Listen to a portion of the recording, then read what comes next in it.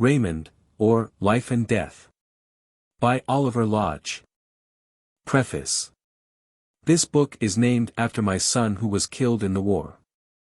It is divided into 3 parts. In the first part, some idea of the kind of life lived and the spirit shown by any number of youths, fully engaged in civil occupations, who joined for service when war broke out and went to the front, is illustrated by extracts from his letters. The object of this portion is to engender a friendly feeling towards the writer of the letters, so that whatever more has to be said in the sequel may not have the inevitable dullness of details concerning an entire stranger. This is the sole object of this portion. The letters are not supposed to be remarkable, though as a picture of part of the life at the front during the 1915 phase of the war they are interesting, as many other such letters must have been.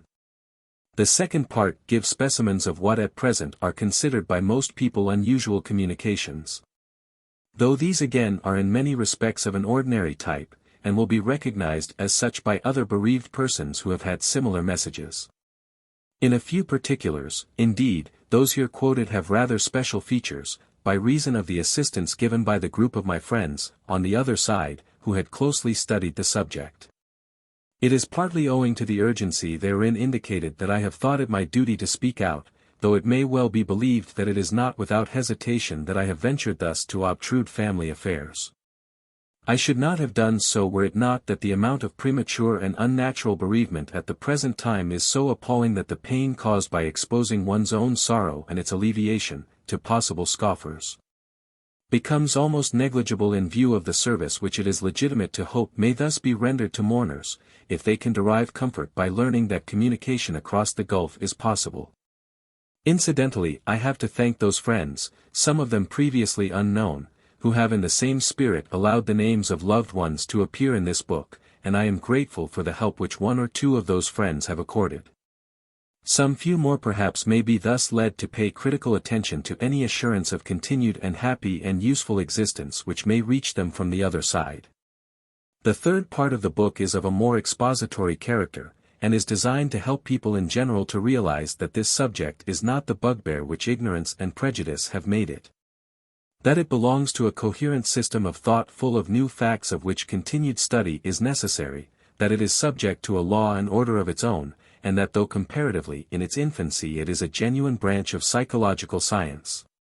This third part is called Life and Death, because these are the 2 great undeniable facts which concern everybody, and in which it is natural for everyone to feel a keen interest, if they once begin to realize that such interest is not futile, and that it is possible to learn something real about them. It may be willingly admitted that these chapters are inadequate to the magnitude of the subject, but it is hoped that they are of a usefully introductory character. The In Memoriam chapter of Part 1 is no doubt chiefly of interest to family and friends, but everybody is very friendly, and under the circumstances it will be excused. How do you find this book? Any thoughts about the book or the author? Any suggestion for improvement? Please take a moment to share your thoughts in a comment. If you like it, share it with your friends who might enjoy it as well. Subscribe to keep in touch. Visit CompleteAudiobooks.com for more quality content. Part 1, Normal Portion. And this to fill us with regard for man, with apprehension of his passing worth. Browning, Paracelsus. Chapter 1. In Memoriam. The bare facts are much as reported in the Times. Second Lieutenant Raymond Lodge was the youngest son of Sir Oliver and Lady Lodge, and was by taste and training an engineer. He volunteered for service in September 1914 and was at once given a commission in the 3rd South Lancashires. After training near Liverpool and Edinburgh, he went to the front in the early spring of 1915, attached to the 2nd South Lancashire Regiment of the Regular Army, and was soon in the trenches near Ypres or Hooge. His engineering skill was of service in details of trench construction, and he later was attached to a machine gun section for a time, and had various escapes from shell fire and shrapnel. His captain having sprained an ankle, he was called back to company work, and at the time of his death was in command of a company engaged in some early episode of an attack or attempted advance which was then beginning. He was struck by a fragment of shell in the attack on Hooge Hill on the September 14, 1915, and died in a few hours. Raymond Lodge had been educated at Bedale School and Birmingham University. He had a great aptitude and love for mechanical engineering, and was soon to have become a partner with his elder brothers, who highly valued his services, and desired his return to assist in the government work which now occupies their firm. In amplification of this bare record, a few members of the family wrote reminiscences of him, and the following memoir is by his eldest brother. Raymond Lodge. 1889–1915. By O. W. F. L. Most lives have marriages, births of children, productive years, but the lives of the defenders of their country are short and of majestic simplicity. The obscure records of childhood, the few years of school and university in constructive and inventive work, and then the sudden sacrifice of all the promise of the future, of work, of home, of love. The months of hard living and hard work well carried through, the cheerful humorous letters home making it out all very good fun, and in front, in a strange ruined and desolate land, certain mutilation or death. And now that death has come. Unto each man his handiwork, to each his crown. The just fate gives. Whoso takes the world's life on him and his own lays down. He, dying so, lives. 1. My brother was born at Liverpool on January 25, 1889, and was at Bedale School for 5 or 6 years, and afterwards at Birmingham University, where he studied engineering and was exceptionally competent in the workshop. He went through the usual 2 years practical training at the Wolseley Motor Works, and then entered his brother's works, where he remained until he obtained a commission at the outbreak of war. His was a mind of rare stamp. It had unusual power, unusual quickness, and patience and understanding of difficulties in my experience unparalleled, so that he was able to make anyone understand really difficult things. I think we were most of us proudest and most hopeful of him. Some of us, I did myself, sometimes took problems technical or intellectual to him, sure of a wise and sound solution. Though his chief strength lay on the side of mechanical and electrical engineering, it was not confined to that. He read widely, and liked good literature of an intellectual and witty but not highly imaginative type. At least I do not know that he read Shelley or much of William Morris, but he was fond of Fielding, Pope, and Jane Austen. Naturally he read Shakespeare, and I particularly associate him with Twelfth Night and Love's Labour's Lost. Among novelists, his favourites, after Fielding and Miss Austen, were I believe Dickens and Reade. And he frequently quoted from the essays and letters of Charles Lamb. 2. Of the stories of his early childhood, and his overflowing vitality made many, I was too often from home to be able to speak at large. But one I may tell. Once when a small boy at Grove Park, Liverpool, he jumped out of the bath and ran down the stairs with the nurse after him, out of the front door, down one drive along the road and up the other. And was safely back in the bath again before the horrified nursemaid could catch up with him. Body of memoir incomplete, and omitted here. Close of memoir. That death is the end has never been a Christian doctrine, and evidence collected by careful men in our own day has, perhaps needlessly, upheld with weak props of experiment the mighty arch of faith. Death is real and grievous, and is not to be tempered by the glossing timidities of those who would substitute journalese like passing on, passing over, etc., for that tremendous word, but it is the end of a stage, not the end of the journey. The road stretches on beyond that inn, and beyond our imagination, the moonlit endless way. Let us think of him then, not as lying near Ypres with all his work ended, but rather, after due rest and refreshment, continuing his noble and useful career in more peaceful surroundings. And quietly calling us his family from paralyzing grief to resolute and high endeavor. Indeed, it is not right that we should weep for a death like his. Rather let us pay him our homage in praise and imitation, by growing like him and by holding our lives lightly in our country's service, so that if need be we may die like him. This is true honor and his best memorial. Not that I would undervalue those of brass or stone, for if beautiful they are good and worthy things. But fame illuminates memorials, and fame has but a narrow circle in a life of 26 years. Who shall remember him, who climb his all unripened fame to wake. Who dies in age before his time? But nobly, but for England's sake. Who will believe us when we cry? He was as great as he was brave. His name that years had lifted high lies buried in that Belgian grave. Oh, strong and patient, kind and true, valiant of heart and clear of brain. They cannot know the man we knew. Our words go down the wind like rain. O. W. F. L. Tintern. Epitaph. On memorial tablet. Innisty. George's Church. Edgbaston. Remember. Raymond Lodge. 2nd Lieutenant 2nd South Lancashire Regiment. Beloved son of Sir Oliver and Lady Lodge of this parish, who gave his life for his country. He was born January 25, 1889. And was killed in action in Flanders. About noon September 14. In the year of our Lord 1915. Aged 26 years. Whoso bears the whole heaviness of the wronged world's weight, and puts it by, it is well with him suffering, though he face man's fate. How should he die? Swinburne. Reminiscences by O. J. L. Of all my sons, the youngest, when he was small, was most like myself at the same age. In bodily appearance I could recognize the likeness to my early self, as preserved in old photographs. An old schoolfellow of mine who knew me between the ages of 8 and 11, visiting Mariemont in April 1904, remarked on it forcibly and at once, directly he saw Raymond, then a schoolboy. And innumerable small mental traits in the boy recalled to me my childhood's feelings. Even an absurd difficulty he had as a child in saying the hard letters, the hard G and K, was markedly reminiscent of my own similar difficulty. Another peculiarity which we shared in childhood was dislike of children's parties, indeed, in my own case, a party of any kind.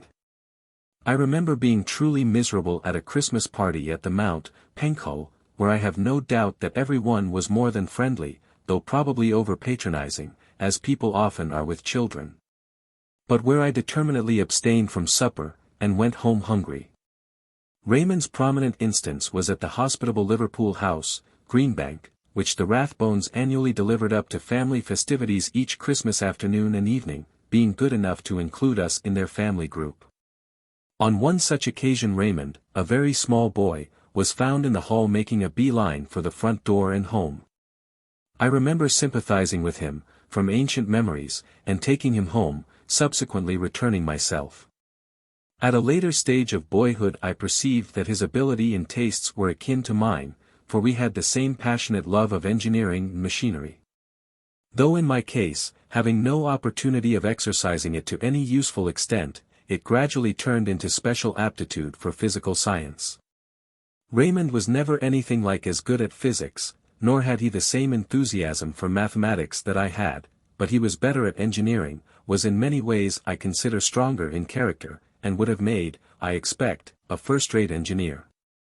His pertinacious ability in the mechanical and workshop direction was very marked. Nothing could have been further from his natural tastes and proclivities than to enter upon a military career. Nothing but a sense of duty impelled him in that direction, which was quite foreign to family tradition, at least on my side. He also excelled me in a keen sense of humor, not only appreciation, but achievement. The whole family could not but admire and enjoy the readiness with which he perceived at once the humorous side of everything, and he usually kept lively any gathering of which he was a unit. At school, indeed, his active wit rather interfered with the studies of himself and others, and in the supposed interests of his classmates it had to be more or less suppressed, but to the end he continued to be rather one of the wags of the school. Being so desperately busy all my life I failed to see as much as I should like either of him or of the other boys, but there was always an instinctive sympathy between us.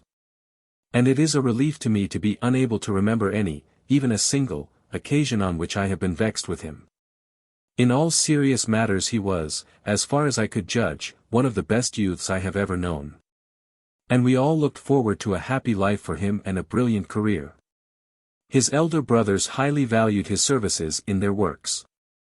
He got on admirably with the men.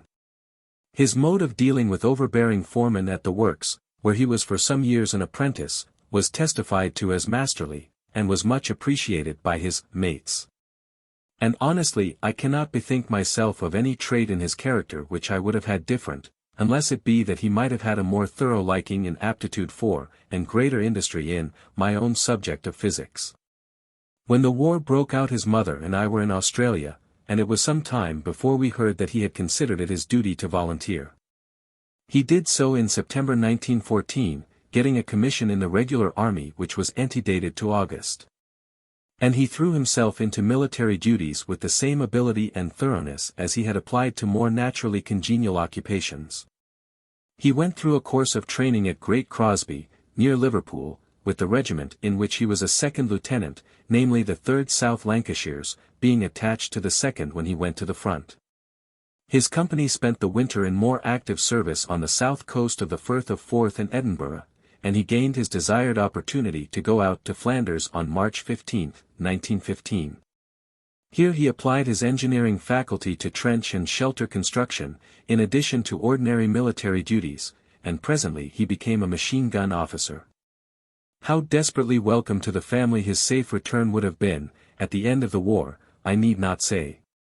He had a hard and strenuous time at the front, and we all keenly desired to make it up to him by a course of home spoiling. But it was too much to hope for, though I confess I did hope for it. He has entered another region of service now, and this we realize. For though in the first shock of bereavement the outlook of life felt irretrievably darkened, a perception of his continued usefulness has mercifully dawned upon us, and we know that his activity is not over. His bright ingenuity will lead to developments beyond what we could have anticipated, and we have clear hopes for the future.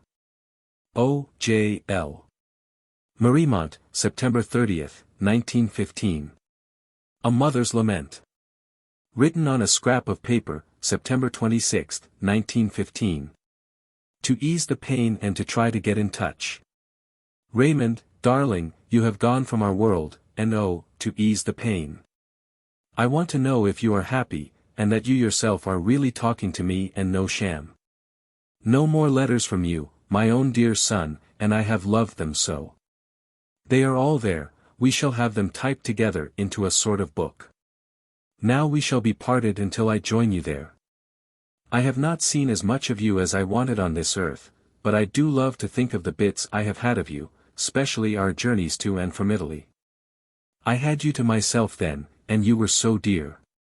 I want to say, dear, how we recognize the glorious way in which you have done your duty, with a certain straight pressing on, never letting anyone see the effort, and with your fun and laughter playing round all the time.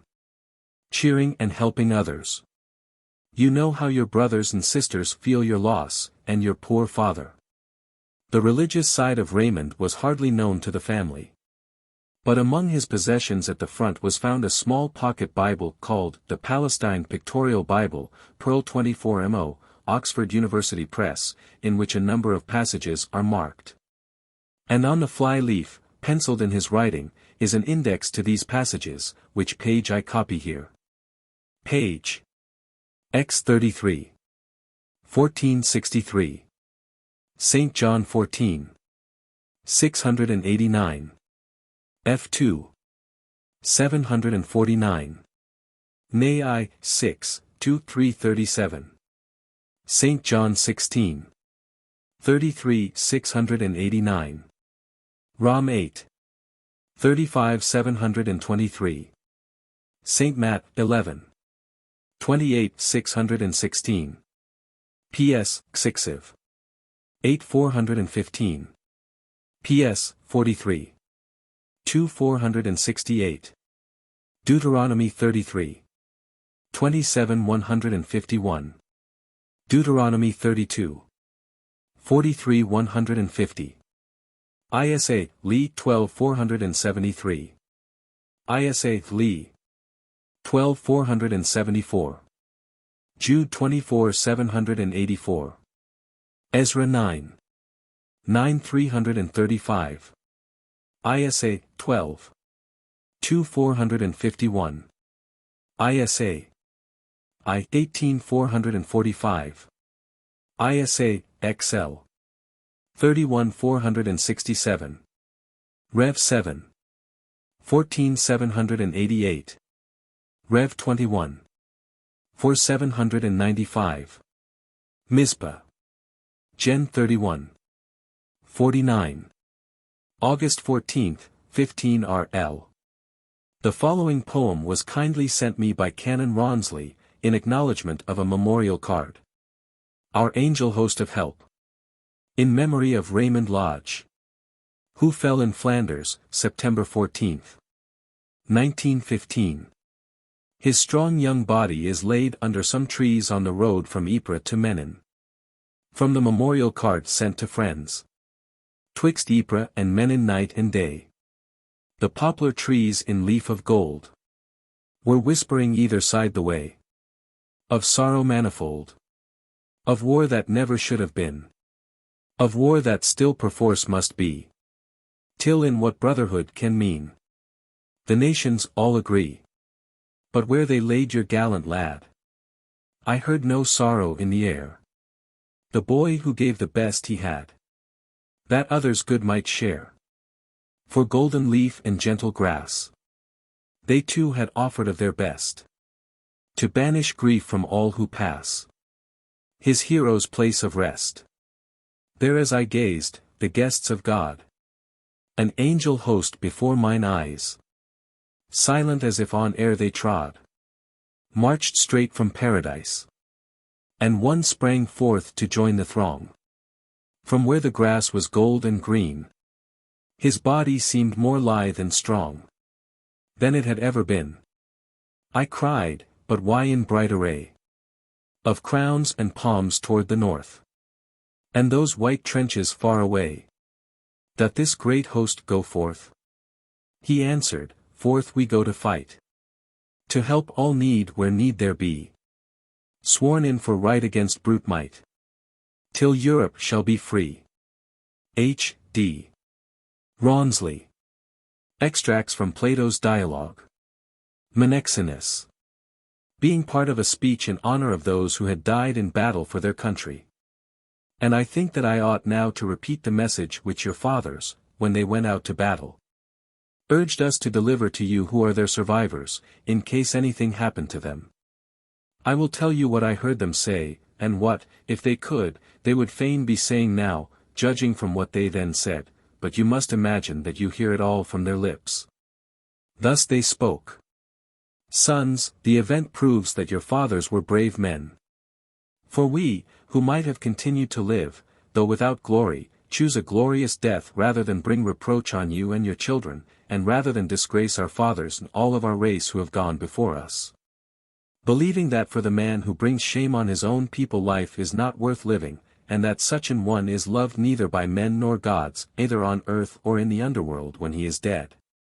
Some of us have fathers and mothers still living, and you must encourage them to bear their trouble, should it come, as lightly as may be. And do not join them in lamentations, for they will have no need of aught that would give their grief a keener edge. They will have pain enough from what has befallen them.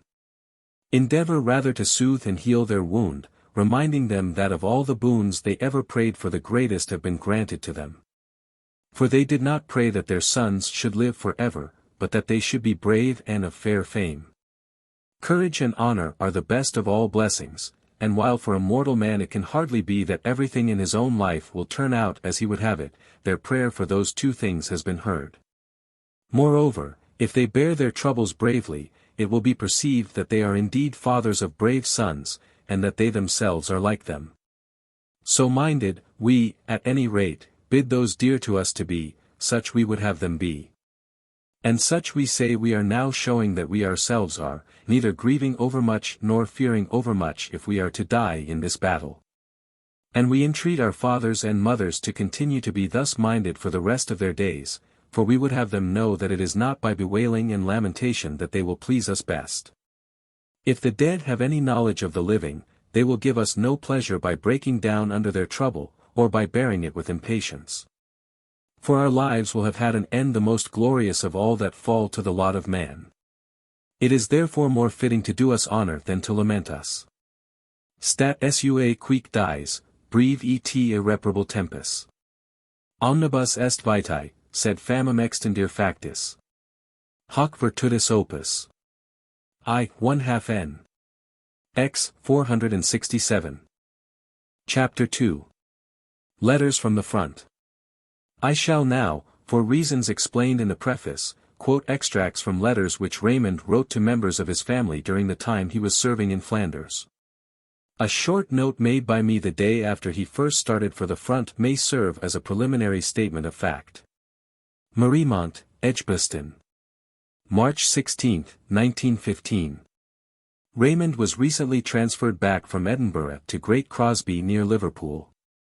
And once more began life in tents or temporary sheds. Yesterday morning, Monday the March 15th, one of the subalterns was ordered to the front. He went to a doctor, who refused to pass him owing to some temporary indisposition. Raymond was then asked if he was fit. He replied, perfectly. So at 10 a.m. he was told to start for France that night. Accordingly he packed up, and at 3:00 we at Mariemont received a telegram from him asking to be met at 5 p.m. and saying he could spend 6 hours at home. His mother unfortunately was in London, and for many hours was inaccessible. At last some of the telegrams reached her, at 7 p.m. And she came by the first available, slow, train from Paddington, getting here at 11. Raymond took the midnight train to Euston, Alec, Lionel, and Noy, 1/2 L accompanying him. They would reach Euston at 3:50 a.m. and have 2 hours to wait, when he was to meet a captain, Captain Taylor, and start from Waterloo for Southampton. The boys intended to see him off at Waterloo, and then return home to their war business as quickly as they could. He seems quite well, but naturally it has been rather a strain for the family, as the same sort of thing has been for so many other families. O.J.L. First comes a letter written on his way to the front after leaving Southampton. Hotel Dervaux, 75 Grande Rue. Boulogne/Mer. Wednesday, March 24, 1915, 11:30 a.m. Following on my recent dispatch, I have the honor to report that we have got stuck here on our way to the front. Not stuck exactly, but they have shunted us into a siding which we reached about 8 a.m., and we are free until 2:30 p.m. when we have to telephone for further orders to find out where we are to join our train. I don't know whether this is the regular way to the front from Rouen. I don't think it is. I fancy the more direct way must be reserved for urgent supplies and wounded. My servant has been invaluable en route and he has caused us a great deal of amusement. He hunted round at the good station at Rouen, whence we started, and found a large circular tin. He pierced this all over to form a brazier and attached a wire handle. As soon as we got going he lit this, having filled it with coal purloined from somewhere, and when we stopped by the wayside about 10 or 11 p.m. he supplied my compartment, for officers, with fine hot tea. He had previously purchased some condensed milk. He also saw to it that a large share of the rations, provided by the authorities before we left, fell to our share, and looked after us and our baggage in the most splendid way. He insists on treating the train as a tram. As soon as it slows down to 4 miles an hour, he is down on the permanent way gathering firewood or visiting some railway hut in search of plunder. He rides with a number of other servants in the baggage wagon, and as they had no light he nipped out at a small station and stole one of the railway men's lamps. However, there was a good deal of fuss, and the owner came and indignantly recovered it. As soon as we stop anywhere, he lowers out of his van the glowing brazier. He keeps it burning in the van. I wonder the railway authorities don't object. If they do, of course he pretends not to understand any French. He often gets left behind on the line, and has to scramble into our carriage, where he regales us with his life history until the next stop, when he returns to his own van.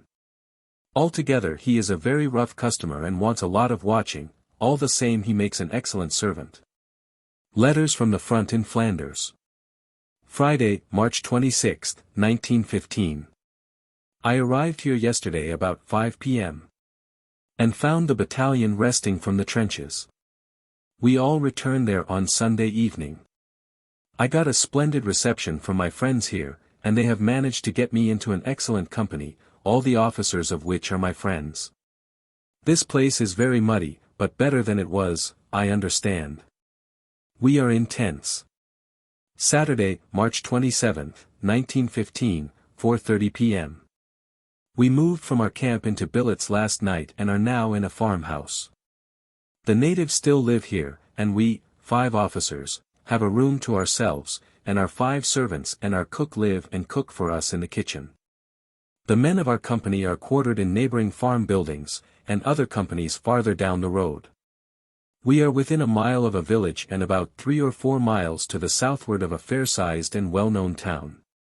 The weather is steadily improving and the mud is drying up, though I haven't seen what the trenches are like yet. I am now permanently attached to C Company and am devoutly thankful. Captain T. is in command and the subalterns are Laws, Fletcher, and Thomas, all old friends of mine. F. was the man whose room I shared at Edinburgh and over whose bed I fixed the picture. We went on a fatigue job today, just our company, and were wrongly directed and so went too far and got right in view of the enemy's big guns. However, we cleared out very quickly when we discovered our error, and had got back onto the main road again when a couple of shells burst apparently fairly near where we had been. There were a couple of hostile aeroplanes about too. Thank you very much for your letter wondering where I am. Very pressing are the Germans, a buried city. This of course privately signified to the family that he was at Ypres. April 1, 1915, 1:15 p.m. We dug trenches by night on Monday and Wednesday, and although we were only about 300 to 500 yards from the enemy we had a most peaceful time, only a very few stray bullets whistling over from time to time. Saturday, April 3, 1915, 7 p.m. I am having quite a nice time in the trenches. I am writing this in my dugout by candlelight. This afternoon I had a welcome shave. Shaving and washing is usually dispensed with during our spell of duty, even by the colonel, but if I left it 6 days I should burst my razor I think. I have got my little Primus with me and it is very useful indeed as a standby, although we do all our main cooking on a charcoal brazier. I will look out for the great sunrise tomorrow morning and am wishing you all a jolly good Easter. I shan't have it all a bad one. It is very like Robinson Crusoe. We treasure up our water supply most carefully, it is brought up in stone jars, and we have excellent meals off limited and simple rations, by the exercise of a little native cunning on the part of our servants. Especially mine. Bank Holiday, April 5, 1915, 4:30 p.m. The trenches are only approached and relieved at night time, and even here we are not allowed to stir from the house by day on any pretext whatever, and no fires are allowed on account of the smoke. Fires are started within doors when darkness falls and we have a hot meal then and again in the early morning, that is the rule, however. We do get a fire in the day by using charcoal only in lighting up from a candle to one piece and from that one piece to the rest, by blowing. Also I have my Primus stove. We are still within rifle fire range here, but of course it is all unaimed fire from the intermittent conflict going on at the firing line. I have a straw bed covered with my tarpaulin sheet, it is useful although I have also the regular military rubber ground sheet as well, and my invaluable air pillow. I am of course traveling light and have to carry everything in my pack until I get back to my valise and rest billets, so I sleep in my clothes. Simply take off my boots and puttees, put my feet in a nice clean sack, take off my coat and cover myself up with my British warm coat, put on sideways so as to use its great width to the full. Like this I sleep like a top and am absolutely comfortable. I have been making up an acrostic for you all to guess, here it is. Lights. My first is speechless, and a bell. Has often the complaint as well. 3 letters promising to pay. Each letter for a word does stay. There's nothing gross about this act. A gentle kiss involving tact. A general less his final, K. A hen would have no more to say. Our Nini who is going west. Her proper name will serve you best. Hole. My Hole, though in a foreign tongue, is Richard's name when he is young. The rest is just a shrub or tree. With spelling, made in Germany. That's the lot. The word has 10 letters and is divided into 2 halves for the purpose of the acrostic. My roommate has changed for tonight, and I have got Wyatt, who has just come in covered in mud, after 4 days in the trenches. He is machine gun officer, and works very hard. I am so glad to have him. By the way, the support trenches aren't half bad. I didn't want to leave them, but it's all right here too. Thursday, April 8, 1915. Here I am back again in rest billets, for 6 days rest.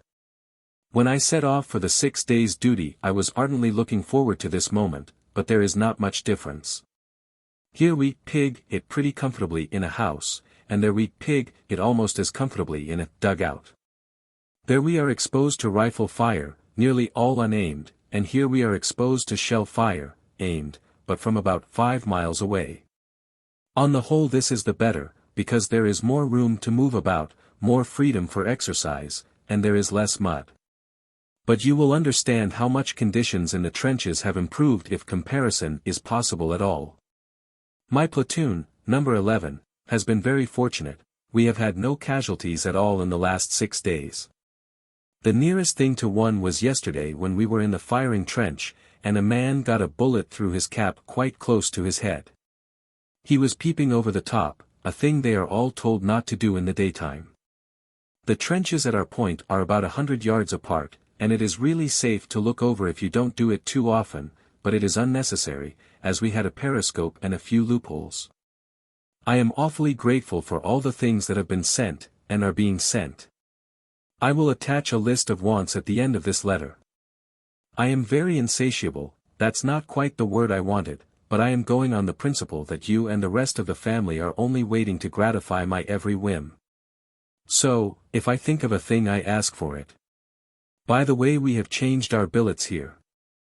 Our last ones have been shelled while we were away, a prodigious hole through the roof wrecking the kitchen, but not touching our little room at the back. However, it is not safe enough for habitation and the natives even have left. Things are awfully quiet here. We thought at first that it was fishy and something was preparing, but I don't think so now. It is possibly the principle of live and let live. In the trenches, if we don't stir them up with shots, they leave us pretty well alone. Of course we are ready for anything all the same. Yes, we see the daily papers here as often as we want to, the days before. Personally, and I think my view is shared by all the other officers, I would rather read a romance, or anything not connected with this war, than a daily paper. Was the Easter sunrise a success? It wasn't here. Cloudy and dull was how I should describe it. Fair to fine generally, some rain, the latter not to be taken in the American sense. I wonder if you got my acrostic, see previous letter, and whether anybody guessed it. It was meant to be very easy, but perhaps acrostics are no longer the fashion and are somewhat boring. I always think they are more fun to make than to undo. The solution is a household word here, because it is only a half-mile or so away, and provides most things. The family had soon guessed the acrostic, giving the place as Dickabush. The lights are D-B I-O-U cares S K-Lu-C-K E did H to a brother. Billets, Tuesday, April 13, 1915. We are all right here except for the shells. When I arrived I found everyone suffering from nerves and unwilling to talk about shells at all. And now I understand why. The other day a shrapnel burst near our billet and a piece of the case caught one of our servants, Mr. Laws's, on the leg and hand. He lost the fingers of his right hand, and I have been trying to forget the mess it made of his right leg, ever since. He will have had it amputated by now. They make you feel awfully shaky, and when one comes over it is surprising the pace at which everyone gets down into any ditch or hole near. One large shell landed right on the field where the men were playing football on Sunday evening. They all fell flat, and all, I'm thankful to say, escaped injury, though a few were within a yard or so of the hole. The other subalterns of the company and I were, mirabile dictu, in church at the time. I wonder if you can get hold of some morphia tablets, for wounded men. I think injection is too complicated, but I understand there are tablets that can merely be placed in the mouth to relieve pain. They might prove very useful in the trenches, because if a man is hit in the morning he will usually have to wait till dark to be removed. My revolver has arrived this morning. Sunday, April 18, 1915. I came out of the trenches on Friday night. It was raining, so the surface of the ground was very slippery, and it was the darkest night I can remember. There was a good deal of liveliness, too. Shots were flying around more than usual. There were about 100 of us in our party, 2 platoons, Fletcher's and mine, which had been in the fire trenches, though I was only with them for one day, Thursday night till Friday night. Captain Taylor was in front, then Fletcher's platoon, then Fletcher, then my platoon, then me bringing up the rear. We always travel in single file, because there are so many obstacles to negotiate, plank bridges and Johnson holes being the chief. Picture us then shuffling our way across the fields behind the trenches at about 1 mile an hour, with frequent stops while those in front negotiate some obstacle. During these stops we crouch down to try and miss most of the bullets. Every few minutes a very light will go up and then the whole line freezes and remains absolutely stationary in its tracks till the light is over. A very light is an asteroid. Noi 1/2 L will explain that. It is fired either by means of a rocket, in the German case, or of a special pistol called a very pistol after the inventor, in our case. The light is not of magnesium brightness, but is just a bright star light with a little parachute attached, so that it falls slowly through the air. The light lasts about 5 seconds. These things are being shot up at short intervals all night long. Sometimes dozens are in the air together, especially if an attack is on. Well, to go back to Friday night, it took us a very long time to get back, and at one point it was hard to believe that they hadn't seen us. Lights went up and almost a volley whistled over us. We all got right down and waited for a bit. Really we were much too far off for them to see us, but we were on rather an exposed bit of ground, and they very likely fix a few rifles onto that part in the daytime and poop them off at night. That is a favorite plan of theirs, and works very well. We did get here in the end, and had no casualties, though we had had one just before leaving the trench. A man called Raymond, in my platoon, got shot through the left forearm. He was firing over the parapet and had been sniping snipers, firing at their flashes. Rather a nasty wound through an artery. They applied a tourniquet and managed to stop the bleeding, but he was so weak from loss of blood he had to be carried back on a stretcher. I had noticed this man before, partly on account of his name. Last time I was in the fire trenches, about 10 days ago, I was dozing in my dugout one evening and the sergeant major was in his, next door. Suddenly he calls out, "Raymond." I started. Then he calls again, "Raymond. Come here." I shouted out, "Hello. What's the matter?" But then I heard the other Raymond answering, so I guessed how it was. While at tea in the next room the post came and brought me your letter and one from Alec. Isn't it perfectly marvelous? You were surprised at the speed of my last letter. But how about yours? The postmark is 2:30 p.m. on the 16th at Birmingham, and here it is in my hands at 4 p.m. on the 18th. I was telling you about the difficulties of going to and fro between here and the trenches, but you will understand it is not always like that. If there is a moon, or even if there is a clear sky so that we can get the benefit of the starlight, which is considerable and much more than I thought, matters are much improved, because if you can still see the man in front, when he is, say, 5 yards in front of you, and can also see the holes instead of finding them with your person, all that, waiting for the tail to close up, is done away with. Last night Laws, Thomas, and myself each took a party of about 45 down separately, leaving the remainder guarding the various billets. Then when we returned Fletcher took the rest down. It was a glorious night, starry, with a very young and inexperienced moon, and quite dry and warm. I would not have minded going down again except that I would rather go to bed, which I did. Do you know that joke in Punch where the ant says, "Send me a postcard when you are safely in the trenches"? Well, there is a great deal of truth in that. One feels quite safe when one reaches the friendly shelter of the trench. Though of course the approaches aren't really very dangerous. One is thrilled by the whistle of the bullets near you. That describes the feeling best, I think. It is a kind of excitement. Thursday, April 22, 1915, 6:50 p.m. I have received a most grand periscope packed, with spare mirrors, in a canvas haversack. It is a glorious one and I am quite keen to use it. Thank you very much indeed for it. Thank you also for 2 sets of ear defenders which I am going to test when firing off a very light. A parachuted star is fired from a brass pistol with a bore of about 1 inch and a barrel of about 6 inches. The report is very deafening, I believe, though I haven't fired one yet. The star, by the way, though it lights up the country for some distance, is not too bright to look at. I have just remembered something I wanted to tell you, so I will put it in here. When walking to and from the trenches in the darkness, I find it is a great help to study the stars, not for purposes of direction. I know very little about them, and I saw a very useful plan in, I think, the Daily News of April 3, called, "The Night Sky in April." It was just a circle with the chief planets and stars shown and labeled. The periphery of the circle represented the horizon. If you know of such a plan that is quite easily obtainable, I should be glad to have one. The simpler the thing the better.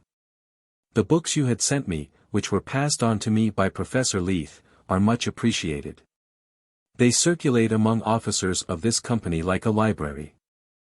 At the time they arrived we were running short of reading matter, but since then our regimental headquarters have come to the rescue and supplied each company with half a dozen books, to be passed on to other companies afterwards. I enclose an acrostic that I made up while in the trenches during our last spell. It seems to be a prolific place for this sort of thing. Acrostic. 1 word of 5 letters. Lights. The lowest rank with lowest pay. Don't make this public though, I pray. Inoculation's victim, though. Defeated still a powerful foe. When government, full stop, would say. It does so in this novel way. The verb success, the noun's disgrace. And lands you in a foreign place. A king of kings without a roar. His kingdom that no anger bore. The final goal, the end of all. What all desire, both great and small. R.L. April 19, 1915. The solution of this is the word peace given twice, once inverted. The first light, which is not public, is private, the second is enteric, the third is a sign employed in government telegrams to denote a full stop, viz. AAA, the fourth is capture, and the fifth, with apologies, is EMP, and some occult reference to Edward VII, not remembered now, the kingdom without anger being empire without ire. O.J.L. Friday, April 30, 1915, 4:10 p.m.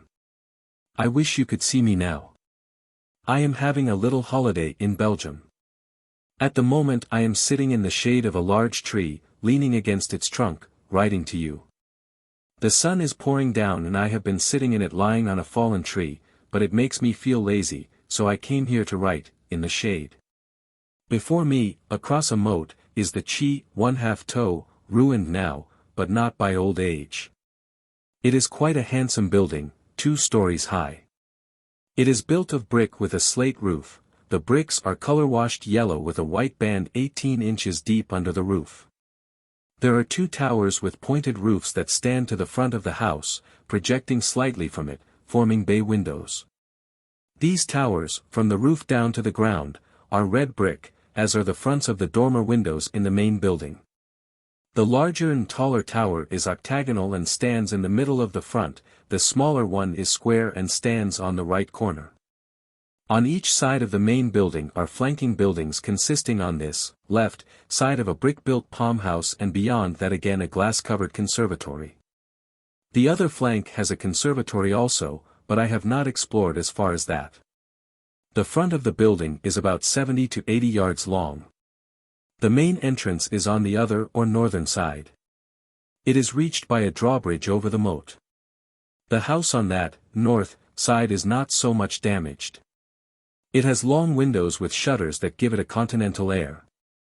I can't sketch it, so I have given you a rough elevation from the south. I am sitting to the southwest, just across the moat. The place is in an awful mess. In some parts it is difficult to tell how the original building went. One can see into several of the rooms, the outer wall has fallen away, exposing about 3 rooms and an attic. In one room the floor has dropped at one corner to some 8 feet below its proper level, and a bed is just above poised on the edge of the room, almost falling out where the room is sectioned. There is no glass in any of the greenhouses, it is all on the floor. The palm house is full of green tubs with plants in them, mostly overturned. In the garden the trees are blossoming, some of the fruit trees are covered with white blossom. But many, even of these, are lying flat and blossoming in the moat. The drive runs down to the road on the south side in an absolutely straight line, flanked by tall trees. But many of these are down too. I was lying on one just now. The garden is in good order, though getting a little out of hand. There is a small plantation of gooseberry bushes that looks very healthy. Shell holes are all about, however.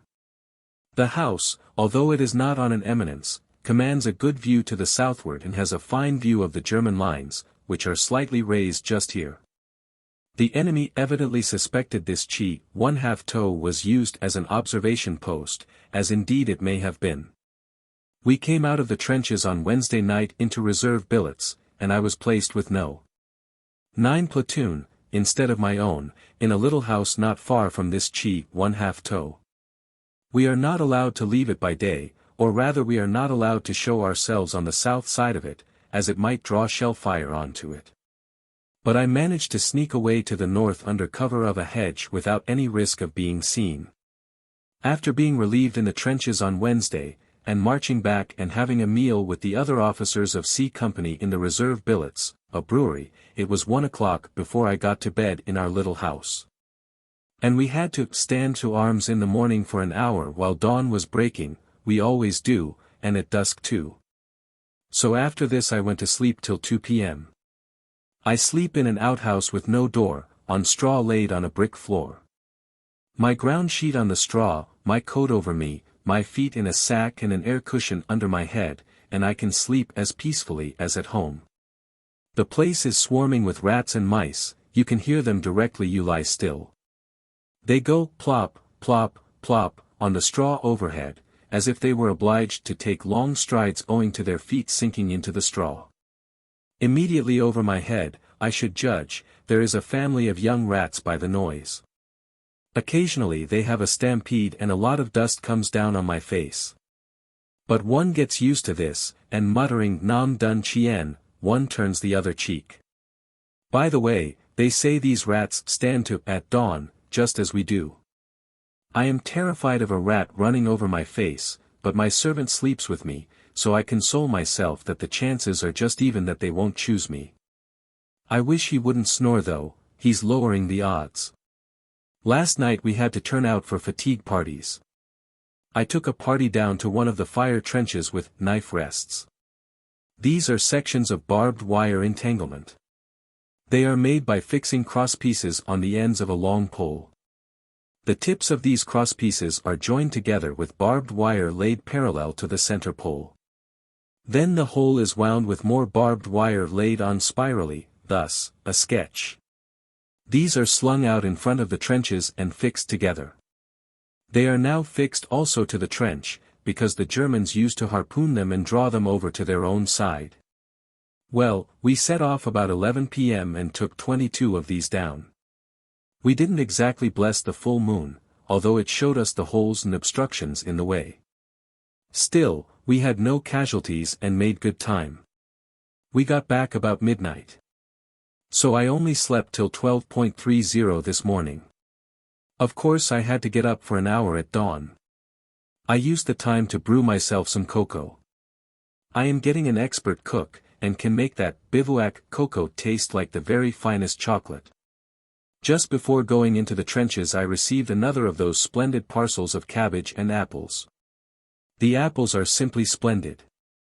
The cabbage is good, but I never cared very much for it. It is medicinal in this case. However, it is great to have such a fine supply of green stuff instead of none at all. The mess does appreciate it. I have been supplying our mess, C Company, with butter. And the supply sent up to now has just effected this with none to spare. But I don't know whether you want to do this, and that is why I suggested cutting down the supply. I don't want you to think any of it has been wasted though, it hasn't, and is splendid stuff. In the trenches one is not always doing nothing. These last 3 days I have been up all night. I had a working party in 2 shifts working all night and all 3 nights, digging communication trenches. I used to go to bed about 4:20 a.m. and sleep till lunchtime, and perhaps lie down again for a bit in the afternoon. That is why my letters have not been so frequent. It is extraordinary that what is wanted at the moment is not so much a soldier as a civil engineer. There are trenches to be laid out and dug, and the drainage of them to be thought out and carried through. Often the sides have to be riveted or staked and a flooring of boards put in, supported on small piles. Then there is the water supply, where one exists. I have had great fun arranging a source in my trench, the support trench that I have been in these last 3 days and that I have been in often before. A little stream, quite clear and drinkable after boiling, runs out at one place, at about 1 pint a minute. And makes a muddy mess of the trenches near. By damming it up and putting a water bottle with the bottom knocked in on top of the dam, the water runs in a little stream from the mouth of the bottle. It falls into a hole large enough to receive a stone water jar, and then runs away down a deep trough cut beside the trench. Farther down it is again dammed up to form a small basin which the men use for washing. And it finally escapes into a kind of marshy pond in rear of the trenches. I quite enjoyed this job, and there are many like it, plank bridges to be put up, seats and steps to be cut, etc. One officer put half a dozen of his men on to making a folding bed. But it was not for himself, but for his captain, who has meningitis and can't sleep. The men enjoy these jobs too, it is much better than doing nothing. I will creep back to my quarters now and make myself some tea on my Primus. No fires are allowed. A cuckoo has been singing on a tree near me, in full view. It left hurriedly when one of our guns went off close behind the chateau. The first time I have ever seen one, I think. It is amazing how tame the animals get. They have so much ground to themselves in the daytime, the rats especially, they flourish freely in the space between the trenches. Things are fairly quiet and easy here just now. In one of his letters to me, April 22, 1915, he said he had plenty of time now to watch the stars, and would like a set of star maps or something in order to increase his knowledge of them.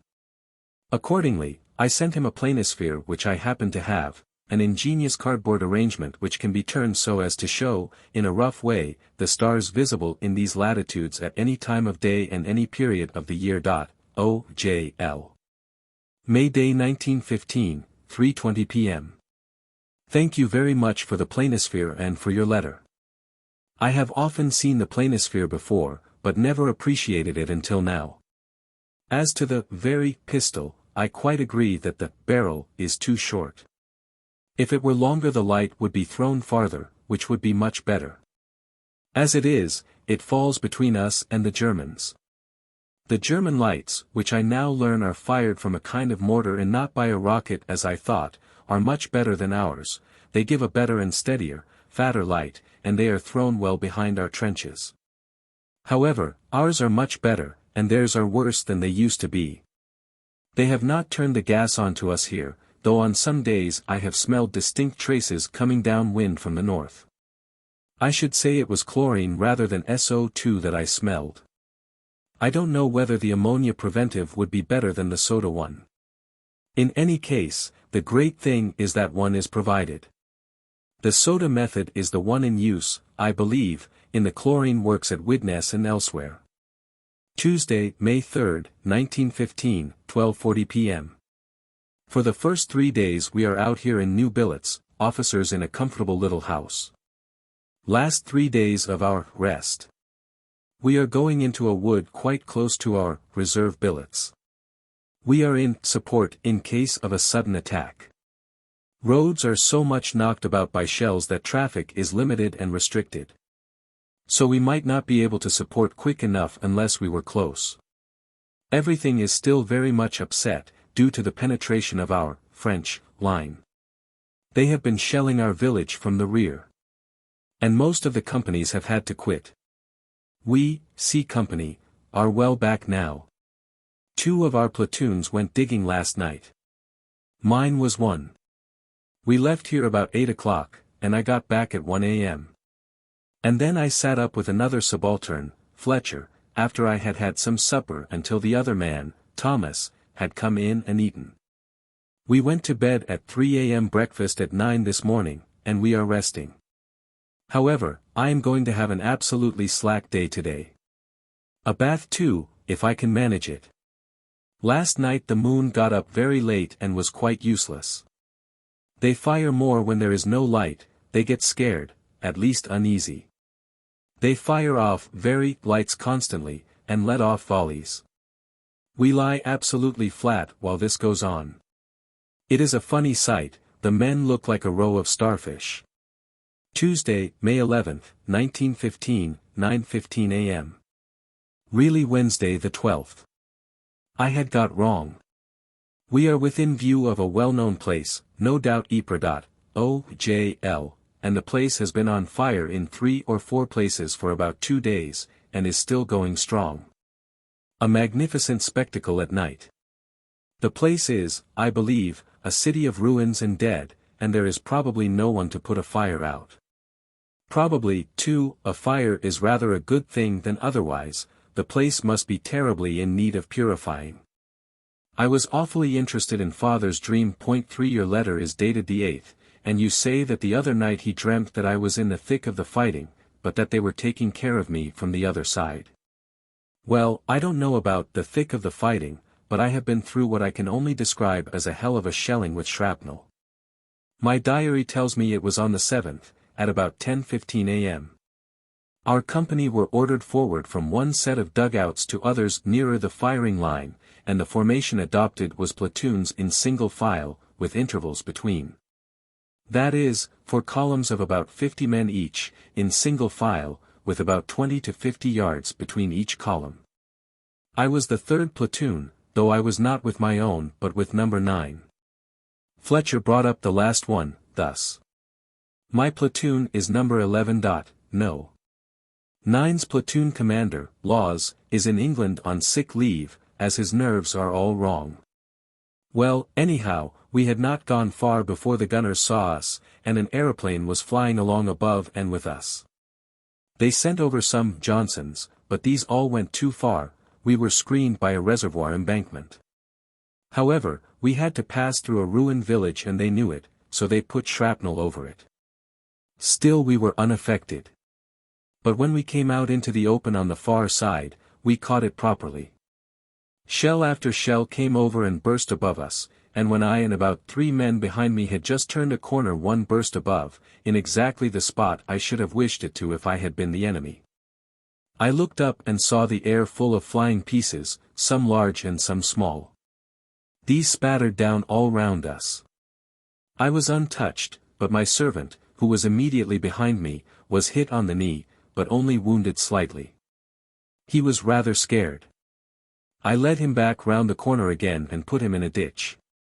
The rest of the platoon got in too, while I was doing this. I thought that was the best thing they could do until the shelling ceased, but Fletcher shouted that we must get on, whatever happened. So I called the men out again, and, leaving a man with the wounded, we set off. I don't believe it was right, but we just walked along. It felt rather awful. When one is retiring, it is important not to let the men double as they get out of hand, but in this case we were advancing, so I think we might have done so. I felt very much protected. It was really a miracle that we weren't nearly all wiped out. The shrapnel seemed very poor stuff. As it was, we had one man killed and about 5 or 6 injured, all more or less slightly. We moved up into a support trench that same evening, and after a couple of days we moved a few yards farther to these trenches, which are also support trenches. Things are very quiet, and I am enjoying myself very much.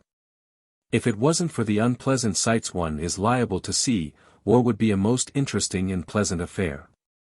My friends the other officers of C Company have given me the honorary position of OC Works. One is always OC. Something or other out here, all but the colonel, he is CO. Orders for the day read, OC companies will do so and so. Then there are OC details, OC reinforcements, etc. OC of course stands for Officer Commanding. Well, I am OC Works, and have a fine time. I just do any job I fancy, giving preference to trench improvement. It is fine to have at one's disposal a large squad of men with shovels, or without.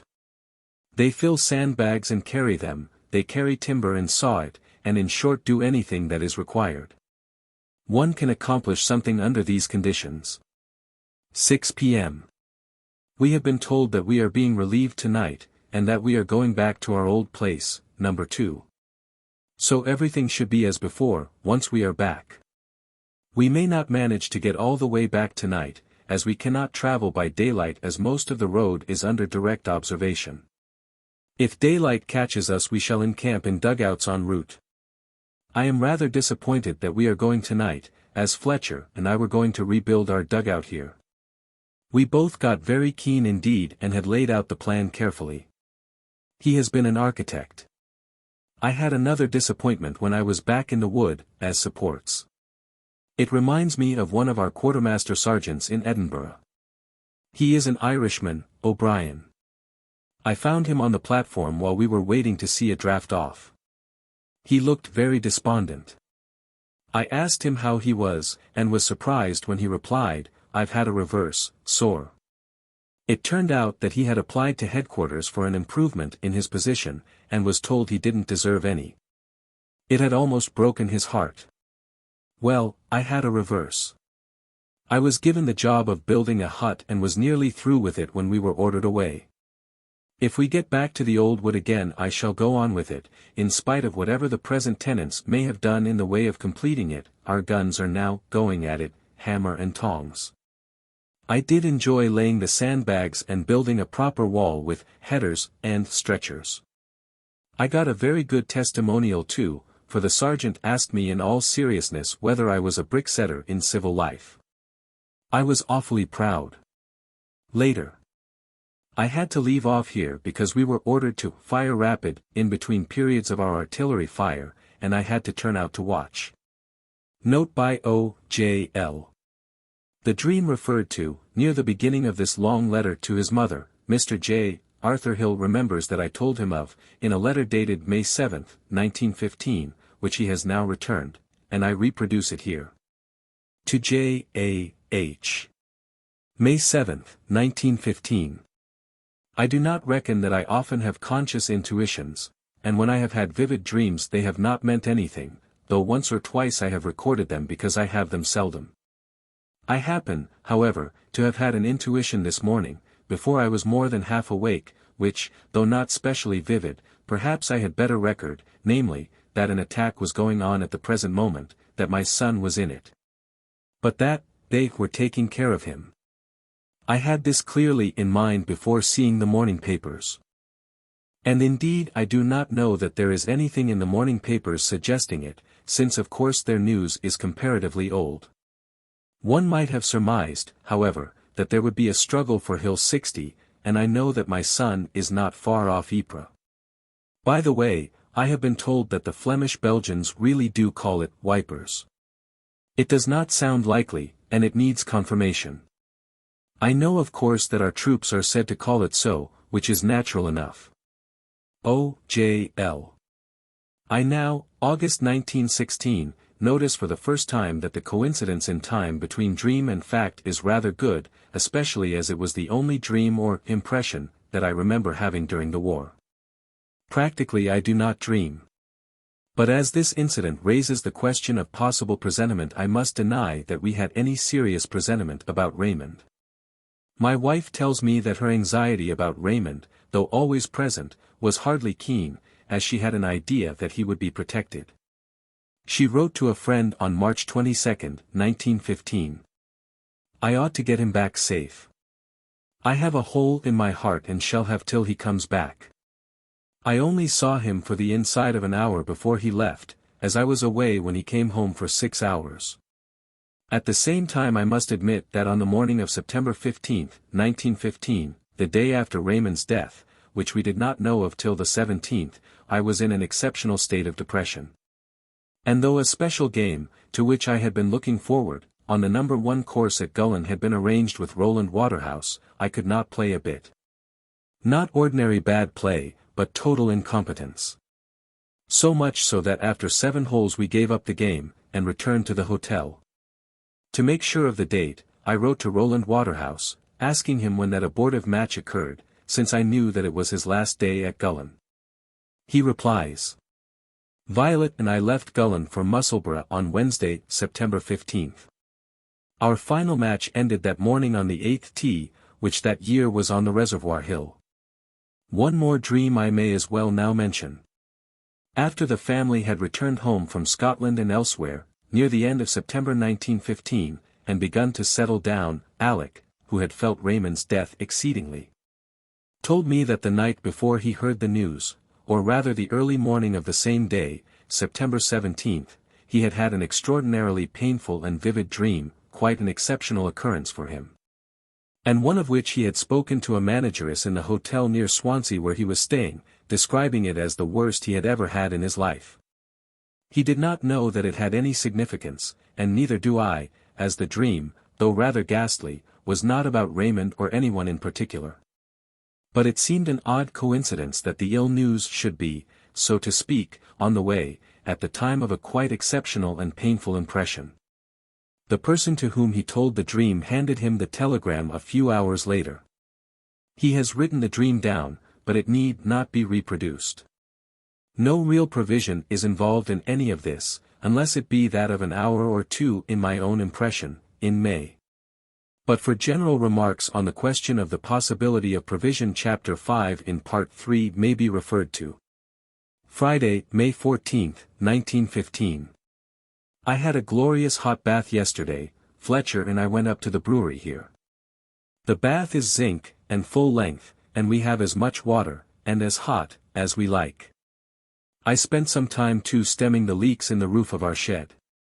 With my 2 waterproof sheets I have rigged up a kind of chute above my bed, so that any water that comes through the roof is led down behind my head.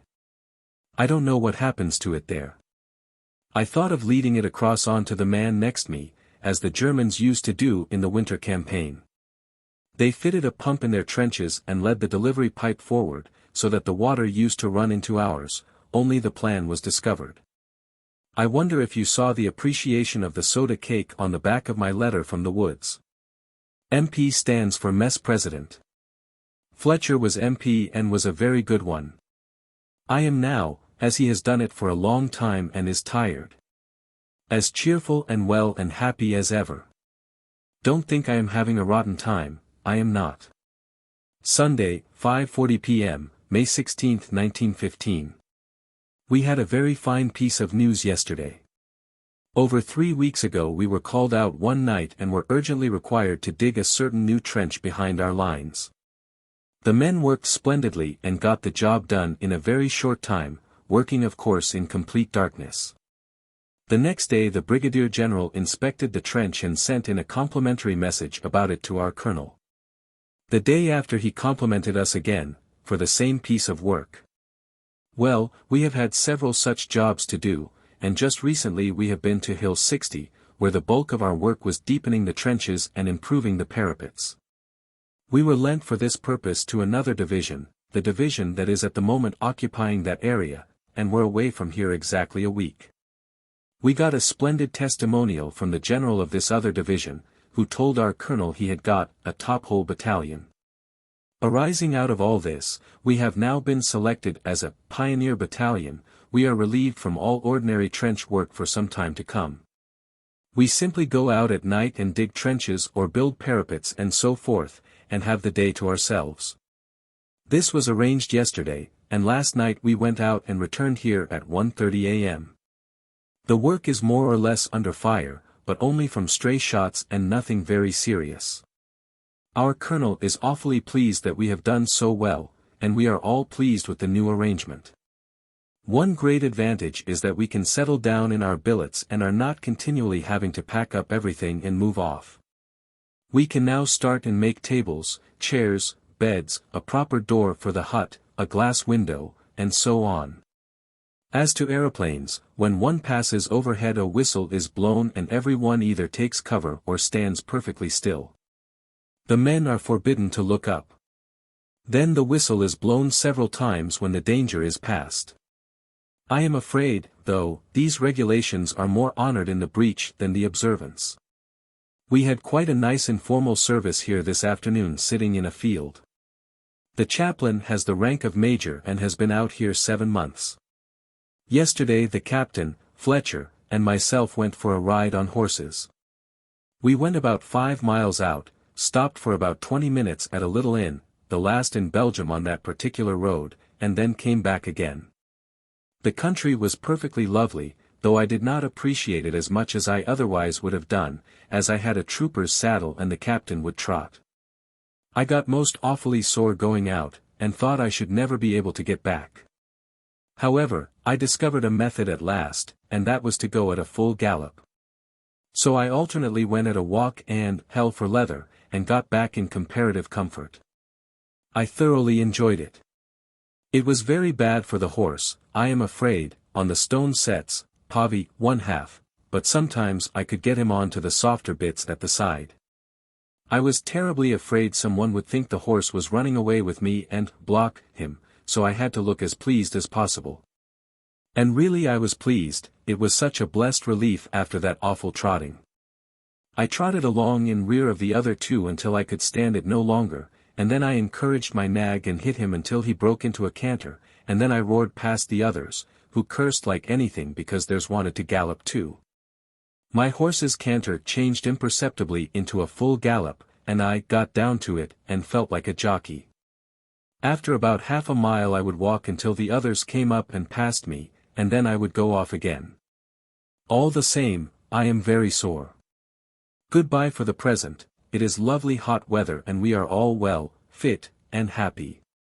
Tuesday, May 18, 1915, 5:15 p.m. My dear Nora and Barbara, I don't expect I am far wrong in attributing my ripping present of dates and figs to you too. I did enjoy them, and they are not finished yet.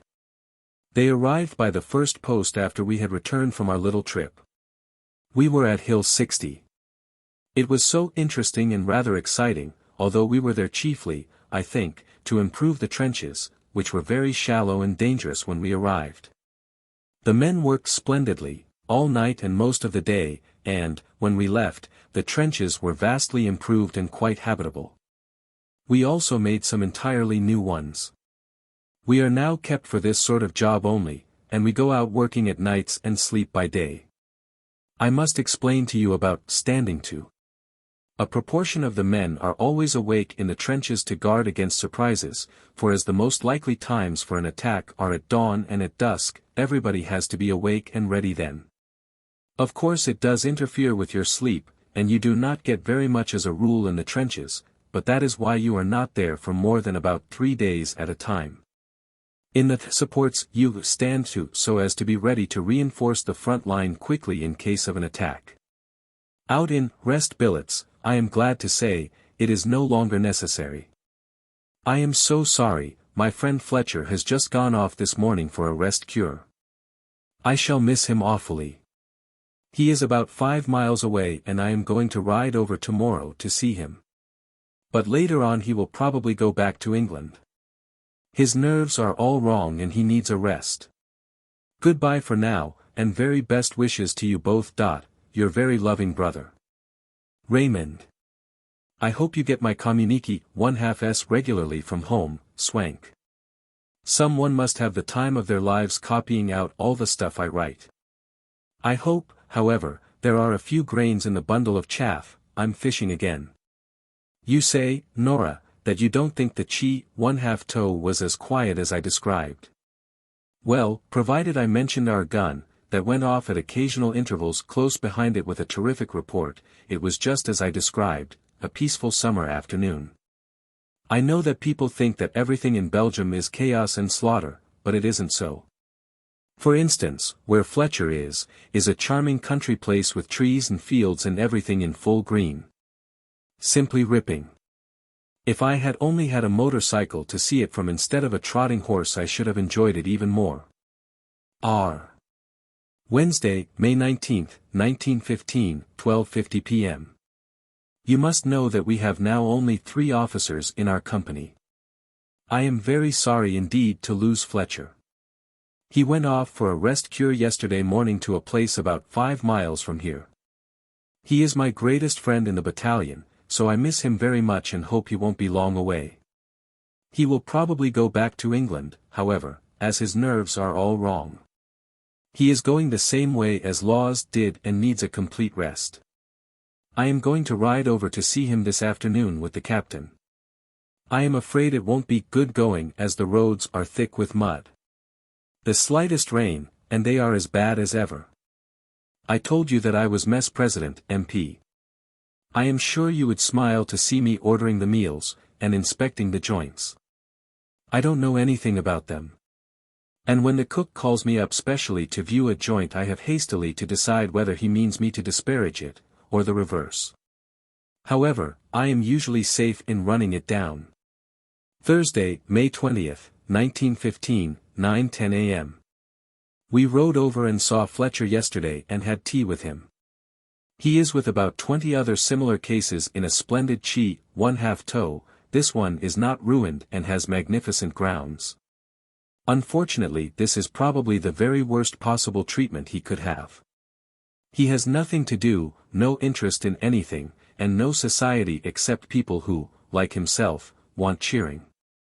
He does not read, he does not even walk about the grounds. He cannot sleep much, and he said he did not know exactly what he did. Under these conditions I know it will not be long before he is sent home. Brooding is just the very worst thing for him. He sees all the past horrors all over again. Things which, at the time, he shut his mind to. The best treatment, even better than home, I think, would be to send him back for a month or so to Crosby. He would then have plenty to occupy his mind and would have cheerful companions. 6:20 p.m. I have attached a list of a few slang terms and curious expressions in use in this regiment and I believe universal at the moment. Some of these are amazing, and it is difficult to trace the origin. Drumming up is one, and wind up another. I saw an old Belgian cart yesterday, a 3-wheeled affair. It had been overturned on its side and the spokes of the lowest wheel had been broken. Well, someone had drummed up on them, everyone had disappeared. These men here will drum up on anything. Drumming up on a thing does not mean lighting a fire on it but with it. When we were at that place where we were for a week, there was a most peculiar state of affairs. The Germans were holding a small piece of trench joining, and in line with ours. They were only separated from us by double barricades, their and ours. They corresponded to the meat in a sandwich. A sketch is omitted. When I say ours, I mean the English. I was not actually in this trench, but in the one just behind. The trench on one side of the meat was held by one of our companies, and the other by another regiment. Friday, 10:20 a.m. My nickname in the mess is Maurice, with a French pronunciation. I am called after the small boy in the grocery shop here. The good dame always says, "Oui, Monsieur le Lieutenant." Non, Monsieur le Lieutenant, to everything one says, she gets in about 6 to the minute. Well, we used to imitate her after our visits to the shop, and one day she called out, "Maurice," so Fletcher calls me Maurice, and I reply, "Oui, Monsieur le Lieutenant." Some military terms. Water party, a fatigue party carrying water. To have wind up, to rhyme with pinned up, to be uneasy, on edge. Drumming up, making a fire for the purpose of warming food. Blighty England. A blighty wound, a wound that necessitates invaliding home. Pucker, real, genuine. Rally up, a short period of considerable firing in the trenches. Dugout, a cramped dwelling place, usually above ground. Stand to, an hour of preparedness at dawn and at dusk when everyone is awake and wears his equipment, in trenches and supports. Only. Stand down, the finish of stand to. Knife rests, barbed wire in sections. Cushy, a soft thing. To go sick, to report oneself ill to the doctor. To get down to it, to lie down, go to bed. Cribbing or grousing, complaining. May 20th, 15 RL. To a brother. May 26, 1915. I expect you have read it, but I want to recommend to you Simon Dale, by Anthony Hope. We had the gas over here on Monday morning about 3 or 4 a.m. Although it was coming from a point about 4 miles away, as we learnt afterwards, it was very strong, made our eyes smart very much. We have got hold of some liqueurs from Railhead, a large bottle of chartreuse and one of Curai 1/2 AO. Goodbye and good luck. Saturday, May 29, 1915, 8:30 p.m. We have again done a little move, this time with bag and baggage. We are now on the outskirts of number 1, and due west of it. The men have built themselves dugouts along a hedge and we, secoy officers, are installed in an untouched cheek 1/2 toe. Quite comfortable. Fine lofty rooms. We only use part of the house. We have the kitchen, and a large dining room on the ground floor. We sleep upstairs on the first floor, our valise on hay. At least, Thomas and I do, the captain and Case have moved down and sleep on large fat paillasses in the dining room. We have the rest of the house empty to ourselves tonight, but various headquarters staffs seem to come in turn and occupy 2 of the other ground floor rooms occasionally. We have been out 2 nights digging on the opposite side of the town, but we have not been ordered out tonight, so far. I notice I have now been gazetted back to August 15th, the same as most of my contemporaries. There has been a suggestion made that I should take a course of machine gun instruction in order that I might act as understudy to our present machine gun officer, MGO, who is Roscoe, and is the successor to Wyatt. I agreed, but it may have fallen through owing to the move. If it comes off, I shall go for a fortnight's course to a place which I will call number 3, probably Street Omer. I got a letter from you today about 5 p.m. I was so glad. No, I am not making things out better than they really are. I like to write mostly about the pleasant parts, of course. We have our unpleasant moments, shelling and so on, but no very bad times as yet. Being on tenterhooks is quite the worst part. As regards Fletcher being worse than us, of course he came out much earlier. He left Edinburgh for the front on January 4th, and Laws left on December 31st. He has had some awful times and the winter campaign, and in any case the length of time one is exposed to the mental strain and worry makes a difference. I do my best to keep cheerful and happy all the time. I don't believe in meeting trouble halfway. If there was some indication of the termination of the war it would help matters. The unending vista is apt to be rather disheartening at times. I am very glad Italy is in, at last. By the way, Fletcher has not been sent to England, Blighty, after all. He is at Versailles, in the number 4 General Hospital there, having a nice time if he can enjoy it. This hospital is the Trianon Palace. The captain had a letter from him in which he sent his love to Maurice, and his lordship, that's Thomas. June 2nd, 1915, 4:45 p.m. Our interpreter is a Belgian, and is a very nice man. He does our shopping for us in the town, which is 10 miles or so away, and, as now arranged, he makes the journey twice a week. It is very funny to hear him talk. He picks up the soldiers' idioms and uses them in the wrong places. One he is very fond of is the expression "every time." He puts such a funny emphasis on it. The last member of our mess is a man who has just come out and has not long had his commission. He used to be regimental sergeant major to our 1st Battalion and has had about 26 years service, so he knows his job. Unfortunately, however, his arrival is not an unmixed blessing. The captain is seized with enthusiasm and wants to make our company the finest company in the battalion. The result is that we have now nothing but parades and much less rest than before. When we were turned into a pioneer battalion, the colonel told the men that they would go digging at night and would do nothing else except for rifle inspection. Now, however, we have in addition an hour's drill of various sorts in the morning and a lecture to N.C.O.S. in the afternoon, at which all subalterns have to attend and take notes.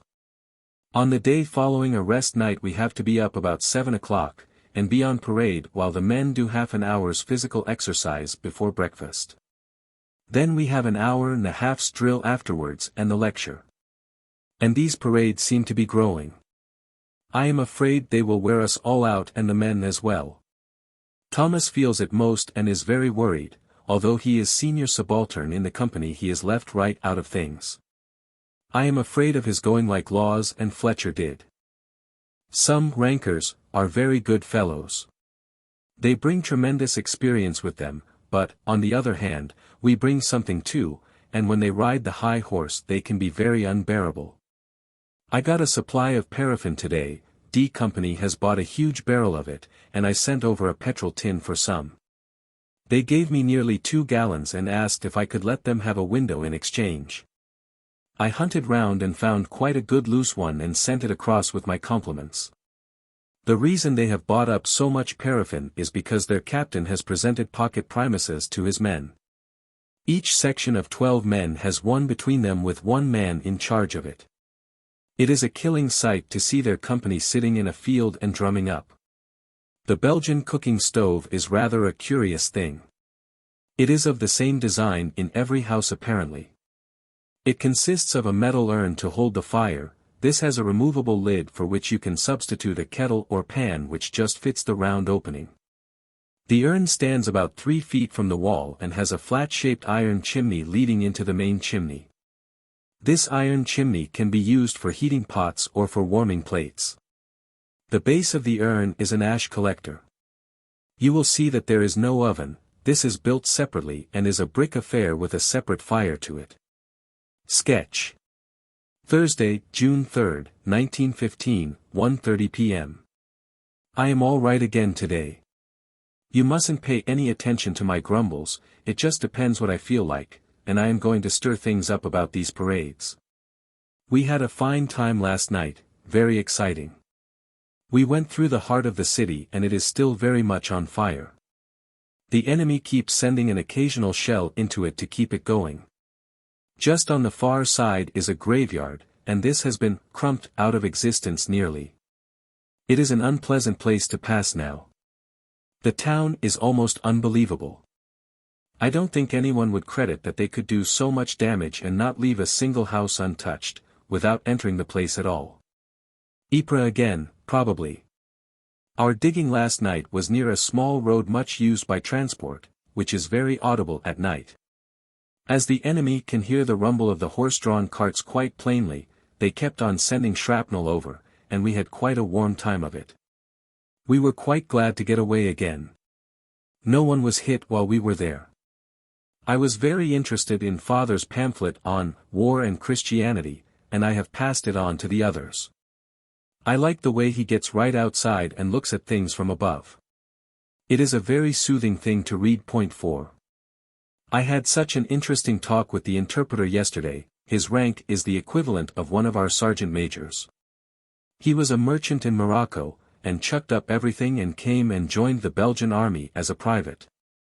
He fought at Namur, Antwerp, and other places, and is most awfully keen. He was offered the job of interpreter to the British Army, and, thinking he could help more by that means and also partly for monetary considerations, he took the job. He understood he would be fighting with us in the trenches, but they have put him on to shopping for us. He is awfully disappointed. He rides up when he can, and when we went up to Hill 60 he went up with our transports and showed them the way and helped them a lot, although shells were falling all round. He is a most gentlemanly man, his name is Pulchet. I had a letter from Violet and another from Margaret yesterday. I understand they have gone up to Edinburgh now. I shall like to go up there too, after the war. I believe Violet is getting my room ready for me in their house. I like everything very plain, just a valise and a little hay, and then you see if I am hungry in the night. P.S. I had a most interesting letter from Oliver. His discussion of Italy's motives is fine. I like hearing what people think of events. We are apt to get very warped views out here unless we have the other point of view occasionally. Sunday, June 6, 1915, 12 p.m. The mess was thrown into the greatest state of excitement yesterday by the arrival of Kippers. How splendid! We had a grand breakfast this morning, quite like the summer holidays again, breakfast after a bathe, with Alec of course. By the way, I did not present the last lot of asparagus to the mess. This was not because we didn't appreciate it, but because I felt so sorry for M. Pulchet, our interpreter, and I wondered if he had any green stuff or luxuries. So I sent it over to him. And do you know what he has done? He has just sent me a shallow wooden box with a thick cotton wool pad in it. In the pad are 6 hollows, and in each hollow is a ripping nectarine. Isn't it fine of him? We have roses picked every day for the mess room, it does improve it. The other evening we had a specially nice meal. We sat round the polished table with candles in the center and bowls of roses round them. As a matter of fact the bowls were old tin fruit tins, but what of that? The food was very special, though I can't remember what it was, but to crown all there was in the room just across the passage, a real fiddler with a real fiddle. I really don't know how he managed to bring a fiddle out here. He is a private in the Royal Garrison Artillery, and plays simply beautifully.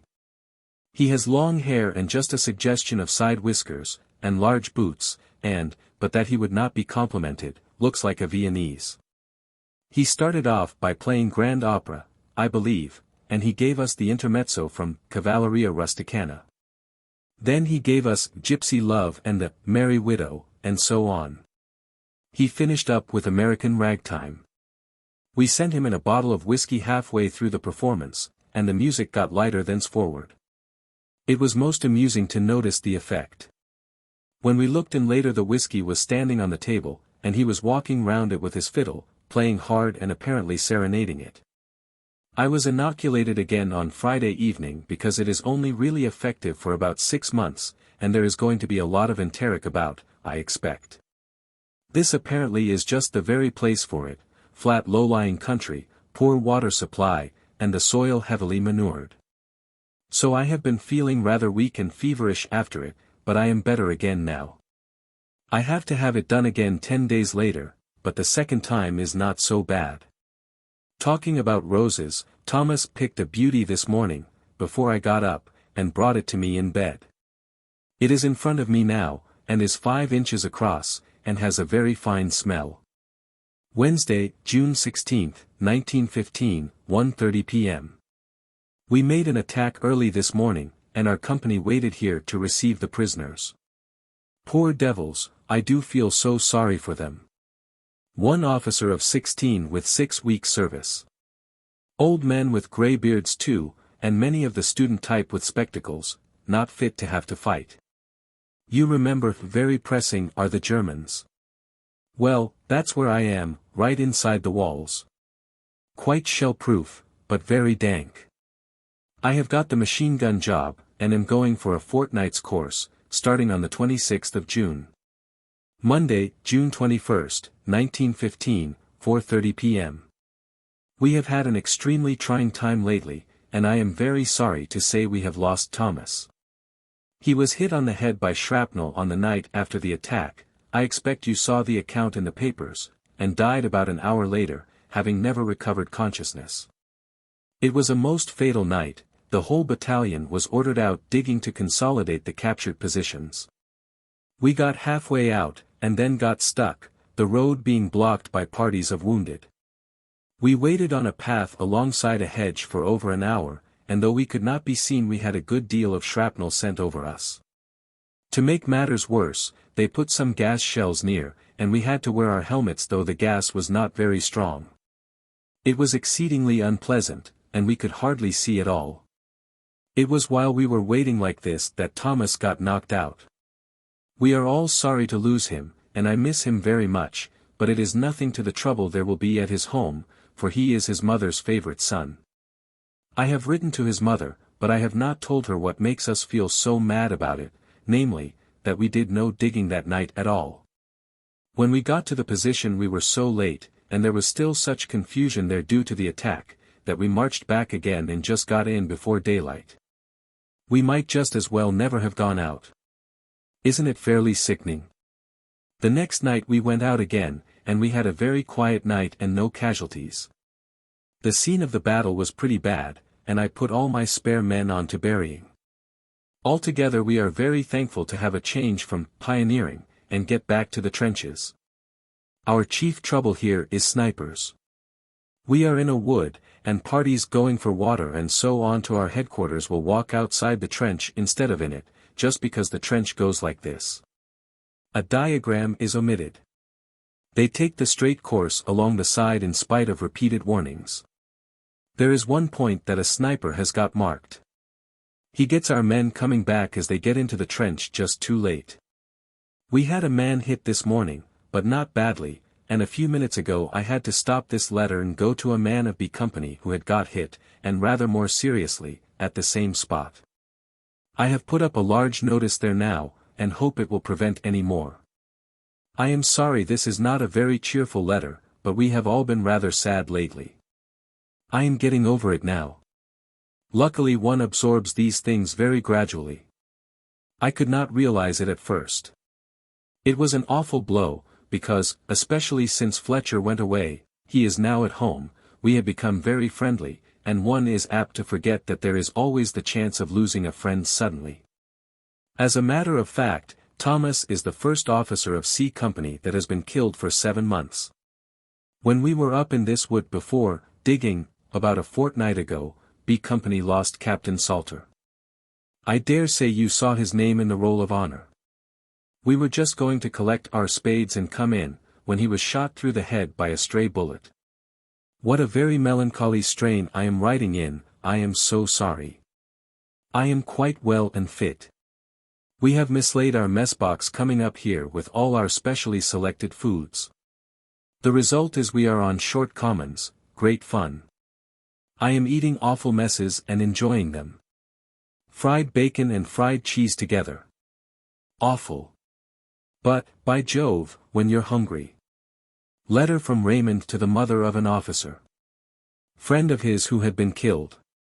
2nd S. Lancashire Raid, BF, Front. June 17, 1915. Dear Mrs. Thomas, I am very sorry to say I have to tell you the very worst of bad news. I know what Humphrey's loss must be to you, and I want to tell you how much it is to all of us too.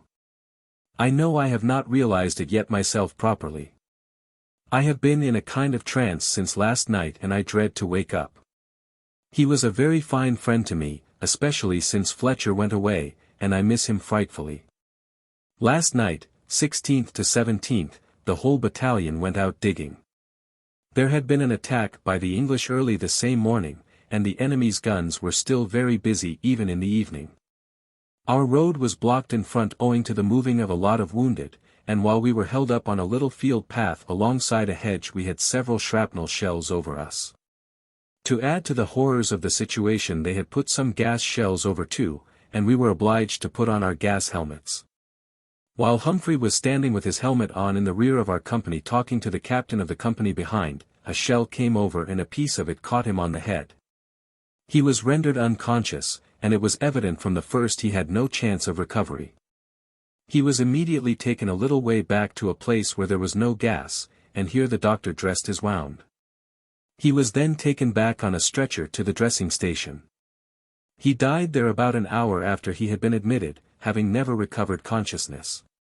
If he had to die, I am thankful he was spared pain beforehand.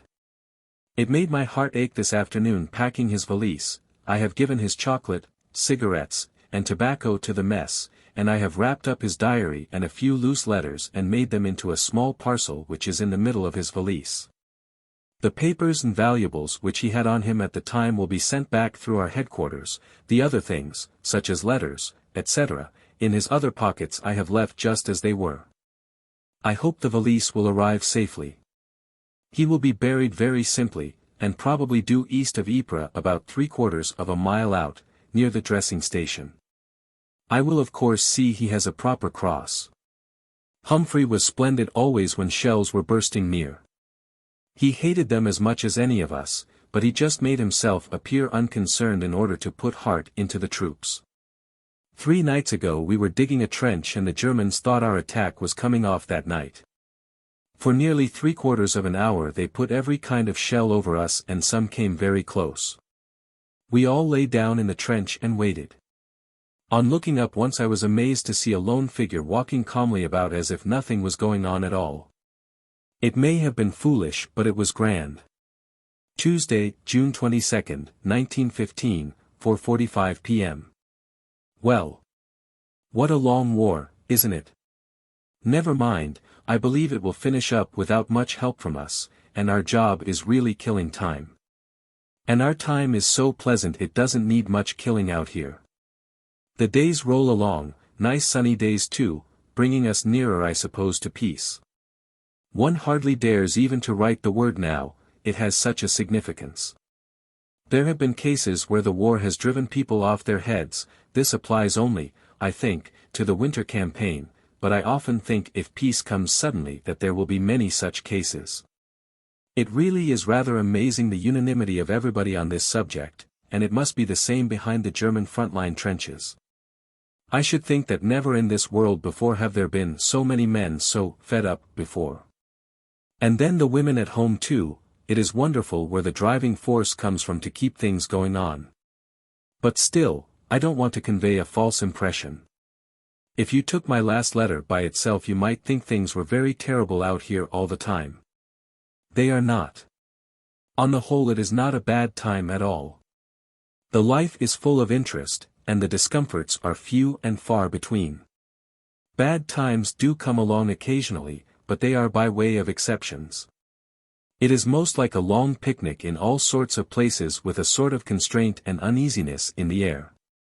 This last is purely mental, and the less one worries about it the less it is, and so one can contrive to be light-hearted and happy through it all, unless one starts to get depressed and moody. And it is just that which has happened to Laws and Fletcher and 1 or 2 others. They had been out long and had seen unpleasant times and without an occasional rest, none but the very thick can stand it. Saturday, June 26, 1915, 6:40 p.m. Here I am installed in the school, machine gun, which is, or was, a convent. Fine large place and grounds. 2 officers per bedroom and a large mess room, about 20 officers up for the course, or more, which starts tomorrow, Sunday. Your solution of the Thompson acrostic, Street Omer, was perfectly right, we are far back. This convent is about 2 miles from that town.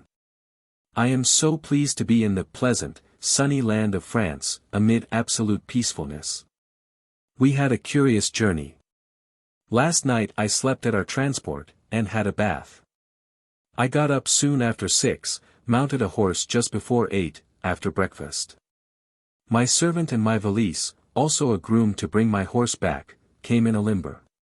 And that excellent man Polchet rode all the way to divisional headquarters with me. Although it was about 6 miles out of his way. We got to headquarters at 9:45, a motor bus was to start at 10 for here. It started at 10:30 with me, my luggage. And my servant, I don't know why he comes last, in it. The Harborne motor buses in the Harborne High Street weren't in it. We got shaken to a jelly, we were on top. We went back about 2 miles to pick up some of our division, and having done so, we set off to pick up some of the 14th Division, at a point carefully specified in our driver's instructions. This was about 5 miles away. In our proper direction. But when we got to the spot we discovered they, the division, had left it a week ago and gone to a point quite close to where we had just picked up the 3rd Division men. I telephoned in vain, we had to go all the way back. We found the place with difficulty, we found all our places with difficulty as we had no maps. Collected the men, and came all the way out again. Then we came straight here, which was about 15 miles at least. We got here at 4:30 p.m. 6 hours motorbusing. And the bus's maximum was 25 miles per hour at least. I should judge. Luckily it was a glorious day, and I sat in front with the driver and enjoyed it all. I told you leave was starting, well, it has now started. 3 of our officers have gone, and all together. They are only getting 3 clear days in England, but still. I am going to find out when this course finishes, I think it lasts for 16 days, and then I am going to apply for my leave to follow on. I wish, oh, how I wish, I may get it, but of course many things may intervene. If it does come off I hope there will be a representative gathering to meet me at dinner. That is, I hope Violet will be back from Edinburgh, Lorna and Nora from Coniston, and perhaps Oliver and his Winifred will pay a flying visit from Cardiff. Haven't I got an enlarged opinion of my own importance? I suppose it is too much to expect the offices to have a whole holiday. Monday, June 28, 1915, 6:15 p.m. The enemy's lines round here do not appear to be strongly held, in fact quite the reverse, that is, the front lines. But attacks on our part don't always pay, even so. Their method, as I understand it, is simply to lose less men than we do. Accordingly, they leave very few men in their front trench, but what there are have a good supply of machine guns and are well supported by artillery.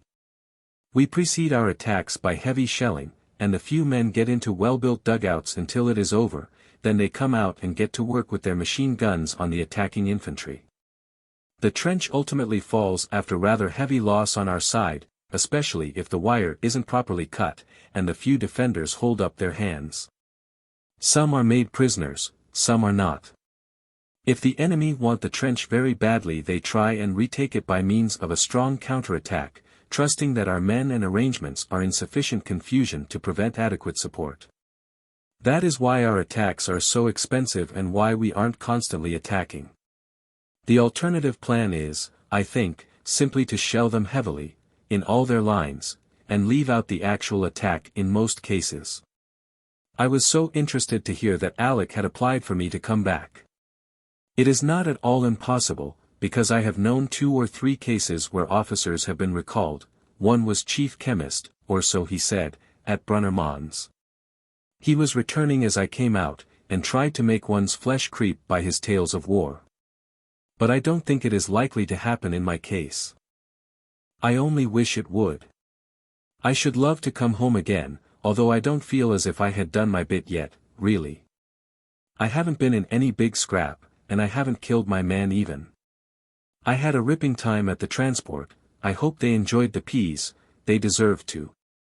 They were hospitality itself.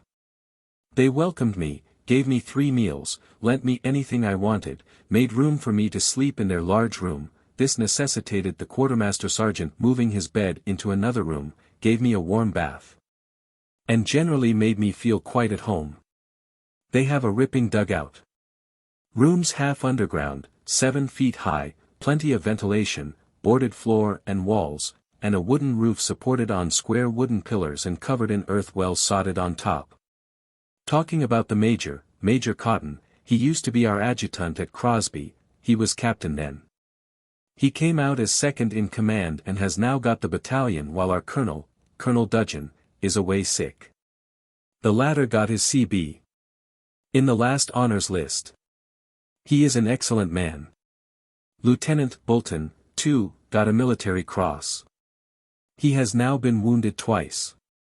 He was the moving spirit of the hockey matches at Crosby in the old days, and, when he was recalled to the front, his mantle fell upon me. All the officers here are from different regiments with a very few exceptions. It is most interesting. At meals, Way and I sit among the cavalry, dragoons and lancers, etc. They are fine chaps, the real army officers of which there are now all too few. Machine Gun School, GHQ. Wednesday, July 7, 1915, 5 p.m. Here I am getting towards the end of my little holiday, only 5 more days to go. No word has reached me from my battalion on the subject of leave, or of anything else for that matter. If this threatened push on Calais is real, or if the higher commands have got wind up about it, they will very likely stop all leave, and then I shall just have to wait until it starts again. I am sure that the fact of our nation being down and preparing for a winter campaign will materially assist in shortening the war and rendering that preparation unnecessary. We have an awfully amusing chap here who is in the Grenadier Guards. He is always imitating Harry Tate. A great big hefty chap, in great big sloppy clothes, including what are known as Prince of Wales breeches. He gets his mouth right over to the side of his face and says, "You stupid boy," in Harry Tate's voice. He does this in the middle of our instructional squads when some wretched person does something wrong with the gun, and sends everyone into fits of laughter. A lot more about a motor that wouldn't go. My MG course is going on very nicely. I have learnt a very great deal, have been intensely interested, and am very keen on the work. My function as a reserve machine gunner should really be to train the reserve team and such parts of the main team as are not actually required in the trenches, in a safe spot behind the lines. It sounds cushy, but those in authority over us are not sufficiently enlightened, I am afraid, to adopt such a plan. The object of course is to prevent your reserve men from being used up as riflemen, as otherwise when you want them to take the place of the others they are casualties and all their training goes for nothing. The cavalry officers here are a great joke. They find this life very tiring. They are quite keen to get back again and have been from the beginning. We, on the other hand, fairly enjoy it and are not at all anxious to go back to our regiments. That shows the difference between the lives we lead. Of course they have been in the trenches and have had some very bad times there, but they only go in emergencies and at long intervals. Another difference between us is that they keep their buttons as bright as possible and themselves as spick and span as can be. The infantry officer gets his buttons as dull as possible, and if they are green so much the better, as it shows he has been through gas. He likes his clothes and especially his puttees to be rather torn, and his hat to be any old sloppy shape. If he gets a new hat he is almost ashamed to wear it, he is terrified of being mistaken for Kitchener's. Lord Kitchener and Mr. Asquith came here last evening. Here, to this convent. I don't know what for. But there was of course a good deal of stir here. Way and I went into the town last night. We hired a fiacre for the return journey. It came on to rain, so it was just as well we had a hood. We both thoroughly enjoyed the journey. The fiacre was what would be dignified by the name of Victoria, in England. But in France, where it seems to be etiquette not to take any trouble over carriage work, fiacre is the only word you could apply, and it just fits it. It expresses not only its shabbiness but also hints at its broken-backed appearance. We went into some stables and inquired about a fiacre, and a fat boy in a blue apron with a white handkerchief tied over one eye said we could have one. So I said, "Oh ius le cocker," and he pointed to his breast and said, "C'est moi." The fare, he said, would be 6 francs and the pourboire. Thoughtful of him not to forget that. We agreed, and he eventually produced the usual French horse. The fiacre was very comfortable and we were awfully tickled with the idea of us two in that absurd conveyance, especially when we passed staff officers, which was frequently. Altogether we were quite sorry when our drive was over. Note by O.J. L. On July 16, 1915, Raymond came home on leave, and he had a great reception. On July 20 he went back. Sunday, July 25, 1915, 7:30 p.m. I have got quite a nice dugout, with a chair and table in it. The table was away from the door and got no light, so I have spent about 2 hours today turning things round. I went to bed about 3 this morning, just after stand to, and slept till nearly 12. Then I had breakfast, bacon and eggs. As my former platoon sergeant remarked, it is a great thing to have a few comforts, it makes you forget there is a war. So it does until a whiz-bang comes over. I have just seen an aeroplane brought down, German luckily. I missed the first part, where one of ours went up to it and a flame shot across between them, machine gun, I expect. I ran out just in time to see the machine descending on fire. It came down quite steadily inside our lines, about a mile or more away, but the flames were quite clearly visible. Thursday, July 29, 1915, 7:35 p.m.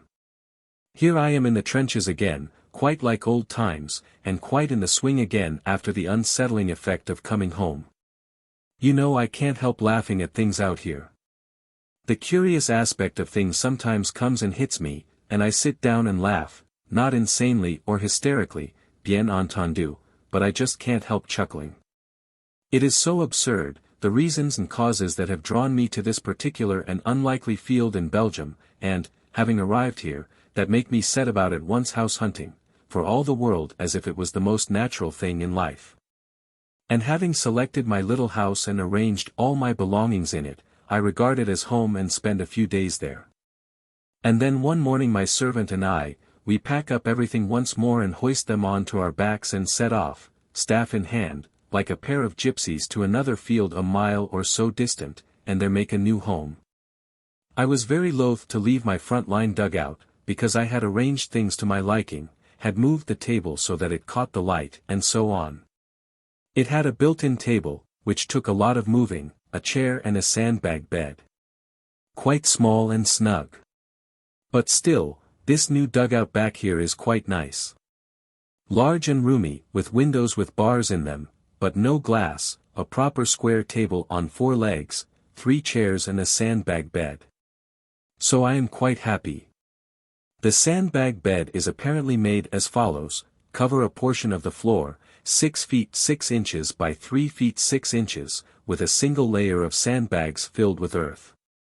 Over these place several layers of empty sandbags, and the bed is finished. If the hollows and lumps are carefully placed, the former in the middle and the latter at the head, the result is quite a success. Of course one sleeps in one's clothes covered by a coat and with an air pillow under one's head. We have had a very gay time in the trenches. I think I told you how I saw a hostile aeroplane brought down on fire in our lines. That was on Sunday, and the official report says both pilots killed. On Monday I went down to a support trench to have meat tea and a chat with Holden and Ventris, 2 of C Company officers. At 9:45 there was a loud rumbling explosion and the dugout we were in rocked for several seconds. The Germans had fired a mine about 60 feet in front of our trench to try to blow in some of our workings. I rushed to my guns, both were quite safe. You should have heard the noise. Every man in the place got up to the parapet and blazed away for all he was worth. It was exciting. One machine gun fired 2 belts, 500 rounds, and the other 50 rounds. I heard afterwards that several of the enemy were seen to leap their parapets, but turned back when they heard the machine guns open fire. It took a good while for things to quieten down. Some of our miners were at work when it went off, but their gallery was some way off and they were quite all right. Last night they actually exploded another one. Aren't they keen? This was a much smaller affair, but closer to our trench.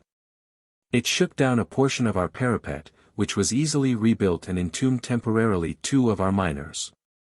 In neither case were there any casualties. I am so sorry the date of the wedding had to be altered, but I agree it was for the best. I only hope you remembered to inform the bridegroom. He is often forgotten on these occasions, and I have known a lot of trouble caused by just this omission. Letter from Raymond to Mrs. Fred Stratton.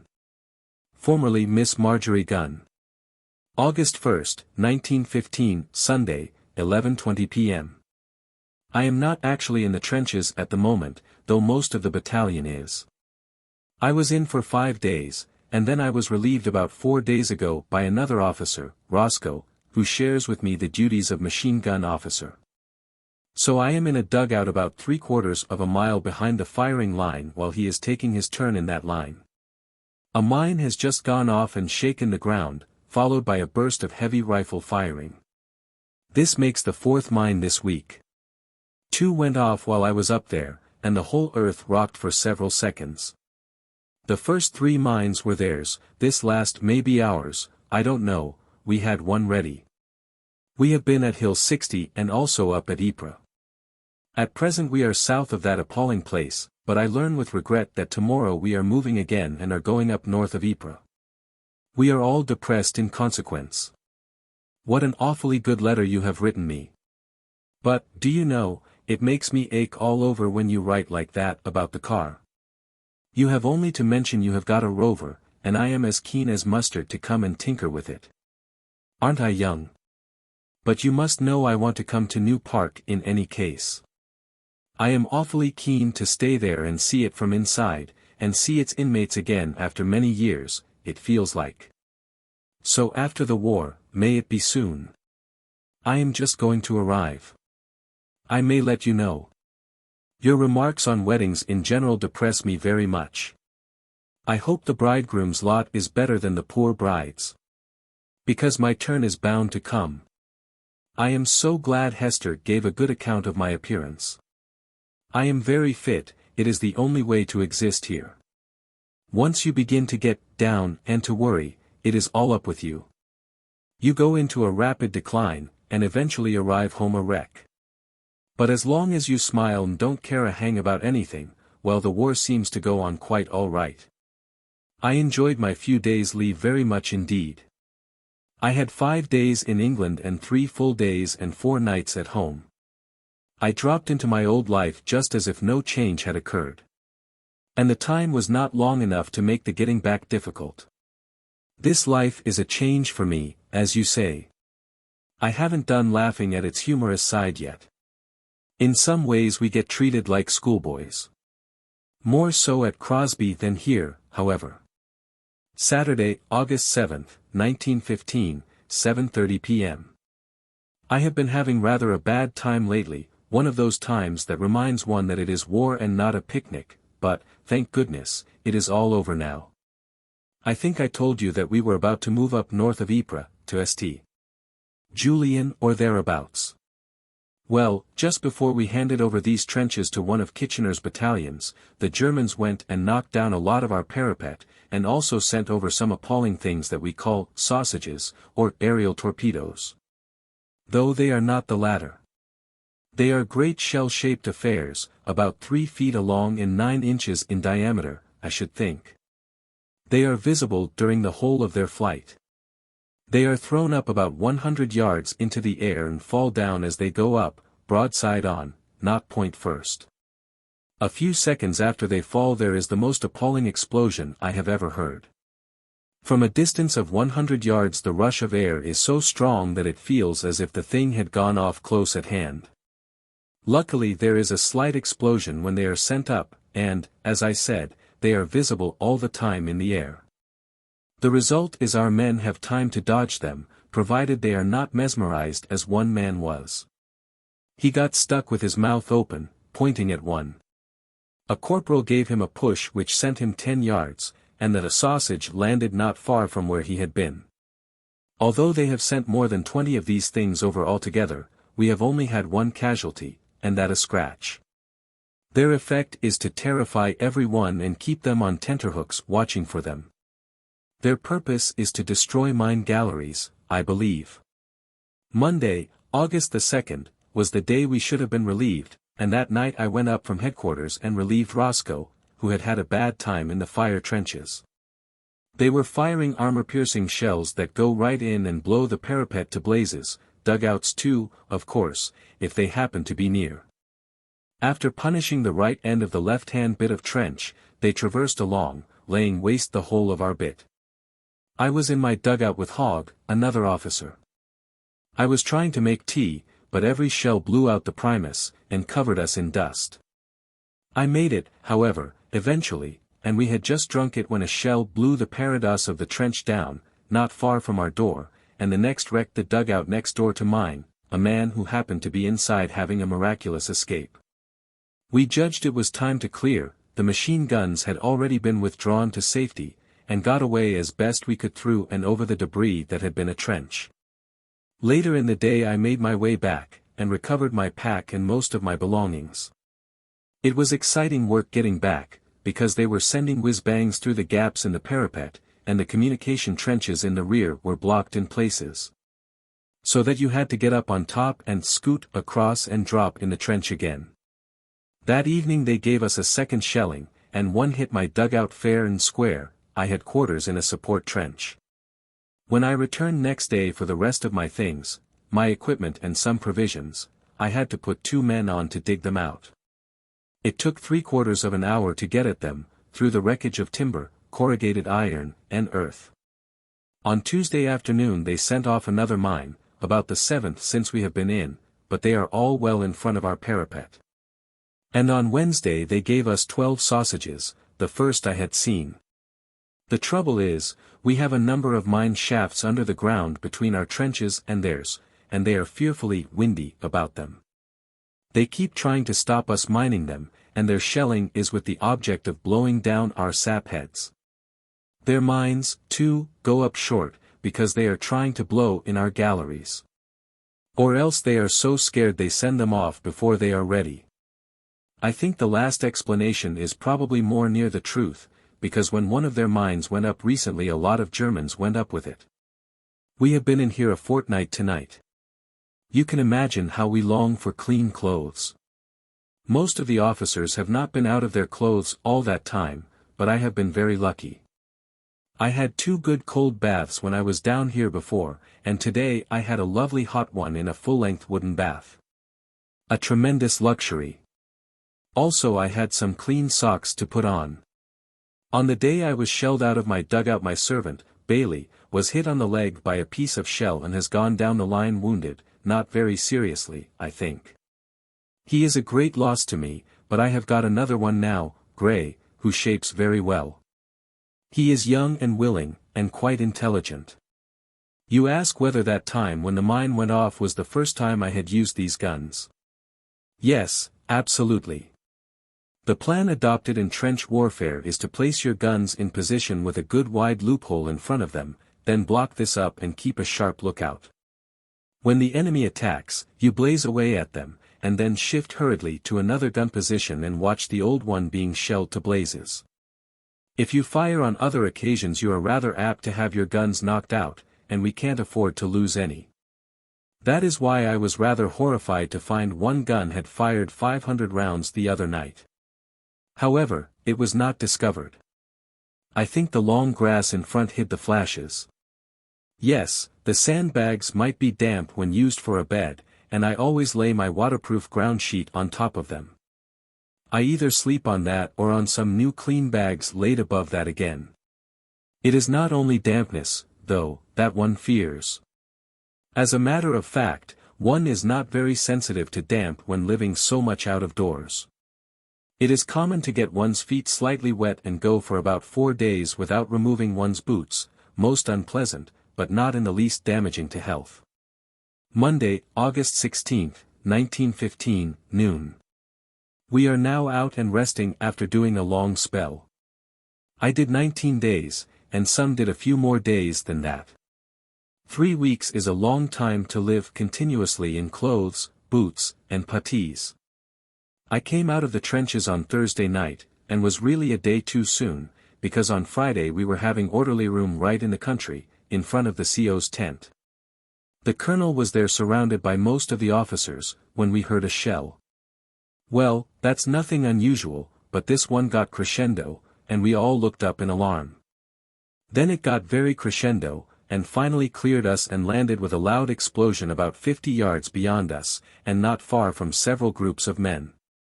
It was an 8-inch crump. One man only was killed, but we knew that more were likely to come over, and so we gradually spread out to the sides. 4 came all together at 2-minute intervals, but we only had 2 casualties. Rather upsetting when we were supposed to be resting. I don't know whether they could see our officers' white tents, or whether they saw the cricket match that took place on the day before. Anyway, we moved our tent slightly, everyone put their tents where they pleased, and then the pioneer sergeant came and amused himself daubing green paint on them in patches. Ours, free of sea koi, was the best. The splodges looked just like hazelnuts, when there are 3 together in their little green cases, and they were interspersed with a kind of pansy-shaped flower. Altogether a very tasteful and pleasing effect. A couple of gun stocks have come. They arrived from Walker's, the makers, and I should very much like to know who had them sent. They are ripping, sniping attachments with periscopes for use with the ordinary rifle. I shall stick to one, and unless I hear otherwise I shall present the other one to our sniping officer, honorary rank, 5. Wednesday, August 25, 1915, 3 p.m. I am in the trenches once more. We marched in, about 10 miles, last night. We had a meal at 3 p.m., and marched off soon after 6. Our rations, officers, went astray, because they were on a handcart in charge of our servants, who missed their way, so we have had practically nothing to eat since late lunch yesterday, and are pretty hungry. I have had a piece of chocolate, and my water bottle was nearly full of lemon squash. We are in support trenches at Hooge, just on the left of our former position up here. Except for some shelling, chiefly ours, things are fairly quiet. Since we were here last the position is greatly improved, the Germans have been driven over the ridge in front, during the recapture of trenches here, and the whole place is much healthier, in consequence. I have been out here 5 calendar months today, and in the army just over 11 months. They will be pensioning me off soon as an old soldier. August 29, 1915, 11:30 a.m. I am having a very quiet and lazy time at the moment, and feel I deserve it. We went into support trenches for 3 days, and worked 2 nights from 7:30 p.m. till 3 a.m. building and improving the fire trench. Then on the 3rd night we had a most exciting time. One company, under Captain Taylor, was sent up right in front to dig a new fire trench to connect with another on our left. We had to go up a trench which ran right out into space, and which had only just been built itself, and when there we had to get over the parapet and creep forward to the new line we were to dig. Of course we had to be dead quiet, but there was a big moon, and of course they saw us. Most of the way we were not more than 30 yards away from their front position, and they had bombing parties out in front of that. While we were digging we had 1 platoon with bombs to cover us, and some of this party were as close as 25 yards to their front position. It was awful work, because they kept throwing bombs at us, and what was almost worse was the close-range sniping. Lights were going up from the German lines all the time, and you could see the bullets kicking up the dust all around. When we first got out there I picked out my ground pretty carefully before lying down, because the recent scrap there was much in evidence, but when the snipers got busy I didn't worry about what I was on. I just hugged the ground as close as I could. They would put the very lights right into us, and one just missed me by a yard.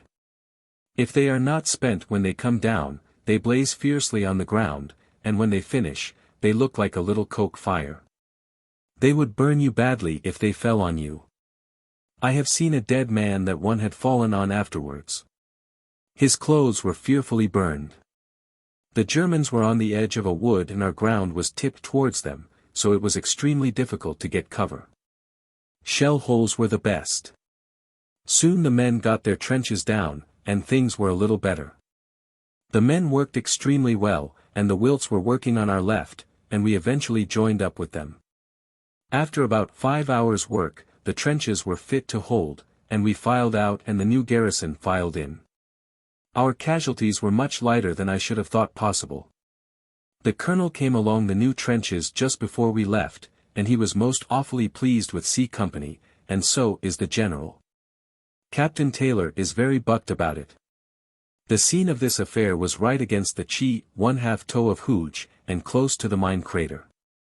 We found a German machine gun half buried, but in good condition, and any number of souvenirs. The captain has got a helmet, a dirty thing. He had to have it cleaned out, because part of the owner was still inside it. It is a rummy shape, so flat-topped and square, with a brass spike and a gold band down the back. I expect it was an officer's. Oh. I have seen my first German, not counting prisoners. I was standing up and a very light went up, so I kept perfectly still. I was looking towards the wood where the Germans were. I was 40 or 50 yards away, and I saw one quite distinctly walking into the wood. Our men that were killed, sniped, were buried just behind, within a quarter of an hour of being hit. Rather awful. The actual digging was rather trying in places, and in one case they actually came on a horse, which dates it back to November, when we were pushed back to these positions in the first Battle of Ypres. The men in such places work with their respirators on and are often actually sick. I have had whiffs of the smell since in my food. Once smelt, never forgotten. I can tell the difference between a man and a horse, but I don't know which I like least. Rather a morbid topic, I am afraid. Well, after leaving the scene of our labors, and glad to get out, we called for our packs and had to march about 2.5 miles. We were dead beat when we arrived here, nice safe dugouts, roomy and comfortable, with our valises ready to sleep in when we arrived, but we found a good meal awaiting us, and about 4:30 we got down to it, and slept till noon. Holden and I share a palatial dugout, and we had breakfast in bed, and I did not get up till just before our evening meal at 7. I washed and dressed in slacks, had a meal, and later on went to bed again. This morning we had breakfast in bed again about 9:30, and then I got up, washed and shaved, dressed, and am now sitting on my bed, leaning against the wall writing my letters. The general let us off stand to because he knew we were faggied out. And it is a great mercy. Turning out fully dressed at about 2:30 a.m. and remaining up for an hour does not improve one's night's rest. I suppose, though, that we shall have to start it soon, perhaps tonight. We are here till tomorrow night, I believe, and then we go to some fairly nice trenches near the ones we were in last. We are short of subalterns, rather, and they have taken me off machine guns for the time being. I am sick, but I get a bit in when I can. In the last trench we built, I and my platoon, not the exposed one, there was a machine gun position, and I took great pleasure in building it a really good emplacement. Are you doing anything about getting me back for munitions? I don't know what you think about it, and whether you think I ought to carry on out here. I am sure that after 6 months I shall be just about fed up with this business, but am not sure that after a couple of months at home I shan't be wanting to come out again. Wednesday, September 1st, 1915, 4:45 p.m. I will just write you a short letter to let you know I am still well and happy, and still leading the strange life of the picnic hermit. When I last wrote to you I believe I was in the very same spot as now, namely, support trenches in the neighborhood of a now famous Chi 1/2 toe. Last time we were in for 3 days, and on the night we left we had a very blood-curdling experience digging a trench which was to bring us closer to our friends the enemy. But they were inclined to resent our advances, and they welcomed us, not with open arms, but with lighted bombs. However, having completed our work to the great satisfaction of those in authority over us, namely, the colonel and the general, brigadier, we made good our escape. Then for 3 blissful days we lived, with our valises, in some magnificent dugouts in one of the safest spots in this accursed though much improved neighborhood. These days we spent competing who could sleep furthest round the clock, if that is a permissible expression. I think I won, and on my record day I got up and dressed for dinner at about 7:30 p.m., made my bed afterwards, and got back into it again.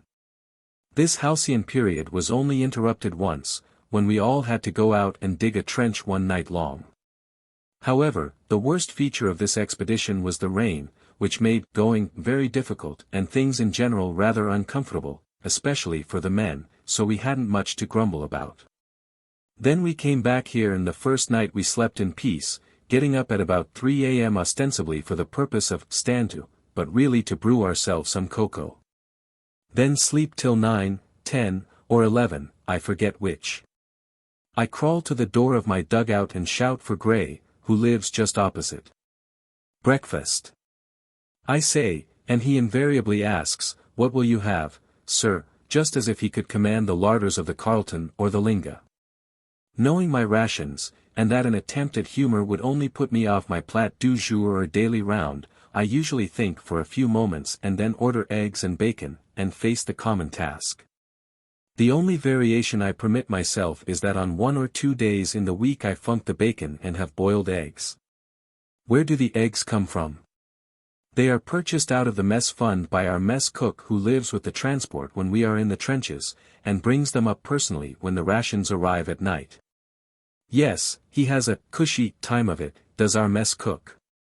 And how can he avoid being happy, living as he does in a perpetual transport? What of the days when no eggs are available? Why, then, horrible dictu, I have fried cheese and bacon. It occurs to me here, although all this was not written with intention, that this could be a good place to ask whether sausages are yet in season. If they are, a few cooked ones, or half-cooked, sent out now and again would make a splendid variant for our menu. The meat season is hard to follow out here. Bully beef is such a hearty perennial. This does not mean that we live on it, I never eat it, there is always a good supply of fresh beef. Blackberries are coming on, I notice with pleasure, and I can usually tell what shells are in season. The season for sausages in this department is, let us hope, mercifully short. I believe we are now in the middle of the close time for this sturdy little fellow, I trust he is not utilizing it to increase and multiply. I am sorry I have had rather a sharp attack of parentheses lately, the touch of winter in the air cramps my style. And I really did think this was going to be quite a short letter. I cannot divine my moods, I find, I did not feel like writing until I got going. Please thank Father very much indeed for the sniper scopes. I have given one to the captain of D Company, who is keen on everything. He is an engineer, civil, and is a most useful man out here. I have not tried mine yet, as I haven't been in a fire trench, and it would hardly be fair to use it in a support trench, the backs of our infantry in the trench in front being too easy a target to give the thing a fair trial. Oh. I was telling you about my work in this trench but got switched off onto food. Last time I was here I, and my platoon, worked for 2 nights from 7:30 till 3 improving the parapets. Well, the second night of this period, last night, I had got all sorts of plans ready and was going to have a thoroughly good night building dugouts, draining the trench. And building a second machine gun emplacement, not my job really at the moment. However, word came along that the platoon was wanted to dig another trench right in front again and near the other one. They said, a covering party with bombs will be provided, and send in your casualty report in the morning. So I asked if they were supplying stretchers and all complete. But they were not. It is a most cheering way of sending you off, is it not? It is a wonder they did not make us take up our own grave crosses, just in case. By the way, it is most impressive to meet 2 men walking along at night and one carrying a large white cross. The burying and decking of the graves is done very well here, and conscientiously. There is a special organization for making the crosses, lettering them and putting them up. The position of the grave is reported to them, with the particulars, and they do the rest. The great difference in last night's job was that I only had a platoon to deal with, while before the captain had a whole company. Also I was not quite so close to the enemy, we were 30 yards off, and less, before, and the moon was mostly obscured. I determined not to let them know we were working, so I crept out and explored the ground with the corporal of the covering party. This was the worst part of the job. Because you did not know when you might not come across a party of the enemy in the many shell holes and old trenches with which the ground was covered. I had my large revolver in my pocket, but I did not want to use it, as it would have given our game away. All went well, and I got the men placed out in absolute silence, with the covering party pushed out in front to listen and watch. The men worked very quietly, and when a light went up they got down and kept still. Lights were very few, because the enemy had got a working party out too, at one side, and we could occasionally hear them driving in stakes for wire. We had to use picks in some places where the ground was stony, and these are the hardest to keep quiet. We got through it all right, and only one shot, I think, was fired all the time. It came fairly close, too. I am sure they guessed we were out, because when one light went up I hadn't time to get down, so I kept still and I plainly saw a Hun standing upright on his own parapet. He straightened up as the light grew bright, and I just caught sight of the movement and saw him then distinctly. The ground out there has been fought over a good deal, and there are plenty of souvenirs about. I have got one myself, a Hun rifle. The original owner, who was buried with it, probably by a shell, happened to lie exactly where we dug our trench, and we were obliged to move him elsewhere. I brought his rifle home and put it over the door of my dugout. That was early this morning.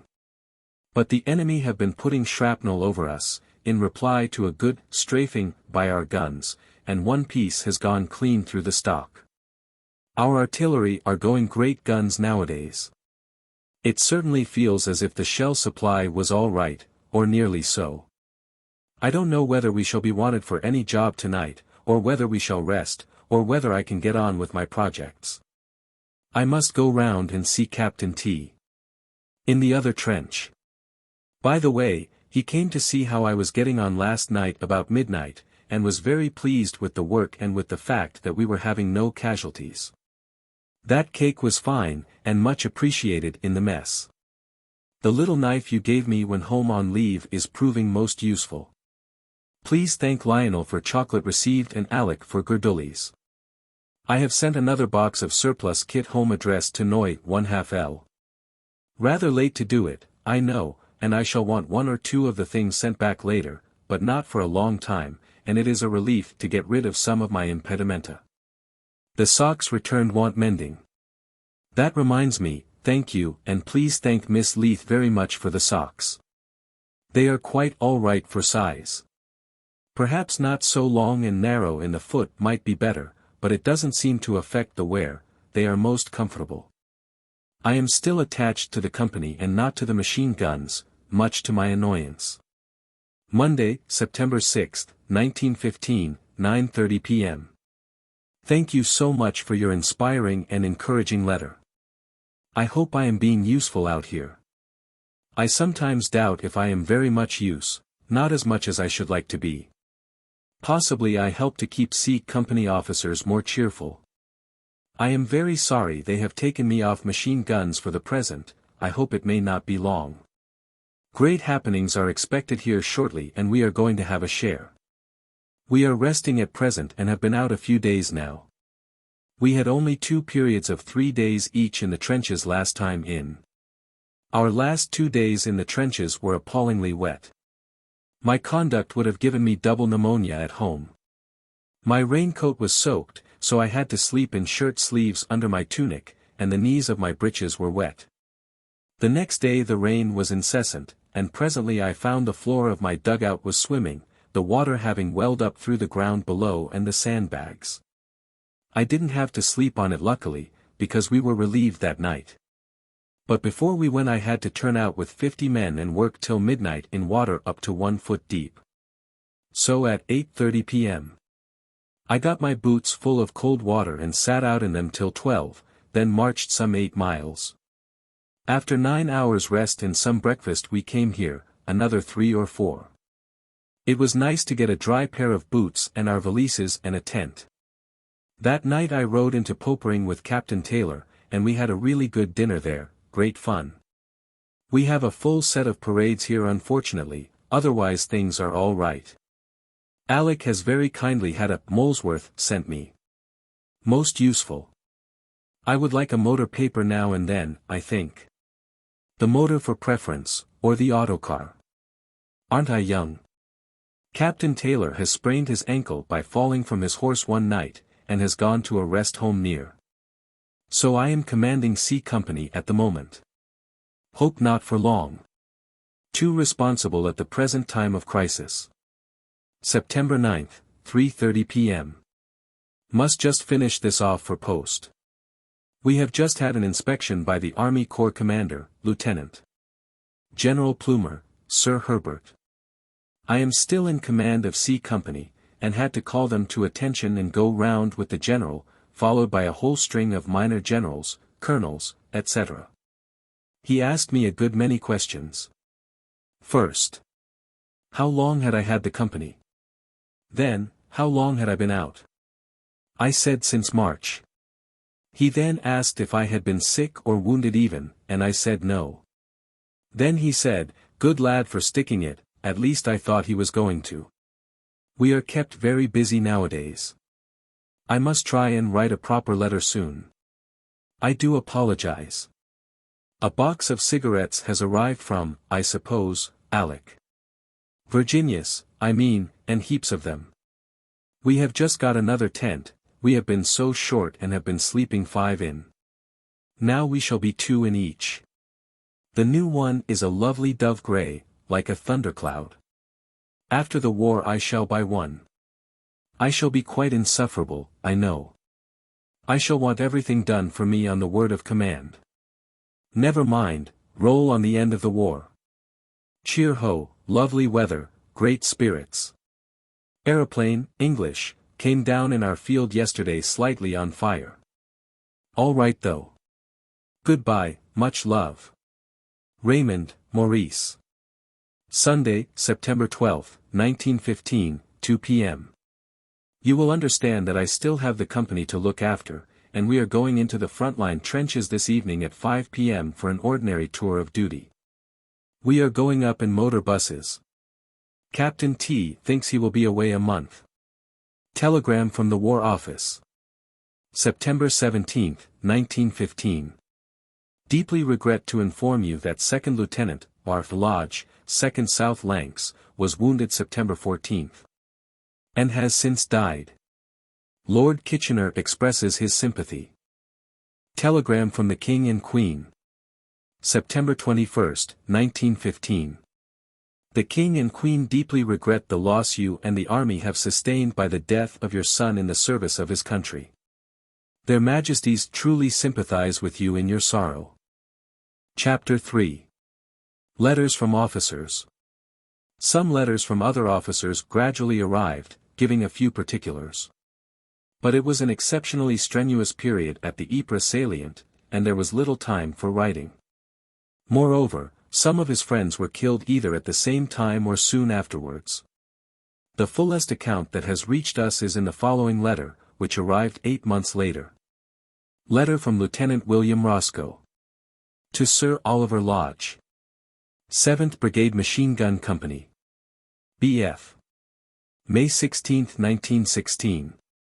Dear Sir Oliver Lodge, when I was lately on leave, a brother of mine, who had met one of your relatives, encouraged me to write and tell you what I knew of your son Raymond.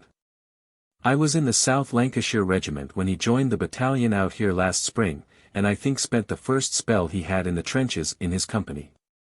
Afterwards I became machine gunner, and in the summer he became my assistant, and working in shifts we tided over some very trying times indeed. In particular during August at St. Eloi. To me at any rate it was most pleasant being associated together, and I think he very much preferred work with the gunners to company work. Being of a mechanical turn of mind, he was always devising some new gadget for use with the gun, for instance, a mounting for firing at aeroplanes, and a device for automatic traversing. And those of my men who knew him still quote him as their authority when laying down the law and arguing about machine gunning. I wish we had more like him, and the endless possibilities of the maxim would be more quickly brought to light. I am always glad to think that it was not in any way under my responsibility that he was killed. During September times grew worse and worse up in the Ypres salient, culminating in the attack we made on the 25th, auxiliary to the Loos battle. The trenches were ruins, there was endless work building them up at night, generally to be wrecked again the next day. The place was the target for every gun for miles on either side of the salient. Every day our guns gave the enemy a severe bombardment, in preparation for the attack, and every third or fourth day we took it back from them with interest. The place was at all times a shell trap. It was during this time that your son was killed. He was doing duty again with the company, which was short-handed. And I remember one night in particular being struck with his cheerfulness on turning out to a particularly unpleasant bit of trench digging in front of our lines near the stables at Hooge. A mass of ruins and broken trenches where no one could tell you where you might run across the enemy. But the men had to dig for hours on end, with only a small covering party looking out a few yards in front of them. The morning your son was killed they were bombarding our trenches on the top of the hill, and some of the men were being withdrawn from a bad piece. He and Ventris were moving down the trench in rear of the party, which I think must have been seen, for a shell came and hit them both, but I think none of the men in front. Some time later, I don't know how long, I was going up to the line to visit the guns, when I saw Ventris, who was killed, laid out ready to be carried down, and presently I saw your son in a dugout, with a man watching him. He was then quite unconscious though still breathing with difficulty. I could see it was all over with him. He was still just alive when I went away. Our regiment was to lose many more on that same hill before the month was over, and those of us that remain are glad to be far away from it now, but I always feel that anyone who has died on Hooge Hill has at all events died in very fine company. Yours sincerely. Signed William Roscoe. Lieutenant, 2nd S. Lanks Raked, attached. 7th Brigade, MG. Company. Letter from Lieutenant Fletcher. Great Crosby, Liverpool. September 21, 1915. Raymond was the best pal I've ever had, and we've always been together.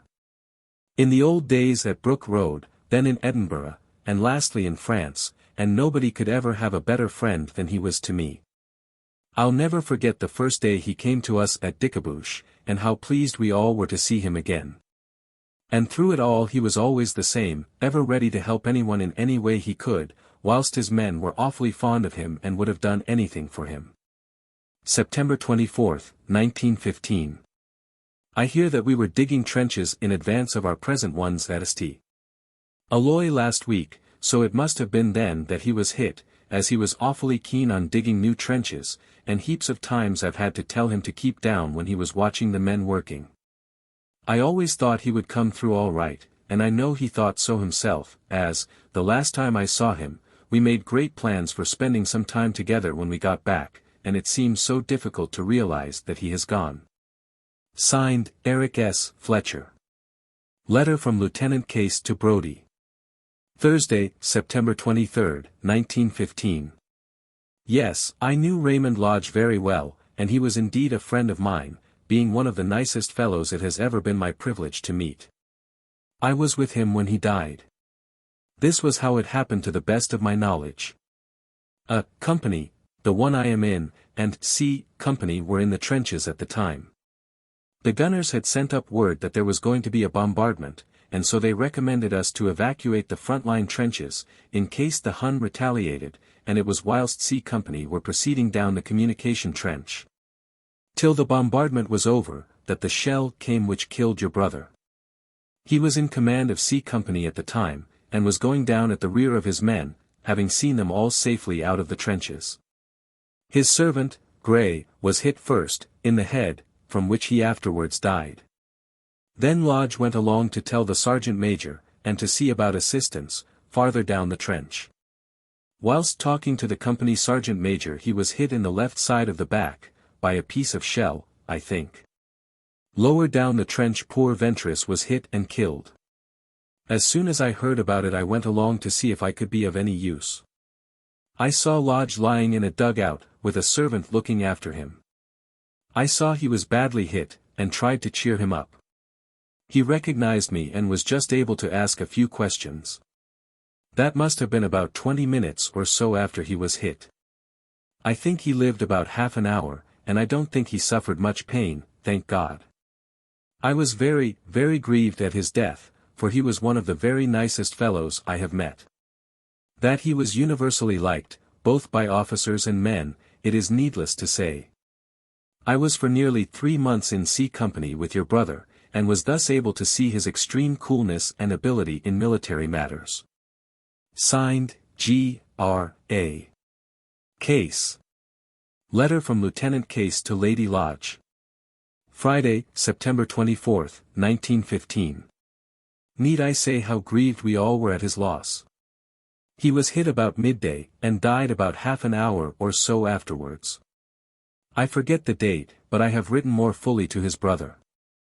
I don't think he suffered much pain. He was conscious when I arrived, and recognized me, I think, and I remained with him for some time. I then went off to see if there was any possibility of finding the doctor, but all the telephone wires were cut, and even if we had been able to get the doctor up, it would have been of no avail. The stretcher-bearers did all that was possible. Another subaltern, Mr. Ventris, was killed at the same time, as was his servant Gray as well. Signed, G.R.A. Case 6. Letter from Captain S.T. Boast. September 27, 1915. First of all, I beg to offer you and your family my sincere sympathies in the loss of your son, Second Lieutenant Lodge. His loss to us is very great. He was a charming young fellow, always so very cheerful and willing, hard-working, and a bright example of what a good soldier ought to be. He was a most efficient officer, and only recently qualified in the handling and command of Maxim guns, a most useful accomplishment in the present war. Briefly, the circumstances which led to his death were as follows. On September 14, C Company, to which Second Lieutenant Lodge belonged, was in position in a forward fire trench. During the morning the commander of the artillery covering the position informed Second Lieutenant Lodge, who at the time was in command of C Company, that it was intended to shell the enemy's positions, and as his trenches were only a short distance from ours, it was considered advisable to withdraw from our trench during the shelling. Second Lieutenant Lodge gave orders for his company to withdraw into a communication trench in the rear. He and Second Lieutenant Ventris were the last to leave the forward trench, and in entering the communication trench both these officers were caught by enemy shrapnel. Ventris was killed, Lodge mortally wounded and died of his wounds shortly afterwards. These are the circumstances of his death. From Captain A. B. Chivis, RAMC. September 22, 1915. The Colonel has asked me to write you, giving some idea of the burial ground in which your son's grave is. I understand that he was leading his company back from one of the communication trenches when the Germans shelled the front and rear of the column, killing your son and the officer who was at the rear. At the same time one man was killed and 2 wounded. I knew nothing about this until later in the day, as communication with my aide post was very difficult, and he was reported to me as having been killed. I understand that he lived for about 3 hours after being wounded, and all the officers and men who were present speak very highly of his conduct during this time. His wound was unfortunately in such a position that there was no chance of saving his life, and this was recognized by all, including your son himself. When his body was brought down in the evening the expression on his face was absolutely peaceful, and I should think that he probably did not suffer a great deal of pain. He was buried on the same evening in our cemetery just outside the aide post, side by side with Lieutenant Ventris, who was unfortunately killed on the same day. The cemetery is in the garden adjoining a ruined farmhouse. It is well enclosed by hedges, and your son's grave is under some tall trees that stand in the garden. There are graves there of men of many regiments who have fallen, and our graves are enclosed by a wire fence, so keeping them quite distinct from the others. There is a wooden cross marking the head of the grave, and a small one at the foot. I am afraid that our condolences will be small consolation to you, but I can assure you that he was one of the most popular officers with the battalion, both amongst the officers and men, and all feel his loss very greatly. Information sent by Captain Chivis to Mrs. Ventris, mother of the second lieutenant who was killed at the same time as Raymond and buried with him. He was buried on the right of the Ypres road, just past where the Zonebeek rail cuts. If you can get hold of sheet 28, Belgium 1/40000, the reference is I-16. B2. Any soldier will show you how to read the map. Letter from a foreman workman. I also append a letter received from a workman who used to be at the same bench with Raymond when he was going through his workshop course at the Wolseley Motor Works. Stallard is a man he thought highly of, and befriended. He is now foreman in the Lodge Fume Deposit Company, after making an effort to get a berth in Lodge Brothers for Raymond's sake. He is now, and has been since the war began, the owner of Raymond's dog Larry, about whom some local people remember that there was an amusing county court case. 98, Mansell Road, Small Heath, Birmingham. September 17, 1915. Dear Mr. Lionel, the shock was too great for me to speak to you this afternoon.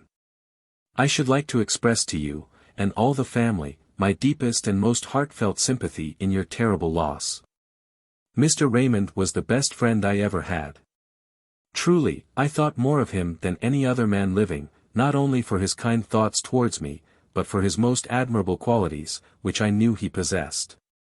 The memory of him will remain with me as long as I live. Believe me to be, yours faithfully. Part 2, Supernormal portion. Peace, peace. He is not dead, he doth not sleep. He hath awakened from the dream of life. Shelley, Adonais. Introduction. I have made no secret of my conviction, not merely that personality persists, but that its continued existence is more entwined with the life of every day than has been generally imagined. That there is no real breach of continuity between the dead and the living. And that methods of intercommunion across what has seemed to be a gulf can be set going in response to the urgent demand of affection, that in fact, as Diotima told Socrates, Symposium, 202 and 203, love bridges the chasm. Nor is it affection only that controls and empowers supernormal intercourse, scientific interest and missionary zeal constitute supplementary motives which are found efficacious. And it has been mainly through efforts so actuated that I and some others have been gradually convinced, by direct experience, of a fact which before long must become patent to mankind. Hitherto I have testified to occurrences and messages of which the motive is intellectual rather than emotional, and though much, very much, even of this evidence remains inaccessible to the public. Yet a good deal has appeared from time to time by many writers in the Proceedings of the Society for Psychical Research, and in my personal collection called The Survival of Man. No one therefore will be surprised if I now further testify concerning communications which come home to me in a peculiar sense. Communications from which sentiment is not excluded, though still they appear to be guided and managed with intelligent and on the whole evidential purpose. These are what I now decide to publish. And I shall cite them as among those evidences for survival for the publication of which some legitimate demand has of late been made. Owing to my having declared my belief in continued existence without being able to give the full grounds of that belief, because much of it concerned other people. The portion of evidence I shall now cite concerns only myself and family. I must make selection, it is true, for the bulk has become great. But I shall try to select fairly, and especially shall give in fair fullness those early communications which, though not so free and easy as they became with more experience, have yet an interest of their own. Since they represent nascent powers and were being received through members of the family to whom the medium was a complete stranger and who gave no clue to identity. Messages of an intelligible though rather recondite character from Myers began to reach me indeed a week or two before the death of my son. And nearly all the messages received since his death differ greatly in character from those which in the old days were received through any medium with whom I sat. No youth was then represented as eager to communicate. And though friends were described as sending messages, the messages were represented as coming from appropriate people, members of an elder generation, leaders of the Society for Psychical Research, and personal acquaintances. Whereas now, whenever any member of the family visits anonymously a competent medium, the same youth soon comes to the fore and is represented as eager to prove his personal survival and identity. I consider that he has done so.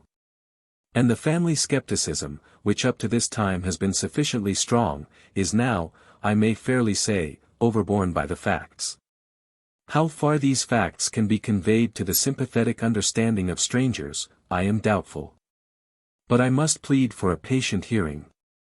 And if I make mistakes either in what I include, or in what for brevity I omit, or if my notes and comments fail in clearness, I bespeak a friendly interpretation, for it is truly from a sense of duty that in so personal a matter I lay myself open to harsh and perhaps cynical criticism. It may be said, why attach so much importance to one individual case? I do not attach a special importance to it, but every individual case is of moment, because in such a matter the aphorism ex uno dis omnes is strictly applicable. If we can establish the survival of any single ordinary individual we have established it for all. Christians may say that the case for one individual was established nearly 1900 years ago. But they have most of them confused the issue by excessive though perhaps legitimate and necessary emphasis on the exceptional and unique character of that personality. And a school of thought has arisen which teaches that ordinary men can only attain immortality vicariously, that is, conditionally on acceptance of a certain view concerning the benefits of that sacrificial act, and active assimilation of them. So without arguing on any such subject, and without entering in the slightest degree on any theological question, I have endeavored to state the evidence fully and frankly for the persistent existence of one of the multitude of youths who have sacrificed their lives at the call of their country when endangered by an aggressor of calculated ruthlessness. Some critics may claim that there are many stronger cases of established survival. That may be, but this is a case which touches me closely and has necessarily received my careful attention. In so far as there are other strong cases, and I know of several, so much the better. I myself considered the case of survival practically proven before, and clinched by the efforts of Myers and others of the SPR group on the other side. But evidence is cumulative, and the discussion of a fresh case in no way weakens those that have gone before. Each stick of the faggot must be tested, and, unless absolutely broken, it adds to the strength of the bundle. To base so momentous a conclusion as a scientific demonstration of human survival on any single instance, if it were not sustained on all sides by a great consensus of similar evidence, would doubtless be unwise. For some other explanation of a merely isolated case would have to be sought. But we are justified in examining the evidence for any case of which all the details are known, and in trying to set forth the truth of it as completely and fairly as we may. Chapter 1. Elementary Explanation. For people who have studied psychical matters, or who have read any books on the subject, it is unnecessary to explain what a sitting is. Novices must be asked to refer to other writings, to small books, for instance, by Sir W. F. Barrett or Mr. J. Arthur Hill or Miss H. A. Dallas, which are easily accessible, or to my own previous book on this subject called The Survival of Man, which begins more at the beginning so far as my own experience is concerned. Of mediumship there are many grades, one of the simplest forms being the capacity to receive an impression or automatic writing, under peaceful conditions, in an ordinary state, but the whole subject is too large to be treated here. Suffice it to say that the kind of medium chiefly dealt with in this book is one who, by waiting quietly, goes more or less into a trance, and is then subject to what is called control, speaking or writing in a manner quite different from the medium's own normal or customary manner, under the guidance of a separate intelligence technically known as a control, which some think must be a secondary personality, which indeed certainly is a secondary personality of the medium, whatever that phrase may really signify, the transition being effected in most cases quite easily and naturally. In this secondary state, a degree of clairvoyance or lucidity is attained quite beyond the medium's normal consciousness, and facts are referred to which must be outside his or her normal knowledge. The control, or second personality which speaks during the trance, appears to be more closely in touch with what is popularly spoken of as the next world than with customary human existence, and accordingly is able to get messages through from people deceased, transmitting them through the speech or writing of the medium, usually with some obscurity and misunderstanding, and with mannerisms belonging either to the medium or to the control. The amount of sophistication varies according to the quality of the medium, and to the state of the same medium at different times. It must be attributed in the best cases physiologically to the medium, intellectually to the control. The confusion is no greater than might be expected from a pair of operators, connected by a telephone of rather delicate and uncertain quality, who were engaged in transmitting messages between two stranger communicators, one of whom was anxious to get messages transmitted, though perhaps not very skilled in wording them, while the other was nearly silent and anxious not to give any information or assistance at all. Being, indeed, more or less suspicious that the whole appearance of things was deceptive, and that his friend, the ostensible communicator, was not really there. Under such circumstances the effort of the distant communicator would be chiefly directed to sending such natural and appropriate messages as should gradually break down the inevitable skepticism of his friend. Further preliminary explanation. I must assume it known that messages purporting to come from various deceased people have been received through various mediums. And that the Society for Psychical Research has especially studied those coming through Mrs. Piper, a resident in the neighborhood of Boston, USA, during the past 30 years. We were introduced to her by Professor William James. My own experience with this lady began during her visit to this country in 1889, and was renewed in 1906. The account has been fully published in the Proceedings of the Society for Psychical Research, Volumes 6 and 23, and an abbreviated version of some of the incidents there recorded can be referred to in my book The Survival of Man. It will be convenient, however, to explain here that some of the communicators on the other side, like Mr. Myers and Dr. Richard Hodgson, both now deceased, have appeared to utilize many mediums. And that to allow for possible sophistication by normal mental idiosyncrasies, and for any natural warping due to the physiological mechanism employed, or to the brain deposit from which selection has to be made. We write the name of the ostensible communicator in each case with a suffix, like Myers P, Myers V, etc. Meaning by this kind of designation to signify that part of the Myers-like intelligence which operates through Mrs. Piper or through Mrs. Verrill, etc., respectively. We know that communication must be hampered, and its form largely determined, by the unconscious but inevitable influence of a transmitting mechanism, whether that be of a merely mechanical or of a physiological character. Every artist knows that he must adapt the expression of his thought to his material, and that what is possible with one medium, even in the artist's sense of the word, is not possible with another. And when the method of communication is purely mental or telepathic, we are assured that the communicator on the other side has to select from and utilize those ideas and channels which represent the customary mental scope of the medium. Though by practiced skill and ingenuity they can be woven into fresh patterns and be made to convey to a patient and discriminating interpreter the real intention of the communicator's thought. In many such telepathic communications the physical form which the emergent message takes is that of automatic or semiconscious writing or speech. The manner of the utterance being fairly normal, but the substance of it appearing not to emanate from the writer's or speaker's own mind, though but very seldom is either the subject matter or the language of a kind quite beyond the writer's or speaker's normal capabilities. In other cases, when the medium becomes entranced, the demonstration of a communicator's separate intelligence may become stronger and the sophistication less. A still further stage is reached when by special effort what is called telergy is employed, i.e. when physiological mechanism is more directly utilized without telepathic operation on the mind.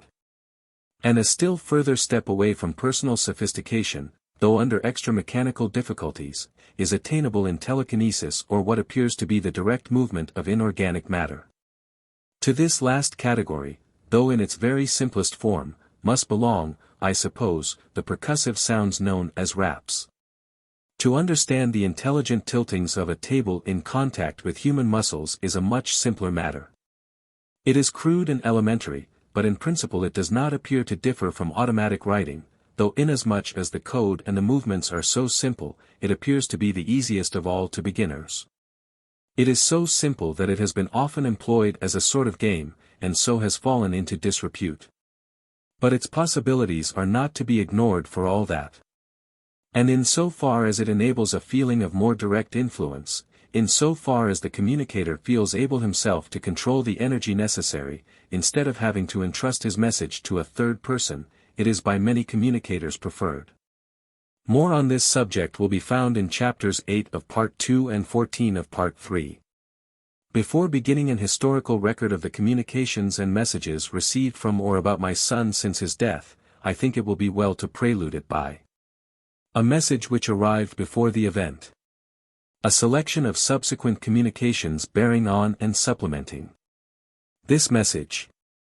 One of the evidential episodes, selected from subsequent communications, which turned out to be exactly verifiable. A few further details about these things, and another series of messages of evidential importance, will be found in that part of the proceedings of the SPR which is to be published about October 1916. If the full discussion allowed to these selected portions appears rather complicated, an unstudious reader may skip the next 3 chapters, on a first reading, and may learn about the simpler facts in their evolutionary or historical order. Chapter 2. The Faunus Message. Preliminary Facts. Raymond joined the army in September 1914, trained near Liverpool and Edinburgh with the South Lancashires, and in March 1915 was sent to the trenches in Flanders. In the middle of July 1915 he had a few days leave at home, and on the 20th returned to the front. Initial, Piper, message. The first intimation that I had that anything might be going wrong, was a message from Myers through Mrs. Piper in America, communicated apparently by Richard Hodgson at a time when a Miss Robbins was having a sitting at Mrs. Piper's house, Greenfield, New Hampshire, on August 8, 1915, and sent me by Miss Alta Piper, A.L.P. together with the original script. Here follows the extract, which at a certain stage in Miss Robbins's sitting, after having dealt with matters of personal significance to her, none of which had anything whatever to do with me, began abruptly thus. R.H. Now Lodge, while we are not here as of old, i.e. not quite, we are here enough to take and give messages. Myers says you take the part of the poet, and he will act as Faunus. Faunus. Miss R. Faunus. R.H. Yes. Myers. Protect. He will understand. Evidently referring to Lodge. A.L.P. What have you to say, Lodge? Good work. Ask Verrill, she will also understand. Arthur says so. This means Dr. Arthur W. Verrill, deceased. O.J.L. Miss R. Do you mean Arthur Tennyson? This absurd confusion, stimulated by the word poet, was evidently the result of a long strain at reading barely legible transwriting for more than an hour, and was recognized immediately afterwards with dismayed amusement by the sitter. It is only of interest as showing how completely unknown to anyone present was the reference intended by the communicator. O.J.L. R.H. No. Myers knows. So does. You got mixed, to Miss R., but Myers is straight about poet and Faunus. I venture to say that to non-classical people the above message conveys nothing. It did not convey anything to me, beyond the assurance, based on past experience, that it certainly meant something definite, that its meaning was probably embedded in a classical quotation, and that a scholar like Mrs. Verrill would be able to interpret it, even if only the bare skeleton of the message were given without any details as to source. Letter from Mrs. Verrill. In order to interpret this message, therefore, I wrote to Mrs. Verrill as instructed, asking her, does the poet and Faunus mean anything to you? Did one protect the other? She replied at once, September 8, 1915, referring me to Horace, Carm. 2, 17. 27-30, and saying, the reference is to Horace's account of his narrow escape from death, from a falling tree, which he ascribes to the intervention of Faunus. Cf. Hor. Odes, 2. 13, 2. 17, 27, 3. 4, 27, 3. 8. 8, for references to the subject. The allusion to Faunus is in Ode 2. 17, 27-30. Me truncus elapsus cerebro. Suscelerat, nisi Faunus ictum. Dextra levasset, mercurialium.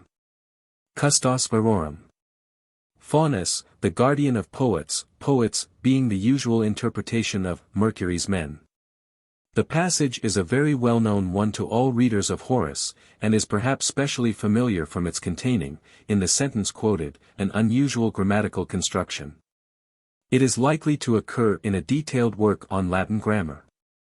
The passage has no special associations for me other than as I have described, though it has some interest as forming part of a chronological sequence among the odes, not generally admitted by commentators, but accepted by me. The words quoted are, of course, strictly applicable to the Horatian passage, which they instantly recalled to me. Signed, M. de G. Verrill. I perceive therefore, from this manifestly correct interpretation of the Myers message to me, that the meaning was that some blow was going to fall, or was likely to fall, though I didn't know of what kind. And that Myers would intervene, apparently to protect me from it. So far as I can recollect my comparatively trivial thoughts on the subject, I believe that I had some vague idea that the catastrophe intended was perhaps of a financial rather than of a personal kind. The above message reached me near the beginning of September in Scotland. Raymond was killed near Ypres on September 14, 1915, and we got the news by telegram from the War Office on September 17. A fallen or falling tree is a frequently used symbol for death, perhaps through misinterpretation of Eccle 11:3.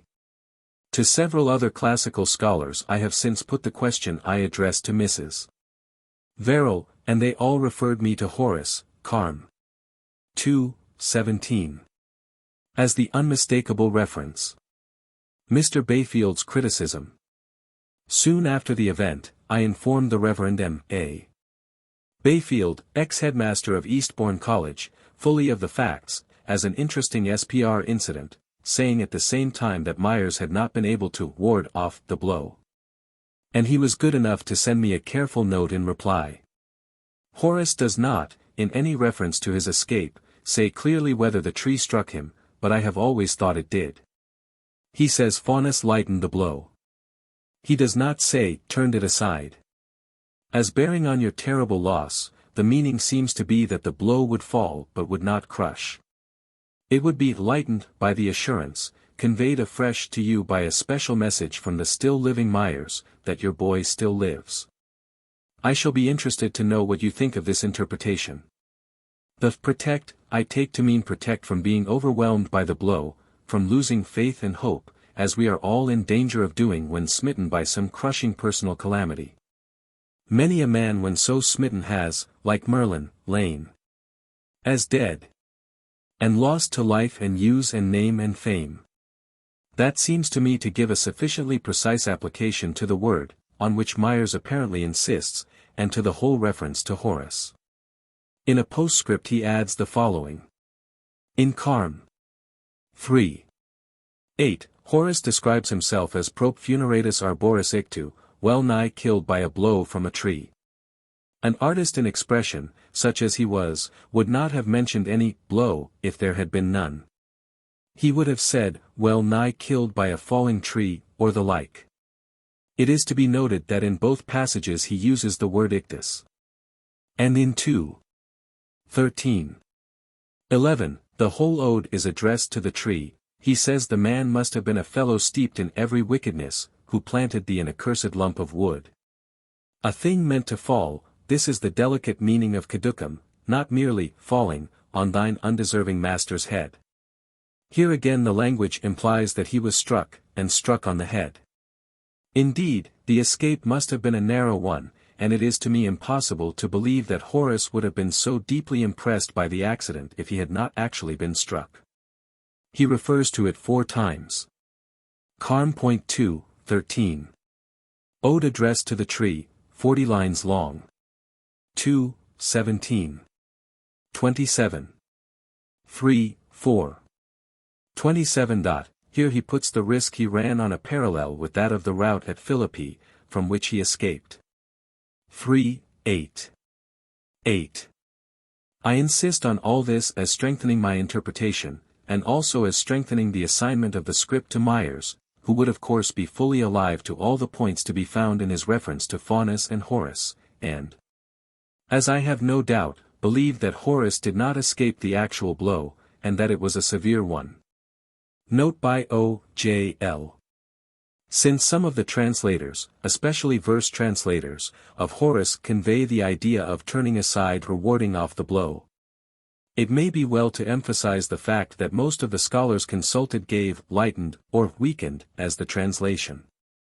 And Professor Strong says, no doubt at all that levaset means weakened the blow, the bough fell and struck the poet, but lightly, through the action of Faunus. Levo, in this sense is quite common and classical. Bryce's prose translation, bone, is quite clear. A tree stem falling on my head had surely been my death, had not good Faunus eased the blow.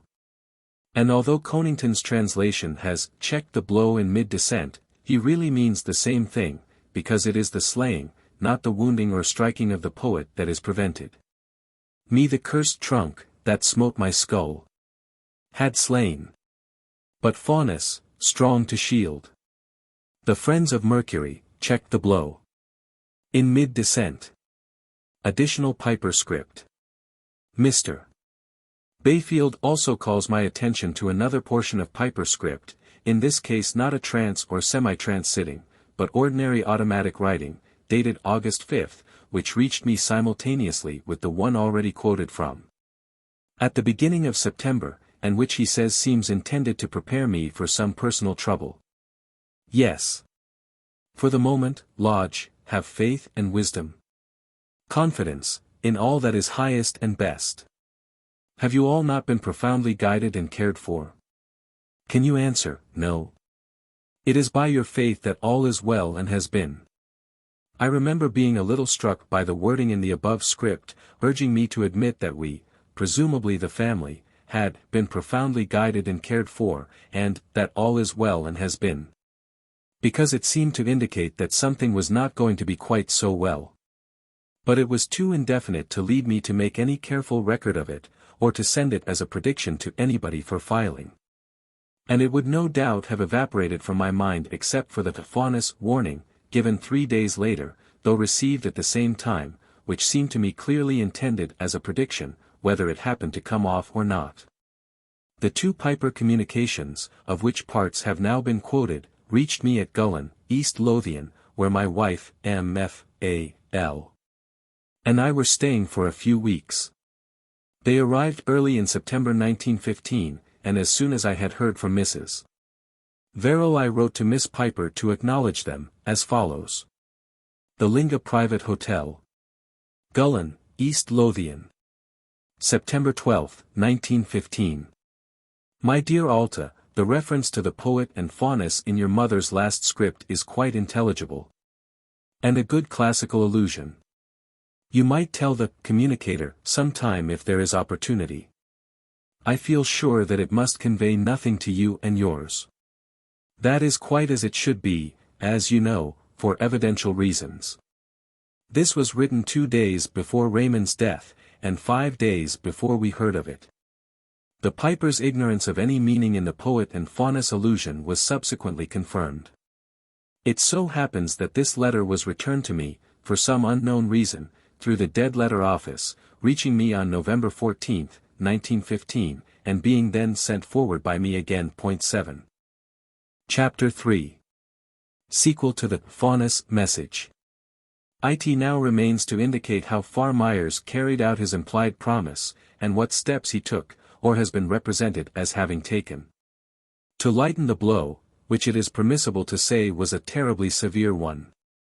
For such evidence I must quote from the record of sittings held here in England with mediums previously unknown, and by sitters who gave no sort of clue as to identity. See the historical record, beginning at Chapter 5. It may be objected that my own general appearance is known or might be guessed. But that does not apply to members of my family, who went quite anonymously to private sittings kindly arranged for by a friend in London, Mrs. Kennedy, wife of Dr. Kennedy, who was no relation whatever, but whose own personal experience caused her to be sympathetic and helpful, and who is both keen and critical about evidential considerations. I may state, for what it is worth, that as a matter of fact normal clues to identity are disliked, and, in so far as they are gratuitous, are even resented, by a good medium. For they are no manner of use, and yet subsequently they appear to spoil evidence. It is practically impossible for mediums to hunt up and become normally acquainted with the family history of their numerous sitters, and those who know them are well aware that they do nothing of the sort. But in making arrangements for a sitting it is not easy, unless special precautions are taken, to avoid giving a name and an address, and thereby appearing to give facilities for fraud. In our case, and in that of our immediate friends, these precautions have been taken, sometimes in a rather elaborate manner. The first sitting that was held after Raymond's death by any member of the family was held not explicitly for the purpose of getting into communication with him, still less with any remotest notion of entering into communication with Mr. Myers, but mainly because a French widow lady, who had been kind to our daughters during winters in Paris, was staying with my wife at Edgbaston, her first real visit to England, and was in great distress at the loss of both her beloved sons in the war, within a week of each other, so that she was left desolate. To comfort her, my wife took her up to London to call on Mrs. Kennedy, and to get a sitting arranged for with a medium whom that lady knew and recommended. 2 anonymous interviews were duly held, and incidentally I may say that the 2 sons of Madame communicated, on both occasions, though with difficulty, that one of them gave his name completely, the other approximately. And that the mother, who was new to the whole subject, was partially consoled. 8 Raymond, however, was represented as coming with them and helping them, and as sending some messages on his own account. I shall here only quote those messages which bear upon the subject of Myers and have any possible connection with the Faunus message. For an elementary explanation about sittings, in general, see Chapter 1. Extracts relating to Myers from early anonymous sittings. We heard first of Raymond's death on September 17, 1915, and on September 25 his mother, M.F.L., who was having an anonymous sitting for a friend with Mrs. Leonard, then a complete stranger, had the following spelt out by tilts of a table, as purporting to come from Raymond. Tell father I have met some friends of his. M.F.A.L. Can you give any name? Yes. Myers. That was all on that subject on that occasion.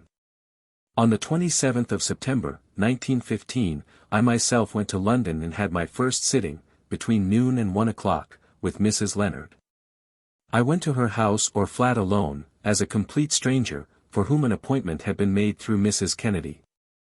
Before we began, Mrs. Leonard informed me that her guide or control was a young girl named Fada. In a short time after the medium had gone into trance, a youth was described in terms which distinctly suggested Raymond, and Fada brought messages. I extract the following. From first anonymous sitting of O.J.L. with Mrs. Leonard, September 27, 1915. Mrs. Leonard's control, Fada, supposed to be speaking throughout. He finds it difficult, he says, but he has got so many kind friends helping him.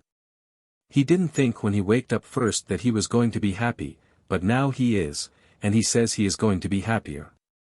He knows that as soon as he is a little more ready he has got a great deal of work to do. I almost wonder, he says, shall I be fit and able to do it? They tell me I shall. I have instructors and teachers with me. Now he is trying to build up a letter of someone, he shows me. A short time later, he said. People think I say I am happy in order to make them happier, but I don't. 9 I have met hundreds of friends. I don't know them all. I have met many who tell me that, a little later, they will explain why they are helping me. I feel I have got 2 fathers now. I don't feel I have lost one and got another, I have got both. I have got my old one, and another too, a pro tem. Father. Here Fada ejaculated, what's that? Is that right? O.J.L. replied, yes. There is a weight gone off his mind the last day or two, he feels brighter and lighter and happier altogether, the last few days. There was confusion at first. He could not get his bearings, didn't seem to know where he was. But I was not very long, he says, and I think I was very fortunate. It was not very long before it was explained to me where I was. But the most remarkable indirect allusion, or apparent allusion, to something like the Faunus message, came at the end of the sitting, after Raymond had gone, and just before Mrs. Leonard came out of trance. He is gone, but Fada sees something which is only symbolic. She sees a cross falling back onto you, very dark, falling onto you, dark and heavy looking. And as it falls it gets twisted round and the other side seems all light, and the light is shining all over you. It is a sort of pale blue, but it is white and quite light when it touches you. Yes, that is what Fata sees. The cross looked dark, and then it suddenly twisted round and became a beautiful light. The cross is a means of shedding real light. It is going to help a great deal. Did you know you had a color guide? He says your son is the cross of light, he is the cross of light, and he is going to be a light that will help you, he is going to help too to prove to the world the truth. That is why they built up the dark cross that turned to bright. You know. But others, they do so want to know. Fata is loosing hold, goodbye. This ends the O.J.L. First Leonard sitting of September 27, 1915.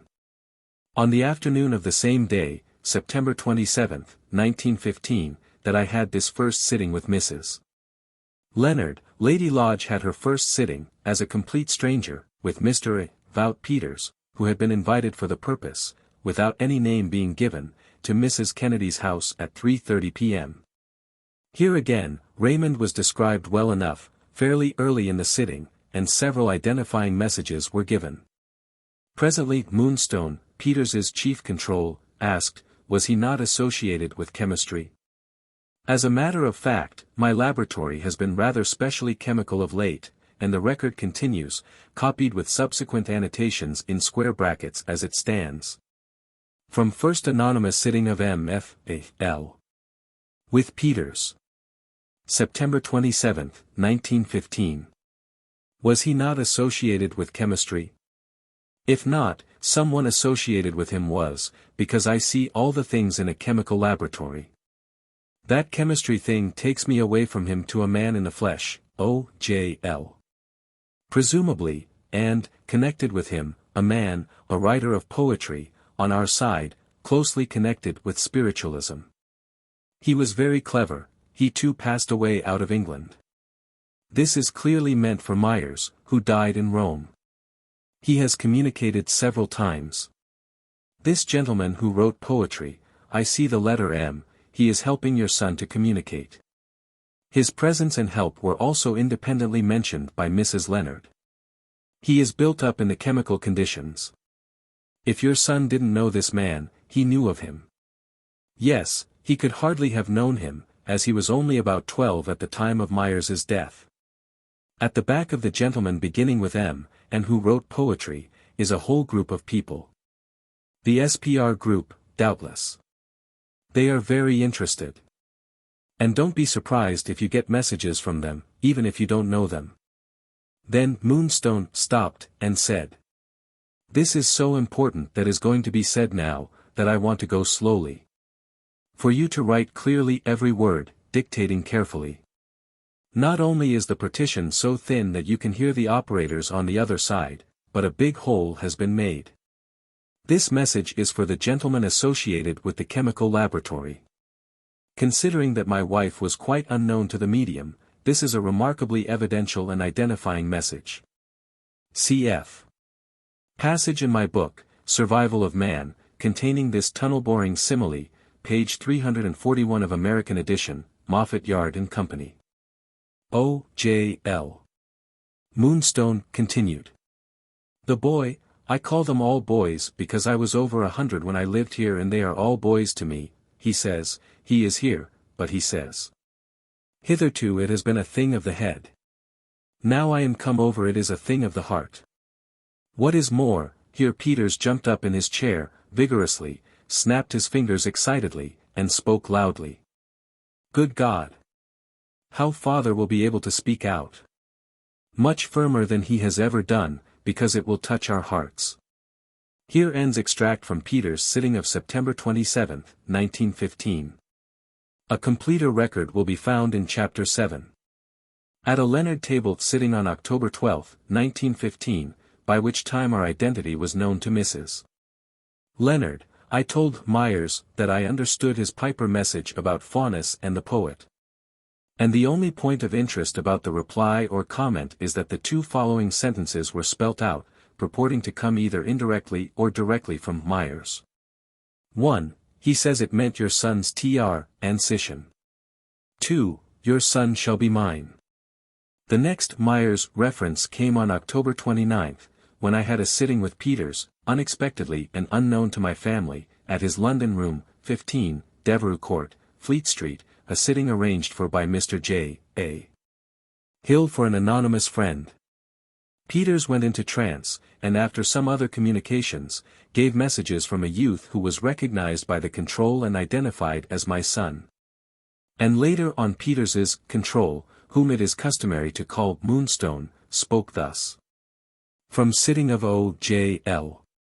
with Peters on October 29, 1915. Your common-sense method of approaching the subject in the family has been the means of helping him to come back as he has been able to do. And had he not known what you had told him, then it would have been far more difficult for him to come back. He is very deliberate in what he says. He is a young man that knows what he is saying. Do you know F.W.M.? O.J.L. Yes, I do. Because I see those 3 letters. Now, after them, do you know S.T.? Yes, I get S.T., then a dot, and then P. These are shown me, I see them in light, your boy shows these things to me. O.J.L. Yes, I understand. Meaning that I recognized the allusion to F.W.H. Myers's poem St. Paul. Well, he says to me, he has helped me so much, more than you think. That is F.W.M. O.J.L. Bless him. No, your boy laughs, he has got an ulterior motive for it. Don't think it was only for charity's sake, he has got an ulterior motive, and thinks that you will be able by the strength of your personality to do what you want to do now, to ride over the quibbles of the fools, and to make the society. The society, he says, of some use to the world. Can you understand? O.J.L. Yes.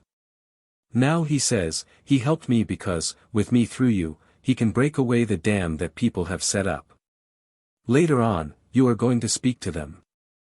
It is already on the program, and you will break down the opposition because of me.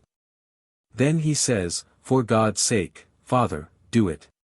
Because if you only knew, and could only see what I see, hundreds of men and women heartbroken. And if you could only see the boys on our side shut out, you would throw the whole strength of yourself into this work. But you can do it. He is very earnest. Oh, and he wants, no, I must stop him, I must prevent him, I don't want him to control the medium. Don't think me unkind, but I must protect my medium, he would not be able to do the work he has to do. The medium would be ill from it, I must protect him, the emotion would be too great for both of you, so I must prevent him from controlling. He understands, but he wants me to tell you this. The feeling on going over was one of intense disappointment, he had no idea of death. The second too was grief. Pause. This is a time when men and women have had the crust broken off them, a crust of convention, of indifference, has been smashed, and everybody thinks, though some selfishly. Now, returning to him, how patient he is. He was not always so patient. After the grief there was a glimmering of hope, because he realized that he could get back to you, and because his grandmother came to him. Then his brother was introduced to him. Then, he says, other people. Myers, it sounds like, do you know what he means, came to him, and then he knew he could get back. He knew. Now he wants me to tell you this, that from his death, which is only one of thousands, that the work which I have to translate his ideas into words, I don't get them verbatim, the work which he volunteered to be able to succeed in, no. That's not it. The work which he enlisted for, that is what he says, only he was only a unit and seemingly lost, yet the very fact of his death will be the means of pushing it on. Now I have got it. By his passing away, many hundreds will be benefited. End of extract from Peter's Sitting of October 29, 1915. A still fuller account of the whole Faunus episode, and a further sequel to it of a classical kind, called the Horace O.L. Message, will be found in the S.P.R. Proceedings for the autumn of 1916. It will be understood, I hope, that the above extracts from sittings have been reproduced here in order to show that, if we take the incidents on their face value, Myers had redeemed his Faunus promise.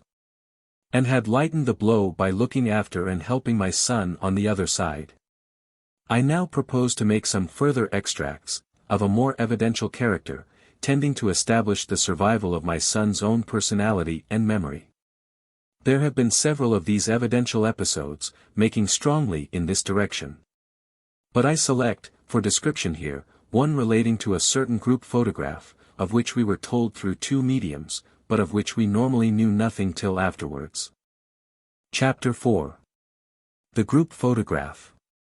I now come to a peculiarly good piece of evidence arising out of the sittings which from time to time we held in the autumn of 1915, namely, the mention and description of a group photograph taken near the front.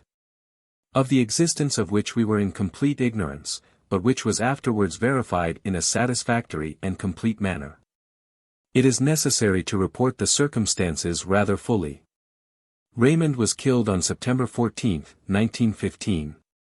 The first reference to a photograph taken of him with other men was made by Peters at M.F.A.'s first sitting with Peters, in Mrs. Kennedy's house, on September 27, 1915, thus.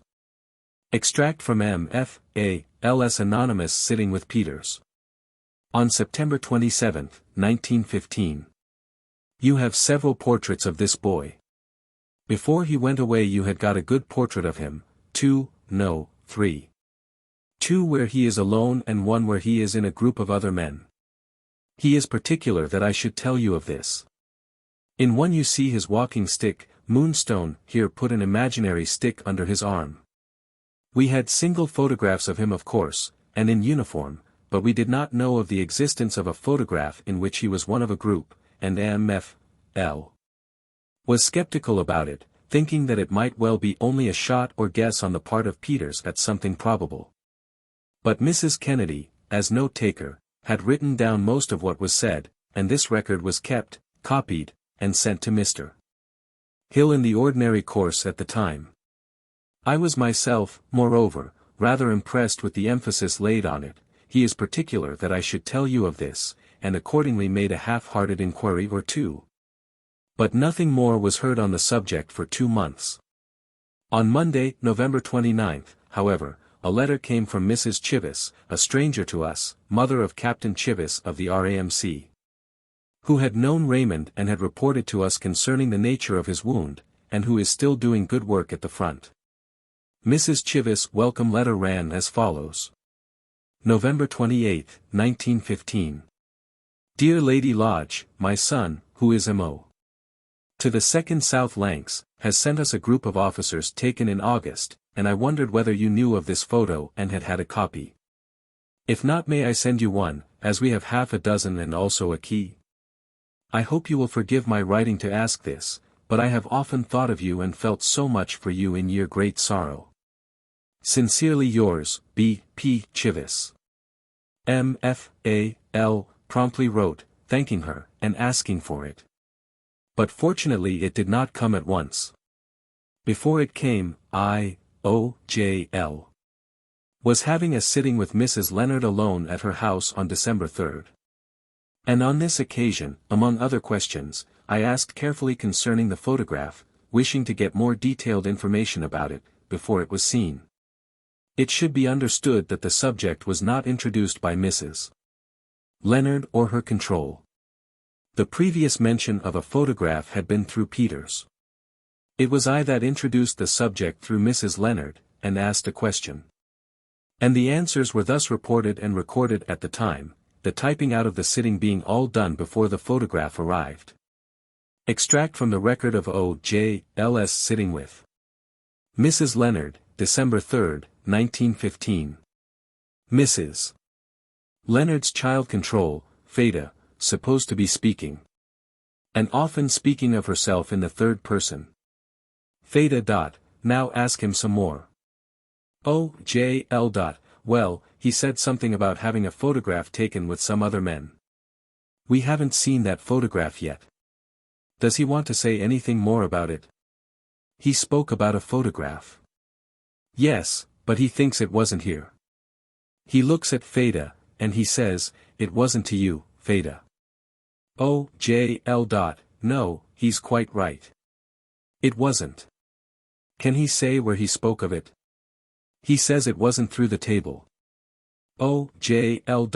No, it wasn't. It wasn't here at all.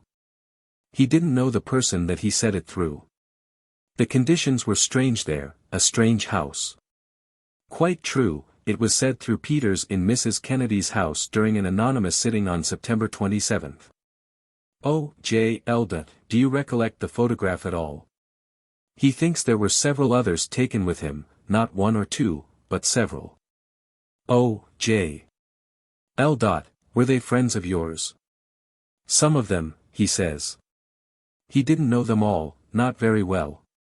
But he knew some, he heard of some, they were not all friends. Oh, J.L. Does he remember how he looked in the photograph? No, he doesn't remember how he looked. Oh, J.L. No, I mean was he standing up? No, he doesn't seem to think so. Some were raised up round, he was sitting down, and some were raised up at the back of him. Some were standing, and some were sitting, he thinks. Oh, J.L. Were they soldiers? He says yes, a mixed lot. Somebody called C was on it with him, and somebody called R, not his own name, but another R.K, he says something about K. He also mentions a man beginning with B, indistinct muttering something like Bernie, then clearly, but put down B. Oh, J.L. I am asking about the photograph because we haven't seen it yet. Somebody is going to send it to us. We have heard that it exists, and that's all. While this is being written out, the above remains true.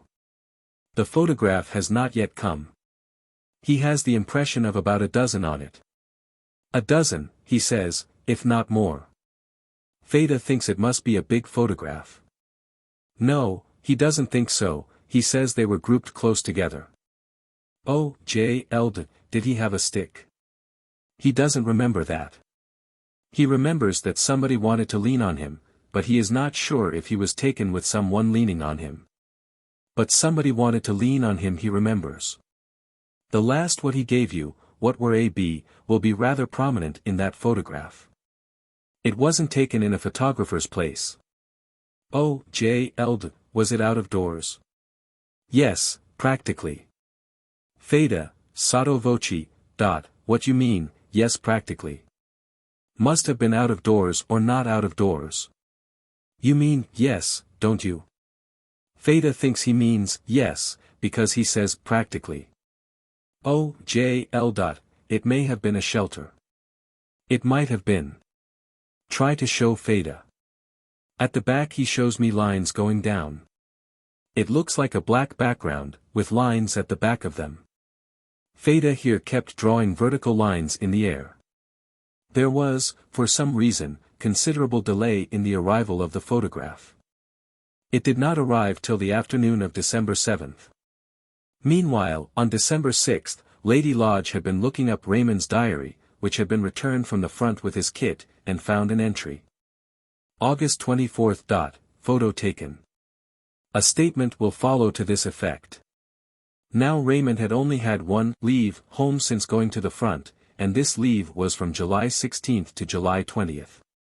The photograph had not been taken then, and so he could not have told us anything about it. The exposure was only made 21 days before his death, and some days may have elapsed before he saw a print, if he ever saw one. He certainly never mentioned it in his letters. We were therefore in complete ignorance concerning it. And only recently had we normally become aware of its existence. On the morning of December 7th another note came from Mrs. Chivvis, in answer to a question about the delay, and this letter said that the photograph was being sent off. Accordingly I.O.J.L., thinking that the photograph might be coming at once, dictated a letter to go to Mr. Hill, recording roughly my impression of what the photograph would be like, on the strength of the communication received by me from Raymond through Mrs. Leonard, and this was posted by A.E. Briscoe about lunchtime on the same day. See statement by Mr. Briscoe at the end. My statement to Mr. Hill ran thus. Copy of what was written by O.J.L. to Mr. Hill about the Photograph on the morning of Tuesday, December 7, 1915. Concerning that photograph which Raymond mentioned through Peters, saying this, one where he is in a group of other men. He is particular that I should tell you of this. In one you see his walking stick, 10 he has said some more about it through Mrs. Leonard. But he is doubtful about the stick. What he says is that there is a considerable number of men in the photograph. That the front row is sitting, and that there is a back row, or some of the people grouped and set up at the back, also that there are a dozen or more people in the photograph, and that some of them he hardly knew. That AB is prominent in the photograph, and that there is also AC, that he himself is sitting down, and that there are people behind him, one of whom either leant on his shoulder, or tried to. The photograph has not come yet, but it may come any day now, so I send this off before I get it.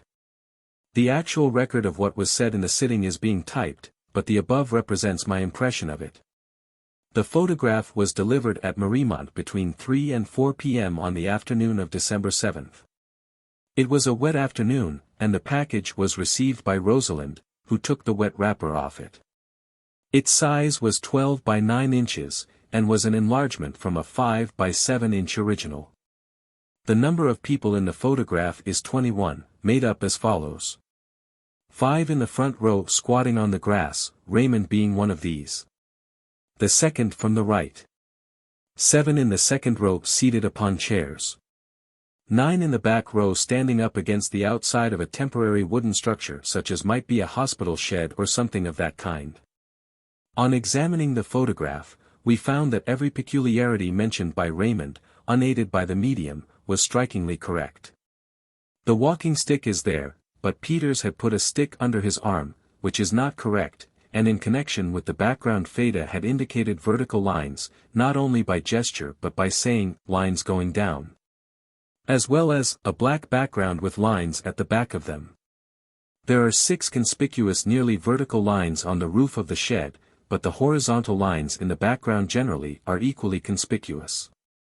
By a mixed lot, we understood members of different companies, not all belonging to Raymond's company, but a collection from several. This must be correct, as they are too numerous for one company. It is probable that they all belong to one regiment, except perhaps one whose cap seems to have a thistle badge instead of 3 feathers. As to prominence, I have asked several people which member of the group seemed to them the most prominent. And except as regards central position, a well-lighted standing figure on the right has usually been pointed to as most prominent. This one is B, as stated, namely, Captain S. T. Boast. Some of the officers must have been barely known to Raymond, while some were his friends. Officers whose names begin with B, with C, and with R were among them, though not any name beginning with K. The nearest approach to a K sound in the group is one beginning with a hard C. Some of the group are sitting, while others are standing behind. Raymond is one of those sitting on the ground in front, and his walking stick or regulation cane is lying across his feet. The background is dark, and is conspicuously lined. It is out of doors, close in front of a shed or military hut, pretty much as suggested to me by the statements made in the Leonard sitting, what I called a shelter. But by far the most striking piece of evidence is the fact that someone sitting behind Raymond is leaning or resting a hand on his shoulder. The photograph fortunately shows the actual occurrence, and almost indicates that Raymond was rather annoyed with it, for his face is a little screwed up, and his head has been slightly bent to one side out of the way of the man's arm.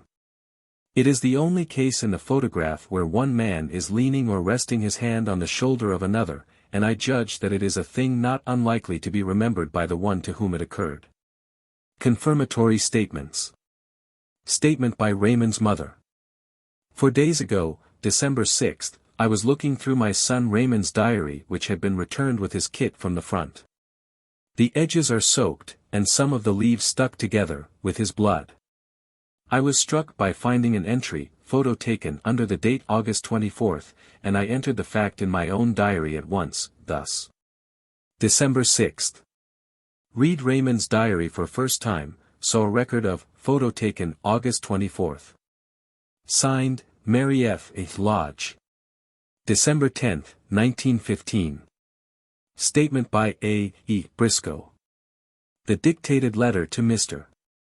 Hill, recording roughly Sir Oliver's impression of what the photograph would be like, was written out by me on the morning of Tuesday, December 7th, at Mariemont. It was signed by Sir Oliver at about noon, and shortly afterwards I started for the university, taking that and other letters with me for posting in town.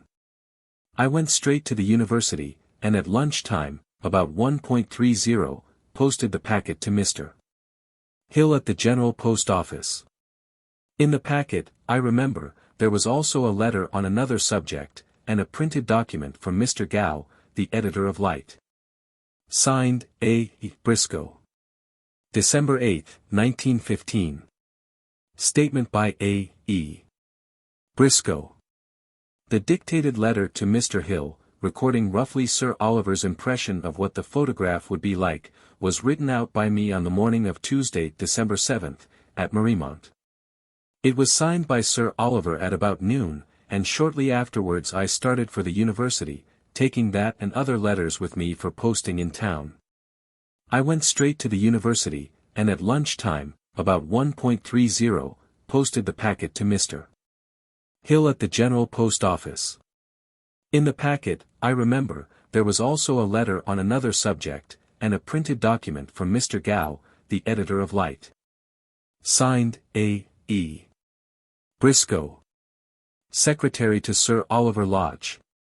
December 8, 1915. Statement by Rosalind.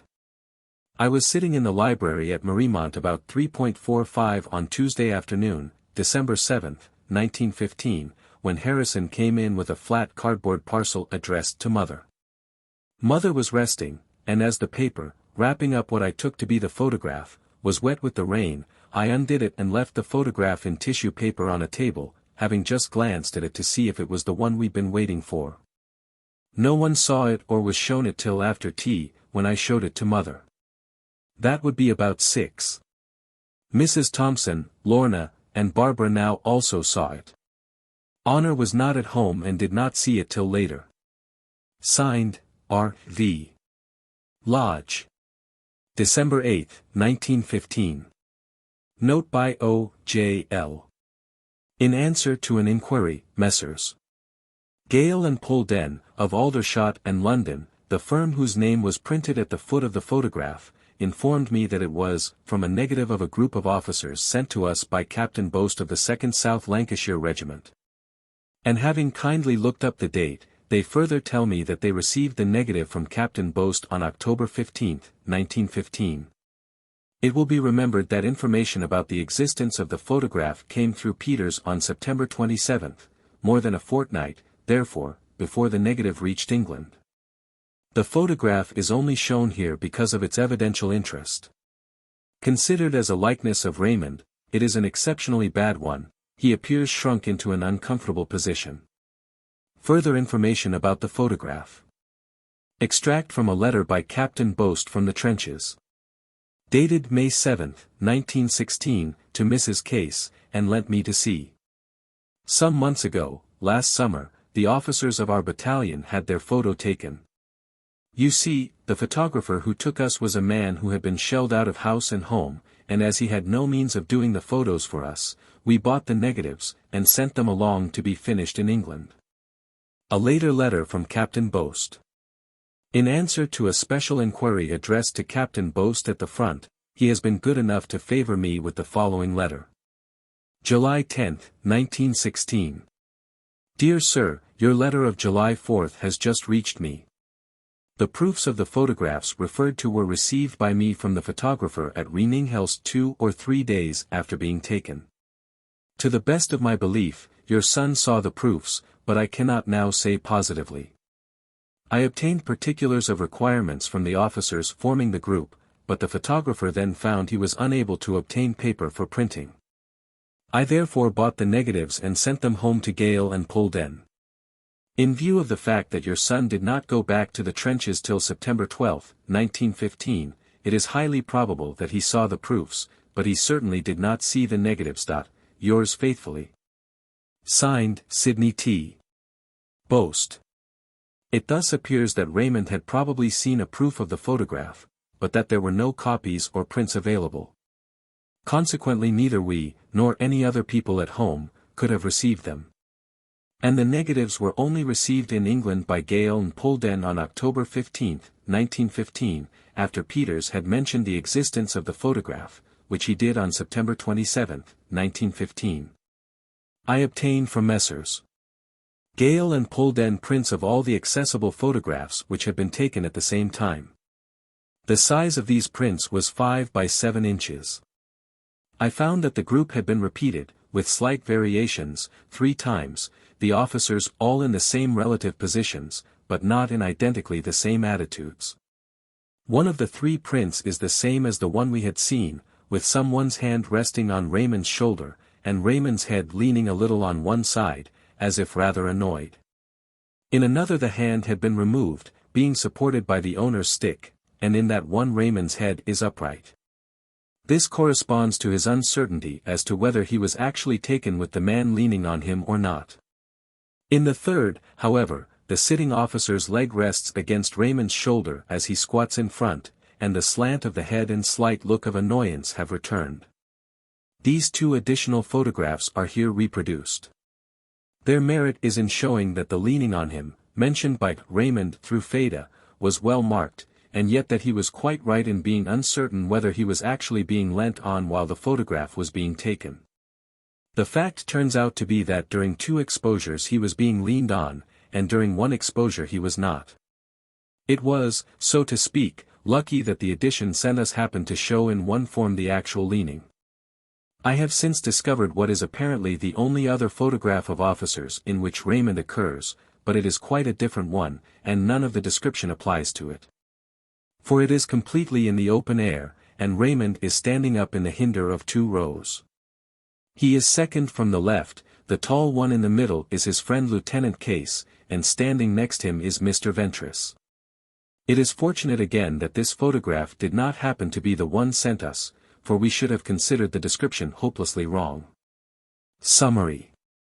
Concluding note by O.J.L.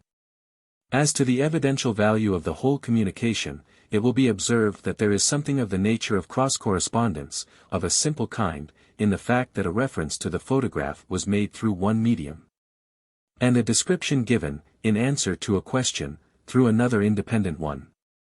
The episode is to be published in the Proceedings of the SPR for 1916, and a few further facts or comments are there added. The elimination of ordinary telepathy from the living, except under the far-fetched hypothesis of the unconscious influence of complete strangers, was exceptionally complete. Inasmuch as the whole of the information was recorded before any of us had seen the photograph. Even the establishment of a date in August for the taking of the photograph, as mentioned first in Mrs. Chivas' letter and confirmed by finding an entry in Raymond's diary, is important, because the last time we ever saw Raymond was in July. To my mind the whole incident is rather exceptionally good as a piece of evidence. And that Raymond expected it to be good evidence is plain from Peters's, Moonstone's, statement, at that first reference to a photograph on September 27, namely, he is particular that I should tell you of this. This sentence it probably was which made me look out for such a photograph, and take pains to get record soundly made beforehand. Our complete ignorance, even of the existence of the photograph, in the first place, and secondly the delayed manner in which knowledge of it normally came to us. So that we were able to make provision for getting the supernormally acquired details definitely noted beforehand, seemed to me to make it a first-class case.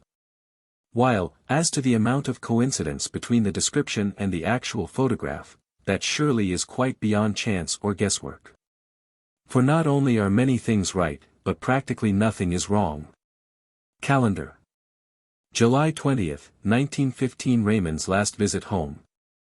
August 24, 1915 photograph taken at the front, as shown by entry in Raymond's private diary, but not mentioned by him. September 14, 1915 Raymond's death. September 27, 1915 Peters, Moonstone's, mention of the photograph as a message from Raymond. October 15, 1915. Negative sent with other negatives. By Captain Sidney T. Boast, from the front in Flanders, to Messrs. Gale and Polden, Aldershot, 4. Printing. November 29, 1915. Mrs. Chivis wrote spontaneously, saying that she had a group photograph of some second South Lancashire officers, which she could send if desired. December 3, 1915. Fedas, Mrs. Leonard's, further description of a photograph which had been mentioned through another medium, in answer to a direct question addressed to Raymond. December 6, 1915. M.F.A.L. found an entry in Raymond's diary showing that a photograph had been taken on August 24. Morning of December 7, 1915. To make sure, O.J.L. wrote to J.A.H. his impression of the photograph before it came. Afternoon of December 7, 1915. Arrival of the photograph. Evening of December 7, 1915. The photograph was shown to the home members of the family, and examined by O.J.L. Chapter 5. Beginning of historical record of sittings. Although this episode of the photograph is a good and evidential one, should be sorry to base an important conclusion on any one piece of evidence, however cogent. All proofs are really cumulative, and though it is legitimate to emphasize anything like a crucial instance, it always needs supplementing by many others, lest there may have been some oversight. Accordingly, I now proceed to quote from sittings held by members of the family after Raymond's death, laying stress upon those which were arranged for, and held throughout, in an anonymous manner, so that there was not the slightest normal clue to identity. The first message came to us through a recent friend of ours in London, Mrs. Kennedy, who herself has the power of automatic writing, and who, having lost her specially beloved son Paul, has had her hand frequently controlled by him, usually only so as to give affectionate messages, but sometimes in a moderately evidential way. She had been skeptical about the genuineness of this power apparently possessed by herself. And it was her painful uncertainty on this point that had brought her into correspondence with me, for she was trying to test her own writing in various ways, as she was so anxious not to be deceived. The first I ever heard of her was the following letter, which came while I was in Australia, and was dealt with by Mr. Hill. First letter from Mrs. Kennedy to O.J.L. August 16, 1914.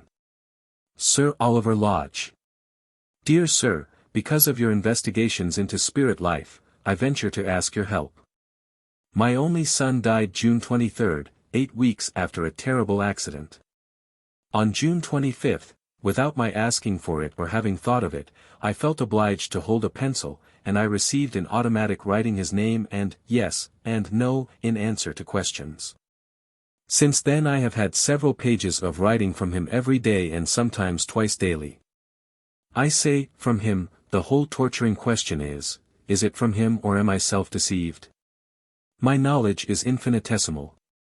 19 years ago a sister who had died the year before suddenly used my hand, and after that wrote short messages at intervals, another sister a year later, and my father one message 16 years ago.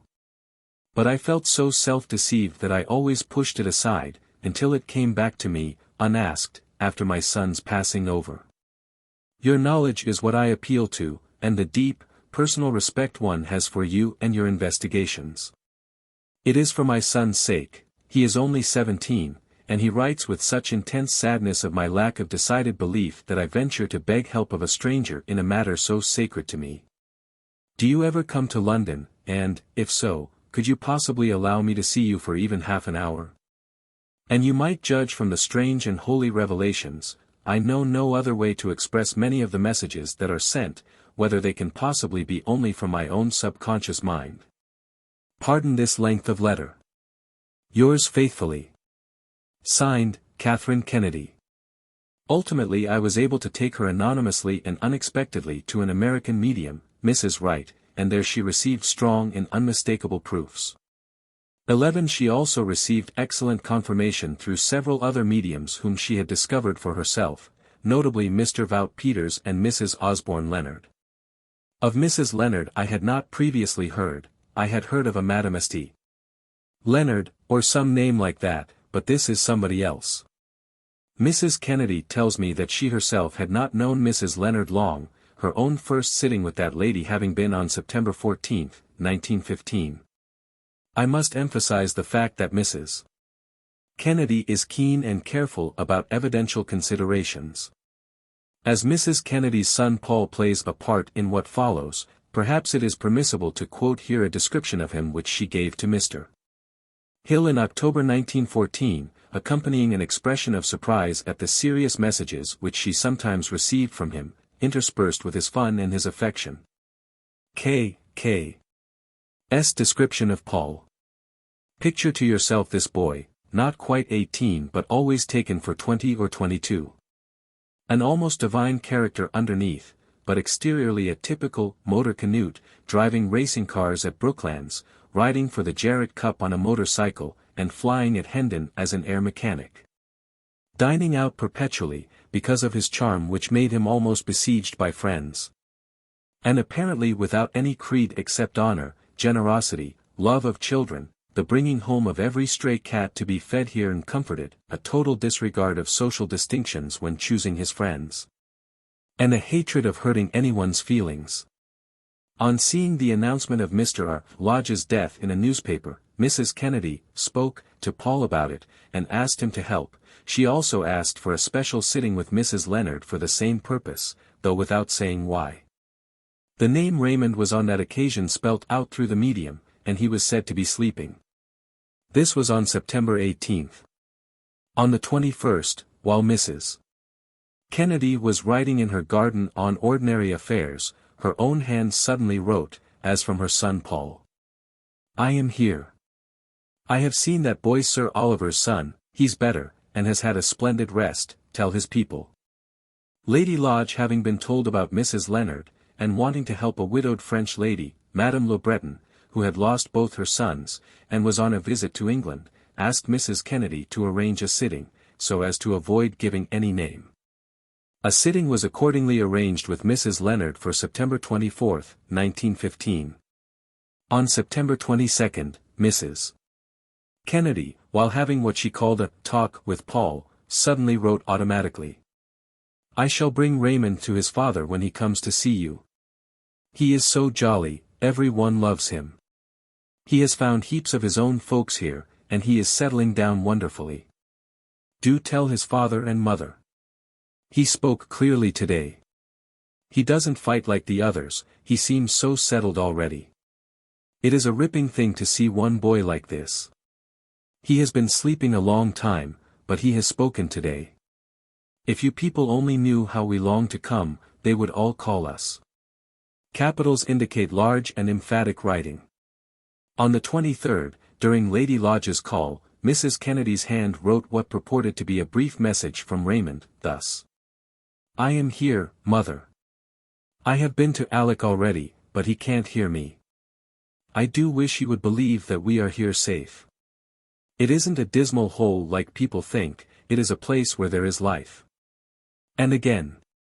Wait till I have learned better how to speak like this. We can express all we want later, give me time. I need hardly say that there is nothing in the least evidential in all this. I quote it only for the sake of reasonable completeness, so as to give the history from the beginning. Evidence comes later.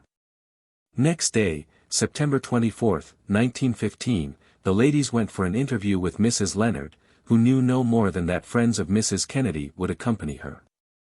The following is Lady Lodge's account of the sitting. First sitting of any member of the family, anonymous. With Mrs. Leonard. General account by M.F.A.L. September 24, 1915. Mrs. Leonard went into a sort of trance, I suppose, and came back as a little Indian girl called Frida, or Fada, rubbing her hands, and talking in the silly way they do. However, she soon said there was an old gentleman and a young one present, whom she described, and Mrs. Kennedy told me afterwards that they were her father and her son Paul. There seemed to be many others standing beside us, so Fada said. Then Fada described someone brought in lying down, about 24 or 25, not yet able to sit up. The features she described might quite well have belonged to Raymond. I forgot to say Mrs. Leonard did not know me or my name, or Madame Le Breton's. Fada soon said she saw a large R beside this young man, then an A, then she got a long letter with a tail, which she could not make out, then she drew an M in the air, but forgot to mention it, and she said an O came next. And she said there was another O with a long stroke to it, and finally, she said she heard Raymond, which is only her way of pronouncing it. The name was presumably got from Paul. O.J.L. Then she said that he just seemed to open his eyes and smile, and then he had a choking feeling, which distressed me very much. But he said he hadn't suffered much, not nearly as much as I should think, whether he said this, or Paul, I forget. But Paul asked me not to tell him tomorrow night that I was not with him, as he had so much the feeling that I was with him when he died, that he, Paul, wouldn't like to undeceive him. I then asked that someone in that other world might kiss him for me, and a lady, whom they described in a way which was just like my mother, came and kissed him, and said she was taking care of him. And there was also an old gentleman, full white beard, etc., evidently my stepfather, but Fada said with a mustache, which was a mistake, with W up beside him, also taking care.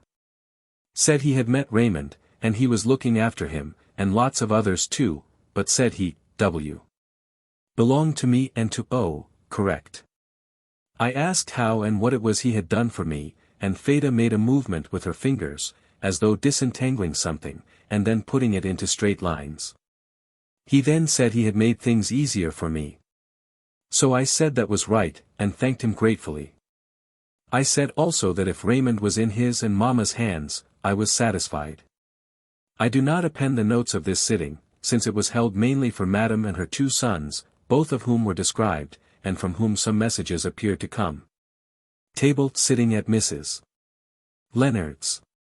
Next day, Saturday, September 25, 1915, as arranged partly by Paul, the 3 ladies went to Mrs. Leonard's house again for a sitting with a table, and Dr. Kennedy kindly accompanied them to take notes.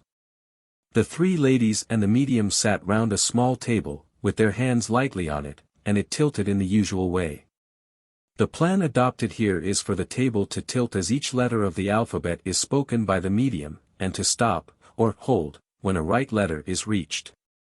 For general remarks on the rationale, or what most people will naturally consider the absurdity, of intelligent movements of this kind, see Chapter 14, Part 3. It was a rather complicated sitting, as it was mainly for Madame who was a novice in the subject. Towards the end unfortunately, though momentarily and not at all pronouncedly, she spoke to Lady Lodge by name. At these table sittings the medium, Mrs. Leonard, is not unconscious, accordingly she heard it in her normal self, and afterwards said that she had heard it. The following extracts from the early part of the sitting may be quoted here, as answers purporting to be spelt out by Raymond. Questions. Answers. Are you lonely? No. Who is with you? Grandfather W. Have you anything to say to me? You know I can't help missing you. But I am learning to be happy. Have you any message for any of them? Tell them I have many good friends. Can you tell me the name of anyone at home? Honor. One of his sisters. Other messages of affection and naturalness. Have I enough to satisfy them at home? No. Is there anything you want to send? Tell father I have met some friends of his. Any name? Yes, Myers. Have you anything else to say? No answer. Is someone else there? Yes, Guy. This was a son of Madame. And the sitting became French. Reasonable and natural messages were spelt out in French. The other son of Madame was named Didier, and an unsuccessful attempt to spell this name was made, but the only result was Dodi. Automatic writing by Mrs. Kennedy, September 26. On September 26, Mrs. Kennedy, alone, had a lot of automatic writing, with her own hand, mainly from Paul, who presently wrote, "Mother, I have been let to bring Raymond." After a welcome, Raymond was represented as sending this message. "I can speak easier than I could at the table, because you are helping all the time. It is easy when we are alone with you, but if I go there it confuses me a little. I long to comfort them. Will you tell them that Raymond had been to you, and that Paul tells me I can come to you whenever I like? It is so good of you to let the boys all come. Paul tells me he has been here since he was 17. He is a jolly chap, everyone seems fond of him. I don't wonder, for he helps everyone. It seems a rule to call Paul if you get in a fix." Then Paul said he was back, and wrote. He is quite happy really since he finds he can get to his people. He has slept ever since last night, till I was told to fetch him tonight. Asked about the French boys, Paul said. I saw them when I brought them, but I don't see them otherwise. They are older than I am, they hardly believe it yet that they have spoken. All the time they felt it was impossible, and they nearly gave it up, but I kept on begging them to tell their mother they lived. I do hope she felt it true, mother. It is hard to think your sons are dead. But such a lot of people do think it. It is revolting to hear the boys tell you how no one speaks to them ever, it hurts me through and through. Interval. Paul fetched Guy, one of Madame Le Breton's sons, saying. I can't stand it when they call out for help. Speak to him please, mother. Mrs. Kennedy spoke to Guy, saying that she felt he could not believe any of it, but would he give time and trouble to studying the subject as she was doing? The following writing came. Guy.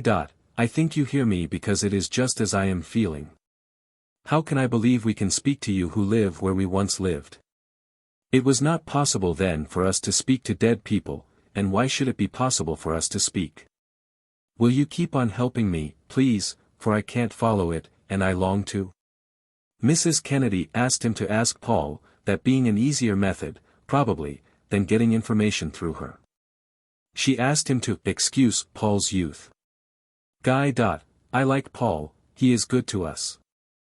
I shall be glad to talk to him constantly if he has time for all of us, he seems a sort of messenger between us and you, isn't he? Guy had been to school in England, his brother had not. Chapter 6. First sitting of O.J.L. with Mrs. Leonard. On September 27, as already stated in Chapter 3, I myself visited Mrs. Leonard, going anonymously and alone, and giving no information beyond the fact that I was a friend of Mrs. Kennedy. I lay no stress on my anonymity, however. In a short time Fada controlled, and at first described an elderly gentleman as present. Then she said he brought someone with the letter R. And as I took verbatim notes I proposed to reproduce this portion in full, so as to give the general flavor of a Fada sitting, only omitting what has already been extracted and quoted in Chapter 3. O.J.L. at Mrs. Leonard's, Monday, September 27, 1915, 12, noon to 1 o'clock. Mrs. Leonard's control, Fada, speaking all the time. There is someone here with a little difficulty, not fully built up, youngish looking, form more like an outline. He has not completely learnt how to build up as yet. Is a young man, rather above the medium height, rather well built, not thick-set or heavy, but well built. He holds himself up well. He has not been over long. His hair is between colors. He is not easy to describe, because he is not building himself up so solid as some do. He has grayish eyes, hair brown, short at the sides, a fine-shaped head, eyebrows also brown, not much arched. Nice-shaped nose, fairly straight, broader at the nostrils a little, a nice-shaped mouth, a good-sized mouth it is, but it does not look large because he holds the lips nicely together, chin not heavy, face oval. He is not built up quite clearly, but it feels as if Fada knew him. He must have been here waiting for you. Now he looks at Fada and smiles, now he laughs, he is having a joke with Fada, and Polly laughs too. Paul says he has been here before, and that Paul brought him. But Feda sees many hundreds of people, but they tell me this one has been brought quite lately. Yes, I have seen him before. Feda remembers a letter with him too. That is to do with him. Then Feda murmured, as if to herself, try and give me another letter. Pause. It is a funny name, not Robert or Richard. He is not giving the rest of it, but says again, it is from him. He wants to know where his mother is, he is looking for her, he does not understand why she is not here. O.J.L.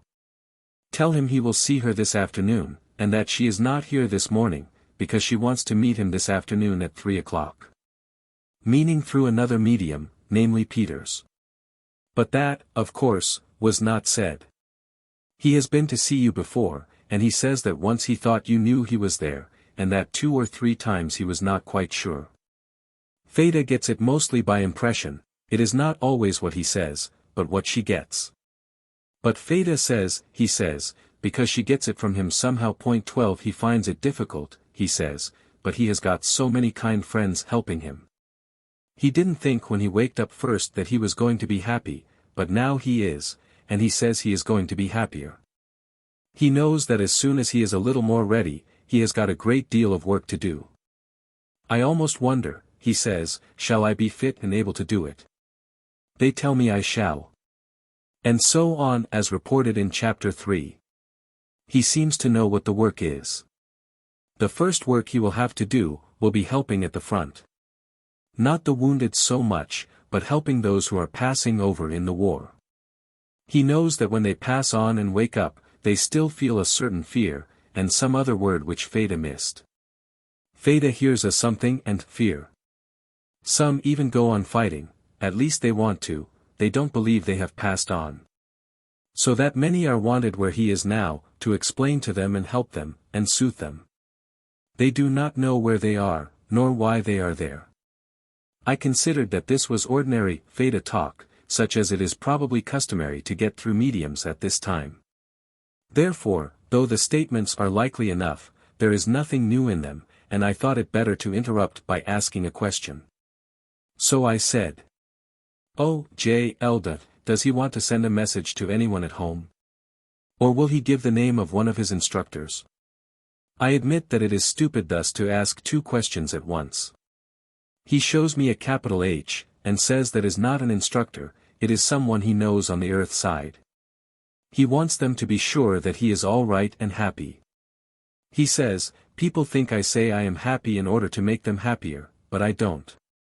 And so on as already reported in chapter 3. Now the first gentleman with the letter W is going over to him and putting his arm round his shoulder, and he is putting his arm round the gentleman's back. Feda feels like a string round her head. A tight feeling in the head, and also an empty sort of feeling in the chest, empty, as if sort of something gone.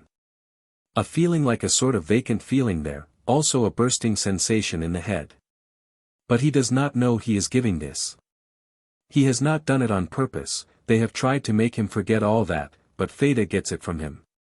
There is a noise with it too, an awful noise and a rushing noise. He has lost all that now, but he does not seem to know why Feda feels it now. I feel splendid, he says, I feel splendid. But I was worried at first.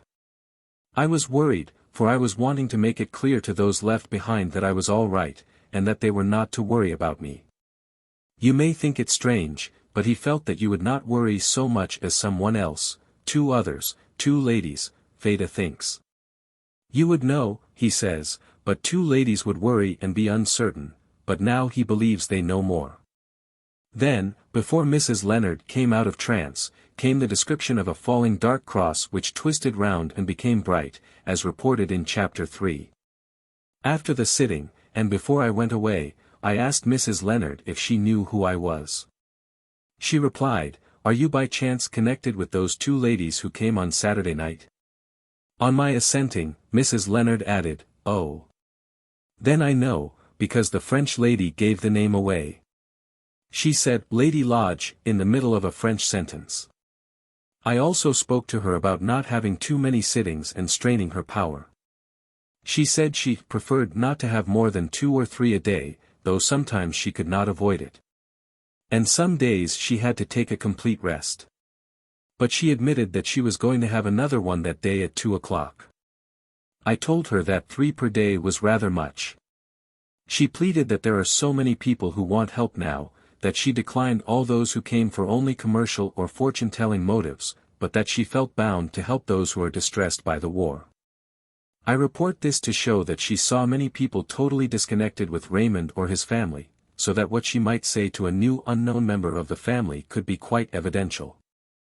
Chapter 7. 1 Peter's Sitting, Anonymous. Mrs. Kennedy desired Lady Lodge to try with a different and independent medium, and therefore kindly arranged with Mr. A. Vout Peters to come to her house on Monday afternoon and give a trance sitting to a friend of hers not specified.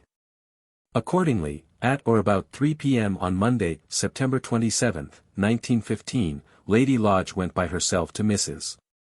Kennedy's house, so as not to have to give any name, and awaited the arrival of Peters, who, when he came, said he would prefer to sit in Mrs. Kennedy's own room in which he had sat before, and which he associated with her son Paul.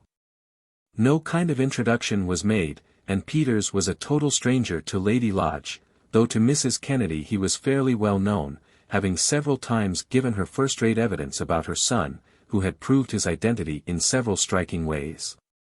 When Peters goes into a trance his personality is supposed to change to that of another man, who, we understand, is called Moonstone, much as Mrs. Piper was controlled by apparent personalities calling themselves Finuit or Rector. When Peters does not go into a trance he has some clairvoyant faculty of his own. The only other person present on this occasion was Mrs. Kennedy, who kindly took notes. This is an important sitting, as it was held for a complete stranger, so I propose to report it practically in full. M.F.A.L. sitting with A. Vout Peters, in Mrs. Kennedy's house, on September 27, 1915, at 3:30 p.m. Medium. A. Vout Peters. Sitter. Lady Lodge, M.F.A.L. Recorder. Mrs. Catherine Kennedy, K.K.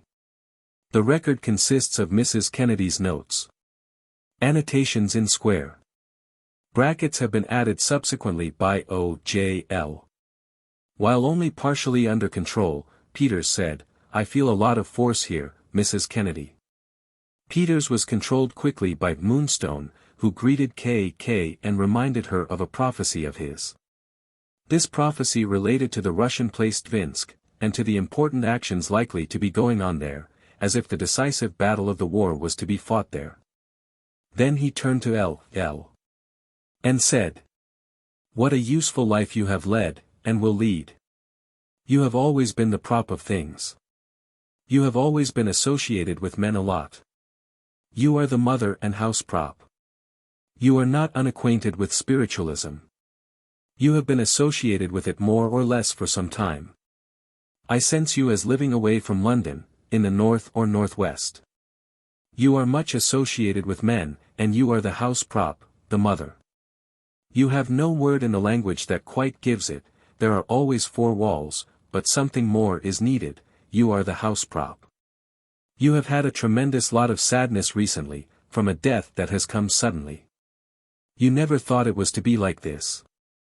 Peters went on talking glibly, and there was no need for the sitter to say anything. "There is a gentleman here who is on the other side," he went very suddenly.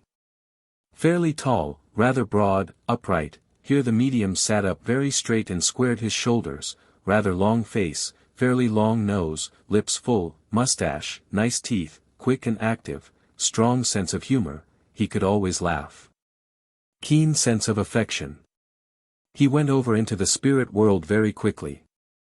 There is no idea of death because it was so sudden, with no illness. Do you know anything connected with the letter L? No answer was given to this. What I am going to say now is from Paul. He says, "Tell mother it is not one L, it is double L." He says, "Tell mother she always loved a riddle." He laughs. L and K both said they could not understand. 13. Moonstone, continued. They don't want to make it too easy for you, and funnily enough, the easier it seems to you sometimes the more difficult it seems to them. This man is a soldier, an officer. He went over where it is warm. You are his mother, aren't you, and he does not call you ma, or mama, or mater, just mother, mother. True. He is reticent and yet he told you a tremendous lot. You were not only his mother but his friend. Wasn't he clever with books? He laughs and says, anyhow I ought to be, I was brought up with them. He was not altogether a booky person.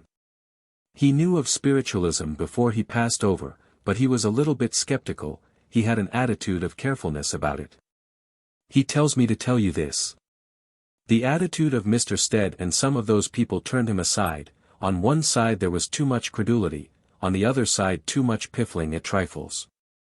See also appendix to this sitting. He holds up in his hand a little heap of olives, as a symbol for you, then he laughs. Now he says, for a test, associated with the olives is the word Roland. 14 All of this is to give you proof that he is here. Before you came you were very down in the dumps. Was he ill 3 weeks after he was hurt? More like 3 hours, probably less. Various other guesses were made for the meaning of 3. I see the figure 3 so plainly, can't you find a meaning for it? L. suggested 3rd Battalion, and Moonstone continued. He says, yes, and wasn't he officially put down on another one? Perfectly true, he was attached to the 2nd Battalion at the front, to the 3rd or Reserve Battalion while training, 15. He says, don't forget to tell father all this. His home is associated with books, both reading and writing books. Wait a minute, he wants to give me a word, he is a little impatient with me. Manuscripts, he says, manuscripts, that's the word. He sends a message, and he says, this is more for father, it is no good his attempting to come to the medium here, he will simply frighten the medium for all he is worth, and he will not get anything. But he is not afraid of you, and if there is communication wanted with this man again, you must come. You have several portraits of this boy. Before he went away you had got a good portrait of him, 2, no, 3. Fully as many as that. 2 where he is alone and 1 where he is in a group of other men. This last is not yet verified, 16. He is particular that I should tell you of this. In one you see his walking stick, Moonstone here put an imaginary stick under his arm. Not known yet. He had particularly strong hands. When he was younger, he was very strongly associated with football and outdoor sports. You have in your house prizes that he won, I can't tell you what. Incorrect. Possibly some confusion in record here, or else wrong. Why should I get 2 words, Small and Heath? Small Heath is a place near Birmingham with which he had some but not close associations. Also I see, but very dimly as in a mist, the letters BIR, probably Birmingham. You heard of either his death or of his being hurt by telegram. He didn't die at once. He had 3 wounds. I don't think you have got details yet. No, not fully. If he had lived he would have made a name for himself in his own particular line. Was he not associated with chemistry? If not, someone associated with him was, because I see all the things in a chemical laboratory. The next portion has already been reported in Chapter 3, but I do not omit it from its context here. That chemistry thing takes me away from him to a man in the flesh. And connected with him a man, a writer of poetry, on our side, closely connected with spiritualism. He was very clever, he too passed away out of England. He has communicated several times. This gentleman who wrote poetry, I see the letter M, he is helping your son to communicate. He is built up in the chemical conditions. If your son didn't know this man, he knew of him. At the back of the gentleman beginning with M and who wrote poetry is a whole group of people. They are very interested. And don't be surprised if you get messages from them, even if you don't know them.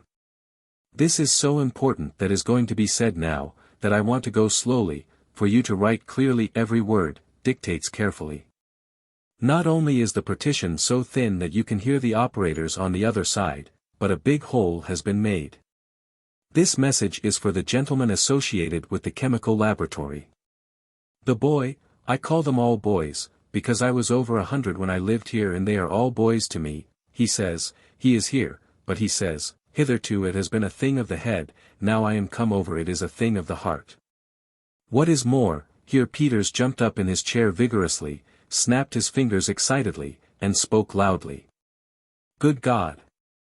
How father will be able to speak out. Much firmer than he has ever done, because it will touch our hearts. M.F.A.L. Does he want his father to speak out? Yes, but not yet, wait, the evidence will be given in such a way that it cannot be contradicted, and his name is big enough to sweep all stupid opposition on one side. I was not conscious of much suffering, and I am glad that I settled my affairs before I went. He made a will just before leaving England, and left things in good order. He also cleared up things when he joined the army. Have you a sister of his with you, and one on our side? A little child almost, so little that you never associated her with him. There are 2 sisters, one on each side of him, one in the dark and one in the light. Raymond was the only boy sandwiched in between 2 sisters, Violet older than he, and still living, presumably in the dark, and Laura 17 younger than he, died a few minutes after birth, in the light. Raymond was the youngest boy, and had thus a sister on either side of him. Your girl is standing on one side, Paul on the other, and your boy in the center. Here Moonstone put his arm round K.'s shoulder to show how the boy was standing. Now he stoops over you and kisses you there, indicating the brow. Before he went away he came home for a little while. Didn't he come for 3 days? There is a little unimportant confusion in the record about days. Then, with evident intention of trying to give a test, some trivial but characteristic features were mentioned about the interior of 3 houses, the one we are in now, the one we had last occupied at Liverpool, and the one he called Mother's Home.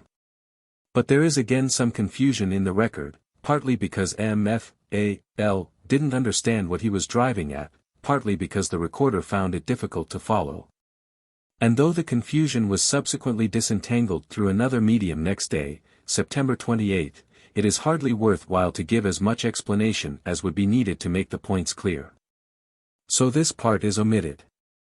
And he wanted me to tell you of a kiss on the forehead. M.F.A.L. He did not kiss me on the forehead when he said goodbye. Well, he is taller than you, isn't he? Yes. Not very demonstrative before strangers. But when alone with you, like a little boy again.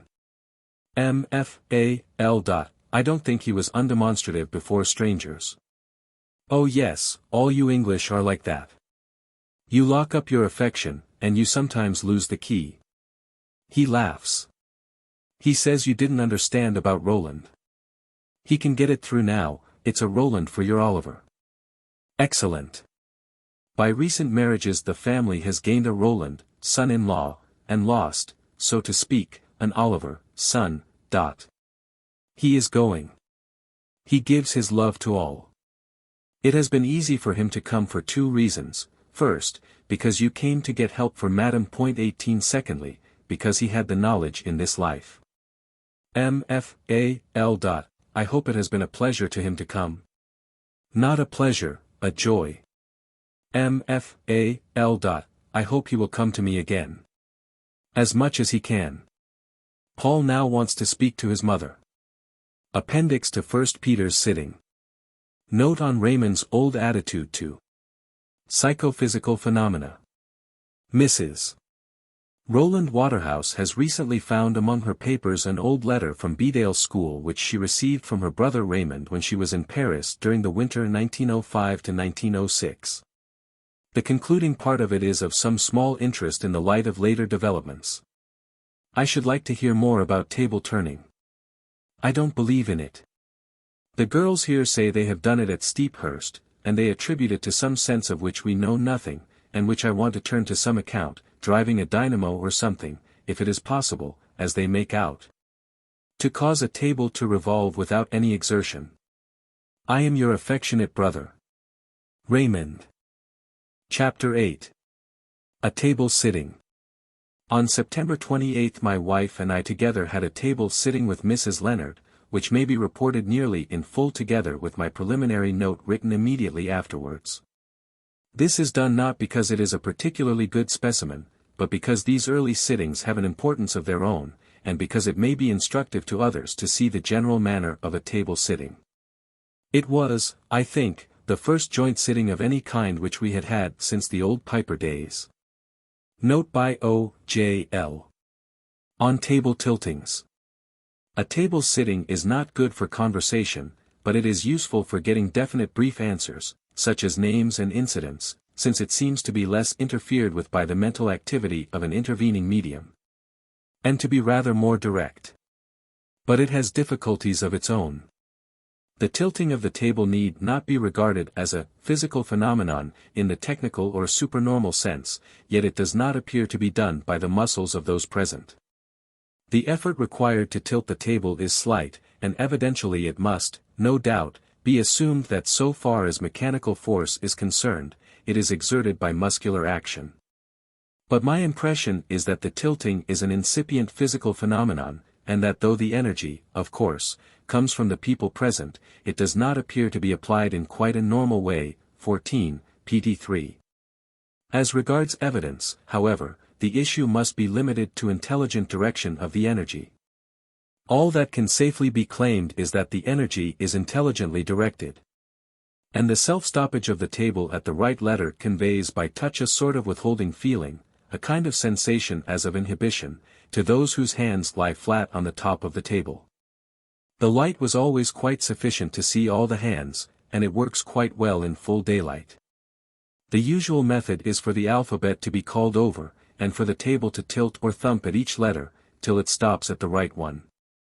The table tilts 3 times to indicate yes, and once to indicate no, but as one tilt also represents the letter A of the alphabet, an error of interpretation is occasionally made by the sitters. So also C might perhaps be mistaken for yes, or vice versa, but that mistake is not so likely. Unconscious guidance can hardly be excluded, i.e. cannot be excluded with any certainty when the answer is of a kind expected. But first, our desire was rather in the direction of avoiding such control, and second, the stoppages were sometimes at unexpected places. And third, a long succession of letters soon becomes meaningless, except to the recorder who is writing them down silently, as they are called out to him seriatim, in another part of the room. It will also be observed that at a table sitting it is natural for the sitters to do most of the talking, and that their object is to get definite and not verbose replies. On this occasion the control of the table seemed to improve as the sitting went on, owing presumably to increased practice on the part of the communicator, until towards the end, when there seemed to be some signs of weariness or incipient exhaustion. And, since the sitting lasted an hour and a half, tiredness is in no way surprising. No further attempt was made to keep our identity from Mrs. Leonard. Our name had been given away, as reported near the end of chapter 6. Table sitting with Mrs. Leonard, Tuesday, September 28, 1915, at 5:30 p.m. Present, O.J.L.M.F.A.L.K.K., with Dr. Kennedy at another table as recorder. A small partly wicker table with a square top was used, about 18 inches square. O.J.L. and M.F.A.L. sat opposite to each other. K.K. and Mrs. Leonard occupied the other positions, Mrs. Leonard to the right of O.J.L. After 4 minutes interval, the table began to tilt. Medium. Will you tilt 3 times to show you understand? It did. Medium. Will you like to give your name? It gave 3 tilts indicating yes. Medium. Very well, then, the alphabet. Spell it, please. Mrs. Leonard here repeated the alphabet fairly quickly, while the table tilted slightly at each letter as it was said. Stopping first at the letter P. Then at the letter A. Then U. Then L. O, J, L. Yes, very well, Paul. We know who you are, and you know who we are, and we know that you have brought Raymond, and have come to help. Yes. O, J, L. We that are here know about this, and you have given us evidence already, but I am here to get evidence for the family. Yes. O, J, L. Would you like to say something first, before I ask a question? Silence. Then the table moved and shook a little, indicating that it wanted the alphabet. And when the medium recited the letters, it spelt out in the same manner as before, i.e. by stopping at the one desired by whatever intelligence was controlling the table. Raymond wants to come himself. Here am, L. Ejaculated, dear Raymond, and sighed unconsciously. The table spelt, it being understood that Raymond had now taken control. Do not sigh. M-F-A-L. Was I sighing? O, J, L. Yes, but you must not be so distressed, he doesn't like it. He is there all right, and I am glad to have someone on the other side. Yes. O, J, L. Raymond, your mother is much happier now. Yes. O, J, L. Now then, shall I ask you questions? Yes. O, J, L. Well now, wait a minute and take your time, and I will ask the first question. What did the boys call you? The medium now again repeated the alphabet, the table tilting to each letter as before. First stopping at P. Then at A. Then at P again. It then shook as if something was wrong. O, J, L. Very well, try again, begin once more. Again it spelt pap, but again indicated dissent, and tried again. At the third trial it appeared to spell Pa. M-F-A-L. Raymond dear, you have given 2 letters right, try and give the third. It now stopped at T, making pat. M-F-A-L. Yes, that is right. This was, of course, well in our knowledge and therefore not strictly evidential, but it would not be in the knowledge of the medium. Cf. page 148. Yes. O, J, L. Well, now, you have done that, shall I ask another? Yes. O. J, L. Will you give the name of a brother? The alphabet was repeated as usual by the medium, in a monotonous manner, the table tilting as before. And stopping first at N. Then at O. Then going past E, it stopped at R. And the next time at M. Then, by a single tilt, it indicated A or else no. O, J, L, thinking that the letters R and M were wrong, because the, to him, meaningless name Norman was evidently being given, took it as no, and said. O, J, L. You are confused now, better begin again. The name accordingly was begun again, and this time it spelt Noel. O, J, L. That is right. But see appended note, page 147. A slight pause took place here. The table then indicated that it wanted the alphabet again, and spelt out an apparently single meaningless word which Dr. Kennedy, as he wrote the letters down, perceived to be fire away. O, J, L. O. You want another question? Would you like to say the name of an officer? Yes. O, J, L. Very well then, spell it. Table spelt MIP. Then indicated error. O, J, L. Not P. No. O, J, L. Well, begin again. Mitchell. O, J, L. Then the officer's name is Mitchell. Yes. O. J, L. Was he a captain? Silence. O, J, L. Was he a lieutenant? Silence. O, J, L. Was he a second lieutenant perhaps? Apparent assent, but nothing forcible. O, J, L. I am now going to give a name away on purpose. I am going to ask, do you remember Case? Yes. O, J, L. Would you like to say anything about him? Yes. O, J, L, D, very well then, let us have the alphabet. Table spelt. He is a-going along all right. Erasures signify errors which were made either by the communicator or the interpreter, and are in accordance with the record. The method was that each letter, as understood, was called out, usually by me, to the recorder. When a wrong letter was indicated, or when there was obviously a duplication, it was scratched out as above. After a short silence the spelling began again, it being easy for the table to indicate to the medium, by shaking or fidgeting, that she is wanted to repeat the alphabet. He is here. O, J, L. What, on your side? Thinking it referred to Lieutenant Case. Aloud, no. He is here speak. K, interpreting for us, it only means Raymond is here and waiting. O, J, L. Under what circumstances did you see him last?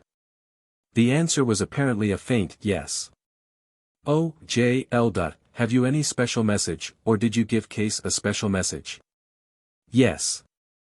O, J, L. What was it? So I am not so I am WO. Here some confusion was indicated, and M-F-A-L. Said, try and spell the name, meaning for whom the message was, if it was a message that was intended, which was very doubtful.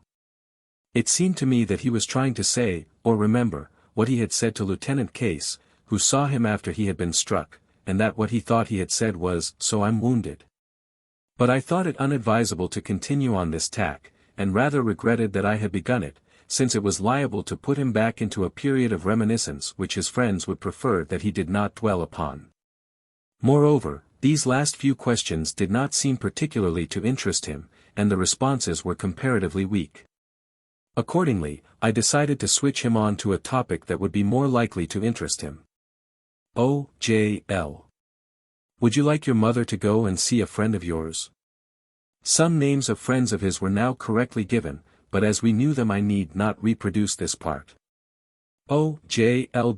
I say, Raymond, would you like a Ford motor?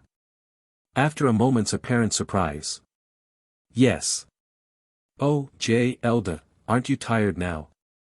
Loud, no. M-F-A-L. Raymond, I don't know Mitchell. No. O, J, L.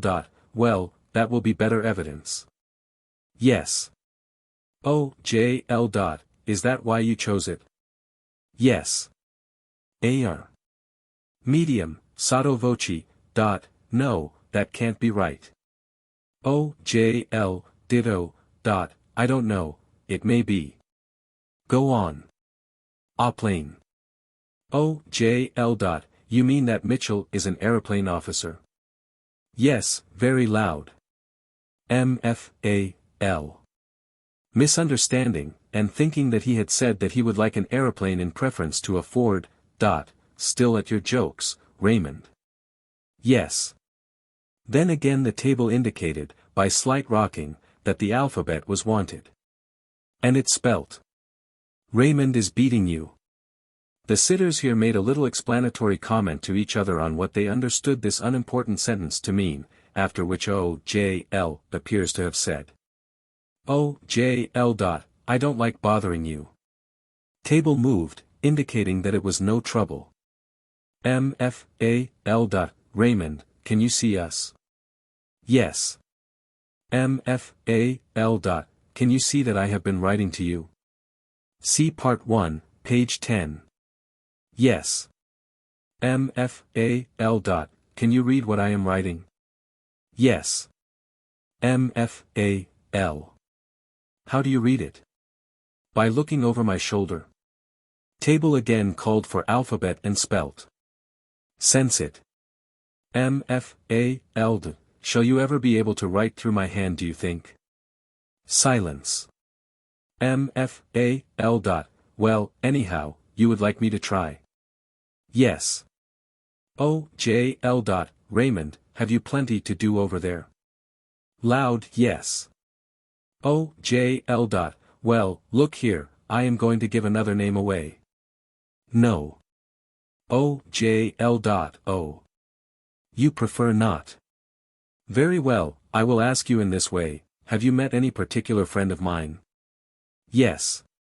Oh, J.L. Very well then, spell his name. The table spelt. Myers and Gra. Here O.J.L. thought that he had got wrong, rather suspected that the A meant no, and stupidly said. O.J.L. Well, it doesn't matter, it won't be evidential, so I may as well guess what you mean, is it Gurney? The table assented. But it still went on spelling. It again spelt. Gra. And then. Nd.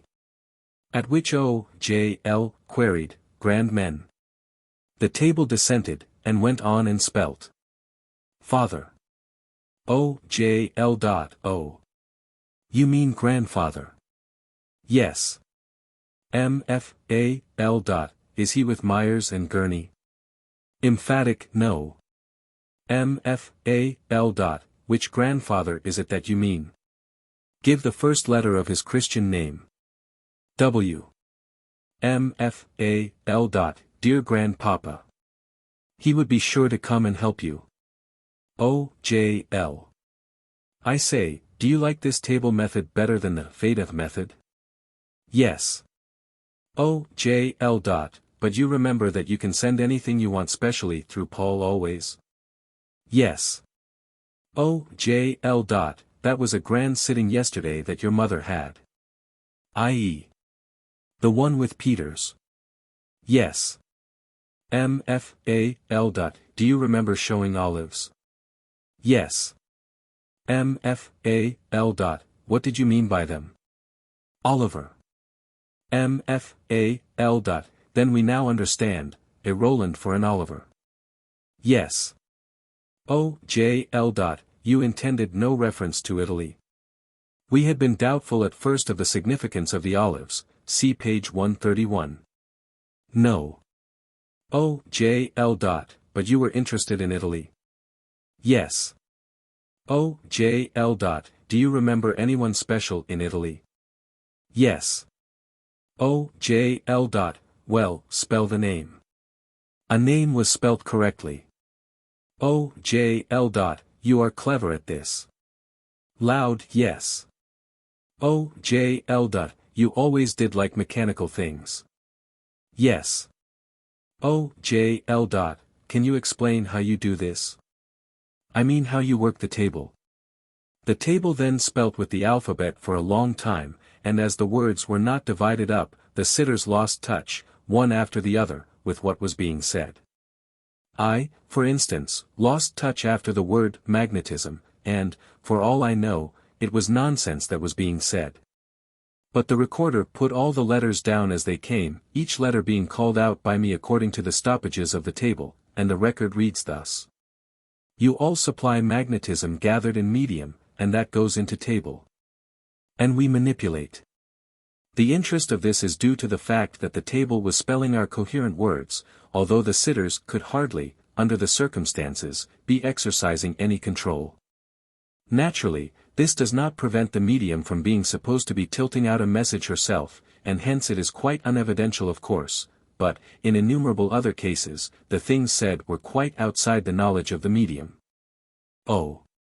J. L. It is not what I should call magnetism, is it? No. O. J. L. But you do not object to the term? No. O. J. L. Paul's mother offers to take messages from you, and if she gets them, she will transmit them to us. Yes. O. J. L. So when you want to get anything special through, just speak to Paul. Yes. O. J. L. And sometimes I shall be able to get a message back to you. Loud yes. In answer to a question about which of his sisters were at school with a specified person, the names of the right two sisters were now spelt out. Rosalind. We generally spell the name Rosalind, but it was spelt here Rosalind as shown. Barbara. M.F.A.L. Isn't it clever of him? Loud and amusing yes. O.J.L. I never thought you would do it so quickly. No. O.J.L. Can you still make acrostics? O.J.L. Immediately regretted having asked this leading sort of question, but it was asked. Yes. K. You are not going to make one now. No. M.F.A.L. Can you see me, Raymond, at other times when I am not with a medium? Alphabet called for, and spelt. Sometimes. M.F.A.L. You mean when I think of you? Yes. O.J.L. That must be very often. Loud yes. When a loud yes or no is stated, it means that the table tilted violently, bumping on the floor and making a noise which impressed the recorder, so that the words loud bumps were added in the record. I then asked him about the houses, of which he had specified some identifying features at a previous sitting through Peters on September 27th.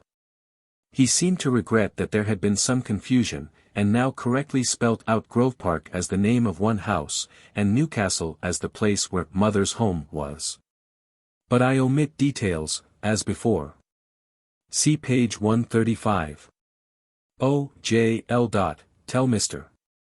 Myers and Mr. Gurney that I am glad to hear from them and that they are helping you. Yes. M.F.A.L. Give my affectionate regards to Mr. Gurney for a message which he got through for me some time ago. Yes. O.J.L.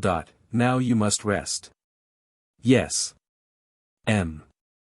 F.A.L. One of your records sleeps. Loud yes. O.J.L. Goodbye, I will tell the family tomorrow. Yes. O.J.L. Alec especially. Yes. M.F.A.L. Noy, 1/2 will love to have his name spelt out. Yes. O.J.L. Well, goodbye, old man, we shall hear from you again. M.F.A.L. Goodbye, Raymond darling. O.J.L. Before we stop, does Paul want to say a word? Paul was then understood to take control, and spelt out. He is getting on well. We then thanked Paul for helping, and said goodbye. End of sitting. To complete the record I shall append a few annotations which I made a couple of days afterwards, before I supplement them with later information. Contemporary annotations for table sitting on September 28th.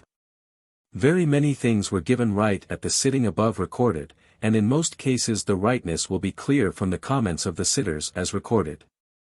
But 2 names are given on which further annotation is necessary, because the sitters did not understand them, in other words, they were such as, if confirmed, would furnish excellent and indeed exceptional evidence. The first is Norman, about which a very important report could be made at once. But I think it better not to put anything in writing on that subject even now, at the present stage, since it is quite distinct, unforgettable, and of the first importance. The other is the name Mitchell, which at present we have had no opportunity for verifying, hence annotation on that must be postponed. Suffice it to say that today, October 6, 1915, it remains unknown. Whether an army list has been published this year seems doubtful, and on the whole unlikely, and no army list later than 1909 has been so far accessible. Such few inquiries as have up to now been made have drawn blank. See, however, 3 pages further on. Later information. On October 10 Mrs. Kennedy, alone, had some automatic writing as follows. Mother, Paul is bringing Raymond. I have him here, he will speak to you. Please listen carefully now. I want to speak to you about Norman. There is a special meaning to that because we always called my brother Alec Norman, the muddle. K. said that she couldn't get the rest clearly. On October 12 we had a sitting with Mrs. Leonard, K. also present, and I said to Raymond. Do you want to say anything more about that name, Norman? You gave a message about it to Mrs. Kennedy, but I don't know whether she got it clearly. Perhaps you want to amplify it? If so, now is your chance. The reply spelt out was. I told her that I called Lionel. On which K. said, I am afraid I often get names wrong. I suppose I got the name of the wrong brother. Note by O.J.L. About the name Norman. It appears that Norman was a kind of general nickname. And especially that when the boys played hockey together, which they often did in the field here, by way of getting concentrated exercise, Raymond, who was specially active at this game, had a habit of shouting out, "Now then, Norman," or other words of encouragement, to any of his other brothers whom he wished to stimulate, especially apparently Lionel, though sometimes Alec and the others. That is what I am now told, and I can easily realize the manner of it. But I can testify that I was not aware that a name like this was used, nor was Lady Lodge, we two being the only members of the family present at the Leonard table sitting where the name Norman was given. See page 140. It will be remembered that at that sitting I first asked him what name the boys had called him, and, after a few partial failures, obviously only due to mismanagement of the table, he replied, "Pat," which was quite right. I then asked if he would like to give the name of a brother, and he replied Norman, which I thought was quite wrong. I did not even allow him to finish the last letter. I said he was confused, and had better begin again. After which he amended it to Noi 1/2 L, which I accepted as correct. But it will now be observed that the name Norman was the best he could possibly give, as a kind of comprehensive nickname applicable to almost any brother.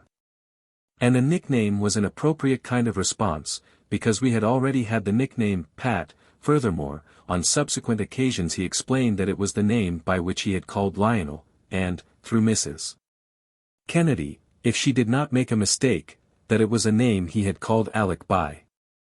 It is quite possible, however, that he had intended to say Lionel on that occasion, and that she got it wrong. I am not sure how that may be. Again, at a later stage, in a family sitting, no medium present, one of the boys said, "Pat, do you remember Norman?" At which with some excitement, the girls only touching the table, he spelt out hockey, thus completing the whole incident. The most evidential portions, however, are those obtained when nobody present understood what was being said, namely, first, the spelling of the name Norman, when those present thought that it was all a mistake after the first two letters. And secondly, the explanation to Mrs. Kennedy that it was a name by which he had called one of his brothers, showing that it was originally given by no accident, but with intention. As to the name Pat p. 140, I extract the following from a diary of Noi 1/2 L, as evidence that it was very much Raymond's nickname, but of course we knew it. 1914. September. 9. Pat goes to Liverpool recommission. 10. Pat gets commission in 3rd South Lancs. 14. Pat collecting kit. We inspect revolvers. 18. Pat comes up to Harborne for some rifle practice. Does not find it too easy. 19. I become member of Harborne Rifle Club. 20. Pat shoots again. September 23. Pat leaves for Liverpool to start his training at Great Crosby. I give up commission idea for the present. October 17. Pat comes home to welcome parents back from Australia. 20. Pat returns to Liverpool. Note on the name Mitchell, added later. It can be remembered that, when asked on September 28 for the name of an officer, Raymond spelt out Mitchell, and indicated decisively that the word aeroplane was connected with him. He also assented to the idea that he was one whom the family didn't know, and that so it would be better as evidence, pages 141, 142. After several failures at identification I learnt, on October 10, through the kind offices of the librarian of the London Library, that he had ascertained from the War Office that there was a second lieutenant, E.H. Mitchell now attached to the Royal Flying Corps. Accordingly, I wrote to the Record Office, Farnborough. And ultimately, on November 6, received a postcard from Captain Mitchell, to whom I must apologize for the, I hope, quite harmless use of his name. Many thanks for your kind letter. I believe I have met your son, though where I forget. My wounds are quite healed, and I am posted to home establishment for a bit, with rank of captain. Your letter only got here, Dover, from France this morning, so please excuse delay in answering. E. H. Mitchell. In concluding this chapter, I may quote a little bit of non-evidential but characteristic writing from Paul. It was received on September 30, 1915 by Mrs. Kennedy, when alone, and her record runs thus. After writing of other things, I not having asked anything about Raymond. I think it hardly possible for you to believe how quickly Raymond learns. He seems to believe all that we have to fight to teach the others. Poor chaps, you see no one has told them before they come over, and it is so hard for them when they see us and they feel alive, and their people keep on sobbing. The business for you and me gets harder and harder as the days go on, mother, it needs 1,000 at this work, and you are so small. I feel that God helps us, but I want him to find others, darling. There is no time to waste either in your place or mine, but I know you are trying ever so hard. Chapter 9. Attempts at stricter evidence. In a table sitting it is manifest that the hypothesis of unconscious muscular guidance must be pressed to extremes, as a normal explanation. When the communications are within the knowledge of any of the people sitting at the table. Many of the answers obtained were quite outside the knowledge of the medium or of Mrs. Kennedy, but many were inevitably known to us. And in so far as they were within our knowledge it might be supposed, even by ourselves, that we partially controlled the tilting, though of course we were careful to try not to do so. And besides, the things that came, or the form in which they came, were often quite unexpected, and could not consciously have been controlled by us. Moreover, when the sentence spelt out was a long one, we lost our way in it and could not tell whether it was sense or nonsense, for the words ran into each other. The note-taker, who puts each letter down as it is called out to him by the sitters at the table, has no difficulty in reading a message, although, with the words all run together, it hardly looks intelligible at first sight, even when written. For instance, Bulaswaria Dalek Plisi Old Chap. Which was one message, or Gather read in medium and thought go as intotaba and manipulate. Which was part of another. Neither could be readily followed if called out slowly letter by letter. Still, the family were naturally and properly skeptical about it all. Accordingly, my sons devised certain questions in the nature of tests, referring to trivial matters which they thought would be within Raymond's recollection, but which had happened to them alone during summer excursions or the like. And so were quite outside my knowledge. They gave me a few written questions, devised in conclave in their own room, and on October 12 I took them to London with me in a sealed envelope, which I opened in the train when going up for a sitting. And after the sitting had begun I took an early opportunity of putting the questions it contained. We had already had, on September 28, reported in last chapter, one incident of a kind unknown to us, in the name Norman, but they wanted more of the same or of a still more marked kind. I think it will be well to copy the actual contemporary record of this part of the sitting in full. Second table sitting of O, J, L and M, F, A, L with Mrs. Leonard, October 12, 1915, 5:30 p.m. Present. O, J, L, M, F, A, L, K, K, with Dr. Kennedy as recorder. At the beginning of the sitting O, J, L explained that they were now engaged in trying to get distinct and crucial evidence, that preparations had been made accordingly. And that no doubt those on the other side approved, and would cooperate. A pause of 3.5 minutes then ensued, and the table gave a slow tilt.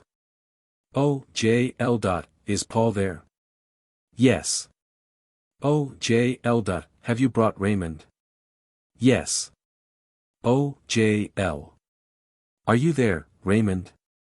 Yes. O, J, L. After M, F, A, L, had greeted him.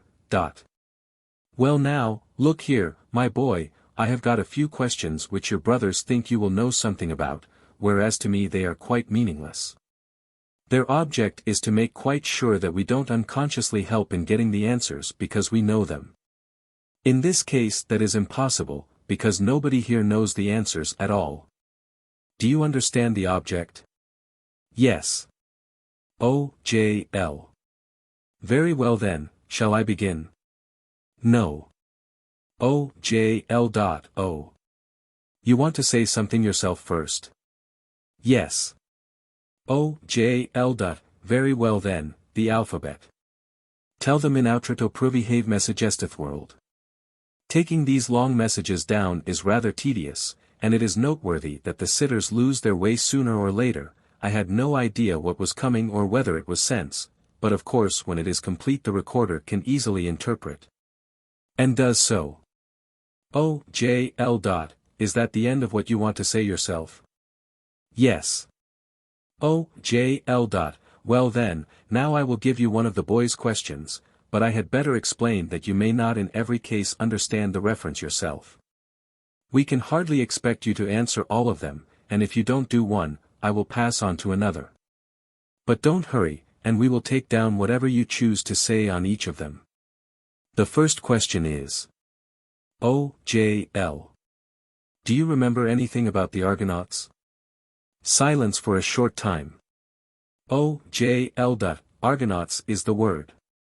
Does it mean anything to you? Take your time. Yes. O, J, L. Well, would you like to say what you remember? Yes. Then, by repeating the alphabet, was spelt. Telegram. O, J, L. Is that the end of that answer? Yes. O, J, L. Well, now I will go on to the second question then. What do you recollect about Dartmoor? The time for thought was now much briefer, and the table began to spell pretty soon. Coming down. O, J, L. Is that all? No. O, J, L. Very well then, continue. Hill Ferry. O, J, L. Is that the end of the answer? Yes. O, J, L. Very well then, now I will go on to the third question, which appears to be a bit complicated. What do the following suggest to you? A Vinrud. O, B, P. Kaiser's sister. No good answers were obtained to these questions, they seemed to awaken no reminiscence. Asked the name of the man to whom Raymond had given his dog, the table spelt out Stallard quite correctly. But this was within our knowledge. End of extract from record. Note on the reminiscences awakened by the words Argonauts and Dartmoor. On reporting to my sons the answers given about Argonauts and Dartmoor, they were not at all satisfied. I found, however, from the rest of the family that the word telegram had a meaning in connection with Argonauts, a meaning quite unknown to me or to my wife, but it was not the meaning that his brothers had expected. It seems that in a previous year, while his mother and I were away from home, the boys travelled by motor to somewhere in Devonshire, and, as they think, at Taunton Raymond had gone into a post office. Sent a telegram home to say that they were all right, and had signed it Argonauts. The girls at home remembered the telegram quite well, the other boys did not specially remember it. The kind of reference they had wanted, Raymond gave ultimately though meagerly, but only after so much time had elapsed that the test had lost its value, and only after I had been told to switch him on to Tent Lodge, Coniston, as a clue. Now that I know the answer, I do not think the question was a particularly good one. And the word telegram, which they had not expected and did not want, seems to me quite as good an incident as the one which, without a clue, they had expected him to recall in connection with Argonauts. Besides, I happened myself to know about an Iceland trip in Mr. Alfred Holt's yacht Argo, and its poetic description by Mr. Mitchell Banks and Dr. Cotton in a book in the drawing room at Tent Lodge, Coniston, though the boys were not aware of my knowledge, but it never struck me that this was the thing wanted, and if it had come, the test would have been of inferior quality. Concerning the answer to Dartmoor, his brothers said that coming downhill was correct but incomplete, and that they didn't remember any ferry. I therefore on another occasion, namely, on October 22nd, during a sitting with Fada, that is to say, not a table sitting, but one in which Mrs. Leonard's control Fada was speaking and reporting messages, said, still knowing nothing about the matter beyond what I had obtained in the table sitting, Raymond, do you remember about Dartmoor and the hill? The answer is recorded as follows, together with the explanatory note added soon afterwards, though the record is no doubt a little abbreviated. As there was some dramatic representation by Feta of sudden swerves and holding on. From sitting of O. J. L. N. M. F. A. L. on. October 22, 1915. Feta, speaking. O. J. L. Raymond, do you remember about Dartmoor and the hill? Yes, he said something about that. He says it was exciting. What is that he says? Brake, something about a brake, putting the brake on. Then he says, sudden curve, a curve, he gives Feta a jerk like going round a quick curve. I thought at the time that this was only padding, but subsequently learnt from Alec that it was right. It was on a very long night journey on their motor, when the silencer had broken down by bursting, at the bottom of an exceptionally steep hill, and there was an unnerving noise.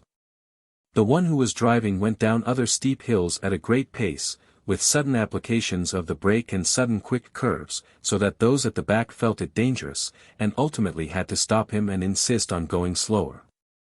Raymond was in front with the one who was driving.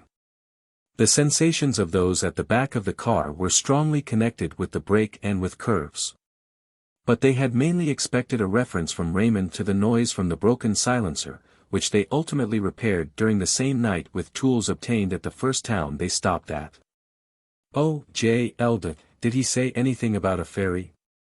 No, he doesn't remember that he did. Oh, J. L. Well, I got it down. There is one, all the same there is one. But he didn't mean to say anything about it. He says it was a stray thought that he didn't mean to give through the table. He has found one or two things come in like that. It was only a stray thought. You have got what you wanted, he says. Hill, he meant to give, but not ferry. They have nothing to do with each other.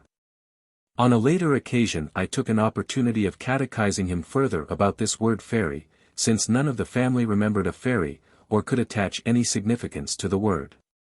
He still insisted that his mention of a ferry in connection with a motor trip was not wrong, only he admitted that some people wouldn't call it a ferry.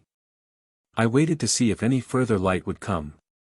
And now, long afterwards, on August 18, 1916 I received from Alec a note referring to a recent trip, this month, which says, by the way, on the run to Langland Bay, which is the motor run we all did the year before the run to Newquay, we passed through Britain Ferry.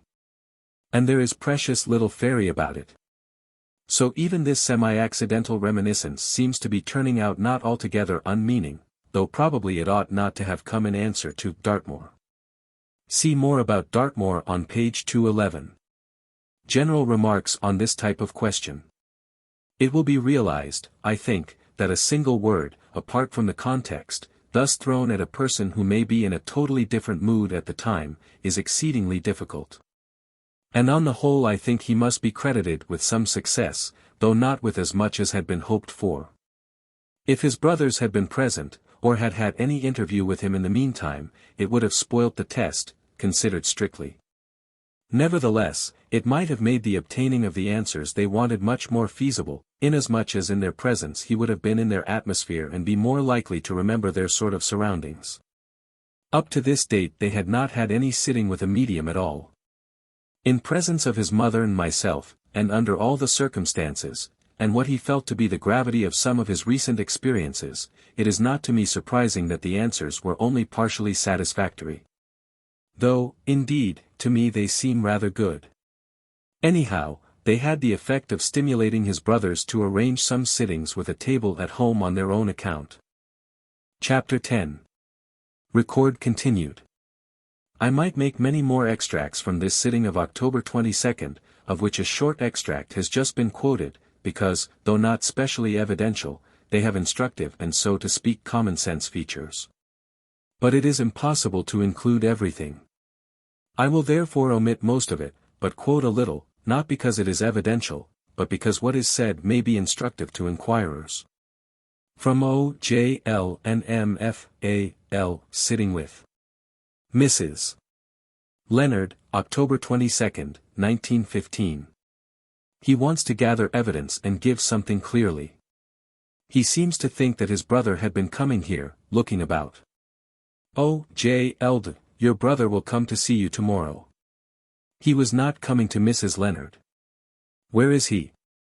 He got the impression that he had either been here or should be here now. He has got the thought of him.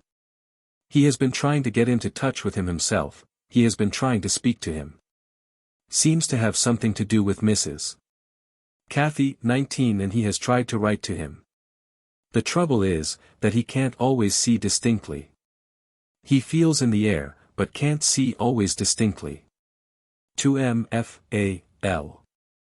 When you are sitting at the table he sees you, and can see what you have got on. When he tries to come to you, he can only sense you, but at the table he can see you.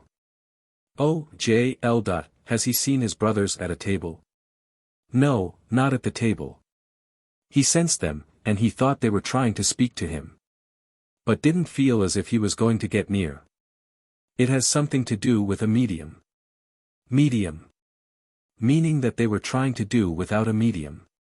MFAL. When did he see me?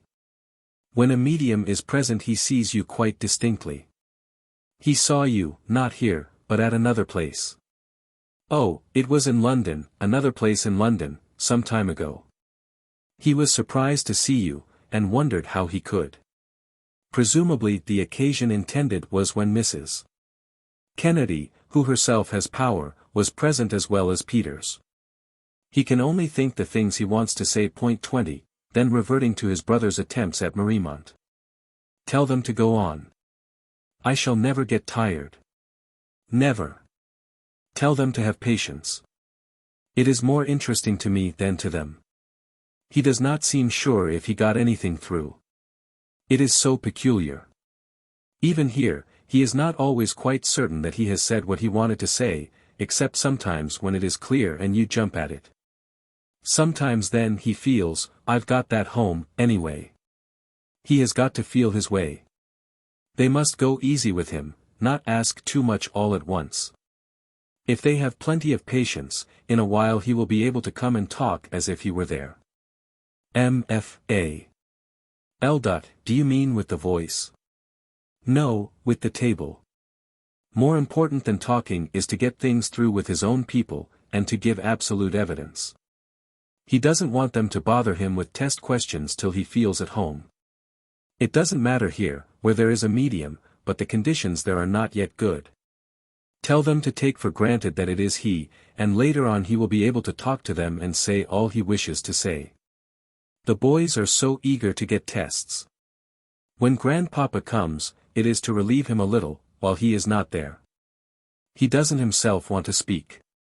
Twice a week, he says. He is bringing a girl with him now, a young girl, growing up in the spirit world. She belongs to Raymond, long golden hair, pretty tall, slight, brings a lily in her hand. There is another spirit too who passed out very young, a boy, you wouldn't know him as he is now. He looks about the same age as Raymond, but very spiritual in appearance. He brings a W with him. He doesn't know much of the earth plane, nor the lily either, he passed over too young. They are both with Raymond now. They look spiritual and young. Spirit people look young if they passed on young. Raymond is in the middle between them. He says this is not very scientific. All this is appropriate to a deceased brother and sister, the brother older, the sister younger. Raymond really is happy now. He doesn't say this to make you feel satisfied. He is really happy now. He says this is most interesting, and is going to be 50 times more interesting than on the earth plane. There is such a big field to work in. Father and he are going to do such a lot together. He says, I am going to help for all I am worth. To MFAL. If you are happy, I will be happier too. You used to sigh, it had an awful effect on him, but he is getting lighter with you. Father has been wonderful. He is often with Polly, and has been to see Mrs. Kathy too. Meaning Mrs. Catherine Kennedy.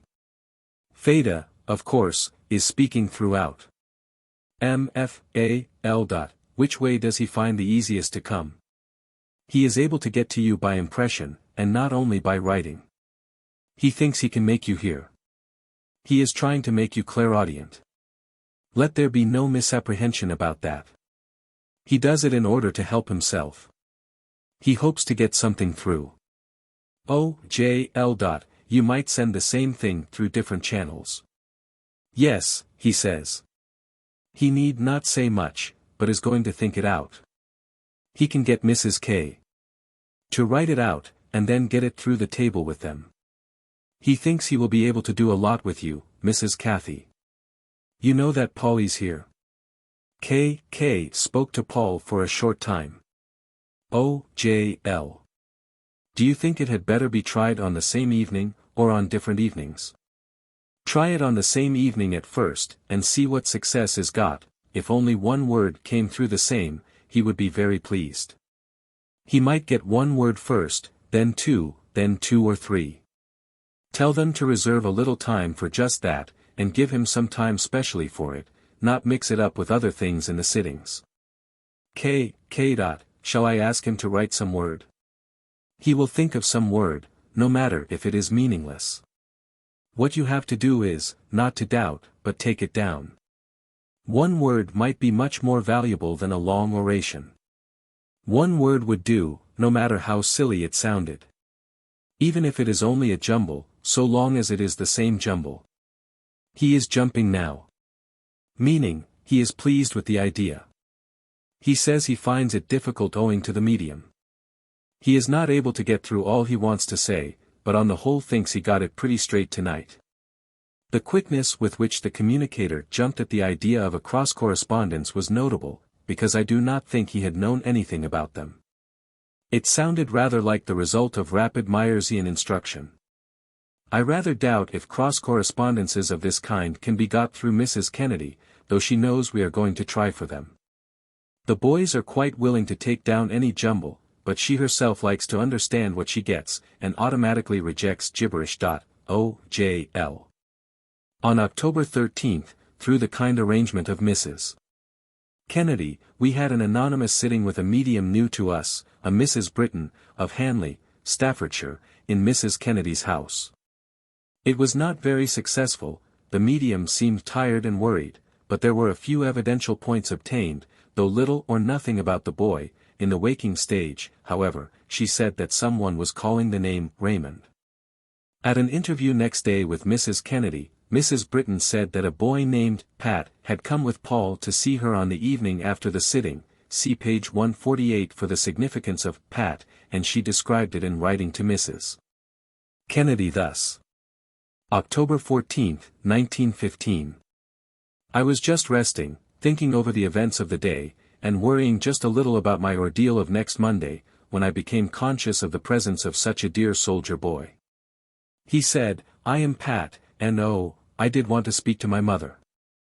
Then I saw with him your dear boy, Paul. He asked me to tell you about Pat, and to give the message to his father that he would get proof without seeking it.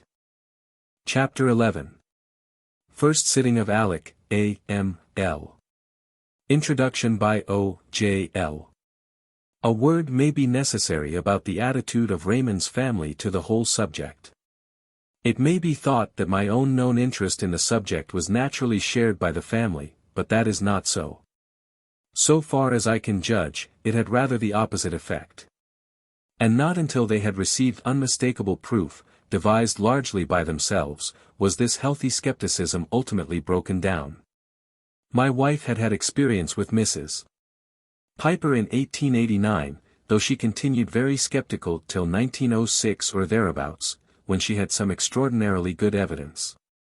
But none of this experience was shared by the family, who read neither mine nor anyone else's books on the subject, and had no first-hand evidence.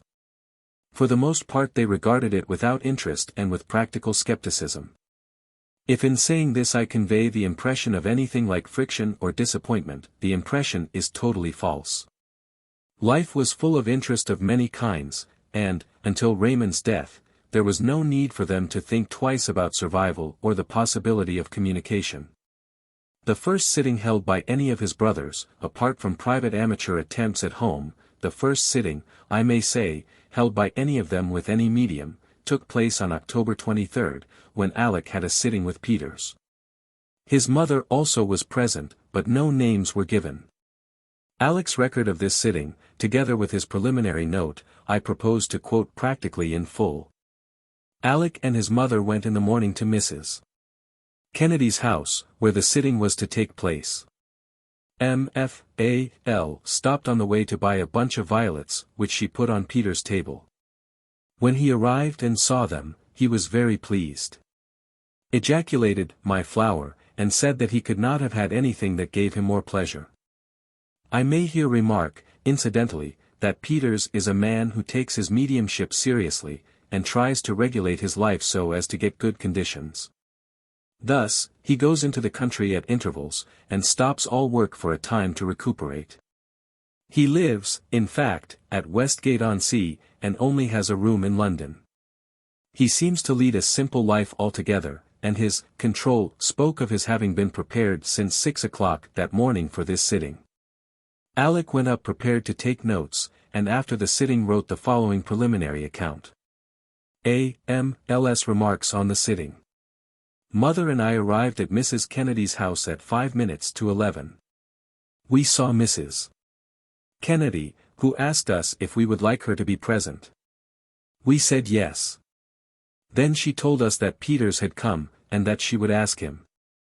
Peters wanted her to be present. Mrs. Kennedy brought Peters up, he shook hands, without any introduction. We had all gone up to Mrs. Kennedy's private room, where Peters likes the sittings to take place. We four sat round a table about 4 feet in diameter.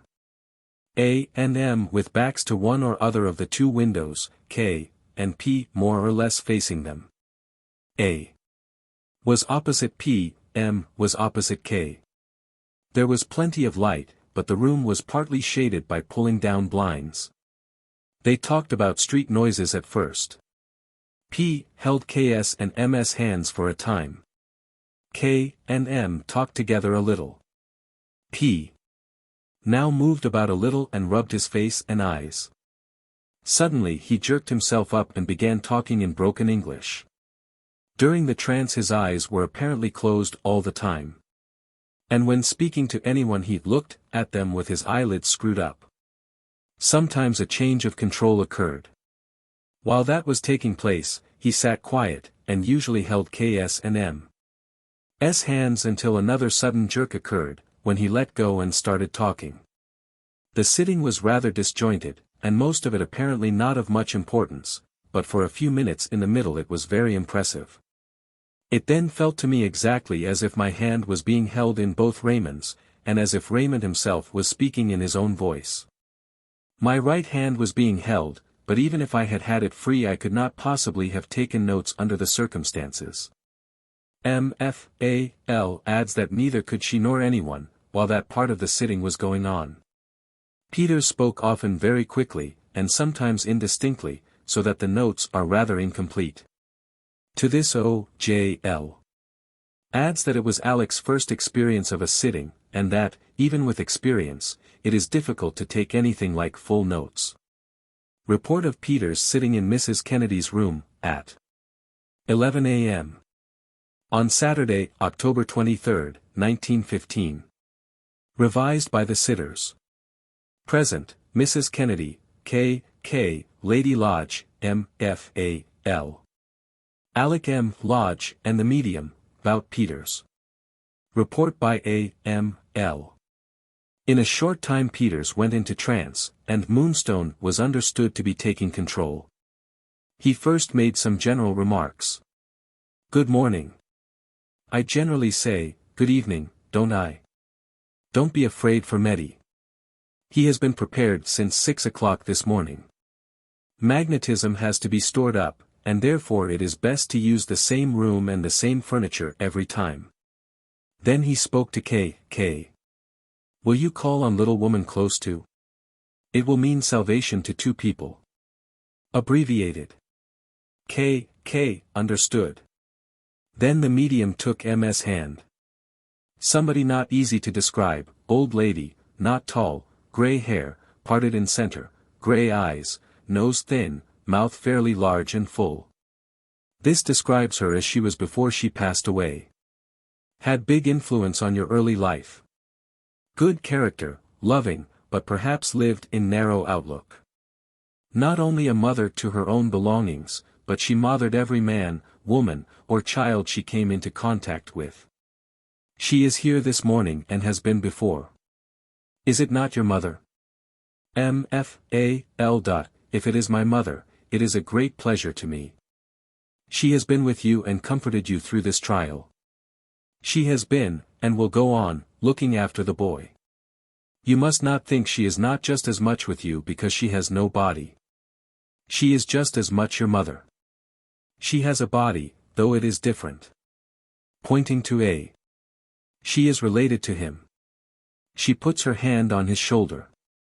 She is very proud of what he is doing at the present time.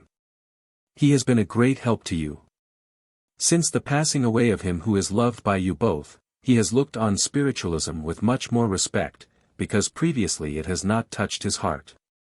It is not only a thing of the head, it is now a thing of the heart. She suffered terribly before passing away. She bore her suffering patiently. She put her finger on her lips and says, I am so proud of O.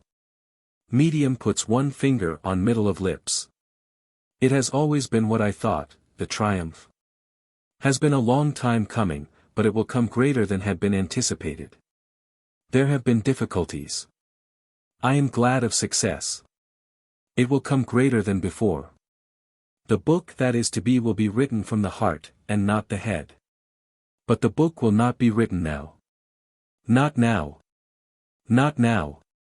Not now. Loud. Written later on. The book which is going to help many and convert many. The work done already is big. But what is coming is bigger. Interval. Paul, sending a message to K. I have been drilling her to link up. You don't know what it is. It is like teaching people to transmit messages by the telegraph. Don't let the boy come, let Granny come. The medium here imitated Paul's manner of sitting down and pulling up the knees of his trousers. She laughs at the idea of being drilled. He says, Paul's still communicating, you know, little mother, you wonder why I was taken. But it is a great deal better like this. Thousands of people can be helped like this. You are the link, and the means of reaching thousands of mothers. Then Moonstone was understood to say. Returning to Madam, i.e. the old lady again, and medium turning to M.F.A.L., she says, I am so glad you not only told him what you did, this is not to you but someone away, finger on lips, somebody she will not give, and reached out as you did. This is from Madam. She is going away. M.F.A.L. My love to her. No, she does not go away, she stands back, to let someone else come forward, like actors take turns at a theater.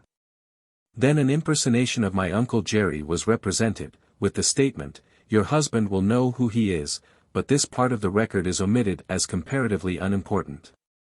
It was unintelligible to the sitter. O.J.L. Then a new control came in, which was by K. understood to be Redfeather. When he arrived, the medium smacked his hands and spoke to K. I come this little minute to try experiment. If we succeed, all right, if we don't mind. There will be some difficulties. You know me. To K. Yes. It is Redfeather. Glad to see you better. You used to feel a hand on your head. It was a little girl. It was your boy who brought her. Now I go. Just talk a little. K. Then thanked the speaker for his help. Who could help better than me? Long ago I was killed. Who could help better? Then there was an interval, an evident change of control. And speech very indistinct at first. I want to come. Call mother to help me. Because you know. You understand. It wasn't so bad. Not so bad. I knew you knew the possibility of communicating, so when I went out as I did, I was in a better condition than others on the other side. We had often talked about this subject, father understanding it as he did, and now, coming into touch with his strength, makes it easy. Medium here reached out across the table to A. and grasped his right hand, so that the notes were temporarily interrupted. The medium's arms were now both stretched out across the table, with his head down on them, and he held A's hand in both his. All this time he spoke with great emotion. The medium was shaken with sobs, his head and neck were suffused with blood, the whole circumstances were strained, and strongly emotional, and the voice was extraordinarily like Raymond's. A. 2. felt that his hands were being gripped in a grasp just like Raymond's. This was the central part of the sitting, and for the time no notes could be taken, even by Mrs. Kennedy. But after a bit the hand was released, the strain rather lightened, and notes continue which run thus. A.M.L. says, in time the interval was brief, but it was surcharged with emotion, strongly felt by all present. But no, wait. Because they tell me. I am not ashamed. I am glad. I tell you, I would do it again. I realize things differently to what one saw here. And oh, thank God, I can speak. But the boys help me. You don't know what he has done. Who could help? But I must keep quiet, I promised them to keep calm. The time is so short. Tell father that I am happy. That I am happy that he has not come. If he had come here, I couldn't have spoken. I find it difficult to express what I want. Every time I come back it is easier. The only thing that was hard was just before. The 15th, do you understand? And the 12th. We do not clearly understand these dates. But every time I come it is better. Grandmama helped or I couldn't. Now I must go. Broken. But I have done it, thank God. Then this special control ended. While the medium murmured, as to himself, first the word John, and then the word God. Then the strain was relieved by a new control, understood to be Biddy. Surely it's myself that has come to speak. Here's another mother. I am helping the boy. I said to him to come out. To A.M.L. Just you go and do your work. When the boy comes as he did, it upsets the body. I come to help to soothe the nerves of the medium. It is a privilege to help. I am an old Irish woman. To K. You don't realize that the world is governed by chains, and that you are one of the links. I was a washerwoman and lived next to church, and they say cleanliness comes next to godliness. One of my chains is to help mothers. Well, I am going. But for comfort, the boy is glad he is come. To K. Your husband is a fine man. I love him. His heart's as big as his body, and it is not only medicine, but love that he dispenses. Then an interval. And another control, probably Moonstone again, or else Peters himself clairvoyantly. We succeeded a little in our experiment. Now the boy is with. Here the medium seized both Alec's hands, and K continues the notes. But they may be abbreviated here, as they represent only Peters's ordinary clairvoyance, probably. You bring with you a tremendous force. You don't always say what you think. A quick way of making up your mind. Your intuitional force is very strong. Your mind is very evenly balanced, and so on. The last 3 months, things have altered. It has stirred you to the depths of your innermost being. You had no idea how strong the bond was between you and one who has been here today. Want to shield and take care of your mother. You know her devotion to both you and the one gone over. The one gone over is a brother. He wants to send a message. Some messages omitted. You did not cry, but heart crying inside. Help others. You are doing it. If you ever tried to do what he did, you would physically break down. All this is from him. To mother, so glad about the photograph. Something you have had done that is satisfactory. This is good, but it only occurred to me today, October 31st.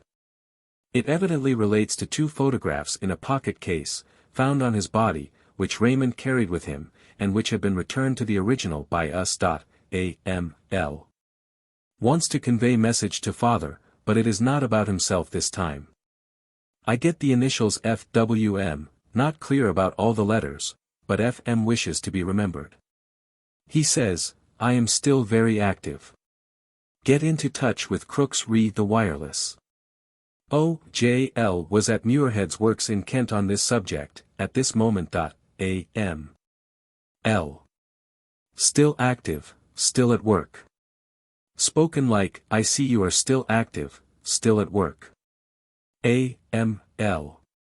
Then he gives me a curious thing, and laughs. One of the things I am most proud of is St. Paul. This puzzled K.K., the note-taker. To Alec. So glad you came, boy. What a lot you think. Medium came to, breathing and struggling. Said he had been under very deep, like coming to after an ani, 1/2 static. Note by O.J.L. Lady Lodge impressed me considerably with the genuine and deeply affecting character of the above episode of Personal Control. It was evidently difficult to get over for the rest of the day. I doubt if the bare record conveys much, though it may to people of like experience. Chapter 12. General remarks on conversational reports and on cross-correspondences. It may be asked why I report so much of what may be called ordinary conversation. Instead of abbreviating and concentrating on specific instances and definite statements of fact. I reply. 1. That a concentrated version is hard to read, while a fuller version is really less tedious in spite of its greater length. A record is always a poor substitute for actual experience. And too much abbreviation might destroy whatever relic of human interest the records possess. 2. That abbreviation runs the risk of garbling and amending. It is undesirable in reports of this kind to amend style at the expense of accuracy. 3. That the mannerisms and eccentricities of a control or secondary personality are interesting, and may be instructive, at any rate they exhibit to a novice the kind of thing to be expected. 4. A number of inquiries want to know, and I think properly want to know, what a sitting is like, what kind of subjects are talked about, what the communicators, i.e. the hypothetical personalities who send messages through the control, have to say about their own feelings and interests and state of existence generally. Hence, however the record be interpreted, it seems better to quote some specimens fully. 5. I am aware that some of the records may appear absurd. Especially absurd will appear the free and easy statements, quoted later, about the nature of things, on the other side, the kind of assertions which are not only unevidential but unverifiable, and which we usually either discourage or suppress. I have stated elsewhere my own reasons for occasionally encouraging statements of this kind and quoting them as they stand. See beginning of chapter 16. And though I admit that to publish them is probably indiscreet, I still think that the evidence, such as it is, ought to be presented as a whole. 6. The most evidential class of utterance, what we call cross-correspondence, is not overlooked. And while every now and then it occurs naturally and spontaneously, sometimes an effort is made to obtain it. Note about the meaning of cross-correspondence.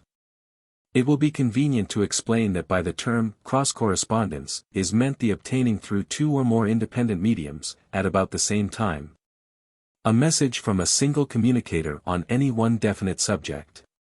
It is usually impossible for the coincidence of time to be exact, because both mediums may not be sitting at the same time.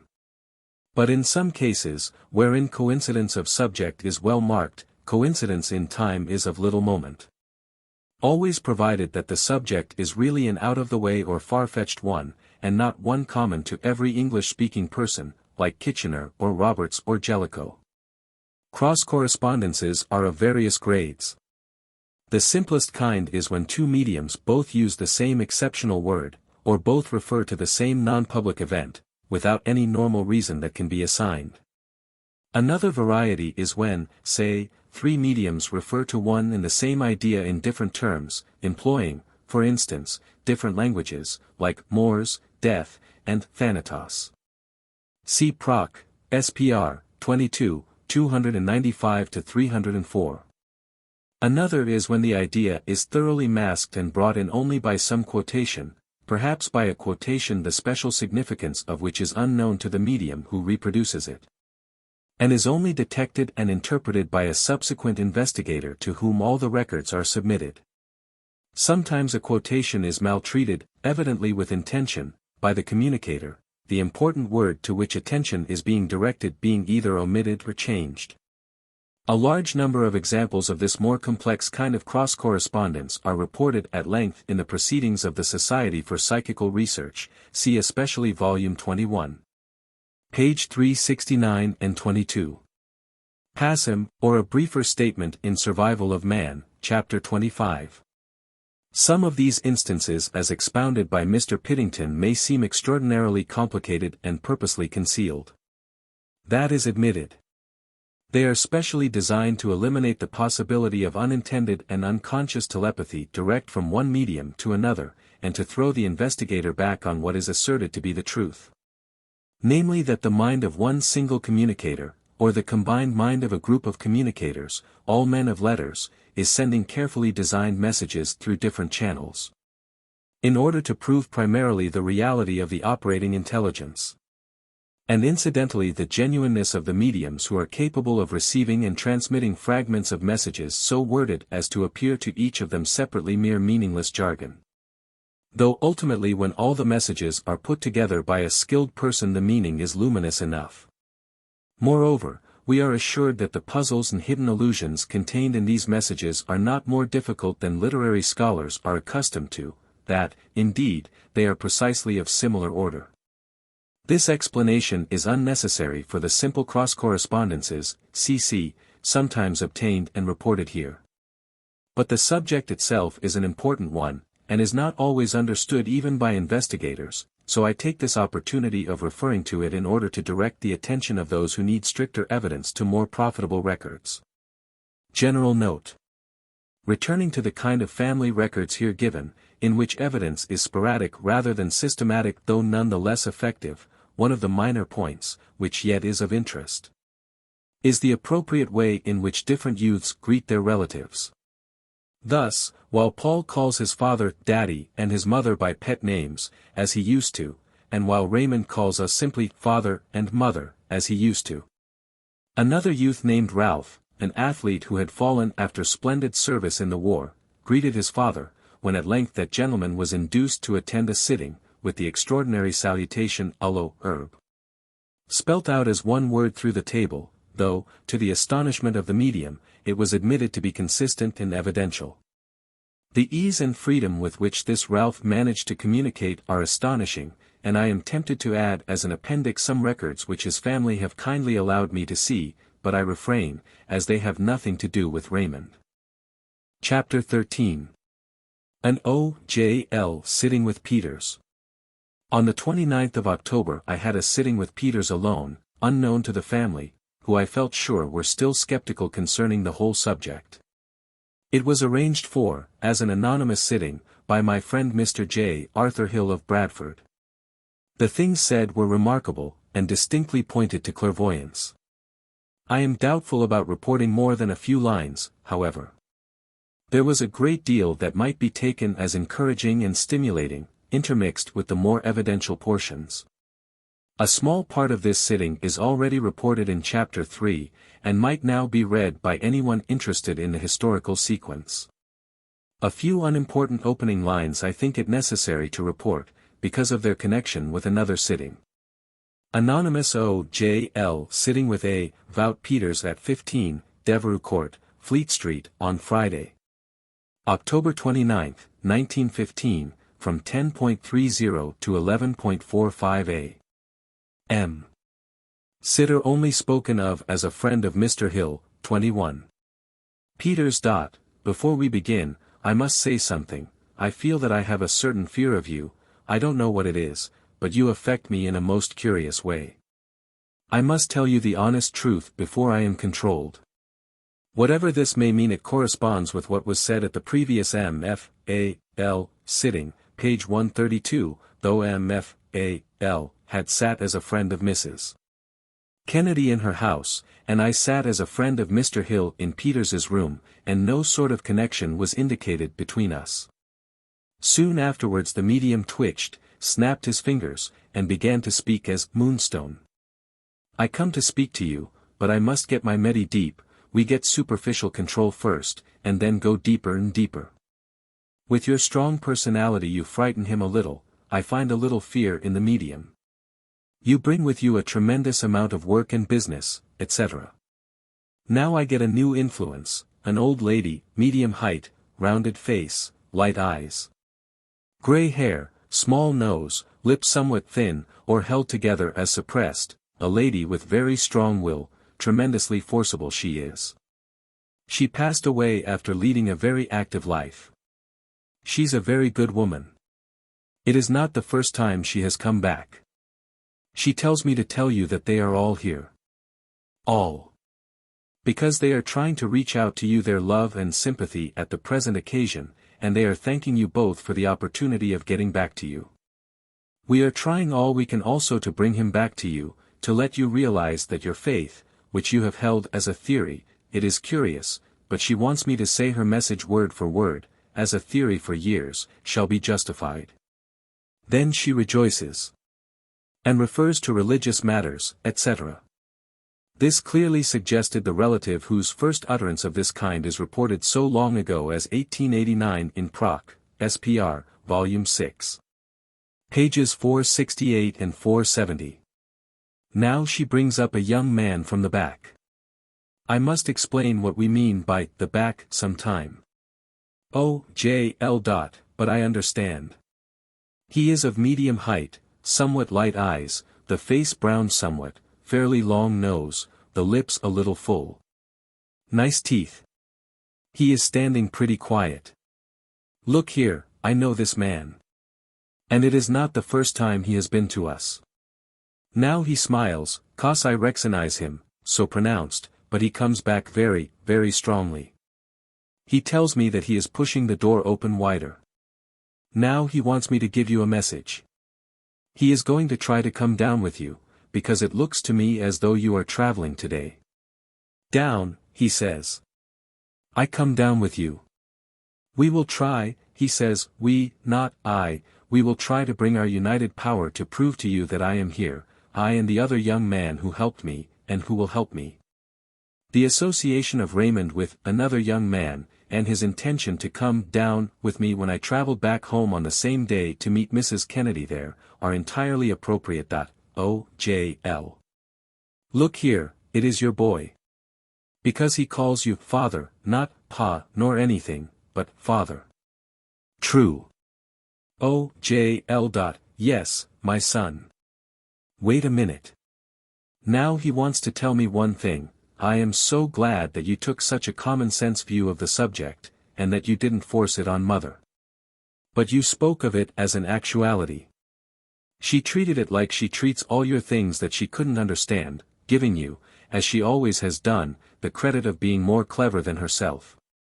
But when I came over as I did, and in her despair, she came to you for help. But she wanted to get away from anything that you should influence. Unfortunately, someone knocked at the door, a servant probably, wanted to come in and clear the room.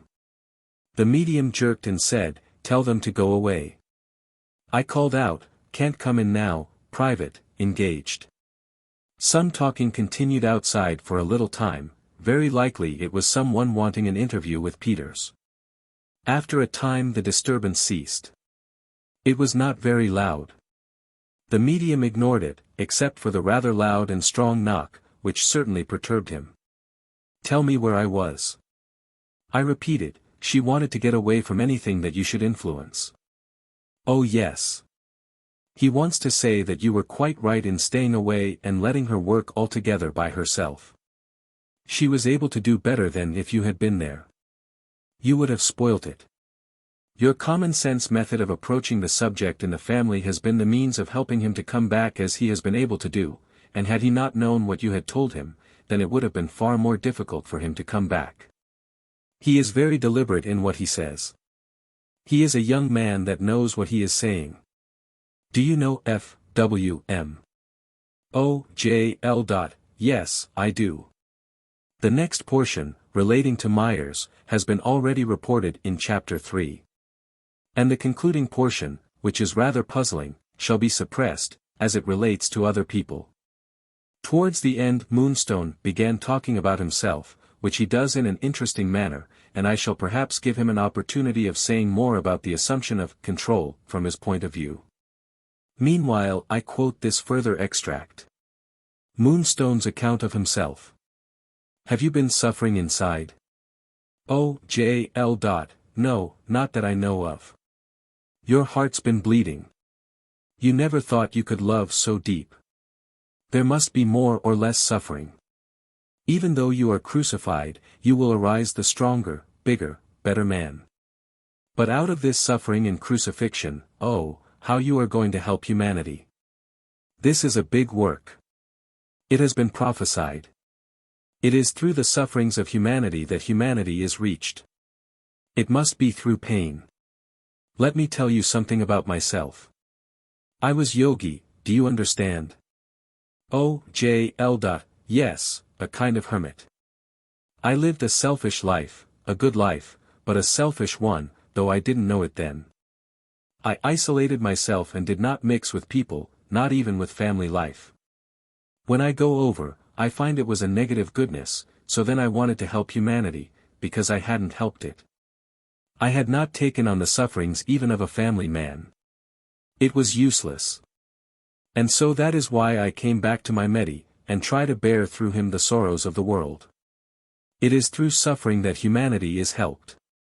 That is one great thing in your beautiful religion, you know what I mean, the sacrifice of Jesus.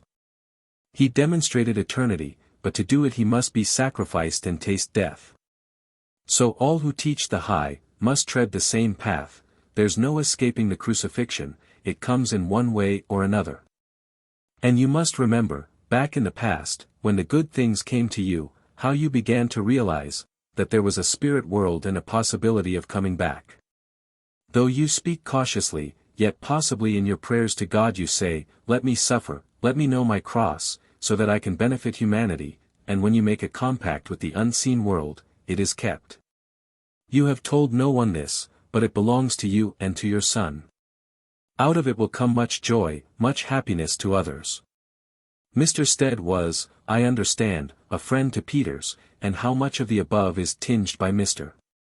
Stead's influence, I cannot say, but immediately afterwards his name was mentioned, in the following way.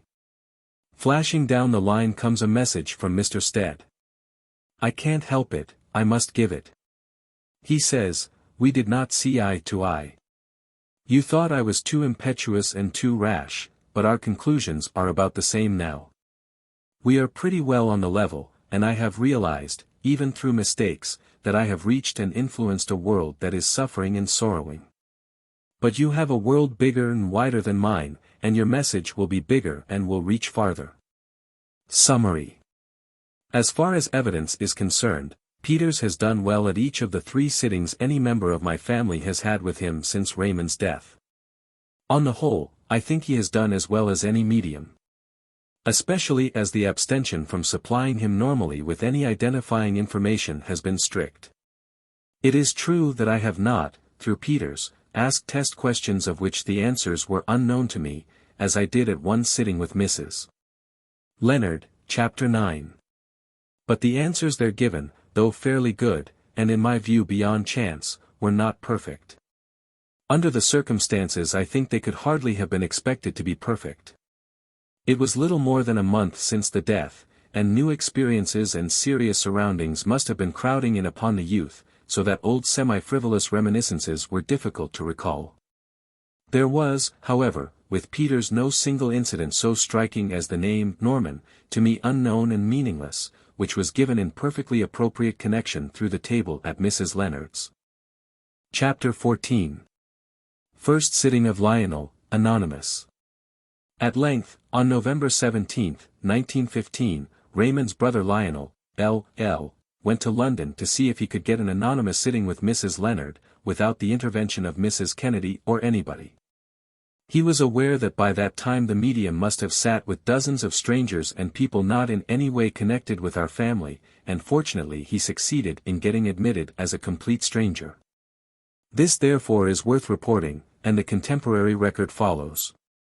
A few portions are omitted, partly for brevity, partly because private, but some non-evidential and what may seem rather absurd statements are reproduced, for what they are worth. It must be understood that Feda is speaking throughout, and that she is sometimes reporting in the third person, sometimes in the first, and sometimes speaking for herself. It is unlikely that lucidity is constant all the time, and Feda may have to do some padding. She is quite good and fairly careful, but of course, like all controls, she is responsible for certain mannerisms, and in her case for childishly modified names like Polly, etc. The dramatic circumstances of a sitting will be familiar to people of experience. The record tries to reproduce them, probably with but poor success. And it is always possible that the attempt, however conscientious, may furnish opportunity for ridicule, if any hostile critic thinks ridicule appropriate. LLS sitting with Mrs. Leonard at her house. As a stranger, no one else being present. 12 o'clock, Wednesday, November 17, 1915. Introduction by O.J.L. Lionel wrote to Mrs. Leonard at her old address in Warwick Avenue, for I had forgotten that she had moved, and I had not told him her new address.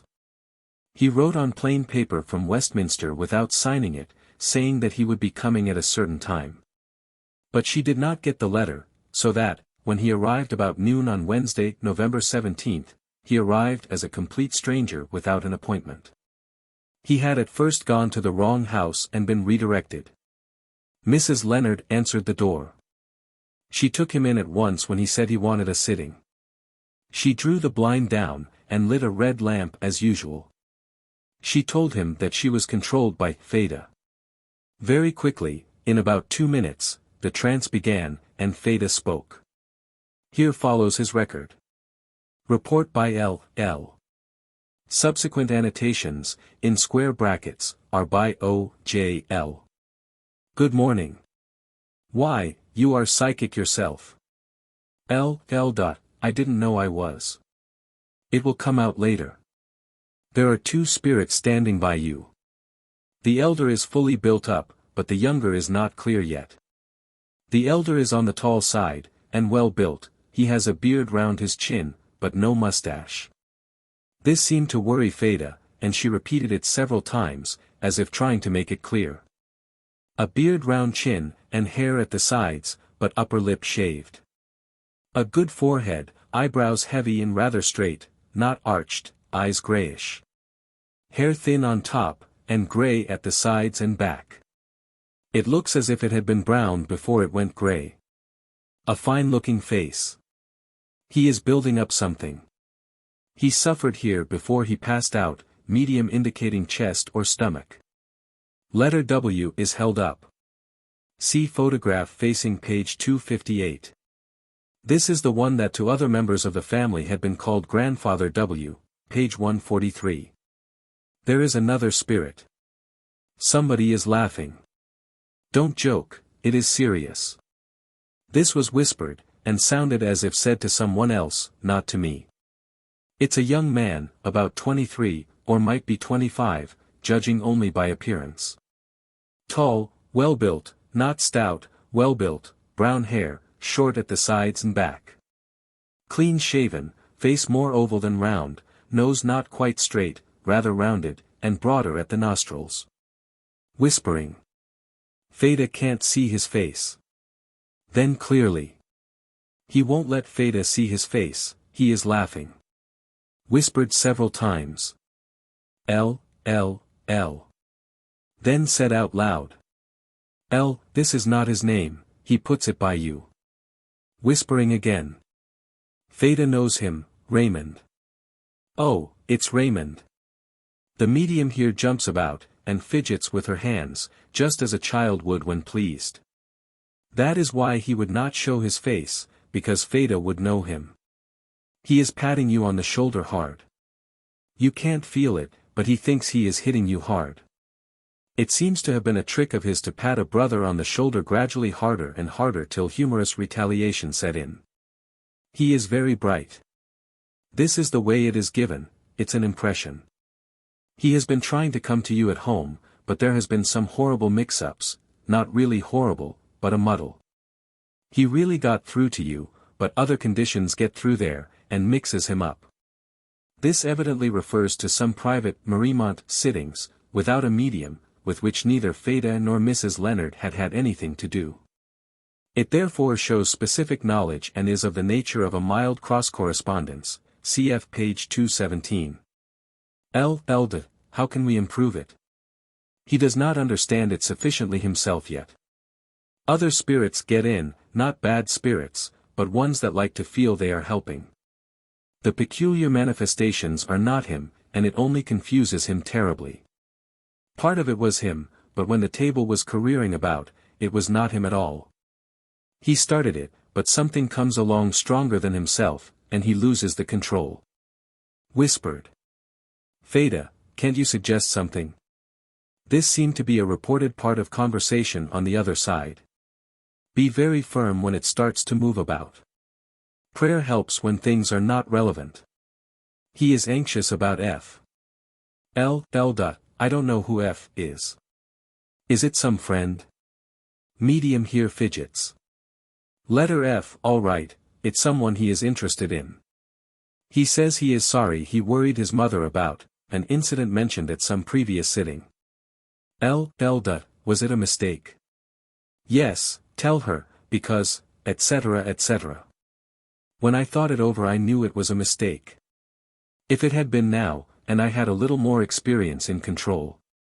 I should not have said so, but it was at the beginning, everything seemed such a rush, and I was not quite sure of what I did get through. He did not look at things in the right perspective. Yes, that's what he said. Do you follow me, old chap? Perfectly. Do you remember us sitting at home when you told me you had a lot to tell me? Yes. What he principally wanted to say was about the place he is in. He could not spell it all out, too laborious. He felt rather upset at first. You do not feel so real as people do where he is, and walls appear transparent to him now. The great thing that made him reconcile to his new surroundings was, that things appear so solid and substantial.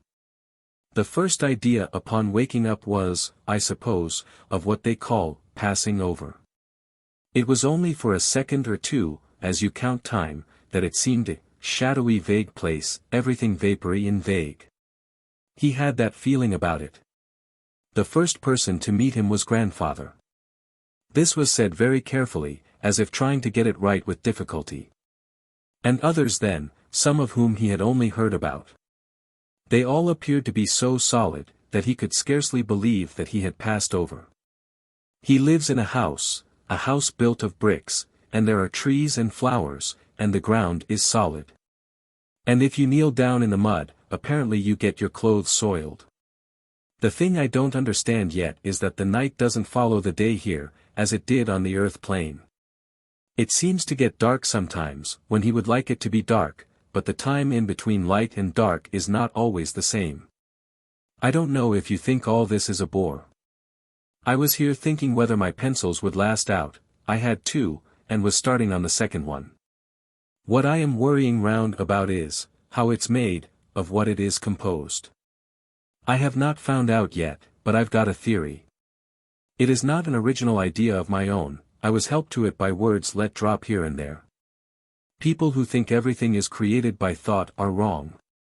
I thought that for a little time, that one's thoughts formed the buildings and the flowers and trees and solid ground, but there is more than that.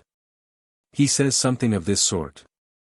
This means that Feda is going to report in the third person again, or else to speak for herself. OJL. There is something always rising from the earth plane, something chemical in form. As it rises to ours, it goes through various changes and solidifies on our plane. Of course I am only speaking of where I am now. He feels sure that it is something given off from the earth, that makes the solid trees and flowers, etc. He does not know any more. He is making a study of this, but it takes a good long time. I should like to know whether he can get into touch with anybody on Earth. Not always. Only those wishing to see him, and who it would be right for him to see. Then he sees them before he has thought. I don't seem to wish for anything. He does not wish to see anybody unless they are going to be brought to him. I am told that I can meet anyone at any time that I want to, there is no difficulty in the way of it. That is what makes it such a jolly fine place to live in. Can he help people here? That is part of his work, but there are others doing that. The greatest amount of his work is still at the war. I've been home, only likely I've been home, but my actual work is at the war. He has something to do with father, though his work still lies at the war, helping on poor chaps literally shot into the spirit world. Can you see ahead at all? He thinks sometimes that he can, but it's not easy to predict. I don't think that I really know any more than when on Earth. Can you tell anything about how the war is going on? There are better prospects for the war. On all sides now more satisfactory than it has been before. This is not apparent on the Earth plane, but I feel more, the surface, and more satisfied than before. I can't help feeling intensely interested. I believe we have lost Greece, and am not sure that it was not due to our own fault. We have only done now what should have been done months ago. He does not agree about Serbia. Having left them so long has had a bad effect upon Romania. Romania thinks will she be in the same boat, if she joins in. All agree that Russia will do well right through the winter. They are going to show what they can do. They are used to their ground and winter conditions, and Germany is not. There will be steady progress right through the winter. I think there is something looming now. Some of the piffling things I used to be interested in, I have forgotten all about. There is such a lot to be interested in here. I realize the seriousness sometimes of this war.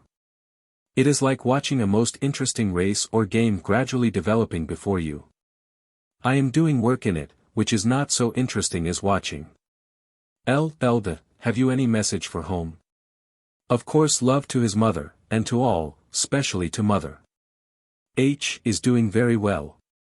Meaning his sister Honor. In what way? H is helping him in a psychic way, she makes it easy for him. He doesn't think he need tell father anything, he is so certain in himself, meaning Raymond, in spite of silly mistakes. It disappoints him. We must separate out the good from the bad, and not try more than one form, not the jig. I know. Jigger. A kind of Ouija. No. He didn't like the jigger. He thinks he can work the table. See chapter 19. Would you tell me how I could help in any way? Just go very easily, only let one person speak, as he has said before. It can be H. Or settle on one person to put the questions, the different sound of voices confuses him, and he mixes it up with questions from another's thoughts. In time he hopes it will be not so difficult. He wouldn't give it up, he loves it. Don't try more than twice a week, perhaps only once a week. Try to keep the same times always, and to the same day if possible. He is going. Give my love to them all. Tell them I am very happy. Very well, and plenty to do, and intensely interested. I did suffer from shock at first, but I'm extremely happy now. I'm off. He won't say goodbye. A lady comes too, a girl, about medium height, on the slender side, not thin, but slender. Face, oval shape, blue eyes, lightish brown hair, not golden. Can she give a name? I cannot guess who she is from the description. She builds up an L. Not like the description when she was on Earth. Very little Earth life. She is related to you. She has grown up in the spirit life. Oh, she is your sister. She is fair, not so tall as you, a nice face, blue eyes. I know her name now. See at a previous sitting where this deceased sister is described, page 159. Give her love to them at home, but also principally to mother. And say that she and her brother, not Raymond, have been also to the sittings at home. She is giving his name. She gives it in such a funny way, as if she was writing, so, she wrote an N, then quickly changed it into a W, see also pages 134, 159, and 190. She brings lilies with her, she is singing, it's like humming, Feda can't hear the words. She is going too, power is going. Elda, give my love to her. Feda sends her love also. Raymond was having a joke by not showing his face to Feda. Goodbye. Sitting ended at 1:30 p.m. Chapter 15. Sitting of M.F.A.L. With Mrs. Leonard. Friday, November 26, 1915. A few things may be reported from a sitting which Lady Lodge had with Mrs. Leonard on November 26, however absurd they may seem. They are of course repeated by the childish control Feda, but I do not by that statement of bare fact intend to stigmatize them in any way. Criticism of unverifiable utterances seems to me premature. The sitting began without preliminaries as usual. It is not a particularly good one, and the notes are rather incomplete, especially near the end of the time, when Feda seemed to wander from the point, and when rather tedious descriptions of people began. These are omitted. Sitting of M.F.A.L. With Mrs. Leonard at her house on Friday, November 26, 1915, from 3 to 4:30 p.m. No one else present. The sitting began with a statement from Feda that she liked Lionel, and that Raymond had taken her down to his home. Then she reported that Raymond said, "Mother darling, I am so happy, and so much more so because you are. M.F.A.L. Yes, we are, and as your father says, we can face Christmas now. Raymond says he will be there. M.F.A.L. We will put a chair for him. Yes, he will come and sit in it. He wants to strike a bargain with you. He says, if I come there, there must be no sadness. I don't want to be a ghost at the feast. There mustn't be one sigh. Please, darling, keep them in order, rally them up. Don't let them. If they do, I shall have the hump. Feda, sotto voce. Hump, what he say? M.F.A.L. We will all drink his health and happiness. Yes, you can think I am wishing you health too. M.F.A.L. We were interested in hearing about his clothes and things, we can't think how he gets them. The reference is to a second sitting of Lionel, not available for publication. They are all manufactured. Feda stumbling over long words. Can you fancy you seeing me in white robes? Mind, I didn't care for them at first, and I wouldn't wear them. Just like a fellow gone to a country where there is a hot climate, an ignorant fellow, not knowing what he is going to, it's just like that. He may make up his mind to wear his own clothes a little while, but he will soon be dressing like the natives. He was allowed to have earth clothes here until he got acclimatized, they let him, they didn't force him. I don't think I will ever be able to make the boys see me in white robes. Mother, don't go doing too much. M.F.A.L. I am very strong. You think you are, but you tire yourself out too much. It troubles me. M.F.A.L. Yes, but I should be quite glad to come over there, if I could come quickly, even though I am so happy here, and I don't want to leave people. Don't you think I would be glad to have you here? If you do what he says, you will come over when the time comes, quick, sharp. He says he comes and sees you in bed. The reason for that is the air is so quiet then. You often go up there in the spirit land while your body is asleep. M.F.A.L. Would you like us to sit on the same night as Mrs. Kennedy sits, or on different nights? Meaning in trials for cross-correspondences. On the same night, as it wastes less time. Besides, he forgets, if there is too long an interval. He wants to get something of the same sort to each place. William and Lily come to play with Raymond. Lily had gone on, but came back to be with Raymond. These mean his long-deceased infant brother and sister. More family talk omitted.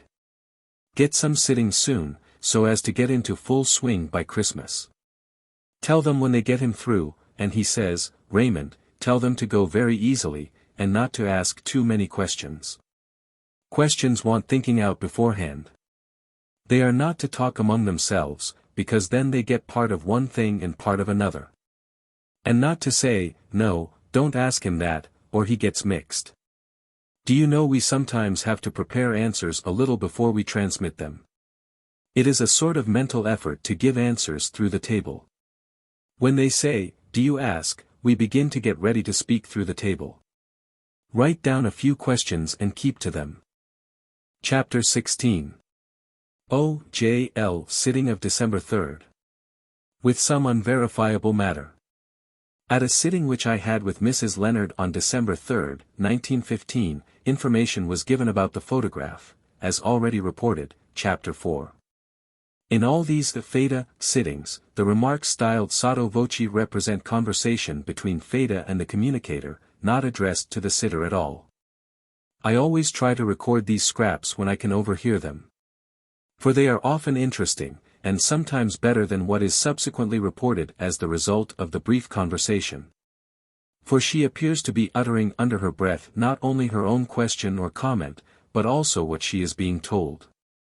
And sometimes names are in that way mentioned correctly, when afterwards she muddles them. For instance, on one occasion she said sotto voce, what you say? Roland? In a clear whisper, and then, aloud, he says something like Ronald. Whereas in this case Roland proved to be correct. The dramatically childlike character of Theta seems to carry with it a certain amount of childish irresponsibility. Raymond says that he has to talk to her seriously about it sometimes. A few other portions, not about the photograph, are included in the record of this sitting, some of a very non-evidential and perhaps ridiculous kind, but I do not feel inclined to suppress them. For reasons, see Chapter 12. Some of them are rather amusing. Unverifiable statements have hitherto been generally suppressed, in reporting Piper and other sittings. But here, in deference partly to the opinion of Professor Bergson, who when he was in England urged that statements about life on the other side, properly studied, like travelers' tales, might ultimately furnish proof more logically cogent than was possible from mere access to earth memories, they are for the most part reproduced. I should think, myself, that they are of very varying degrees of value, and peculiarly liable to unintentional sophistication by the medium. They cannot be really satisfactory, as we have no means of bringing them to book.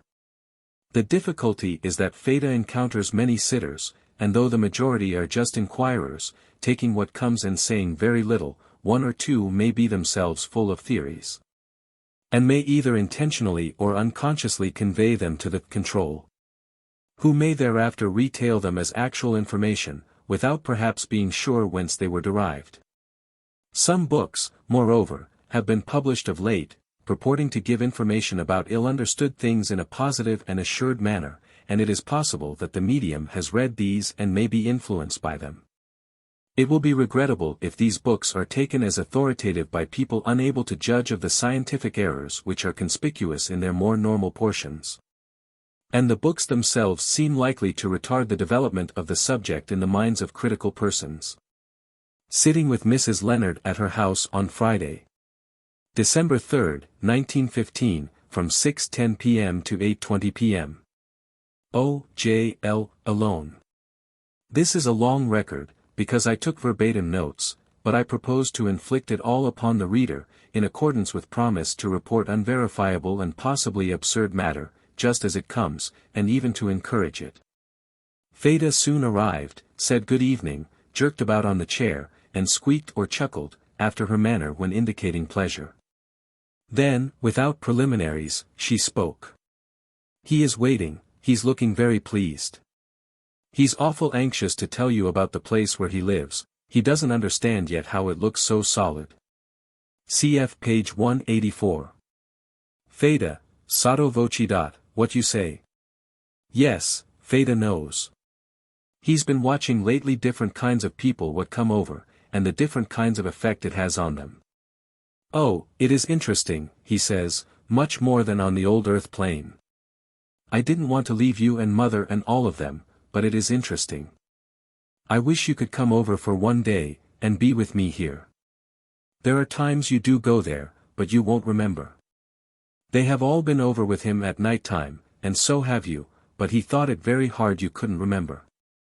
If you did, he is told, he doesn't know it himself, but he is told this, the brain would scarcely bear the burden of the double existence, and would be unfitted for its daily duties, so the memory is shut out. That is the explanation given to him. Feda, sotto voce. What, Raymond? Al, lec, he says, Al, lec, Al, lec. He keeps on saying something about Alec. He has been trying to get to Alec, to communicate with him, and he couldn't see if he made himself felt, whether he really got through. The medium hitherto had been holding O.J.'s left hand, here she let go, Feda saying, he will let you have your own hand back. He thought he had got into a bedroom, and that he knocked, but there wasn't much notice taken. O.J.L. Alec must come here sometime. 22. Yes, he wanted to see him. And he also hopes to be able to talk to Lionel with the direct voice, not here, he says, but somewhere else. He is very anxious to speak to him. Through a chap, he says, a direct voice chap. O.J.L. Very well, I will take the message. Well, he says, he wants to try once or twice. He wants to be able to say what he says to Feda in another way. He thinks he could get through in his own home sometime. He would much rather have it there. And he thinks that if he got through once or twice with direct voice, he might be able to do better in his own home. H. is psychic, he says, but he is afraid of hurting her, he doesn't want to take too much from her. But he really is going to get through. He really has got through at home, but silly spirits wanted to have a game. There was a strange feeling there. He didn't seem to know how much he was doing himself, so he stood aside part of the time. Mariemont sittings are reported later. Chapter 19. Then the photograph episode came, as reported in Chapter 4. Then it went on, Feda talking, of course, all the time. He says he has been trying to go to somebody, and see somebody he used to know. He's not related to them, and the name begins with S. It's a gentleman, he says, and he can't remember, or can't tell Feda the name, but it begins with S. He was trying to get to them, but is not sure that he succeeded. O.J.L. Did he want to? He says it was only curiosity. But he likes to feel that he can look up anybody. But he says, if they take no notice, I shall give up soon, only I just like to see what it feels like to be looking at them from where I am. O.J.L. Does he want to say anything more about his house or his clothes or his body? Oh yes. He is bursting to tell you. He says, my body's very similar to the one I had before. I pinch myself sometimes to see if it's real, and it is, but it doesn't seem to hurt as much as when I pinched the flesh body. The internal organs don't seem constituted on the same lines as before. They can't be quite the same. But to all appearances, and outwardly, they are the same as before. I can move somewhat more freely, he says. Oh, there's one thing, he says, I have never seen anybody bleed. O.J.L. Wouldn't he bleed if he pricked himself? He never tried it. But as yet he has seen no blood at all. O.J.L. Has he got ears and eyes? Yes, yes, and eyelashes, and eyebrows, exactly the same, and a tongue and teeth. He has got a new tooth now in place of another one he had, one that wasn't quite right then. He has got it right, and a good tooth has come in place of the one that had gone. He knew a man that had lost his arm, but he has got another one. Yes, he has got 2 arms now. He seemed as if without a limb when first he entered the astral, seemed incomplete, but after a while it got more and more complete, until he got a new one. He is talking of people who have lost a limb for some years. Oh, J.L. What about a limb lost in battle? Oh, if they have only just lost it, it makes no difference, it doesn't matter, they are quite all right when they get here. But I am told, he doesn't know this himself, but he has been told, that when anybody's blown to pieces, it takes some time for the spirit body to complete itself, to gather itself all in, and to be complete. It dissipated a certain amount of substance which is undoubtedly the etheric, and it has to be concentrated again. The spirit isn't blown apart, of course, he doesn't mean that, but it has an effect upon it.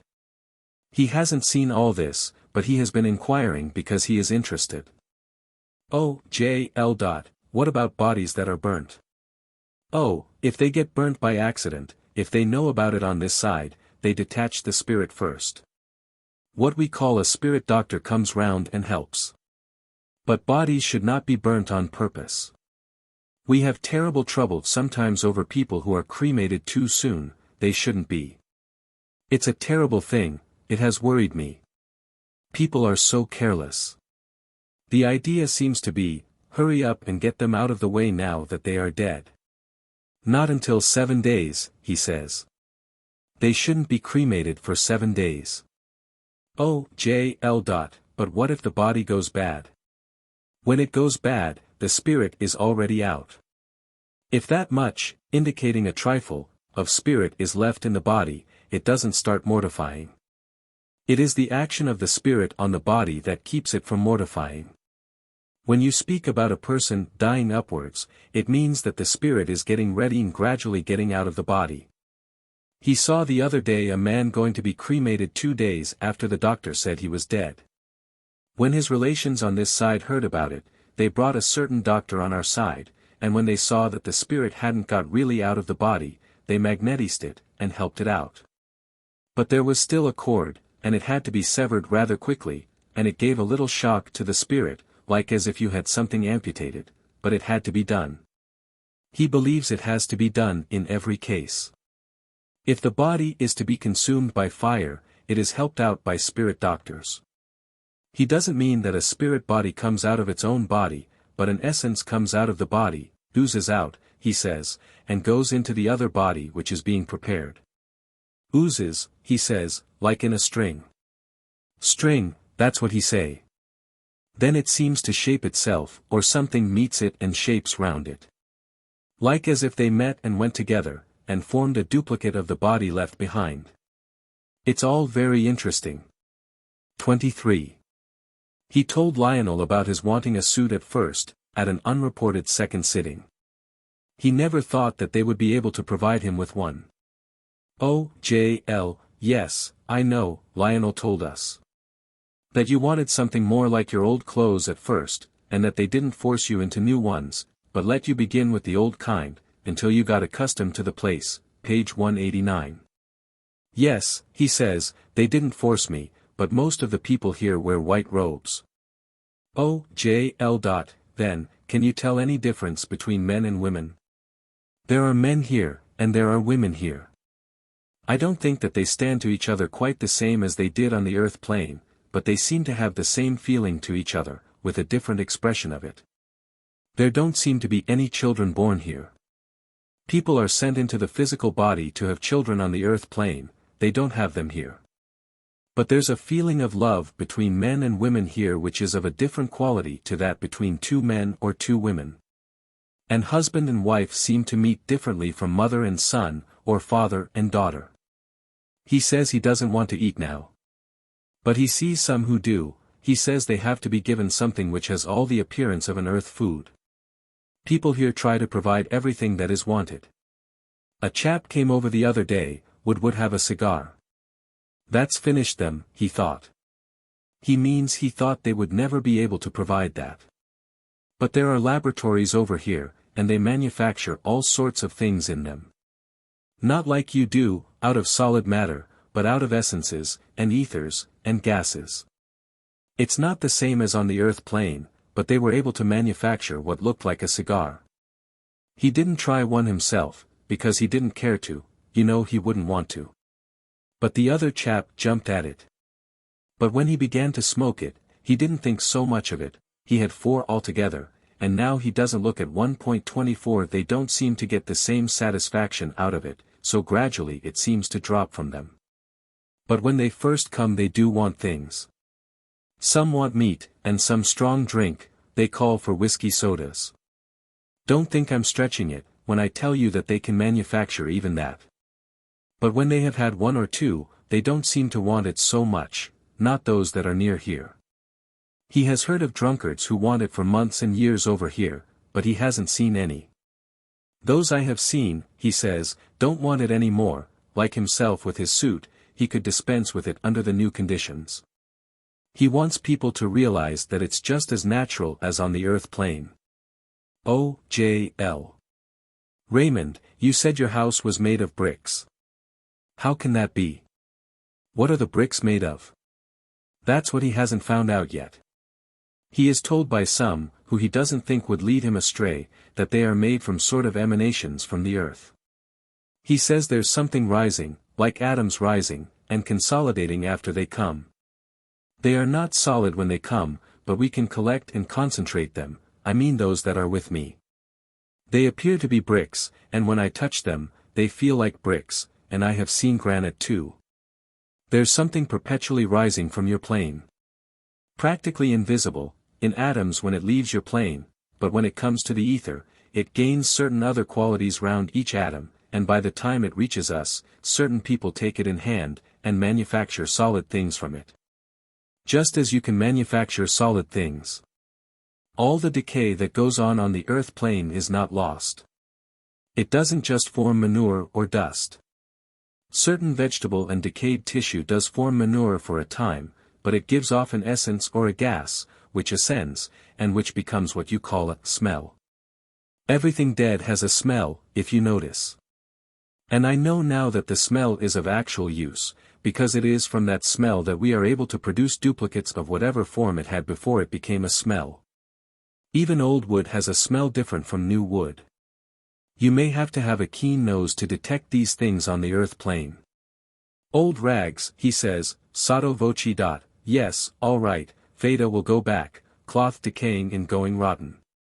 Different kinds of cloth give off different smells, rotting linen smells different to rotting wool. You can understand how all this interests me. Apparently, as far as I can gather, the rotting wool appears to be used for making things like tweeds on our side. But I know I am jumping, I'm guessing at it. My suit I expect was made from decayed worsted on your side. 25. Some people here won't take this in even yet, about the material cause of all these things. They go talking about spiritual robes made of light, built by the thoughts on the earth plane. I don't believe it. They go about thinking that it is a thought robe that they're wearing, resulting from the spiritual life they led, and when we try to tell them that it is manufactured out of materials, they don't believe it. They say, no, it's a robe of light and brightness which I manufactured by thought. So we just leave it. But I don't say that they won't get robes quicker when they have led spiritual lives down there. I think they do, and that's what makes them think that they made the robes by their lives. You know flowers, how they decay. We have got flowers here, your decayed flowers flower again with us, beautiful flowers. Lily has helped me a lot with flowers. Oh, J.L. Do you like her? Yes, but he didn't expect to see her. Theta, sotto voce. No. Raymond, you don't mean that. Yes, he does. He says he's afraid he wasn't very polite to her when he met her at first. He didn't expect a grown-up sister there. Am I a little brother, he said, or is she my little sister? She calls me her little brother, but I have a decided impression that she should be my little sister. He feels a bit of a mystery, he has got a brother there he knows, but he says two. Sotto voce. No, Raymond, you can't have two. No, Theta doesn't understand. Is it possible, he says, that he has got another brother, one that didn't live at all? Oh, J.L. Yes, it is possible. But he says, no earth life at all. That's what's strange. I've seen someone that I am told is a brother, but I can't be expected to recognize him, can I? I feel somehow closer to Lily than I do to that one. By and by I will get to know him, I dare say. I'm told that I am doing very well in the short time I have been here. Taking to it, what he say, duck to water, he say. Oh, J.L. You know the Earth is rolling along through space. How do you keep up with it? It doesn't seem like that to him. Oh, J.L. No, I suppose not. Do you see the stars? Yes, he sees the stars. The stars seem like what they did, only he feels closer to them. Not really closer, but they look clearer. Not appreciably closer, he says. Oh, J.L. Are they grouped the same? Do you see the Great Bear, for instance? Oh, yes, he sees the Great Bear. And he sees the chariot, he says. Oh, J.L. Do you mean Cassiopeia? Yes. But I don't suppose he did. There's one more mystery to him yet, it doesn't seem day and night quite by regular turns, like it did on the earth. Oh, J.L. But I suppose you see the sun. Yes, he sees the sun. But it seems always about the same degree of warmth, he doesn't feel heat or cold where he is. The sun doesn't make him uncomfortably hot. That is not because the sun has lost its heat, but because he hasn't got the same body that sensed the heat. When he comes into contact with the earth plane, and is manifesting, then he feels a little cold or warm, at least he does when a medium is present, not when he comes in the ordinary way just to look round. When he sang last night, he felt cold for a minute or two. Oh, J.L. Did he sing? Yes, he and Polly had a scuffle. Polly was singing first, and Raymond thought he would like to sing too, so he chipped in at the end. He sang about 3 verses. It wasn't difficult, because there was a good deal of power there. Also nobody except Mrs. Cathy knew who he was, and so all eyes were not on him, and they were not expecting it, and that made it easier for him. He says it wasn't so difficult as keeping up a conversation, he just took the organs there, and materialized his own voice in her throat. He didn't find it very difficult, he hadn't got to think of anything, or collect his ideas. There was an easy flow of words, and he just sang. And I did sing, he says, I thought I'd nearly killed the medium. She hadn't any voice at all after. When he heard himself that he had really got it, he had to let go. Raised the roof, he says, and he did enjoy it. Here Fada gave an amused chuckle with a jump and a squeak. He was just practicing there, Raymond says. At first he thought it wouldn't be easy. This relates to what I am told was a real occurrence at a private gathering, but it is not evidential. Oh, J.L. Raymond, you know you want to give me some proofs. What kind of proofs do you think are best? Have you talked it over with Mr. Myers, and have you decided on the kind of proof that will be most evidential? I don't know yet. I feel divided between 2 ways, one is to give you objective proof, such as simple materializations and direct voice, which you can set down and have attested. Or else I should have to give you information about my different experiences here, either something like what I am doing now, or through the table, or some other way. But he doesn't know whether he will be able to do the 2 things together. Oh, J. L. No, not likely, not at the same time. But you can take opportunities of saying more about your life there. Yes, that's why he has been collecting information. He does so want to encourage people to look forward to a life they will certainly have to enter upon, and realize that it is a rational life. All this that he has been giving you now, and that I gave to Lionel, you must sort out, and put in order, because I can only give it scrappily. I want to study things here a lot. Would you think it's selfish if I say I wouldn't like to be back now? I wouldn't give this up for anything. Don't think it's selfish, or that I want to be away from you all. I have still got you, because I feel you so close, closer even. I wouldn't come back, I wouldn't for anything that anyone could give me. He hardly liked to put it that way to his mother. Is Alec here? Fada looking round. Oh, J.L. No, but I hope he will be coming. Tell him not to say who he is. I did enjoy myself that first time that Lionel came, I could talk for hours. Oh, J.L. had here looked at his watch quietly. I could talk for hours, don't go yet. He says he thinks he was lucky when he passed on, because he had so many to meet him.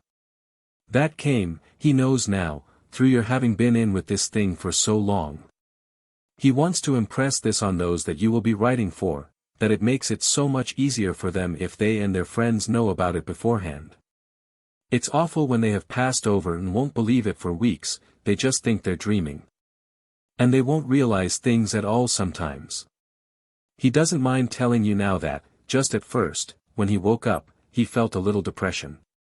But it didn't last long. He cast his eyes round, and soon he didn't mind. But it was like finding yourself in a strange place, like a strange city. With people you hadn't seen, or not seen for a long time, round you. Grandfather was with me straight away, and presently Robert. I got mixed up between two Roberts.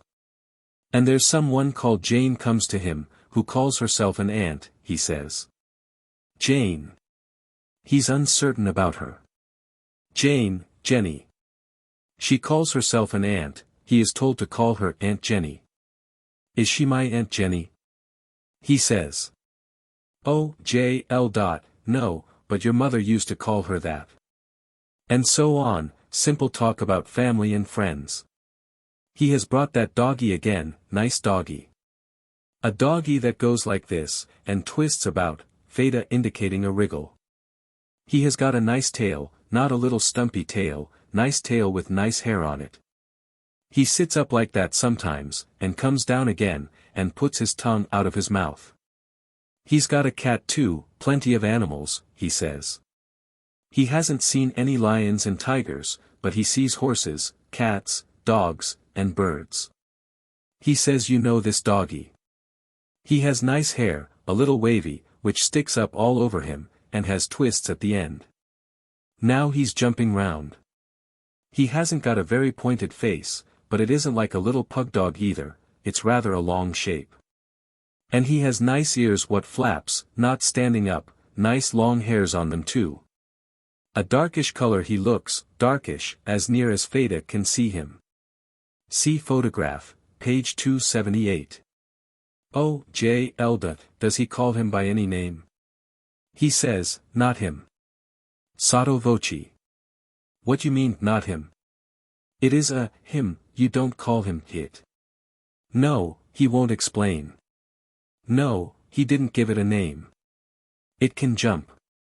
All this about a she-dog called Curly, whose death had been specially mentioned by Myers through another medium some years ago, an incident reported privately to the SPR at the time, is quite good as far as it goes. He has met a spirit here, he says, who knows you, G. Nothing to do with the other G. Someone that's a very fine sort indeed. His name begins with G, gal, gals, got, he doesn't know him very well, but it sounds like that. It isn't who you feel, though it might have been, nothing to do with that at all. Someone called Galt, he didn't know him, but he is interested in you, and had met you. It's surprising how many people come up to me, he says, and shake me by the hand, and speak to me. I don't know them from Adam. Sotto voce. Adam, he say. But they are doing me honor here, and some of them are such fine men. He doesn't know them, but they all seem to be interested in you, and they say, oh, are you his son, how do you do? Feta is losing control. Oh, J.L. Well, goodbye, Raymond, then, and God bless you. God bless you. I do so want you to know that I am very happy. And bless them all. My love to you. I can't tell what I feel, but you can guess. It's difficult to put into words. My love to all. God bless you and everybody. Goodbye, Father. O. J. L. Goodbye, Raymond. Goodbye, Feta. Feta here gave a jerk, and a goodbye. Love to her what belongs to you, and to Lionel. Fada knows what your name is, Soliver, yes. Another squeak. Sitting ended 8:20 p.m. The conclusion of sittings is seldom of an evidential character, and by most people would not be recorded, but occasionally it may be best to quote one completely, just as a specimen of what may be called the manner of a sitting. Chapter 17. K. Automatic Writing. On December 17, 1915, I was talking to Mrs. Kennedy when her hand began to write, and I had a short conversation which may be worth reporting. I have been here such a long time, please tell father I am here, Raymond. Oh, J.L. My boy. Dear father. Father, it was difficult to say all one felt, but now I don't care. I love you. I love you intensely. Father, please speak to me. Oh, J.L. I recognize it, Raymond. Have you anything to say for the folk at home? I have been there today. I spoke to mother. I don't know if she heard me, but I rather think so. Please tell her this, and kiss her from me. Oh, J.L. She had a rather vivid dream or vision of you one morning lately. I don't know if it was a dream. I feel sure she will see me, but I don't know, because I am so often near her that I can't say yes or no to any particular time. Oh, J.L. Raymond, you know it is getting near Christmas now. I know. I shall be there. Keep jolly or it hurts me horribly. Truly, I know it is difficult, but you must know by now that I am so splendid. I shall never be one instant out of the house on Christmas Day. Pause. He has gone to fetch some one. Paul. This is the sort of interpolation which frequently happens. Paul signs his explanatory sentence. K. presently said that Raymond had returned, and expected me to be aware of it. I have brought Mr. Myers. He says he doesn't often come to use this means, but he wants to speak for a moment. Get free and go on, he says. Don't let them trammel you. Get at it, Lodge. Myers. He has gone, tell my father. Oh, J.L., sotto voce. What does that mean? K. I haven't an idea. Oh, J.L. Has Myers gone right away? I have spoken, but I will speak again, if you keep quiet, meaning K. Do cease to think, or you are useless. Tell Lodge I can't explain half his boy is to me. I feel as if I had my own dearly loved son here, yet I know he is only lent to me. Pardon me if I rarely use you, to K. I can't stand the way you bother. Myers. K. Do you mean the way I get nervous if I am taking a message from you? Yes, I do.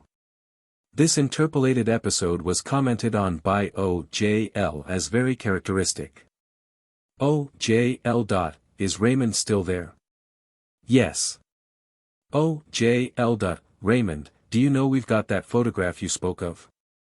Mrs. Chivis sent us it, the mother of Chivis, Captain Chivis, you remember him? Yes, I know you have the photograph. O.J.L. Yes, and your description of it was very good. And we have seen the man leaning on you. Was there another one taken of you? K. For, he says, for. Did you say, for, Raymond? Yes, I did. O.J.L. Yes, we have those taken of you by yourself, but was another taken of you with other officers? I hear, father, I shall look, but I think you have had the one I want you to have, I have seen you looking at it. I have heard all that father has said. It is ripping to come like this. Tell my father I have enjoyed it. Raymond. O.J.L. Before you go, Raymond, I want to ask a serious question. Have you been let to see Christ? Father, I shall see him presently. It is not time yet. I am not ready. But I know he lives, and I know he comes here. All the sad ones see him if no one else can help them. Paul has seen him, you see he had such a lot of pain, poor chap. I am not expecting to see him yet, father. I shall love to when it's the time. Raymond. Oh, J.L. Well, we shall be very happy this Christmas, I think. Father, tell mother she has her son with her all day on Christmas Day. There will be thousands and thousands of us back in the homes on that day, but the horrid part is that so many of the fellows don't get welcomed. Please keep a place for me. I must go now. Bless you again, Father. Raymond. Paul then wrote a few words to his mother. Chapter 18. First sitting of Alec with Mrs. Leonard. On December 21, 1915, Alec had his first sitting with Mrs. Leonard, but he did not manage to go quite anonymously. The medium knew that he was my son. Again, there is a good deal of unverifiable matter, which whether absurd or not I prefer not to suppress. My reasons are indicated in chapters 12 and 16 part 2, and 11 part 3. Alec's, A.M.L.S., sitting with Mrs. Leonard at her house. On Tuesday afternoon, December 21, 1915, 3:15 to 4:30 p.m. Medium knows I am Sir Oliver Lodge's son. Front room, curtains drawn, dark, small red lamp. No one else present. Mrs. Leonard shook hands saying, Mr. Lodge. Medium begins by rubbing her own hands vigorously. Good morning. This is Fada. Raymond's here. He would have liked A and B. Fada, sotto voce. What you mean, A and B? Oh, he would have liked to talk to A and B. 26 he says, I wish you could see me, I am so pleased, but you know I am pleased. He has been trying hard to get to you at home. He thinks he is getting closer, and better able to understand the conditions which govern this way of communicating. He thinks that in a little while he will be able to give actual tests at home. He knows he has got through, but not satisfactorily. He gets so far, and then flounders. Fada, sotto voce. That's what fishes do. He says he is feeling splendid. He did not think it was possible to feel so well. He was waiting here, he knew you were coming, but thought you might not be able to come today. Train half an hour late. Did you take notice of what he said about the place he is in? A.M.L. Yes. But I find it very difficult to understand. He says, it is such a solid place, I have not got over it yet. It is so wonderfully real. He spoke about a river to his father, he has not seen the sea yet. He has found water, but doesn't know whether he will find a sea. He is making new discoveries every day. So much is new, although of course not to people who have been here some time. He went into the library with his grandfather, Grandfather William, and also somebody called Richard, and he says the books there seem to be the same as you read. Now this is extraordinary, there are books there not yet published on the earth plane. He is told, only told, he does not know if it is correct, that those books will be produced, books like those that are there now, that the matter in them will be impressed on the brain of some man, he supposes an author. He says that not everybody on his plane is allowed to read those books, they might hurt them, that is, the books not published yet. Father is going to write one, not the one on now, but a fresh one. Has his father found out who it was, beginning with G, who said he was going to help, meaning help Raymond, for his father's sake? It was not the person he thought it was at the time, page 204. It is very difficult to get things through. He wants to keep saying how pleased he is to come. There are hundreds of things he will think of after he is gone. He has brought Lily, and William, the young one. Fada, sotto voce. I don't know whether it is right, but he appears to have 2 brothers. 2 brothers as well as a sister died in extreme infancy. He would hardly know that, normally. O.J.L. A.M.L. Fada, will you ask Raymond if he would like me to ask some questions? Yes, with pleasure, he says. A.M.L. A little time ago, Raymond said he was with Mother. Mother would like to know if he can say what she was doing when he came. Ask Raymond to think it over, and see if he can remember. Yes, Yes. She'd got some wool and scissors. She had a square piece of stuff, he is showing me this, she was working on the square piece of stuff. He shows me that she was cutting the wool with the scissors. Another time, she was in bed. She was in a big chair, dark covered. This refers to the time mentioned first. Point 27. A.M.L. Ask Raymond if he can remember which room she was in. Pause. He can't remember. He can't always see more than a corner of the room, it appears vaporish and shadowy. He often comes when you're in bed. He tried to call out loudly, he shouted, "Alec, Alec," but he didn't get any answer. That is what puzzles him. He thinks he has shouted, but apparently he has not even manufactured a whisper. A.M.L. Fada, will you ask Raymond if he can remember trivial things that happened, as these things often make the best tests. He says he can now and again. A.M.L. The questions that Father asked about Vinrud, Dartmoor, and Argonauts, are all trivial, but make good tests, as Father knows nothing about them. Yes, Raymond quite understands. He is just as keen as you are to give those tests. A.M.L. Ask Raymond if the word Vinrud in connection with a holiday trip reminds him of anything. Yes. Definitely. A.M.L. And Argonauts? Yes. Definitely. A.M.L. And Dartmoor? Yes. Definitely. A.M.L. Well, don't answer the questions now, but if Father asks them again, see if you can remember anything. While Alec was speaking, Fada was getting a message simultaneously. He says something burst. This is excellent for Dartmoor, but I knew it. A.M.L. 28. A.M.L. Tell Raymond I am quite sure he gets things through occasionally, but that I think often the meaning comes through altered, and very often appears to be affected by the sitter. It appears to me that they usually get what they expect. Raymond says, I only wish they did. But in a way you are right. He is never able to give all he wishes. Sometimes only a word, which often must appear quite disconnected. Often the word does not come from his mind, he has no trace of it. Raymond says, for this reason it is a good thing to try, more, to come and give something definite at home. When you sit at the table, he feels sure that what he wants to say is influenced by someone at the table. Someone is helping him, someone at the table is guessing at the words. He often starts a word, but somebody finishes it. He asked Father to let you come and not say who you were, he says it would have been a bit of fun. A.M.L. Ask Raymond if he can remember any characteristic things we used to talk about among ourselves. Yes. He says you used to talk about cars. Fada, sotto voce. What you mean? Everybody talks about cars. And singing. He used to fancy he could sing. He didn't sing hymns.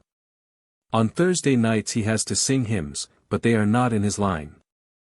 On Thursday nights I am told that a circle holds sittings for developing the direct voice at Mrs. Leonard's, and that they sing hymns. Paul and Raymond have been said to join in. Cf. near end of chapter 16, page 201. A.M.L.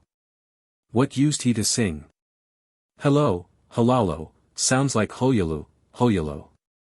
Something about Hottentot, but he is going back a long way, he thinks. See note in appendix about this statement. Fada, sotto voce. An orange lady? He says something about an orange lady. Fada, sotto voce. Not what sold oranges. No, of course not.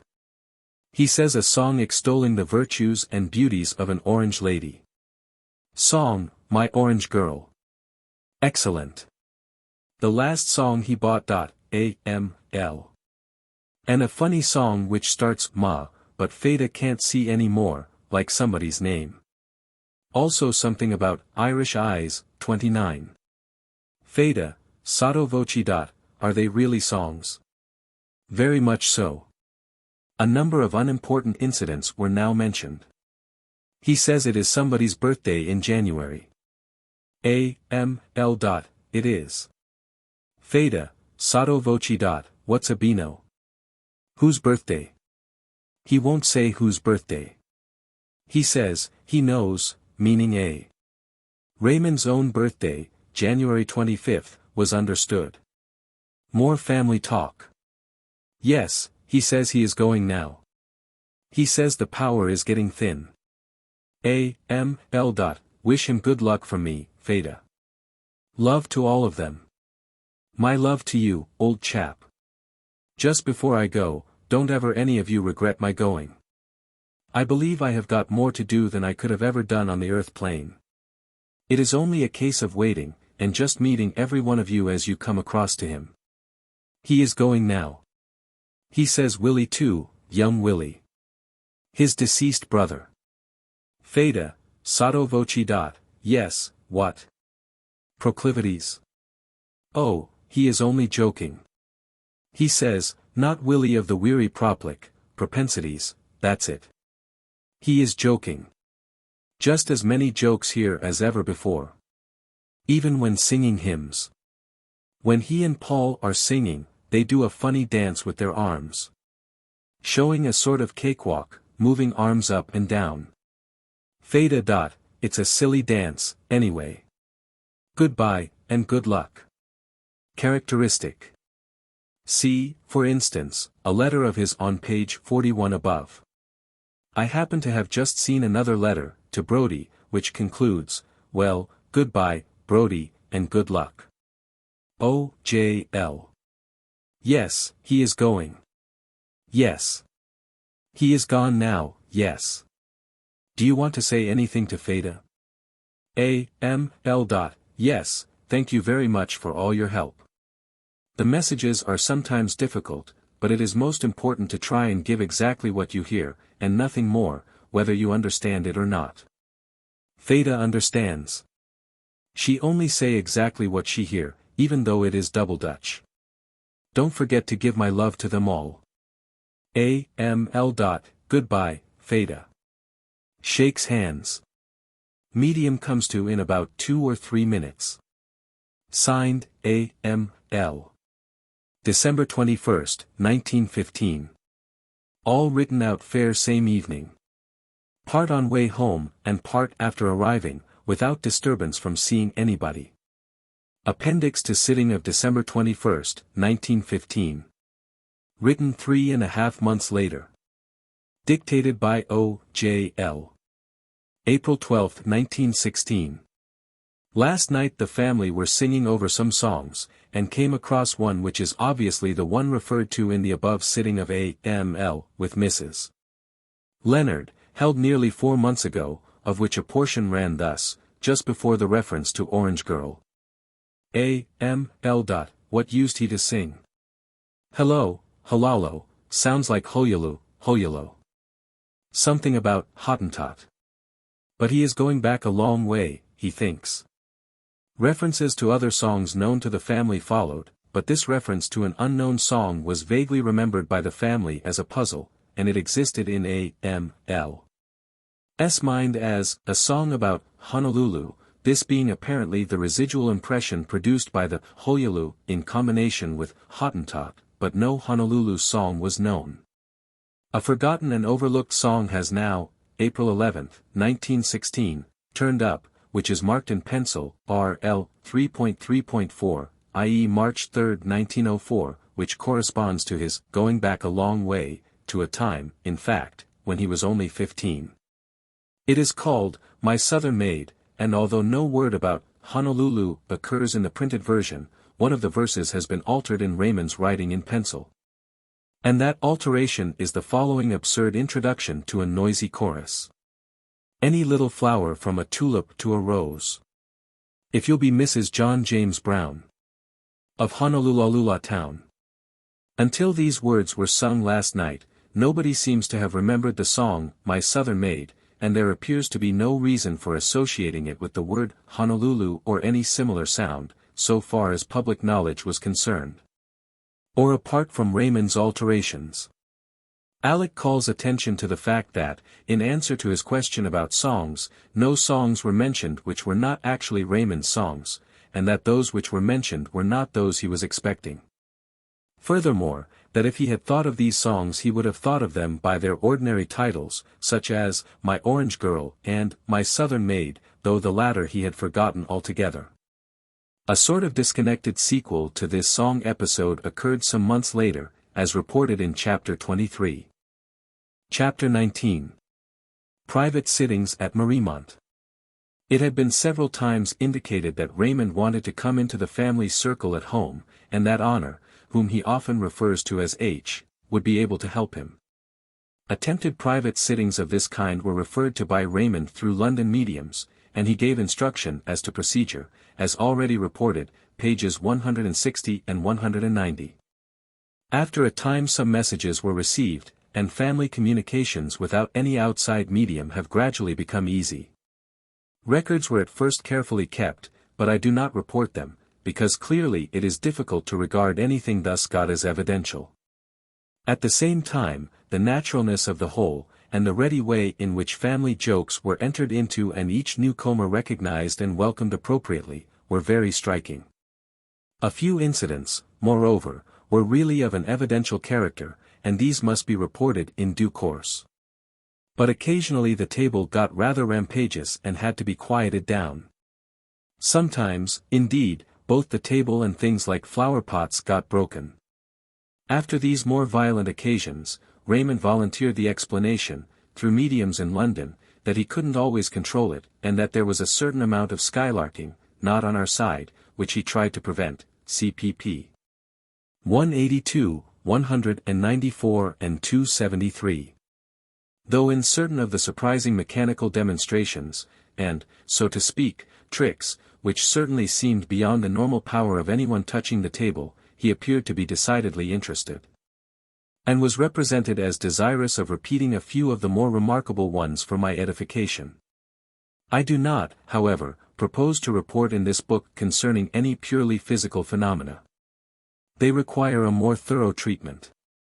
Suffice it to say that the movements were not only intelligent, but were sometimes, though very seldom, such as apparently could not be accomplished by any normal application of muscular force. However unconsciously such force might be exerted by anyone, it might only be a single person, left in contact with the table. A family sitting with no medium present is quite different from one held with a professional or indeed any outside medium. Information is freely given about the doings of the family, and the general air is that of a family conversation.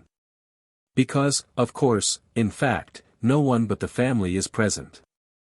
At any kind of sitting the conversation is rather one-sided, but whereas with a medium the sitter is reticent, and the communicator is left to do nearly all the talking, in a family group the sitters are sometimes voluble.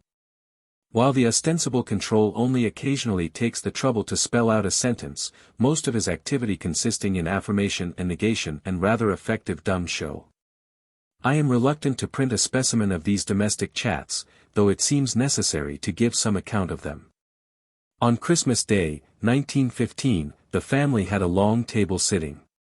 It was a friendly and jovial meeting, with plenty of old songs interspersed, which he seemed thoroughly to enjoy and, as it were, conduct. But for publication I think it will be better to select something shorter, and I find a description written by one to whom such things were quite new except by report, a lady who had been governess in the family for many years. When even the elder children were small, and long before Raymond was born. This lady, Miss F. Wood, commonly called Woody from old times, happened to be staying on a visit to Mariemont in March 1916, and was present at 2 or 3 of the family sittings. She was much interested in her first experience, and wrote an account immediately afterwards, which, as realistically giving the impression of a witness, I have obtained her permission to copy here. At this date the room was usually considerably darkened for a sitting, but even partial darkness was unnecessary, and was soon afterwards dispensed with, especially as it interfered with easy reading of music at the piano. Table sitting in the drawing room at Mariemont. Thursday, March 2, 1916, about 6 p.m. Sitters, Lady Lodge, Nora, and Woody, later, Honor. Report by Miss F. A. Wood. As it was the first time that I had ever been at a sitting of any kind, I shall put down the details as fully as I can remember them. The only light in the room was from the gas fire, a large one, so that we could see each other and things in the room fairly distinctly. The table used at this time was a rather small octagonal one, though weighty for its size, with strong center stem, supported on 3 short legs, topped like a chessboard. Lady Lodge sat with her back to window looking on to drive, Nora with back to windows looking on to tennis lawn, and I, Woody, had my back to the sofa. As we were about to sit down, Lady Lodge said, "We always say a little prayer first." I had hoped that she intended to pray aloud for us all, but she did it silently, so I did the same, having been upstairs before and done this also. For some time nothing whatever happened. I only felt that the table was keeping my hands extremely cold.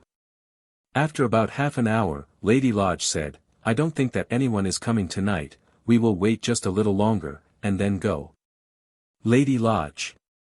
Is anyone here tonight to speak to us? Do come if you can, because we want to show Woody what a sitting is like.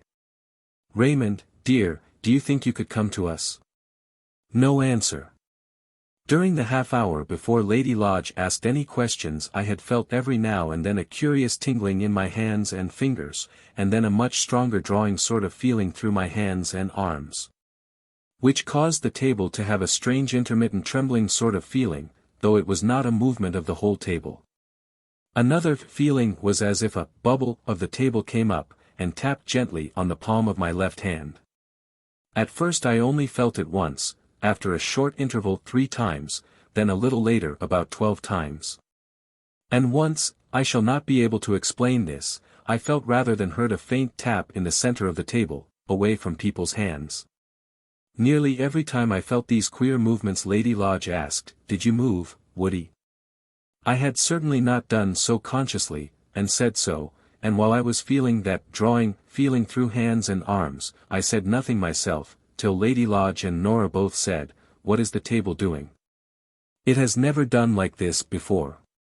Then I told of my strange feelings in hands and arms, etc. Lady Lodge said it must be due to nerves, or muscles, or something of the sort. These strange feelings did not last long at a time, and generally, but not always, they came after Lady Lodge had asked questions, to someone on the other side. After a bit, when the feelings had gone from me at least, Lady Lodge suggested Nora's going for Honor, who came, but said on first sitting down that the table felt dead, and she did not think that anyone was there. Lady L. Is anyone coming?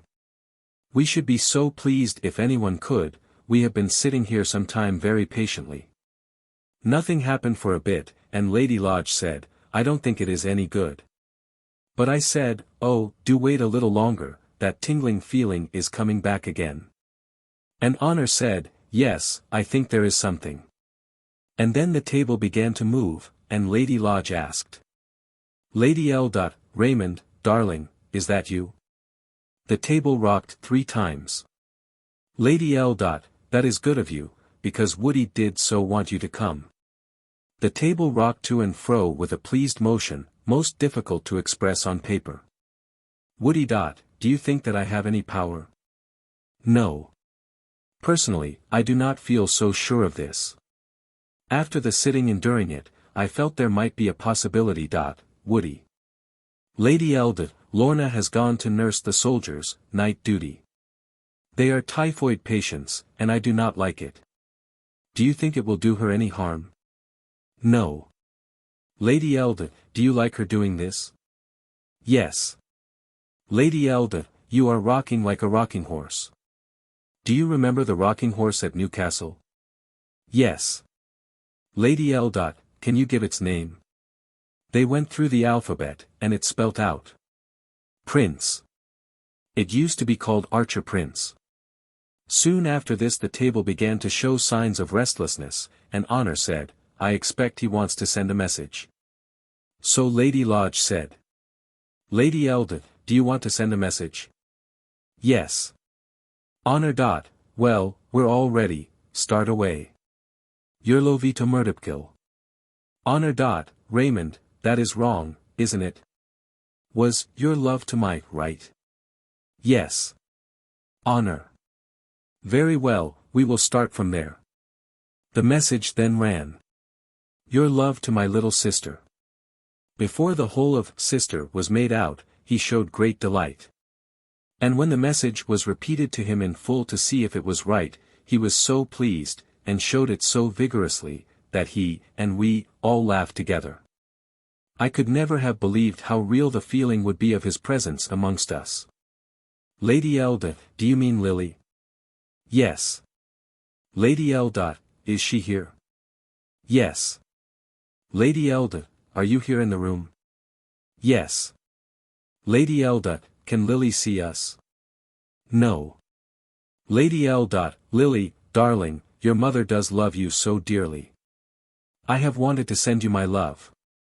I shall come to see you some time, and then we shall be so happy, my dear, dear little girl.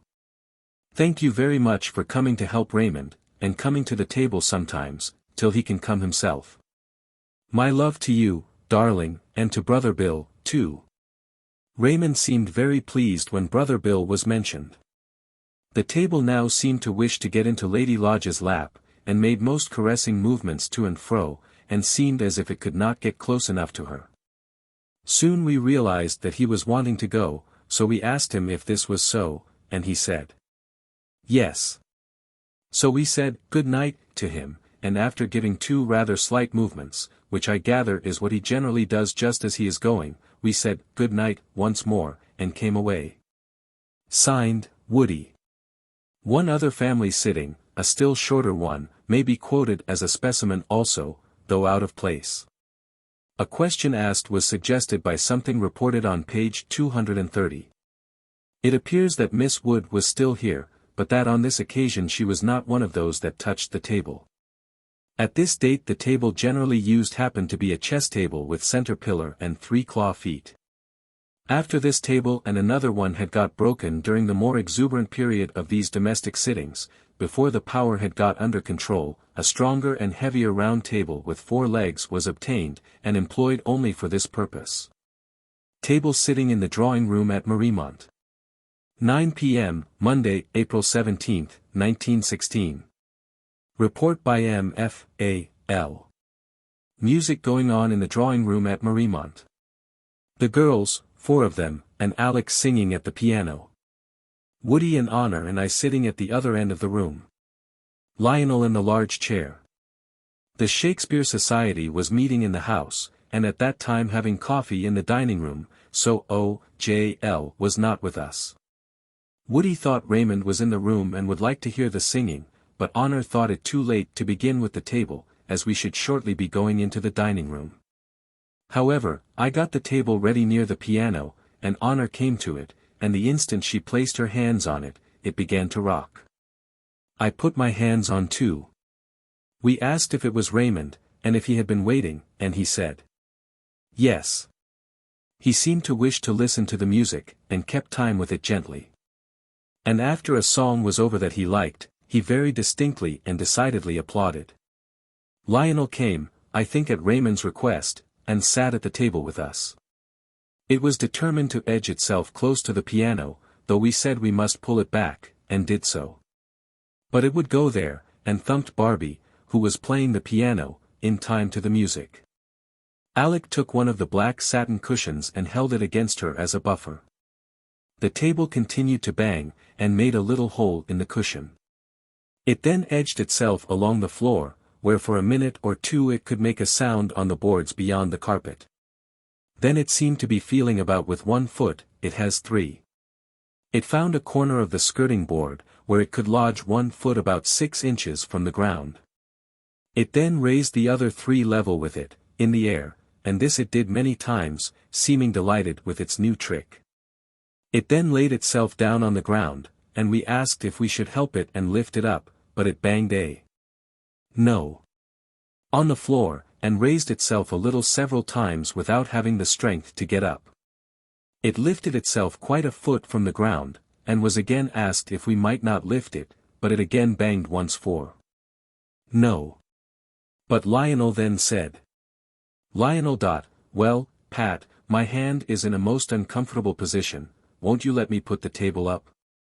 It at once banged 3 times 4. Yes. So we raised it. I then said. M.F.A.L. Raymond, I want to ask you a question as a test. What is the name of the sphere on which you are living? I did this, because others beside Raymond have said, through Mrs. Leonard, that they were living on the 3rd sphere, and that it was called Summerland, so I thought it might be an idea of the mediums. 30. I don't much like these sphere messages, and don't know whether they mean anything, but I assume that sphere may mean condition, or state of development. We took the alphabet, and the answer came at once. Summer Lodge. We asked, after the second R, if there was not some mistake, and again when O came, instead of the A we had expected for Summerland. But he said no. So we went on, though I thought it was hopelessly wrong, and ceased to follow. I felt sure it was mere muddle. So my surprise was the greater when the note-taker read out, Summer Lodge, and I found he had signed his name to it, to show, I suppose, that it was his own statement, and not Fada's. Lorna reports that the impression made upon them was that Raymond knew they had been expecting one ending, and that he was amused at having succeeded in giving them another. They enjoyed the joke together, and the table shook as if laughing. We talked to him a little after this, and Alec and Noy 1/2L put their hands on the table, and we said good night. It is only necessary to add that the mechanical movements here described are not among those which, on page 218, I referred to as physically unable to be done by muscular effort on the part of anyone whose hands are only on the tabletop. I am not in this book describing any cases of that sort. Whatever was the cause of the above mechanical trick movements, which were repeated on a subsequent occasion from my observation, the circumstances were not strictly evidential. I ought to say, however, that most certainly I am sure that no conscious effort was employed by anyone present. Warning. It may be well to give a word of warning to those who find that they possess any unusual power in the psychic direction, and to counsel regulated moderation in its use. Every power can be abused, and even the simple faculty of automatic writing can with the best intentions be misapplied. Self-control is more important than any other form of control, and whoever possesses the power of receiving communications in any form should see to it that he remains master of the situation. To give up your own judgment and depend solely on adventitious aid is a grave blunder, and may in the long run have disastrous consequences. Moderation and common sense are required in those who try to utilize powers which neither they nor any fully understand, and a dominating occupation in mundane affairs is a wholesome safeguard. Chapter 20. A few more records, with some unverifiable matter. After Christmas I had proposed to drop the historical order and make selections as convenient, but I find that sequence must to some extent be maintained. Because of the interlocking of sittings with different mediums and development generally. I shall, however, only preserve historical order so far as it turns out useful or relevant, and will content myself with reporting that on January 3, 1916 Raymond's eldest sister, Violet, the one married to the Roland that he mentioned through Fada, had a good sitting with him, and was not only recognized easily, but knowledge was shown of much that she had been doing, and of what she was immediately planning to do. Reference was also made by Raymond to what he called his special room in her house, page 45, and, later, he said that that room was bare of furniture, which it was. And at some of the sittings now, deceased friends, not relatives, were brought by Raymond, and gave notable evidence both to us and to other people, especially to parents in some cases, to widows in others. Some of which may perhaps be partially reported hereafter. I propose now to pass on to some unverifiable matter, see chapters 12 and 16, and especially to a strange and striking sitting which Lady Lodge had with Mrs. Leonard on February 4, 1916. This may as well be reported almost in full, in spite of unimportant and introductory portions, since it seems fairer to give the context, especially of unverifiable matter. But I feel bound to say that there is divergence of opinion as to whether this particular record ought to be published or not. I can only say that I recognize the responsibility, and hope that I am right in partially accepting it. Non-evidential sitting of MFAL with Mrs. Leonard. At her house on Friday, February 4, 1916. From 8:30 p.m. to 11:10 p.m. MFAL, alone. Theta. Oh, it's Miss Olive. MFAL. So glad to meet you, Theta. Theta love you and Soliver best of all. S. Lionel and S. Alec too she love very much. Raymond is here. He has been all over the place with Polly, to all sorts of places to the mediums, to try and get poor boys into touch with their mothers. Some are very jealous of those who succeed. They try to get to their mothers, and they can't, they are shut out. They make me feel as though I could cry to see them. We explain that their mothers and fathers don't know about communicating. They say, why don't they all go to mediums? Raymond say, it makes me wonder too. He say, he was telling Theta, it was awful funny the things some of them did, it has a funny side, going to see the mediums. You see, Paul and he couldn't help having a joke, they are boys themselves, laughing over funny things. He says he was listening to Paul, and he was describing the drawing room at home. A good description was now given of the drawing room at Mariemont, which the medium had never seen. Theta sees flowers, they're Thetas, not Gladyses. MFAL had brought flowers for Mrs. Leonard. MFAL. Don't you have flowers, then? Yes, lots of flowers. But Theta liked to have them in Gladys's room. Apparently this must be Mrs. Leonard's name. There's a lot in prayer. Prayer keeps out evil things, and keeps nice clean conditions. Raymond says, keeps out devils. Mother, I don't want to talk about material things, but to satisfy anxiety. I was very uneasy on Monday night. I tried to come near, but there was a band round me. We were all there. MFAL. The Zeppelins did come on Monday night, but they did not touch us. We went to bed and didn't worry about them. He says, they worked in a circular way, east and south of you. Awful. He hoped it wouldn't upset you. He didn't want them to come too close. I know you're not nervous, but I fear for you. If he'd been on the earth plane, he'd have been flying home. He says New Street was the mark. Someone called M sent you a message through Mrs. F. and wanted her dearest love given. She's had to be away rather from the earth plane for some time, but he actually has seen M several times. Conditions of war have brought her back. She had progressed a good way. She wondered if you realized it was not her will to leave you so long, but progression. She belongs to a higher plane. M knew something about this before she passed on, though perhaps it makes it easier to be always communicating. Some friends will know for whom this is intended, a great friend of our and many other children. She had had one sitting with Mrs. Piper at Mariemont, not a good one. OJL. Her life on the earth plane made it easier for her to go on quickly after she passed out. Theta, sotto voce. What you say? M. Says, it will be a test, that she was with his father at a medium's, where she saw a control named Alice and, a little girl control, she didn't speak to Soliver, but was with him at the medium's. The old Scotch girl, what Polly calls her. Old Scotch lady, same thing.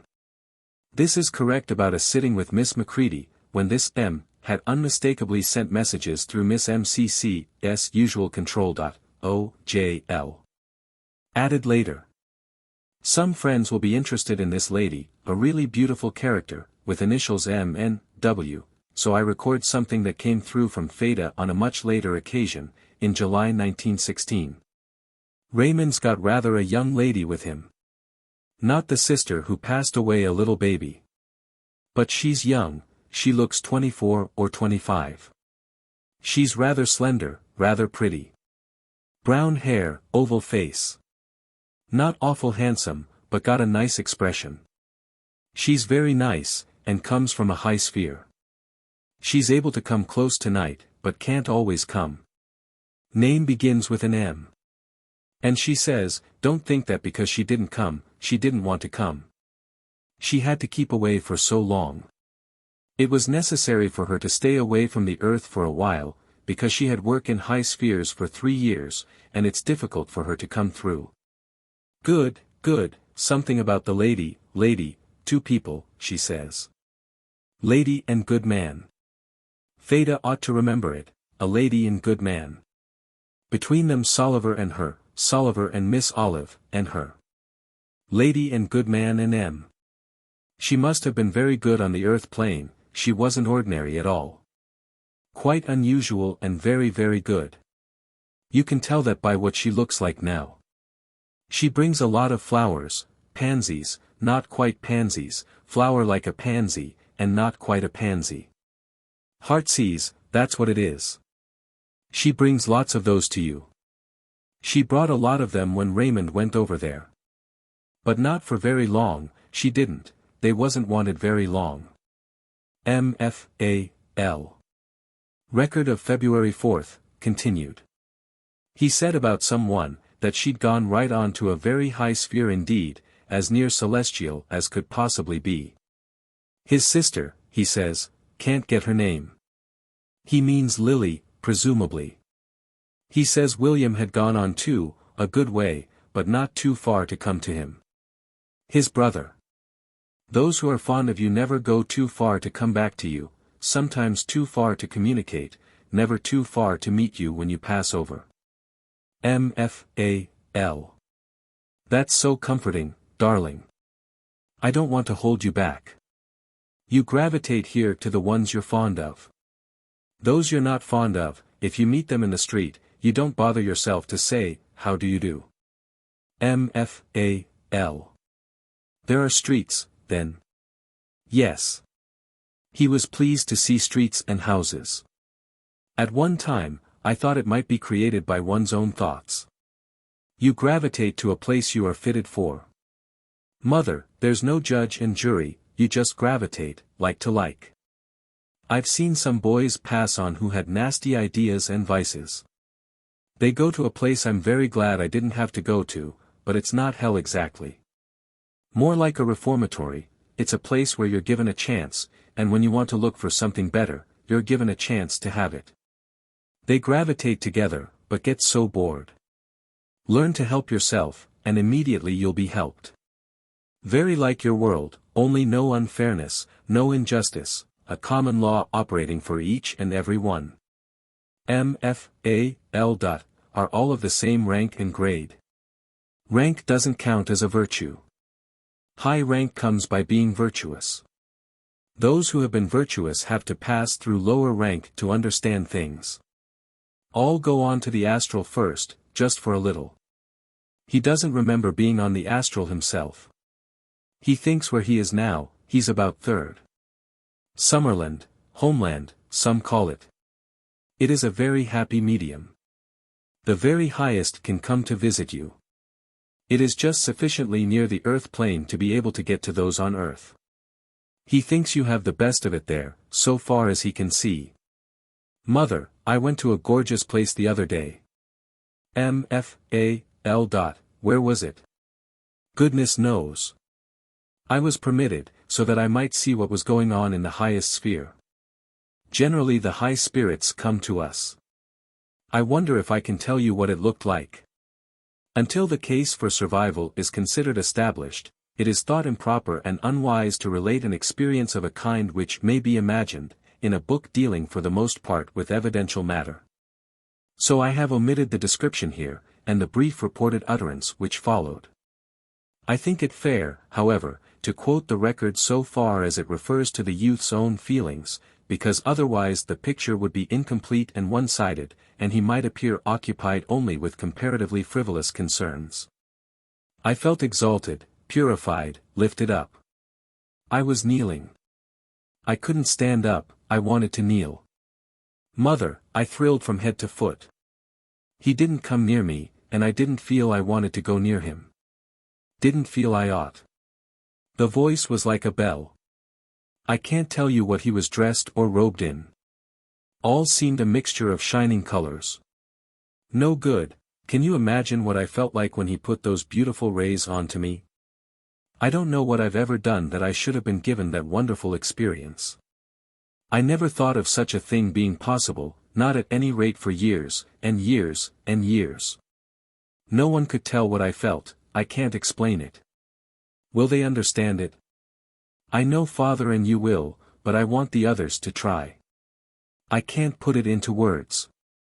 I didn't walk, I had to be taken back to Summerland, I don't know what happened to me. If you could faint with delight. Weren't those beautiful words?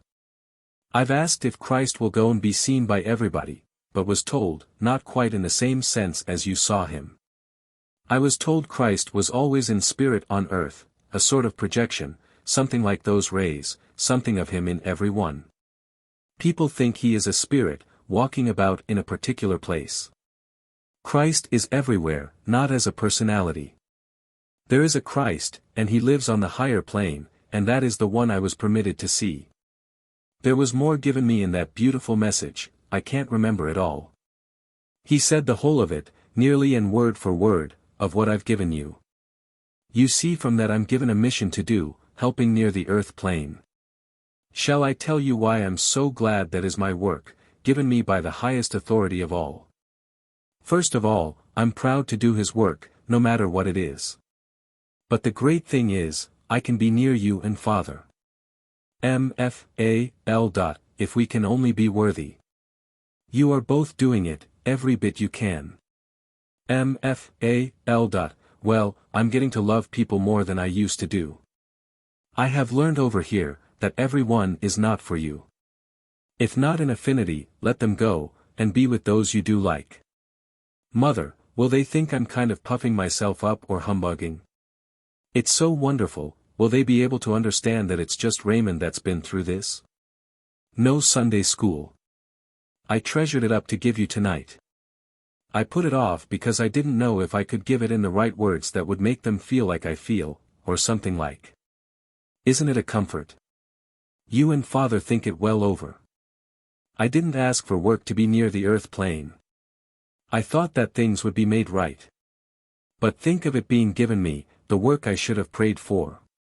MFAL. Then you're nearer. Much nearer.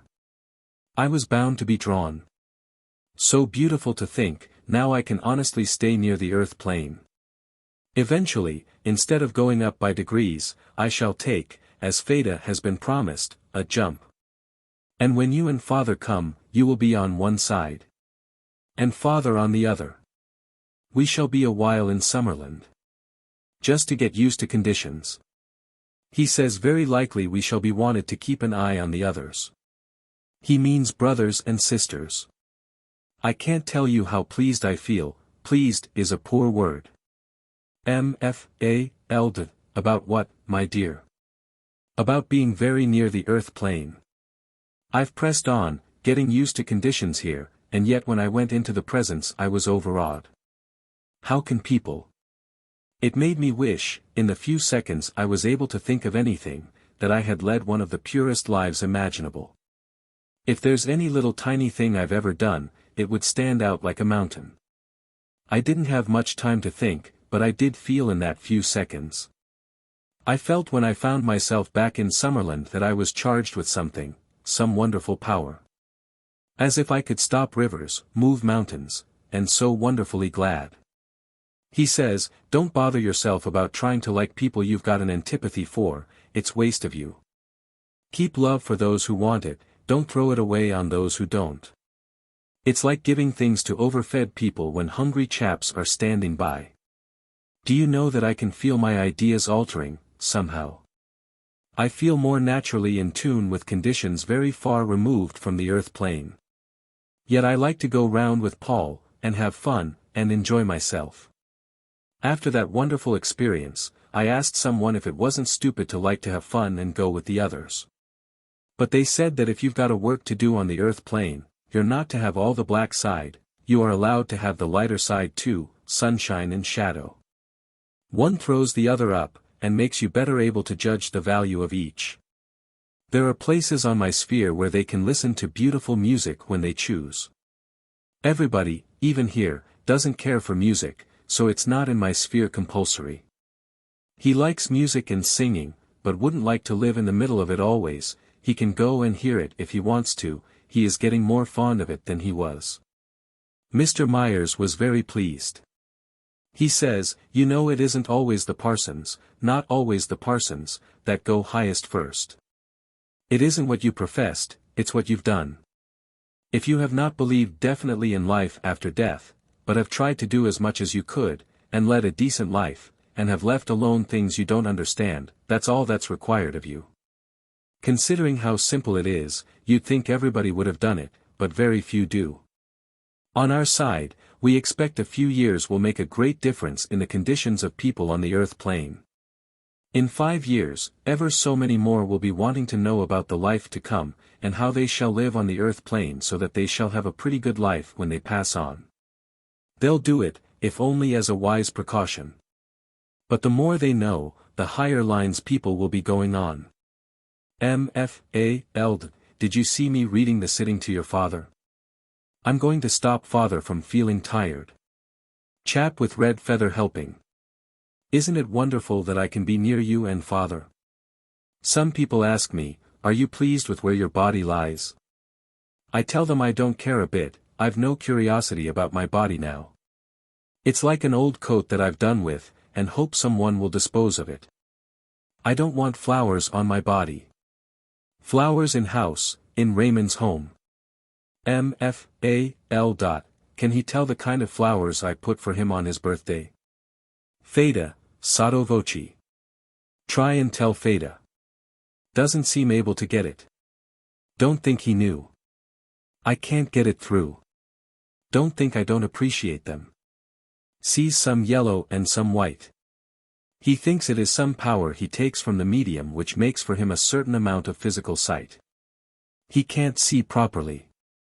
MFAL. Can he tell me where I got the flowers from for his birthday? Feda, sotto voce. Flowers doesn't grow now. Winter here. Yes, they do. Thinks they came from home. Feda, sotto voce. Try and tell me any little thing.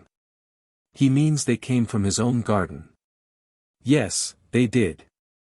It was yellow jasmine, cut from the garden at Mariemont. MFAL. Paul's worried, cos medium talk like book. Paul calls Feda imp, Raymond sometimes calls Feda, illustrious one. I think Raymond laughing. Always pretending Feda very little, and that they've lost Feda, afraid of walking on her, but Feda pinches them sometimes, pretend they've trodden on Feda. But Feda just as tall as lots of Englishes. MFAL. Isn't Feda tired now? No. MFAL. I think Raymond must be. Well, power is going. MFAL. Anyhow, I must go. Someone perhaps of your brothers will come soon. I want no heralds or flourish of trumpets, let them come and see if I can get through to them. MFAL. I hear said something about myself, I forget, I think it was about being proud. If I see any signs, I'll take you in hand at once, it shall be nipped in the bud. Good night. MFAL. Do you sleep? Well, I doze. MFAL. Do you have rain? Well, you can go to a place where rain is. MFAL. Do you know that your father is having all the sittings bound together in a book? It will be very interesting to see how I change as I go on. Good night. Note by O.J.L. It must be remembered that all this, though reported in the first person, really comes through Feda, and though her style and grammar improve in the more serious portions, due allowance must be made for this fact.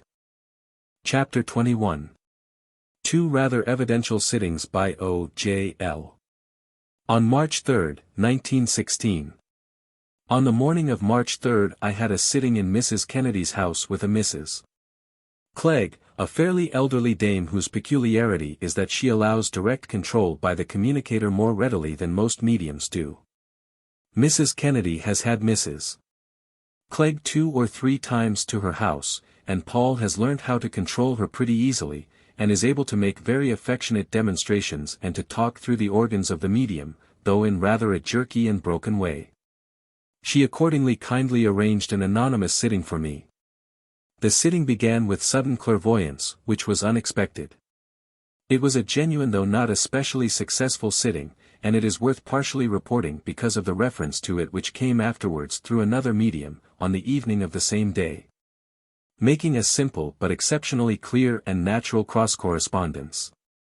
Anonymous sitting of O.J.L. with Mrs. Clegg. At 11:15 a.m. on Friday, March 3, 1916, I arrived at Mrs.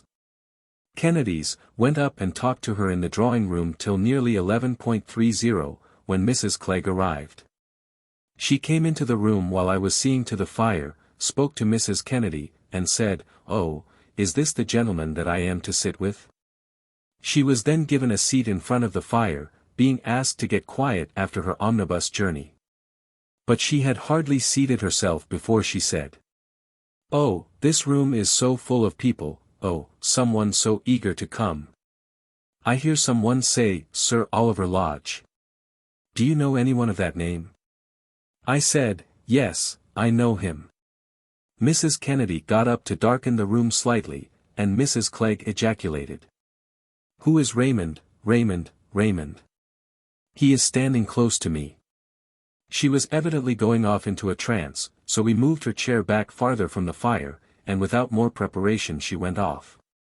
For some time, however, nothing further happened, except contortions, struggling to get speech, rubbings of the back as if in some pain or discomfort there, and a certain amount of gasping for breath. Mrs. Kennedy came to try and help, and to give power. She knelt by her side and soothed her. I sat and waited. Presently the utterance was distinguished as, "Help me, where's the doctor?" After a time, with K.'s help, the controls seemed to get a little clearer, and the words, "So glad, father, love to mother, so glad," frequently repeated in an indistinct and muffled tone of voice, were heard, followed by, "Love to all of them." Nothing was put down at the time, for there seemed nothing to record, it seemed only preliminary effort. And in so far as anything was said, it consisted merely of simple messages of affection, and indications of joy at being able to come through, and of disappointment at not being able to do better. The medium, however, went through a good deal of pantomime, embracing me, stroking my arm, patting my knees, and sometimes stroking my head, sometimes also throwing her arms round me and giving the impression of being overjoyed, but unable to speak plainly. Then other dumb show was begun. He seemed to be thinking of the things in his kit, or things which had been in his possession, and trying to enumerate them. He indicated that his revolver had not come back, and that in his diary the last page was not written up. I promised to complete it. After a time, utterance being so difficult, I gave the medium a pad and pencil, and asked for writing. The writing was large and sprawly, single words, "Captain," among them. While Raymond was speaking, and at intervals, the medium kept flopping over to one side or the other, hanging on the arm of her chair with head down, or else drooping forward, or with head thrown back, assuming various limp and wounded attitudes. Though every now and then she seemed to make an effort to hold herself up, and once or twice crossed knees and sat up firm, with arms more or less folded. But the greater part of the time she was flopping about. Presently Raymond said, "Goodbye," and a captain was supposed to control. She now spoke in a vigorous martial voice, as if ordering things, but saying nothing of any moment. Then he too went away, and Hope appeared, who, I am told, is Mrs. Clegg's normal control. Hope was able to talk reasonably well, and what she said I recorded for what it might be worth, but I omit the record, because though it contained references to people and things outside the knowledge of the medium or Mrs. Kennedy, and was therefore evidential as regards the genuineness and honesty of the medium, it was not otherwise worth reporting, unless much else of what was said on the same subjects by other mediums were reported too. On the evening of this same 3rd of March, i.e. later in the same day that I had sat with Mrs. Clegg, I went alone to Mrs. Leonard's house and had rather a remarkable sitting, at which full knowledge of the Clegg performance was shown. It is worthy therefore of some careful attention. After reading this part, the above very abbreviated record of the Clegg sitting, held some hours before in another house and other conditions, should again be read. I wish to call attention to the following 3rd of March sitting as one of the best. Other members of the family have probably had equally good ones, but my notes are fuller. I hope it is fully understood that the mannerisms are Feda's throughout. Sitting of O.J.L. with Mrs. Leonard at her house on Friday, March 3, 1916, from 9:15 p.m. to 11:15 p.m. O.J.L. alone. No preliminaries to report. Feda came through quickly, jerked in the chair, and seemed very pleased to find me. I asked if she had seen Raymond lately. Oh yes, Raymond's here. He came to help Feda with the lady and gentleman, on Monday, Feda thinks it was. Not quite sure when. But there was a lady and gentleman, and he came to help. And Feda said, "Go away, Raymond." He said, "No, I've come to stay." He wouldn't go away, and he did help them through with their boy. The reference here is to a sitting which a colleague of mine, Professor and Mrs. Sonnenschein, had, unknown to me, with Mrs. Leonard. I learnt afterwards that the arrangements had been made by them in a carefully anonymous manner, the correspondence being conducted via a friend in Darlington. So that they were only known to Mrs. Leonard as a lady and gentleman from Darlington. They had reported to me that their son Christopher had sent good and evidential messages, and that Raymond had turned up to help. It was quite appropriate for Raymond to take an interest in them and bring their son, since Christopher Sonnenschein had been an engineering fellow student with Raymond at Birmingham. But there was no earthly reason, so far as Mrs. Leonard's knowledge was concerned, for him to put in an appearance, and indeed Feda at first told him to go away, until he explained that he had come to help. Hence the mention of Raymond, under the circumstances, was evidential. He's only been once to help beside this, and then he said, "Don't tell the lady he was helping. See below. He's been with Polly today, to Polly's mother's. He says he's been at Polly's house, but not with Mrs. Cathy, with another lady, a Meddy, Feda thinks. She was older than this one, a new one to him. 31 He wanted to speak through her, but he found it was difficult. Paul manages it all right, he says, but he finds it difficult. He says he started to get through, and then he didn't feel like himself. It's awful strange when one tries to control anybody. He wanted to very bad, he almost had them. Sotto voce. What you mean, Raymond? He says he thought he almost had them. He means he nearly got through. Oh, he says, he's not given it up, he's going to try again. What worries him is that he doesn't feel like himself. You know, Father, I might be anybody. He says, do you believe that in that way, practice makes perfect? O.J.L. Yes, I'm sure it gets easier with practice. Oh, then he'll practice dozens of times, if he thinks it will be any good. O.J.L. Did he like the old woman? Oh, yes. She's a very good sort. O.J.L. Who was there sitting? This question itself indicates, what was the fact, that I had so far given no recognition to the statement that Raymond had been trying to control a medium on the morning of that same day. I wanted to take what came through, without any assistance. He's not sure, because he didn't seem to get all properly into the conditions. It was like being in a kind of mist, in a fog. He felt he was getting hold of the lady, but he didn't quite know where he was. He'd got something ready to say, and he started to try and say it, and it seemed as if he didn't know where he was. Feda reports sometimes in the third person, sometimes in the first. What does she flop about for, Father? I don't want to do that, it bothered me rather, I didn't know if I was making her ill or something. Polly said she thought it was the correct thing to do. But I wish she wouldn't. If she would only keep quiet, and let me come calmly, it would be much easier. Mrs. Cathy, Feda's name for Mrs.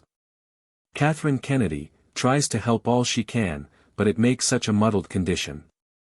I might not be able to get a test through, even when I controlled better. I should have to get quite at home there, before I could give tests through her. He and Polly used to joke about the old lady, but they don't now. Paul manages to control, he used to see Polly doing it. I will try again, he says, and I will try again. It's worth trying a few times, then I can get my bearings, and I feel that what I wanted to say beforehand I will be able to get through. Feda has an idea that what he had saved up to say was only just the usual messages. He had got them ready in his head, he had learned it up, just a few words. Polly told him he had better do that, and then, oh, you had better not tell Mrs. Cathy this, for it isn't polite. And then Polly told him to spit it out. And that's what he tried to do, just to say the few words that he had learnt up. He just wanted to say how pleased he was to see you. He wanted also to speak about his mother, and to bring in, if he could, about having talked to you through Feda. Just simple things like that. He had to think of simple things, because Polly had told him that it was no good trying to think of anything intricate. Feda always pronounces what she no doubt considers long words in a careful and drawn-out manner. He didn't see clearly, but he felt. He had a good idea that you were there, and that Mrs. Cathy was there, but he wasn't sure. He was all muddled up. Poor Mrs. Cathy was doing her best. He says, don't change the conditions, if you try it again. He never quite knows whether he is going to have good conditions or not. He wanted to speak about all this. That's all about that. This is a completely accurate reference to what had happened with Mrs. Clegg in the morning of the same day. Everything is properly and accurately represented. It is the best thing about the sitting perhaps, though there are many good things in it. The next incident concerns other people, and I usually omit these, but I propose to include this one. About the lady he tried to help, the one that he didn't want Feda to tell who he was, page 241. He was helping through a man who had got drowned. This lady had had no belief nor nothing in spiritual things before. The guides brought her to Feda, that she might speak with a dear friend of hers. I helped him, he says, and got both of his initials through to her, E.A. Oh, J. Elda, do I know these people? Yes, you write a lot to the lady. I remembered afterwards that I had had some correspondence with a lady who was told at a sitting, apparently by Raymond, that I knew a Dr. A. She was and is a stranger, but for this curious introduction. O. J. L. Is of the surname? Yes, the spirits, not the ladies. The lady doesn't know that he, Raymond, is telling you this. And she doesn't know that he helped her. He says, it's for your own use, Father. It's given her a new outlook on life. O. J. L. I have no idea who she is. Can you get her name? Oh yes, she's a lady called Mrs. D, full name given easily, but no doubt got from the sitter in ordinary course. And before, you see, she was living a worldly life. She was interested in a way, but not much. She never tried to come into it. When she came, she thought she would have her fortune told. Raymond was waiting for her to come, and brought up the right conditions at once. The man was a nice man, he liked him, and he wanted to bring her into it. The man was fond of her. Raymond has been helping him a lot. He says, I can only help in a small way, but if you could go round and see the people just on the verge of learning something. I can't help them in a big way, but still, it's something important even what I can do. For every one I bring in like that lady, there will be a dozen coming from that. Oh, J. L., still remembering nothing about these people. Did the man drown himself? Oh no, he went down in a boat, they nearly all went down together. The lady wasn't expecting him, she nearly flopped over when he came. Oh, J. Elda, was he related to the lady? No, but he had been the biggest thing in her life. He says it seemed as though she must have felt something, to make her write to you. Oh, J. L. However did Raymond know that she had written to me? Feda doesn't know. Sotto voce. Tell Feda, Raymond. Do you believe me, Father? I really can't tell you how I know some things. It's not through inquiry, but sometimes I get it just like a Marconi apparatus receives a message from somewhere, and doesn't know where it comes from at first. Sometimes I try to find out things, and I can't. I perceived gradually that this episode related to someone named E.A., unknown to me, about whom I had been told at a feta sitting on Friday, January 28, 1916, Raymond seeming to want me to speak to E.A.'s father about him. And in a note to that sitting it is explained how I received a letter shortly afterwards from a stranger, a Mrs. D., who consulted me about informing Dr. A. of the appearance of his son. The whole episode is an excellent one, but it concerns other people, and if narrated at all must be narrated more fully and in another place. Suffice it to say that the son had been lost in tragic circumstances. And that the father is impressed by the singular nature of the evidence that has now been given through the lady, a special visit to Scotland having been made by her for that express purpose. She had not known the father before, but she found him and his house as described, and he admits the details as surprisingly accurate. Here is the extract from my sitting of January 28, 1916 relating to this affair. Extract from O.J.L. S. sitting with Mrs. Leonard. Friday, January 28, 1916. He has met somebody called E. Raymond has. He doesn't know who it is, but wonders if you do. O.J.L. Is she an old lady? It's a man, he says. He was drowned dead. I have helped him a bit, at least I tried, he says. He passed on before Raymond did. O.J.L. Did he drown himself? Raymond doesn't say that. His name was E. He was from Scotland. You will know his father. Raymond says, I have got a motive in this, Father, I don't want to say too much, and I don't want to say too little. You have met E's father, and you will meet him again, he comes from Scotland. Raymond is not quite certain, but he thinks he is in Scotland now. His father's name begins with an A, so the other man is E.A. He was fighting his ship. Raymond thinks they was all drowned dead. He's older than Raymond. Raymond says he's a pretty dark chap.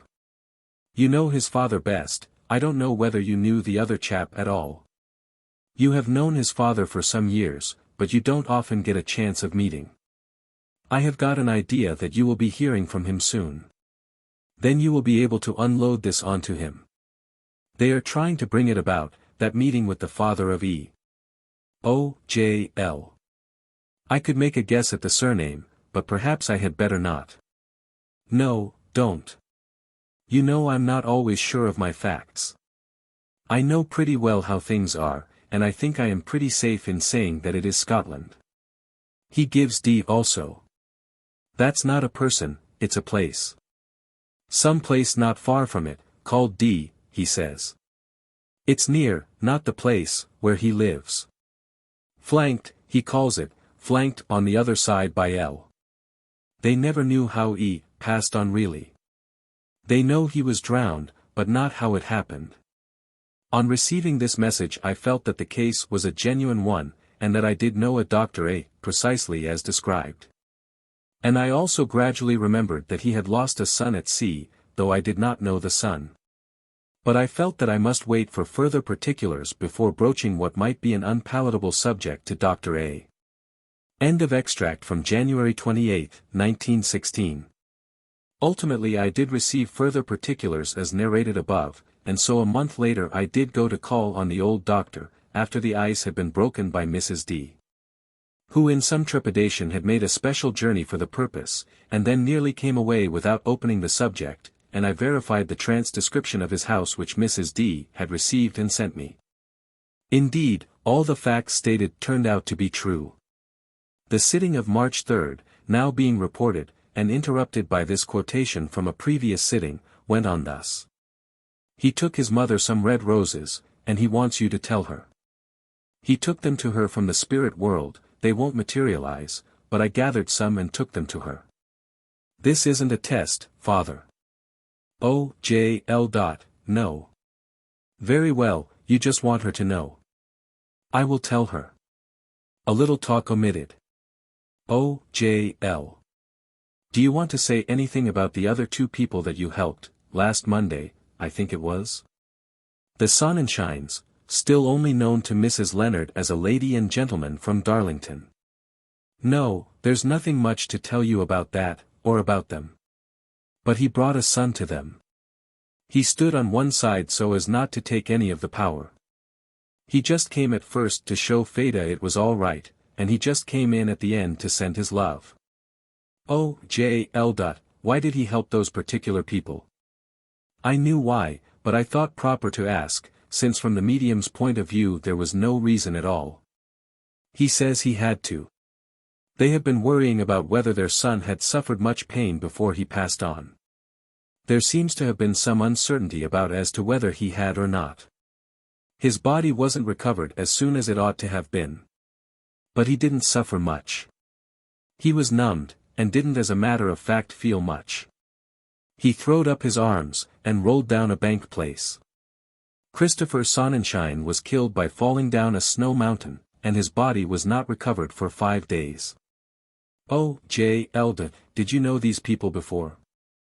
Yes. He says, yes. But he won't tell Fada who they is.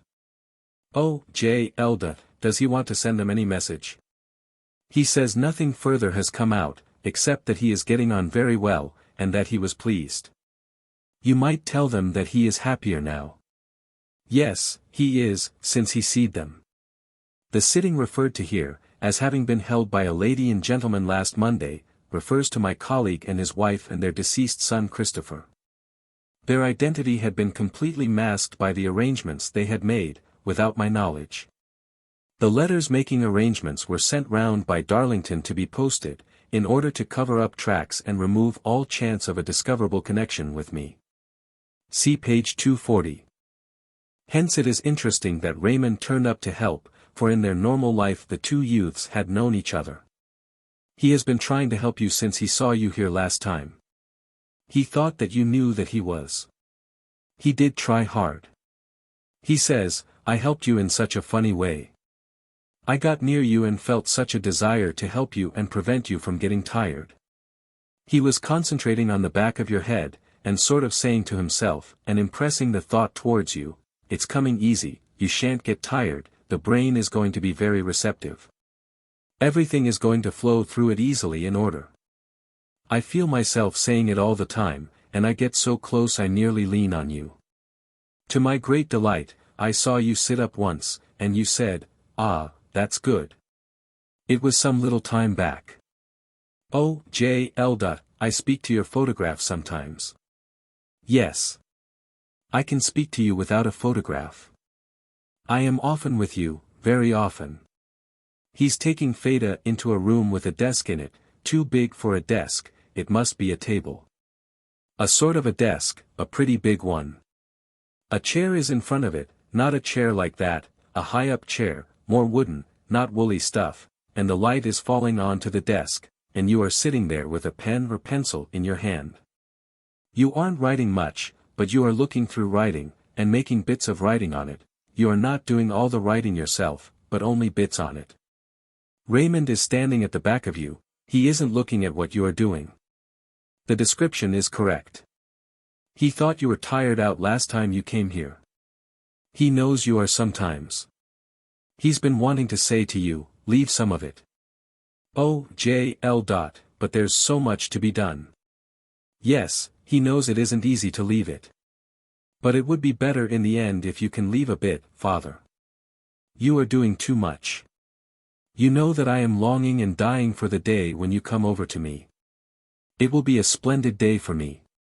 But I mustn't be selfish. I have got to work to keep you away from us, and that's not easy for me. He says that lots over here talk, and say that you will be doing the most wonderful work of your life through the war. People are ready to listen now. They had too many things before to let them think about them, but now it's the great thing to think about the afterlife. I want you to know that when first I came over here, I thought it a bit unfair that such a lot of fellows were coming over in the prime of life, coming over here. But now he sees that for every one that came over, dozens of people open their eyes, and want to know where he has gone to. Directly they want to know, they begin to learn something. Some of them never stopped to think seriously before. He must be somewhere, they say, he was so full of life, can we find out? Then I see that through this, people are going to find out, and find out not only for themselves, but will pass it on to many others, and so it will grow. He wants to tell you that Mr. Myers says that in 10 years from now the world will be a different place. He says that about 50% of the civilized portion of the globe will be either spiritualists, or coming into it. O.J.L. 15%. 50, he said. Raymond says, I am no judge of that, but he isn't the only one that thinks it. He says, I've got a kind of theory, in a crude sort of way, that man has made the earth plane into such a hotbed of materialism and selfishness, that man again has to atone by sacrifices of mankind in the prime of their physical life. So that by that prime self-effacement, they will bring more spiritual conditions onto the earth, which will crush the spirit of materialism. He says that isn't how I meant to put it, but I've forgotten how I meant to say it. O.J.L. Well now, Raymond, Mr. Myers sent me a message to say that you had got some tests ready to get through, and that I was to give you an opportunity of giving them. Oh yes, he says. But I can't get anything through about the Argonauts, that seems worst of anything. He's showing Feda a thing that looks like a canvas house. Yes, it must be a canvas house. And it looks to Feda as though it's on a place that seems to be open, a wide place. Yes, no, there's not much green showing where Feda can see. There's a kind of a door in it, like that. Feda made some sign I didn't catch. The canvas is sort of gray, quite a light color, but not quite white. Oh yes, Feda feels the sound of water not far from it, ripple, ripple. Feda sees a boy, not Raymond, half lying, half sitting at the door of the tent place, and he hasn't got a proper coat on. He's got a shirt thing on here, and he's like spread it out. It's a browny-colored earth, not nice green, but sandy-colored ground. As Feda looks at the land, the ground rises sharp at the back. Must have been made to rise, it sticks up in the air. He's showing it as though it should be in some photograph or picture. Feda got wondering about it, what it was for. It's a funny-shaped tent, not round, sort of lopsided. The door isn't a proper door, it flops. You ought to be able to see a picture of this. See photographs opposite. O.J.L. Has it got to do with the Argonauts? No. O.J.L. Oh, it's not Coniston then? No. O.J.L. Is it by the sea? Near the water, he says, he doesn't say the sea. No, he won't say that. He says, near water. It looks hot there. O.J.L. Will the boys know? You will know soon about it, he says. Feda gets a feeling that there are 2 or 3 moving about inside that tent. O.J.L. Is it all one chamber in the tent? He didn't say that. He was going to say, no, and then he stopped to think. No, I don't think it was divided off. Now he is showing something right on top of that. Now he is showing Feda a yacht, a boat with white sails. Now he is going back to the tent again. The raised up land is at the back of the tent, well set back. It doesn't give an even sticking up, but it goes right along, with bits up and bits lower down. The description could not be completely taken down, but it gave the impression of a raised bank of varying height, behind an open space, and a tent in front of it. It quite suggested that sort of picture. Maps, what's that? Maps, he says. He's saying something about maps. This is something that the boys will know. Pouring, he says. Not pouring anything out, but pouring over maps. Ask the boys. See note after further reference to maps later in the sitting. O.J.L. What about that yacht with sails, did it run on the water? No, Feda, sotto voce. Oh, Raymond, don't be silly. He says, no. Feda. it must have done. He's showing Theta like a thing on land, yes, a land thing. It's standing up, like edgeways. A narrow thing. No, it isn't water, but it has got nice white sails. Oh, Elda, did it go along? He says it didn't. He's laughing. When he said, didn't, he shouted it. Theta should have said, he laid peculiar emphasis on it. This is for the boys. Oh, Elda, had they got to do with that thing? Yes, they will know, they will understand. Yes, he keeps on showing like a boat, a yacht, he calls it, a yacht. Now he is showing Theta some figures. Something flat, like a wall. Rods and things, long rods. Some have got little round things shaking on them, like that. And he's got strings, some have got strings. Strings isn't the right word, but it will do. Smooth, strong, string-like. In the corner, where it's a little bit dark, someone is standing up and leaning against something, and a piece of stuff is flapping round them. Now he is saying again something about maps. He's going to the maps again. It isn't a little map, but it's one you can unfold and fold up small. And they used to go with their fingers along it, like that, not he only, but the boys. And it wasn't at home, but when they were going somewhere, some distance from home. And Theta gets the impression as though they must be looking at the map when it was moving. They seem to be moving smoothly along, like in one of those horrible trains. Theta has never been in a train.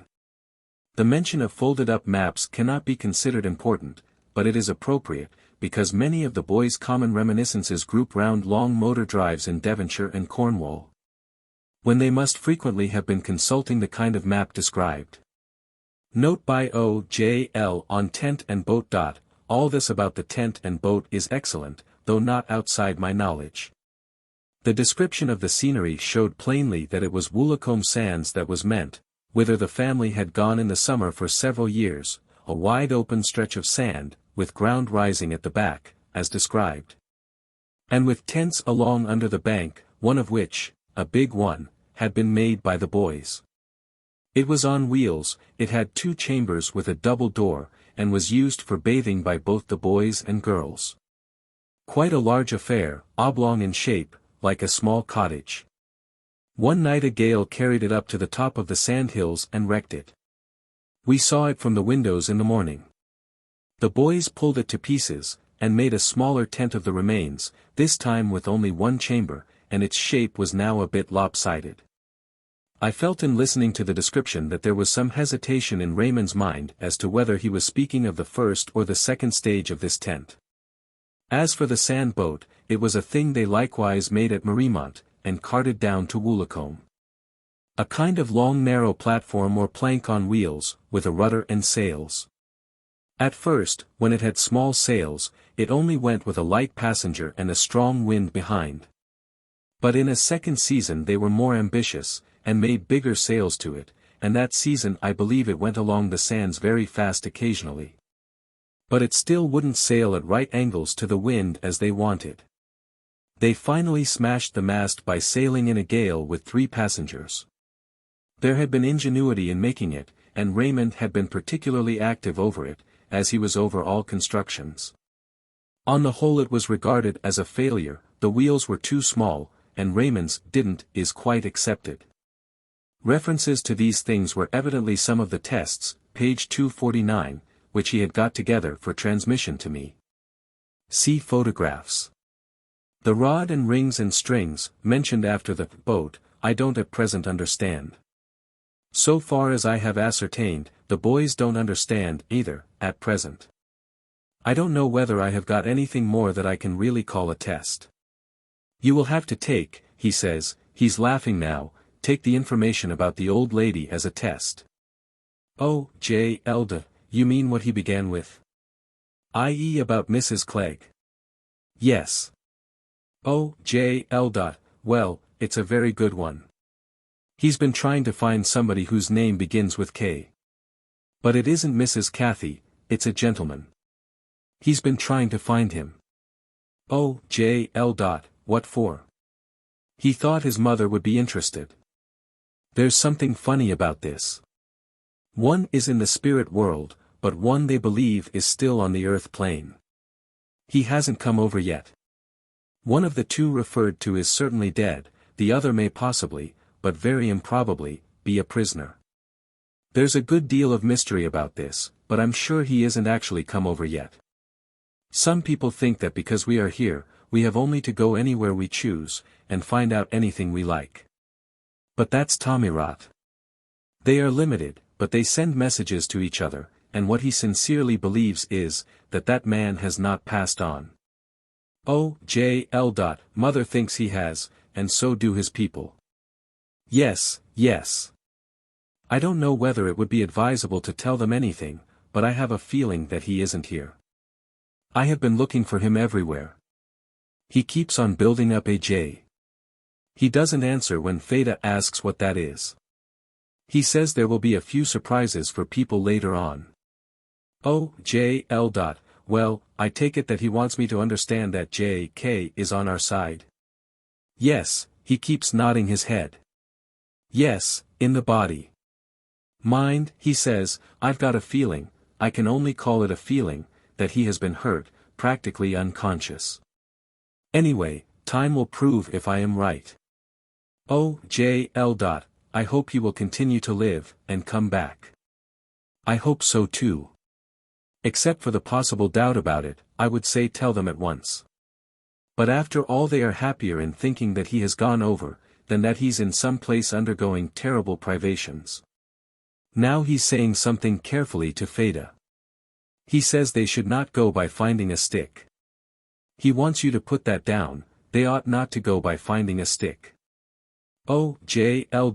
Oh, they found a stick, did they? Yes, that's how, yes. I clearly understood that this statement referred to a certain colonel, about whom there was uncertainty for months. But a funeral service has now been held, an impressive one, which M.F.A.L. attended.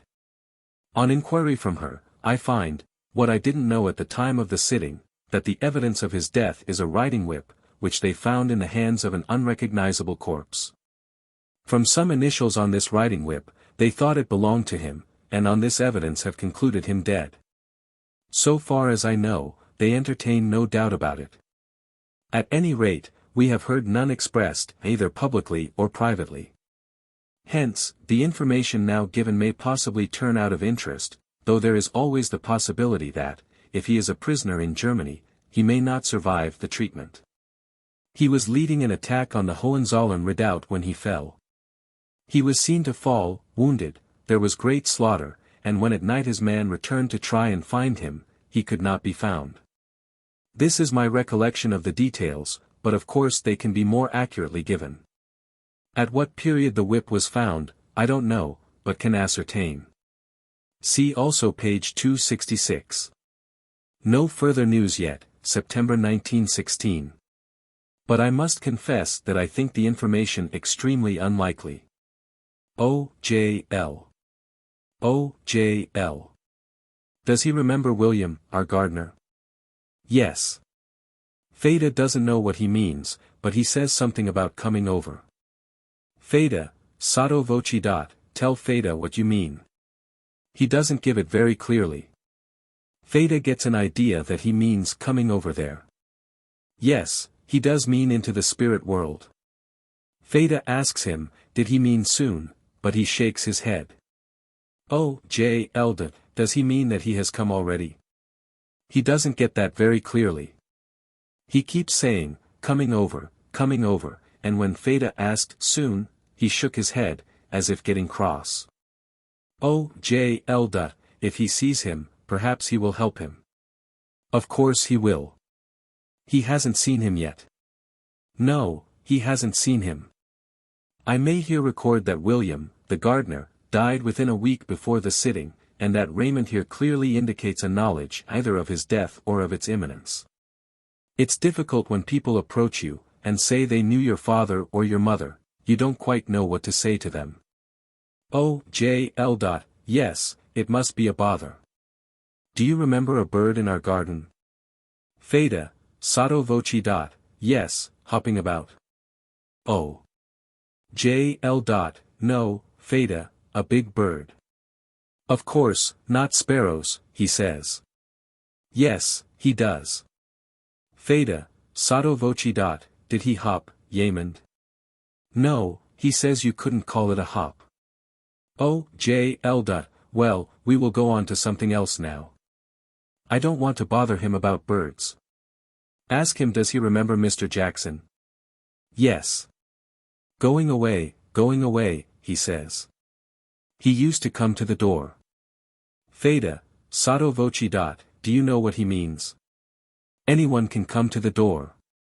He used to see him every day, he says, every day. Sotto voce. What did he do, Raymond? He says, nothing. I can't make out what he says. He's thinking. It's Feda's fault, he says. Oh, J.L. Well, never mind.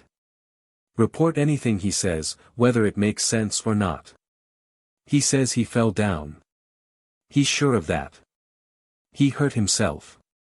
He builds up a letter T, and he shows a gate, a small gate, looks like a footpath, not one in the middle of a town. Pain in hands and arms. Oh, J.L. Was he a friend of the family? No. No, he says, no. He gives Feda a feeling of tumbling, again he gives a feeling as though, Feda thinks Raymond's joking, he laughed. He was well known among us, he says. And yet, he says, not a friend of the family. Scarcely a day passed without his name being mentioned. He's joking, Feda feels sure. He's making fun of Feda. Oh, J.L. No, tell me all he says. He says, put him on a pedestal. No, that they put him on a pedestal. He was considered very wonderful. And he expects that he wouldn't have appreciated it, if he had known, but he didn't know, he says. Not sure if he ever will, he says. It sounds nonsense, what he says. Feda has got an impression that he's mixing him up with the bird, because he said something about bird in the middle of it, just while he said something about Mr. Jackson, and then he pulled himself up, and changed it again. Just before he said pedestal, he said fine bird, and then he stopped. In trying to answer the one, he got both mixed up, Mr. Jackson and the bird. Oh, J.L. How absurd. Perhaps he's getting tired. He won't say he got this mixed up. But he did. Because he said fine bird, and then he started off about Mr. Jackson. Oh, J.L. What about the pedestal? On a pedestal, he said. Oh, J.L. Would he like him put on a pedestal? No, he doesn't say nothing. Contemporary note by O. J.L. The episode of Mr. Jackson and the bird is a good one. Mr. Jackson is the comic name of our peacock. Within the last week he has died, partly, I fear, by the severe weather.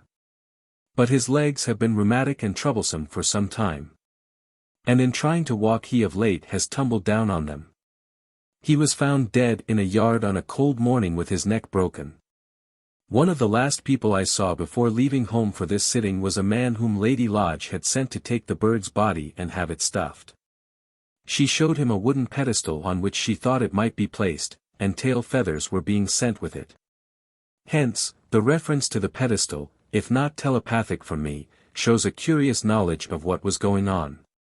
And the jocular withholding from Feda of the real meaning of Mr. Jackson, and the appropriate remarks made concerning him which puzzled Feda, were quite in Raymond's vein of humor. Perhaps it was unfortunate that I had mentioned a bird first, but I tried afterwards, by my manner and remarks, completely to dissociate the name Jackson from what I had asked before about the bird, and Raymond played up to it. It may be that he acquires some of these contemporary items of family information through sittings which are held in Mariemont, where of course all family gossip is told him freely, no outsider or medium being present. But the death of Mr. Jackson, and the idea of having him stuffed and put on a pedestal, were very recent, and I was surprised that he had knowledge of them. I emphasize the episode as exceptionally good. He's trying to show Feda the side of a house. Not a wall, it has got glass. He's taking Fate around to it, it has got glass stuff. Yes, and when you look in, it's like flowers inside and green stuff. He used to go there a lot, be there, he says. Red-colored pots. Oh, J.L. Is that anything to do with Mr. Jackson? He's shaking his head now. That's where Mother got the flowers from. Tell her, she will know. There is more than one greenhouse that might be referred to. M.F.A.L. Got the yellow jasmine, which she thinks is the flower referred to, from the neighborhood of one of them. And it is one on which the peacock used commonly to roost. Though whether the reference to it followed on, or had any connection with, the peacock is uncertain, and seems to be denied. Yes, he's not so clear now, Solliver. He has enjoyed himself. Sometimes he enjoys himself so much, he forgets to do the good things he prepared. I could stay for hours and hours, he says. But he's just as keen as you are in getting tests through. I think I have got some. When I go away, I pat myself on the back and think, that's something for them to say, old Raymond does remember something. What does aggravate him sometimes is that when he can't get things through, people think it's because he has forgotten. It isn't a case of forgetting. He doesn't forget anything. Father, do you remember what I told Mother about the place I had been to, and whom I had been allowed to see? What did they think of it? CMFAL sitting with Mrs. Leonard, February 4, 1916, Chapter 20. Oh, J.L. Well, the family thought that it wasn't like Raymond. Ah, that's what I was afraid of. That's the awful part of it. Oh, J.L. Well, I don't suppose they knew your serious side. Before he gave that to his mother, he hesitated, and thought he wouldn't. And then he said, never mind what they think now, I must let Mother and Father know. Some day they will know, and so, what does it matter? He knew that they might think it was something out of a book, not me, but perhaps they didn't know that side of me so well. Oh, J.L. No. But among the things that came back, there was a Bible with marked passages in it, and so I saw that you had thought seriously about these things. Page 11. Yes, he says. Yet there's something strange about it somehow. We are afraid of showing that side, we keep it to ourselves, and even hide it. Oh, J.L. It must have been a great experience for you. I hadn't looked for it, I hadn't hoped for it, but it was granted. Oh, J.L. Do you think you could take some opportunity of speaking about it through some other medium, not Fata? Because at present the boys think that Fata invented it. Yes, that's what they do think. He says he will try very hard. Oh, J.L. Have you ever seen that person otherwise than at that time? No, I have not seen him, except as I told you, he says, Father, he doesn't come and mingle freely, here and there and everywhere. I mean, not in that sense. But we are always conscious, and we feel him. We are conscious of his presence. But you know that people think that when they go over, they will be with him hand in hand, but of course they're wrong. He doesn't think he will say very much more about that now, not until he's able to say it through someone else. It may be that they will say it wrong, that it won't be right, it may get twisted. Fata does that sometimes. Fata, sotto voce. No, Fata doesn't. Yes she does, and that's why I say, go carefully. Oh, J.L. Has he been through another medium to a friend of mine lately? This was intended to refer to a sitting which Mr. Hill was holding with Peters about that date, and, as it turned out, on the same day. He doesn't say much. No, he doesn't say nothing about it. He hasn't got much power, and he's afraid that he might go wrong. Goodbye, Father, now. My love to you, my love to Mother. I am nearer to you than ever before, and I'm not so silly about, not, showing it. Love to all of them. Lionel is a dear old chap. My love to all. Don't forget to tell Mother about the roses I brought her. There's nothing to understand about them, I just wanted her to know that I brought her some flowers. Good night, Father. I am always thinking of you. God bless you all. Give Feda's love to Senior Alec. O.J.L. Yes, I will, Feda. We are all fond of you. Yes, Feda feels it, and it lifts Feda up, and helps her. Mrs. Leonard speedily came to, and seemed quite easy and well, although the sitting had been a long one, and it was now nearly 11:30 p.m. I repeat in conclusion that this was an excellent sitting, with a good deal of evidential matter. O.J.L. Chapter 22. More unverifiable matter. On March 24th, we had some more unverifiable material through Mrs. Leonard. It was much less striking than that given on February 4th, and I am inclined myself to attribute a good deal of it to hypothetical information received by Feda from other sitters, but it seems unfair to suppress it. In accordance with my plan, I propose to reproduce it for what it is worth. Sitting with Mrs. Leonard at our flat, Friday, March 24th. 1916, from 5:45 p.m. to 8 p.m. Present, O.J.L. and M.F.A.L. Report by O.J.L. Mrs. Leonard arrived about 5:30 to T, for a sitting with M.F.A.L. I happened to be able to come too, in order to take notes. She had just come away from another sitting, and had had some difficulty in getting rid of her previous sitter in time, which rather bothered her. The result was not specially conducive to lucidity, and the sitting seemed only a moderately good one. When Feda arrived she seemed pleased, and said, "Yes it is, yes, it's Soliver. How are you? Raymond's here.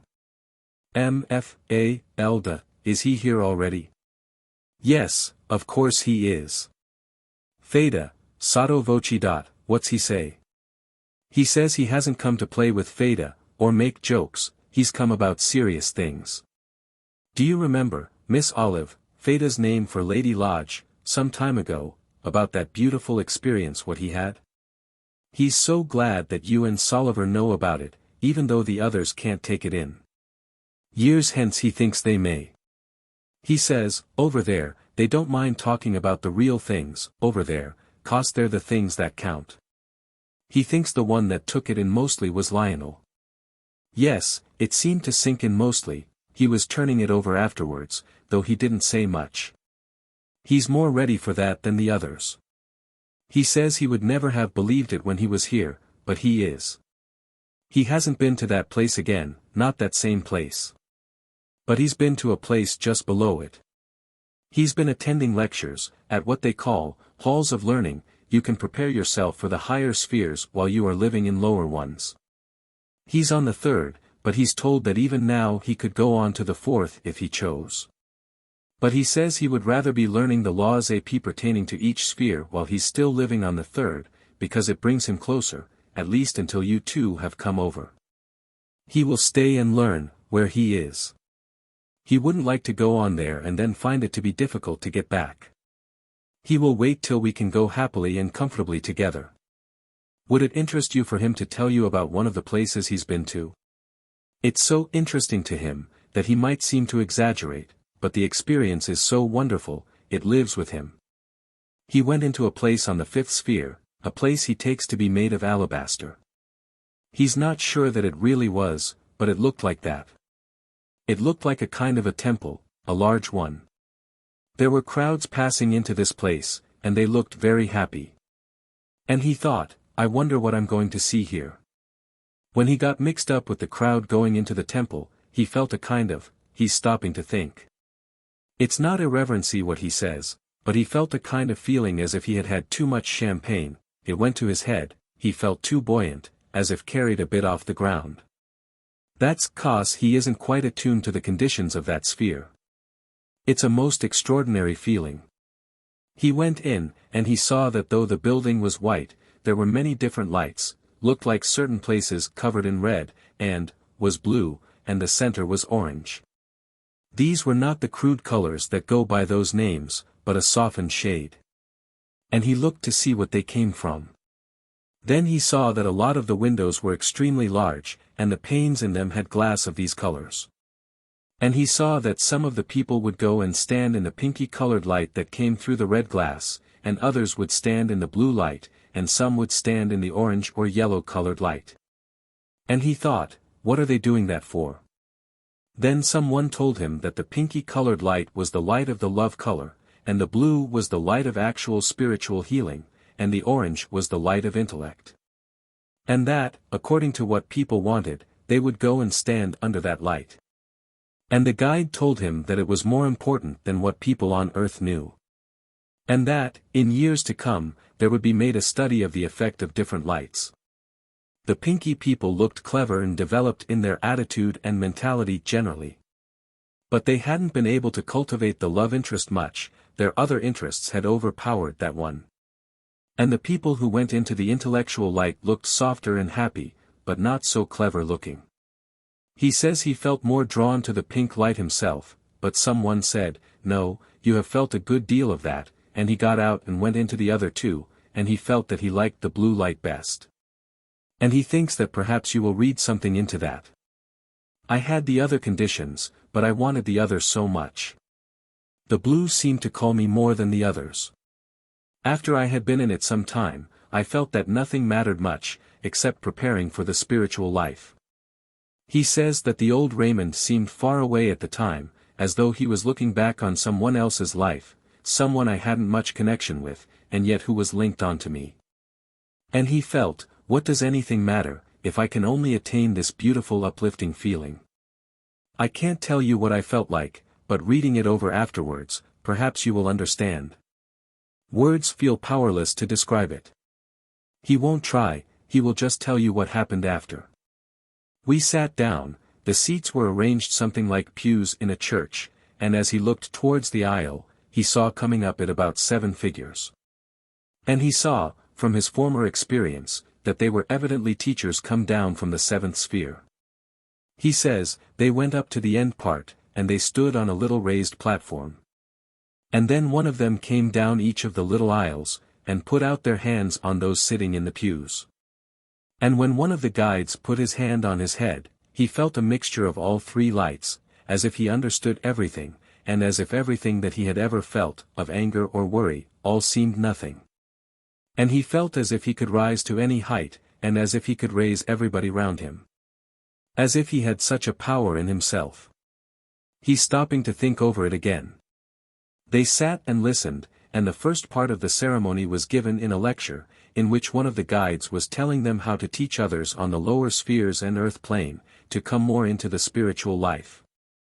While still on those lower planes. I think that all that went before was to make it easy to understand.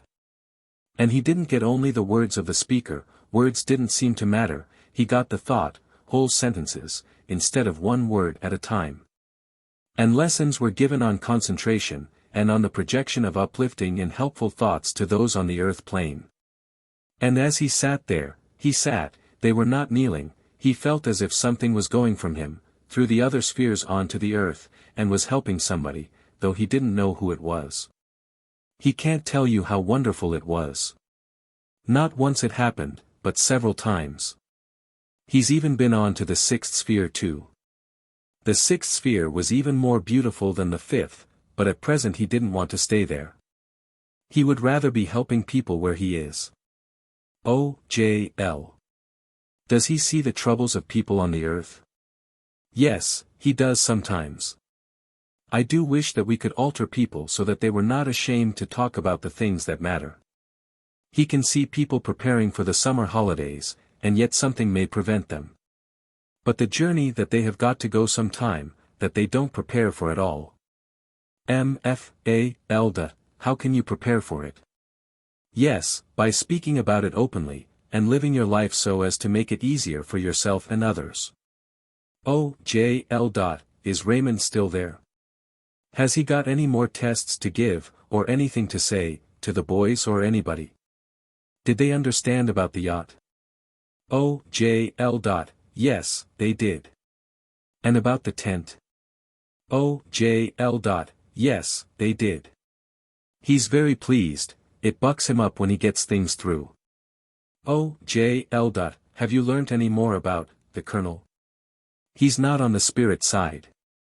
He feels sure he isn't. Somebody told him that there was a body found, near the place where he had been, and it was dressed in uniform like he had had. But something had happened to it here, pointing to her head. Oh. J.L. Who was it told you? Someone on the other side, just a messenger, not one who knew all about it. No, the messenger didn't seem to know J.K. personally, but he had gathered the information from the minds of people on the Earth plane.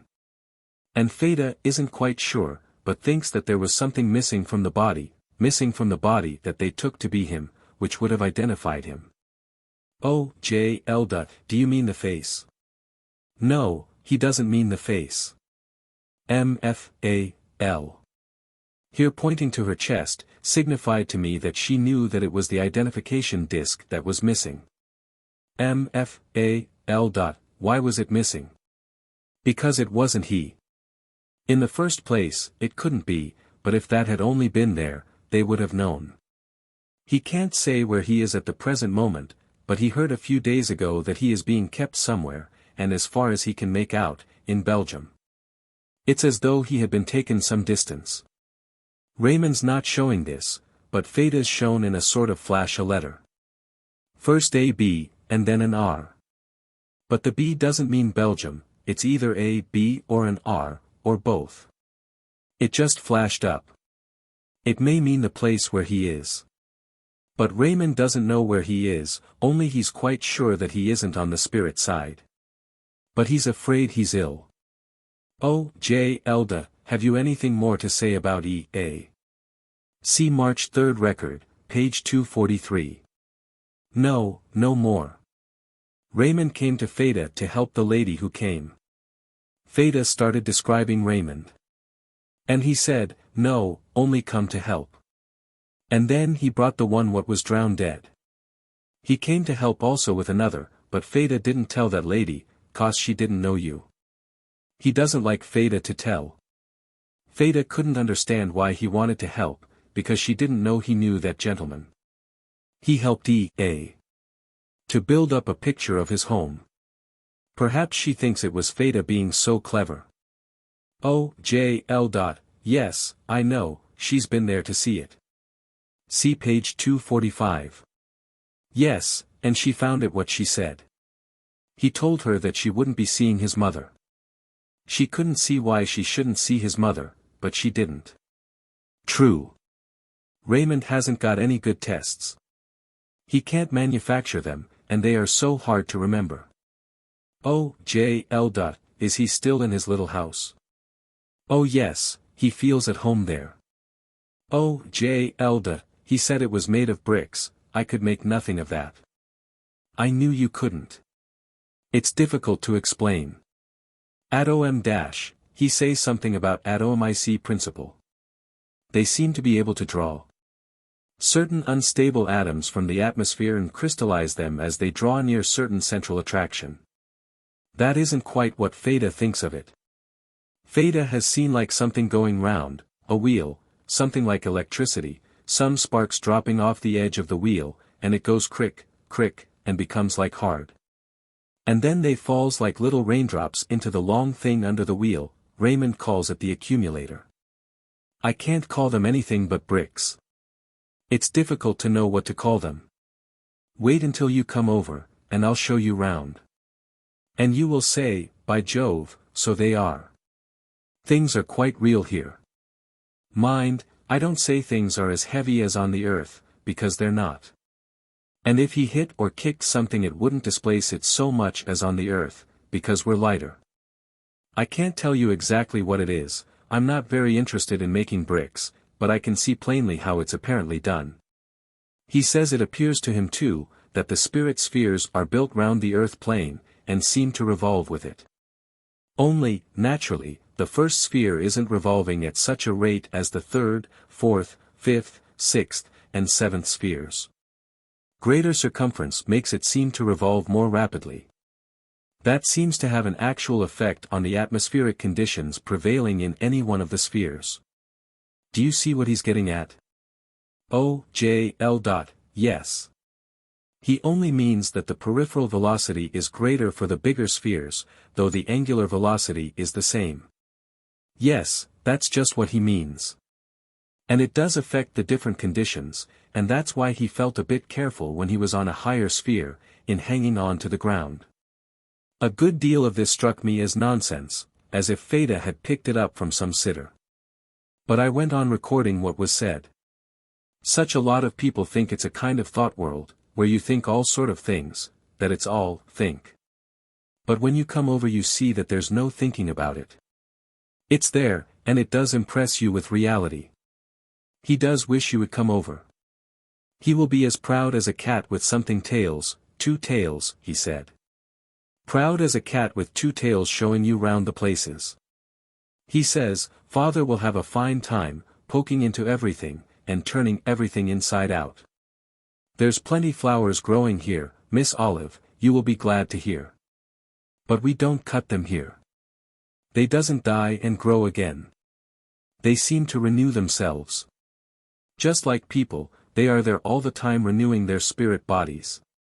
The higher the sphere he went to, the lighter the bodies seem to be, he means the fairer, lighter in color. He's got an idea that the reason why people have drawn angels with long fair hair and very fair complexion is that they have been inspired by somebody from very high spheres. Feda's not fair, she's not brown, but olive-colored, her hair is dark. All people that's any good has black hair.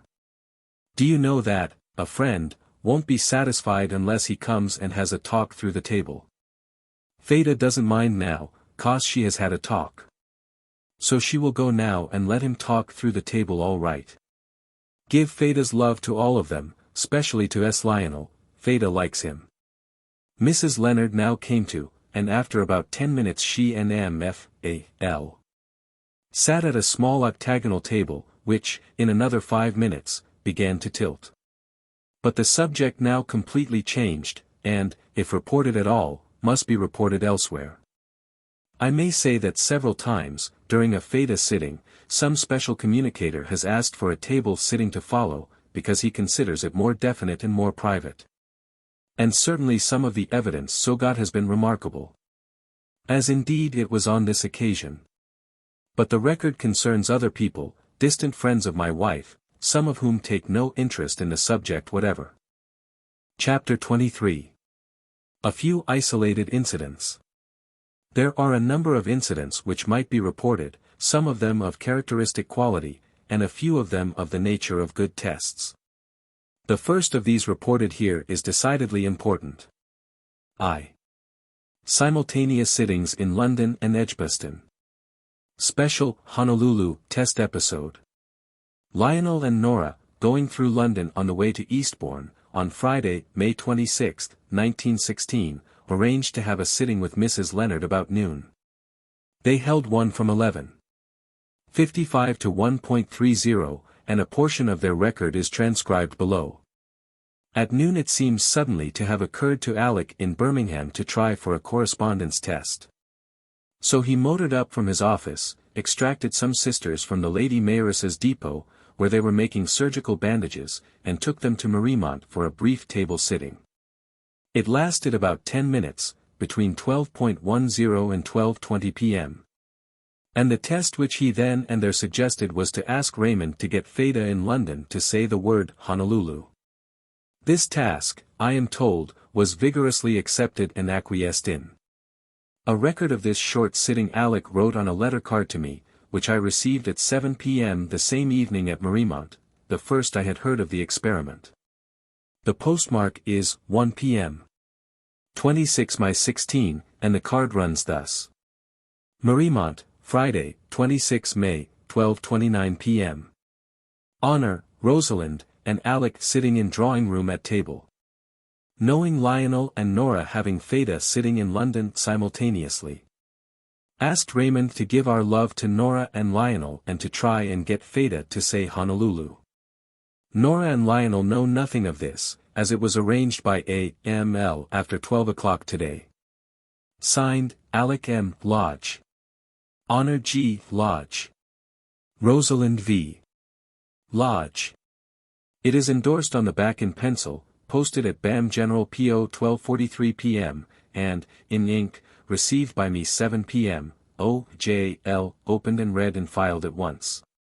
The sitters in London knew nothing of the contemporaneous attempt. And nothing was told them either then or later.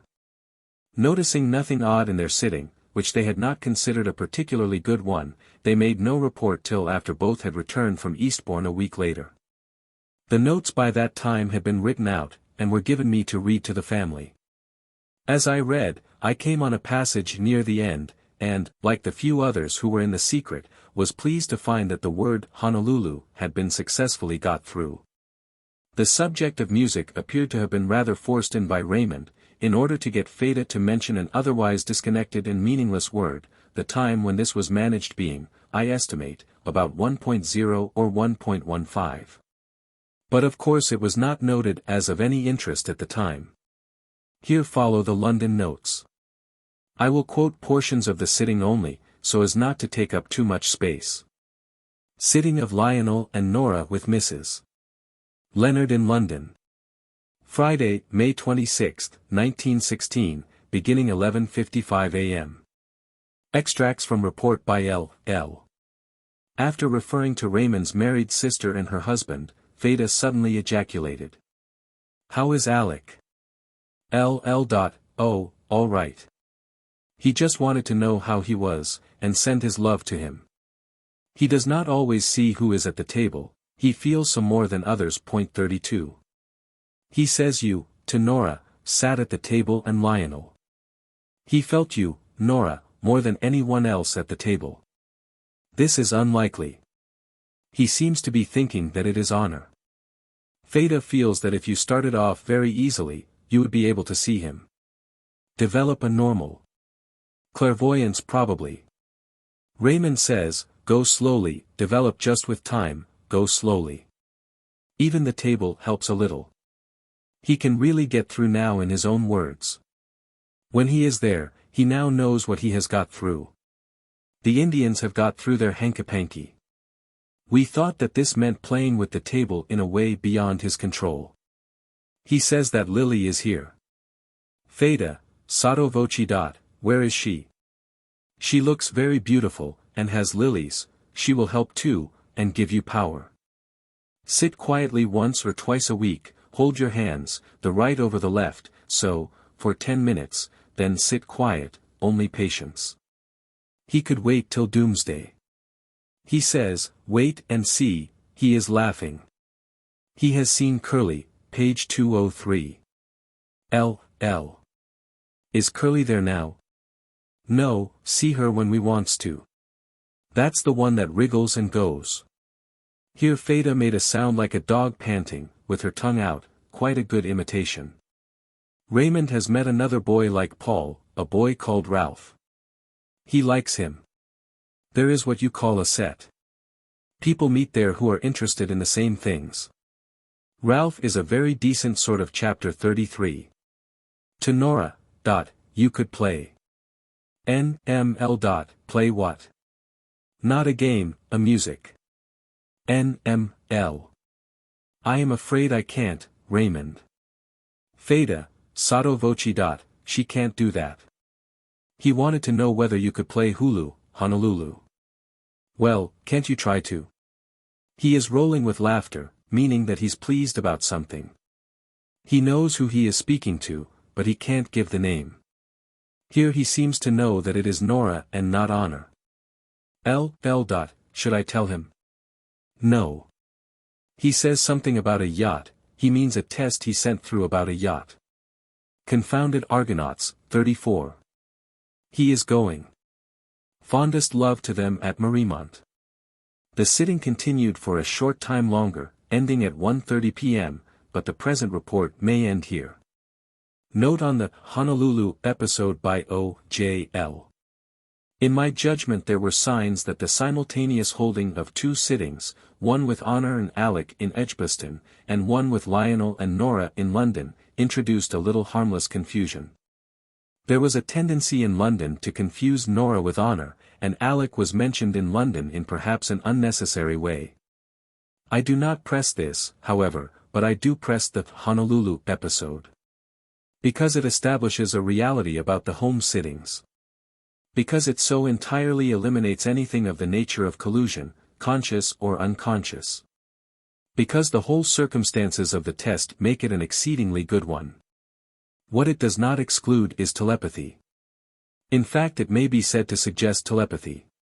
Yes, it suggests distinctly one variety of what, I think, is often called telepathy, a process sometimes conducted, I suspect, by an unrecognized emissary or messenger between agent and percipient. It was exactly like an experiment conducted for thought transference at a distance. For at Edgbaston was a party of 3 sitting round a table and thinking for a few seconds of the word Honolulu. While in London was a party of 2 simultaneously sitting with a medium and recording what was said. And in their record the word Honolulu occurs. Telepathy, however, of whatever kind, is not a normal explanation. And I venture to say that there is no normal explanation, since in my judgment chance is out of the question. The subject of music was forced in by the communicator, in order to bring in the word, it did not occur naturally. And even if the subject of music had arisen, there was no sort of reason for referring to that particular song. The chief thing that the episode establishes, to my mind, and a thing that was worth establishing, is the genuine character of the simple domestic sittings without a medium which are occasionally held by the family circle at Mariemont. For it is through these chiefly that Raymond remains as much a member of the family group as ever. 2. Impromptu Mariemont sitting. Once at Mariemont, I am told, when M.F.A.L. and Honor were touching it, the table moved up to a book in which relics and reminiscences of Raymond had been pasted, and caused it to be opened. In it, among other things, was an enlargement of the snapshot facing page 278, showing him in an old Nagant motor, which had been passed on to him by Alec, stopping outside a certain house in Somersetshire. He was asked what house it was, and was expected to spell the name of the friend who lived there, but instead he spelt the name of the house. The record by M.F.A.L. with some unimportant omissions, is here reproduced, merely, however, as another example of a private sitting without a medium. Impromptu table sitting at Mariemont, Tuesday, April 25, 1916. Report by M.F.A.L. I had been thinking of Raymond all day, and wanting to thank him for what he did yesterday for a friend. Honor had agreed that we might do it some time, but when I mentioned it about 10:50 p.m. she did not want to sit then, she thought it too late. We were then in the library. Honor, sitting on the Chesterfield, said, I wonder if any table would be equally good for Raymond? Placing her hands on the middle-sized table of the nest of 3. It at once began to stir, and she asked me to place mine on the other side to steady it. I asked if it was Raymond, and it decidedly said yes. I then thanked him with much feeling for what he had done for 2 separate families, lately. I told him how much he had comforted them, and how splendidly he was doing, that there were quite a number of people he had helped now. We discussed a few others that needed help. Then I think we asked him if he knew what room we were in, yes. And after knocking me a good deal, and making a noise which seemed to please him against my eyeglasses, he managed, by laying the table down, to get one foot onto the Chesterfield and raise the table up on it. And there it stayed, and rocked about for a long time answering questions. I thought it would make a hole in the cover. I don't quite remember how it got down, but it did, and then edged itself up to the other larger table, which had been given me by Alec, Noy, 1/2 L, and Raymond, after they had broken a basket table I used to use there. It was brought in with a paper. To mother from the culprits. This was a year or 2 ago. Well, he got it up to this table, and fidgeted about with the foot of the smaller table on which we had our hands, until he rested it on a ledge and tried to raise it up. But the way he did this most successfully was when he got the ledge of our small table onto a corner of the other and then raised it off the ground level. This he did several times. I took one hand off, leaving one hand on the top, and Honor's 2 hands lying on the top, no part of them being over the edge, and I measured the height the legs were off the ground. The first time it was the width of 3 fingers, and the next time 4 fingers. Honor told him this was very clever. I then tried to press it down, but could not, a curious feeling, like pressing on a cushion of air. He had by this time turned us right round, so that Honor was sitting where I had been before, and I was sitting or sometimes standing in her place. Then we were turned round again, and he seemed to want to knock the other table again. He went at it in a curious way. I had with one hand to remove a glass on it which I thought he would upset. He continued to edge against it, until he reached a book lying on it. This he knocked with such intention, that Honor asked him if he wanted it opened. Yes. This was a scrapbook in which I collect anything about him, photographs, old and new, poems made about him, or sent to me in consolation. And it has his name outside, drawn on in large letters. M.F.L. So I opened it, and showed him the photograph of himself seated in the Tynagant. A motor car which Alec had practically given him not long before the war, and with which he was delighted. Honor asked if he could see it, and he said yes, and seemed pleased. She asked if he could tell her what house it was standing in front of, and he spelt out St. Germains. This was pretty good, as the name of the Jacques house is Street Point Germains. Honor had forgotten the name till he began, and expected him to say Jacques. We told him he had got it, but that his spelling wasn't quite as good as it had been. Honor talked to him then about the Tynagant and the Gabriel Horn, all of which seemed to delight him. We then showed him some other photographs, and the one of his dog, and asked him to spell its name, which he did without mistake. Larry. He couldn't see the little photograph of the goats, as it was too small. But he saw himself in uniform, the one taken by Rosalind and enlarged, and he seemed to like seeing that.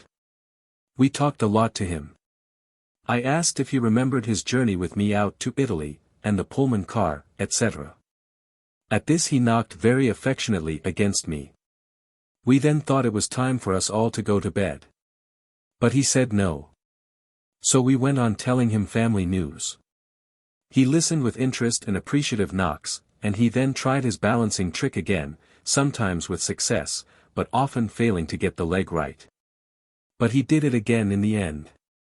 We tried to say good night, it being then nearly 1 o'clock, but he didn't seem to want to go. We said au revoir, and told him we would see him again soon. 3. Episode of Mr. Jackson. A striking incident is reported in one of my Theta sittings, that on March 3, 1916, shortly after the death of our peacock, which went by the comic name of Mr. Jackson, his wives being Matilda Jackson and Janet. He was a pet of M.F.A.L.S., and had recently met with a tragic end. It was decided to have him stuffed, and one of the last things I had seen before leaving Mariemont was a wooden pedestal on which it was proposed to put him. When I asked Theta if Raymond remembered Mr. Jackson, he spoke of him humorously, greatly to Theta's puzzlement, who said at last that he was mixing him up with a bird, about whom I had previously inquired, because he said, "Fine bird, put him on a pedestal." If this was not telepathy from me, it seems to show a curious knowledge of what is going on at his home, for the bird had not been dead a week, and if he were alive there would be no sense in saying, "Put him on a pedestal." Theta evidently understood it, or tried to understand it, as meaning that some man, a Mr. Jackson, was metaphorically put on a pedestal by the family. The fact, however, that Mr. Jackson was at once known by Raymond to be a bird is itself evidential, for there was nothing in the way I asked the question to make Theta or anyone think he was not a man. Indeed, that is precisely why she got rather bewildered. See Chapter 21. 4. Episode of the photographs. It is unnecessary to call attention to the importance of the photograph incident, which is fully narrated in Chapter 4, but he spoke later of another photograph, in which he said was included his friend Case. It is mentioned near the end of Chapter 4. That photograph we also obtained from Gale and Pulden, and it is true that Case is in it as well as Raymond, whereas he was not in the former group. But this one is entirely different from the other, for they are both in a back row standing up, and in a quite open place.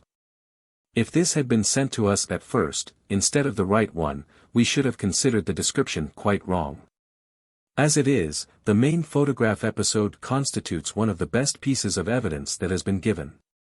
Remarks by O.J.L. in concluding Part 2. The number of more or less convincing proofs which we have obtained is by this time very great. Some of them appeal more to one person, some to another, but taking them all together every possible ground of suspicion or doubt seems to the family to be now removed. And it is legitimate to say, further, that partly through Raymond's activity a certain amount of help of the same kind has been afforded to other families. Incidentally, it has been difficult to avoid brief reference to a few early instances of this, in that part of the record now published. For the most part, however, these and a great number of other things are omitted. And I ought perhaps to apologize for the quantity which I have thought proper to include. Some home critics think that it would have been wiser to omit a great deal more, so as to lighten the book. But one can only act in accordance with one's own judgment, and the book, if it is to achieve what it aims at, cannot be a light one. So, instead of ending it here, I propose to add a quantity of more didactic material, expressing my own views on the subject of life and death, the result of many years of thought and many kinds of experience. Some people may prefer the details in Part 2. But others who have not the patience to read Part 2 may tolerate the more general considerations adduced in Part 3, the life and death portion, which can be read without any reference to Raymond or to Parts 1 and 2. Part 3. Life and Death. Eternal form shall still divide the eternal soul from all beside. And I shall know him when we meet. Tennyson, Indiana Memoriam. Introduction. In this life and death portion a definite side is unobtrusively taken in connection with two outstanding controversies. And though the treatment is purposely simple and uncontroversial, the author is under no delusion that every philosophical reader will agree with him. Explicit argumentation on either side is no novelty, but this is not the place for argument. Moreover, the opposing views have already been presented with ample clearness by skilled disputants. Briefly then, it may be said that interactionism rather than epiphenomenalism or parallelism is the side taken in one controversy. And the non-material nature of life, the real existence of some kind of vital essence or vivifying principle as a controlling and guiding entity, is postulated in another, though the author never calls it a force or an energy. Philosophical literature teems with these topics, but it may suffice here to call the attention of the general reader to two or three easily readable summaries, one an explanatory article by Mr. Gerald Balfour, in the Hibbert Journal for April 1910, on the epiphenomenon controversy, and generally on the alternative explanations of the connection between mind and body, in the light thrown on the subject by telepathy and psychical research. While on the vitality controversy, a small book embodying a short course of lectures by the physiologist and philosopher Dr. J.S. Haldane under the title Mechanism, Life, and Personality, or a larger book by Professor McDougall called Body and Mind, may be recommended. On this subject also the writings of Professor J. Arthur Thomson may be specially mentioned. The opinions of the present author on these topics, whatever they may be worth, are held without apology or hesitation, because to him they appear the inevitable consequence of facts of nature as now known or knowable. Some of these facts are not generally accepted by scientific men, and if the facts themselves are not admitted, naturally any conclusion based upon them will appear ill-founded, and the further developed structure illusory. He anticipates that this will be said by critics. In so far as the author's manner of statement is in terms of frank dualism, he regards that as inevitable for scientific purposes. He does not suppose that any form of dualism can be the last word about the universe. But, for practical purposes, mind and matter, or soul and body, must be thought of separately. And it must be the work of higher philosophy to detect ultimate unity, a unity which he feels certain cannot possibly be materialistic in any sense intelligible to those who are at present studying matter and energy. It may be doubted whether materialism as a philosophy exists any longer, in the sense of being sustained by serious philosophers. But a few physiological writers, of skill and industry, continue to advocate what they are pleased to call scientific materialism. Properly regarded, this is a policy, not a philosophy, as I will explain. But they make the mistake of regarding it as a philosophy comprehensive enough to give them the right of negation as well as of affirmation. They do this in the interest of what they feel instinctively to be the ultimate achievement, a monism in which mind and matter can be recognized as aspects of some one fundamental reality. We can sympathize with the aim, and still feel how far from accomplishment we are. Nothing is gained by undue haste, and by unfounded negation much may be lost. We must not deny any part of the universe for the sake of a premature unification. Simplification by exclusion or denial is a poverty-stricken device. The strength of such workers is that they base themselves on the experience and discoveries of the past, and, by artificial but convenient limitation of outlook, achieve practical results. But they are not satisfied with results actually achieved, they forget their limitations, and, by a gigantic system of extrapolation from what has been done, try to infer what is going to be done. Their device being to anticipate and speak of what they hope for, as if it were already an accomplished fact. Some of the assumptions or blind guesses made by men of this school are well illustrated by an exposition in the Hibbert Journal for July 1916, where an able writer states the main propositions of scientific materialism thus. 1. The law of universal causation. 2. The principle of mechanism, i.e. the denial of purpose in the universe and all notions of absolute finalism or teleology. 3. The denial that there exists any form of spiritual or mental entity that cannot be expressed in terms of matter and motion. These appear to be its three propositions, and they are formulated by the exponent as being of the first importance in the representation of materialistic thought. Now proposition 1 is common property. Materialistic thought has no sort of exclusive right over it, and to claim propositions 2 and 3 as corollaries from it is farcical. Taking them as independent postulates, which they are, all that need be said about proposition 2 is that a broad denial always needs more knowledge than a specific assertion. And it is astonishing that any sane person can imagine himself to know enough about the universe as a whole to be able complacently to deny the existence of any purpose in it. All he can really mean is that scientific explanations must be framed so as to exhibit the immediate means whereby results in nature are accomplished. For whether, or in what sense, they are first or simultaneously conceived in a mind, as human undertakings are, is a matter beyond our scientific ken. Thus Darwinian and Mendelian attempts to explain how species arise, and how inheritance occurs, are entirely legitimate and scientific. For our experience is that every event has a proximate cause which we can investigate. Of ultimate causes we as scientific men are ignorant, they belong to a different region of inquiry. If the word denial, therefore, in the above proposition is replaced by the phrase exclusion from practical scientific attention, I for one have no quarrel with clause 2. For it then becomes a mere self-denying ordinance, a convenient limitation of scope. It represents policy, not philosophy. But attention may be more usefully directed to the extravagantly gratuitous guess involved in hypothesis 3. As a minor point, it is not even carefully worded, for entities which cannot be expressed in terms of matter and motion are common enough without going outside the domain of physics. Light, for instance, and electricity, have not yet proved amenable, and do not appear likely to be amenable, to purely dynamical theory. Certain phenomena have been reduced to matter and motion, heat, for instance, and sound, the phenomena of gases and liquids, and all the complexities of astronomy. And in a famous passage Newton expressed an enthusiastic hope that all the phenomena of physics might someday be similarly reduced to the attractive simplicity of the three laws of motion, inertia, acceleration, and stress. And ever since Newton it has been the aim of physics to explain everything in its domain in terms of pure dynamics. The attempt has been only partially successful, the ether is recalcitrant. But its recalcitrance is not like mere surly obstruction, it is of a helpful and illuminating character.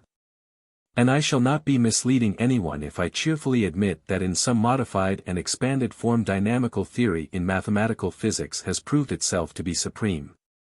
But does dominance of that kind give to that splendid science, the glory of Britain and of Cambridge, the right to make a gigantic extrapolation and sprawl over all the rest of the universe? Throwing out tentacles even into regions which it has definitely abstracted from its attention or excluded from its ken? There is not a physicist who thinks so. The only people who try to think so are a few enthusiasts of a more speculative habit of thought, who are annoyed with the physicists, from Lord Kelvin downwards, for not agreeing with them. And being unable to gather from competent authority any specific instance in which dynamics has explained a single fact in the region of either life or mind or consciousness or emotion or purpose or will. Because it is known perfectly well that dynamical jurisdiction does not extend into those regions, these speculators set up as authorities on their own account, and, on the strength of their own expectation, propound the broad and sweeping dogma that nothing in the universe exists which is not fully expressible in terms of matter and motion. And then, having accustomed themselves to the sound of some such collocation of words, they call upon humanity to shut its eyes to any facts of common experience which render such an assertion ridiculous. The energy and enthusiasm of these writers, and the good work they may be doing in their own science, render them more or less immune from attack. But every now and then it is necessary to say clearly that such extravagant generalizations profane the modesty of science, whose heritage it is to recognize the limitations of partial knowledge, and to be always ready to gain fresh experience and learn about the unknown. The new and unfamiliar is the vantage ground, not of scientific dogmatism, but of scientific inquiry. The expository or theoretical part of this book may at first appear too abstract for the general reader who has had no experience of the kind of facts already described. Such reader may fail to see a connection between this more didactic portion and the illustrations or examples which have preceded it. But if he will give sufficient time and thought to the subject, the connection will dawn upon him with considerable vividness. It has always seemed to the author legitimate, and in every way desirable, for an experimenter to interpret and make himself responsible for an explanation or theory of his observations, so far as he can. To record bare facts and expect a reader of the record to arrive at the same conclusion as that reached by one who has been immersed in them for a long time, is to expect too strenuous an effort, and is not a fair procedure.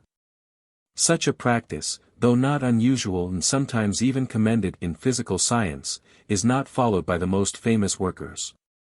And it has been known to retard progress for a considerable time by loading the student with an accumulation of undigested facts. The hypothesis on which an observer has been working, or which he has arrived at in the course of his investigations, may or may not be of permanent value, but if his experience has led him to regard it as the best solution so far attainable, and if he is known not to be a specially obstinate or self-opinionated person, his views for what they are worth should be set forth for the guidance of future inquirers. If he mauls the facts in his direction, he will be detected, but such an accusation is a serious one, and should not be made lightly or without opportunity for reply. The string on which beads are strung may not be extremely durable, and in time it may give place to something stronger, but it is better than a random heap of beads not threaded on anything at all. The main thread linking all the facts together in the present case is the hypothesis not only of continued or personal psychical existence in the abstract, but a definite interlocking or intercommunication between two grades of existence. The two in which we are most immediately interested and about which we can ascertain most, that of the present and that of the immediate future for each individual. Together with the added probabilities that the actual grades of existence are far more than two, and that the forthcoming transition, in which we cannot but be interested even if we do not believe in it, is only one of many of which we shall, in some barely imaginable way, in due time become aware. The hypothesis of continued existence in another set of conditions, and of possible communication across a boundary, is not a gratuitous one made for the sake of comfort and consolation, or because of a dislike to the idea of extinction. It is a hypothesis which has been gradually forced upon the author, as upon many other persons, by the stringent coercion of definite experience. The foundation of the atomic theory in chemistry is to him no stronger. The evidence is cumulative, and has broken the back of all legitimate and reasonable skepticism. And if by selecting the atomic theory as an example he has chosen one upon which supplementary and most interesting facts have been grafted in the progress of discovery, facts not really contradicting the old knowledge, even when superficially appearing to do so, but adding to it and illuminating it further, while making changes perhaps in its manner of formulation, he has chosen such an example of set purpose, as not unlikely to be imitated in the present case also. Chapter 1. The meaning of the term life. Eternal process moving on. Tennyson. The shorter the word, the more inevitable it is that it will be used in many significations. As can be proved by looking out almost any monosyllable in a large dictionary. The tendency of a simple word to have many glancing meanings, like shot silk, as Tennyson put it, is a character of high literary value. Though it may be occasionally inconvenient for scientific purposes. It is unlikely that we can escape an ambiguity due to this tendency, but I wish to use the term life to signify the vivifying principle which animates matter. That the behavior of animated matter differs from what is often called dead matter is familiar, and is illustrated by the description sometimes given of an uncanny piece of mechanism, that it behaves as if it were alive. In the case of a jumping bean, for instance, its spasmodic and capricious behavior can be explained with apparent simplicity, though with a suspicious trend towards superstition, by the information that a live and active maggot inhabits a cavity inside. It is thereby removed from the bare category of physics only, though still perfectly obedient to physical laws. It jumps in accordance with mechanics, but neither the times nor the direction of its jumps can be predicted. We must admit that the term dead matter is often misapplied. It is used sometimes to denote merely the constituents of the general inorganic world. But it is inconvenient to speak of utterly inanimate things, like stones, as dead, when no idea of life was ever associated with them, and when inorganic is all that is meant. The term dead, applied to a piece of matter, signifies the absence of a vivifying principle, no doubt, but it is most properly applied to a collocation of organic matter which has been animated. Again, when animation has ceased, the thing we properly call dead is not the complete organism, but that material portion which is left behind. We do not or should not intend to make any assertion concerning the vivifying principle which has left it, beyond the bare fact of its departure. We know too little about that principle to be able to make safe general assertions. The life that is transmitted by an acorn or other seed fruit is always beyond our ken. We can but study its effects, and note its presence or its absence by results. Life must be considered sui generis. It is not a form of energy, nor can it be expressed in terms of something else. Electricity is in the same predicament, it too cannot be explained in terms of something else. This is true of all fundamental forms of being. Magnetism may be called a concomitant of moving electricity. Ordinary matter can perhaps be resolved into electric charges, but an electric charge can certainly not be expressed in terms of either matter or energy. No more can life. To show that the living principle in a seed is not one of the forms of energy, it is sufficient to remember that that seed can give rise to innumerable descendants, through countless generations, without limit. There is nothing like a constant quantity of something to be shared, as there is in all examples of energy. There is no conservation about it. The seed embodies a stimulating and organizing principle which appears to well from a limitless source. But although life is not energy, any more than it is matter, yet it directs energy and thereby controls arrangements of matter. Through the agency of life, specific structures are composed which would not otherwise exist, from a seashell to a cathedral, from a blade of grass to an oak. And specific distributions of energy are caused, from the luminosity of a firefly to an electric arc, from the song of a cricket to an oratorio. Life makes use of any automatic activities, or transferences and declensions of energy, which are either potentially or actually occurring. In especial it makes use of the torrent of ether tremors which reach the earth from the sun.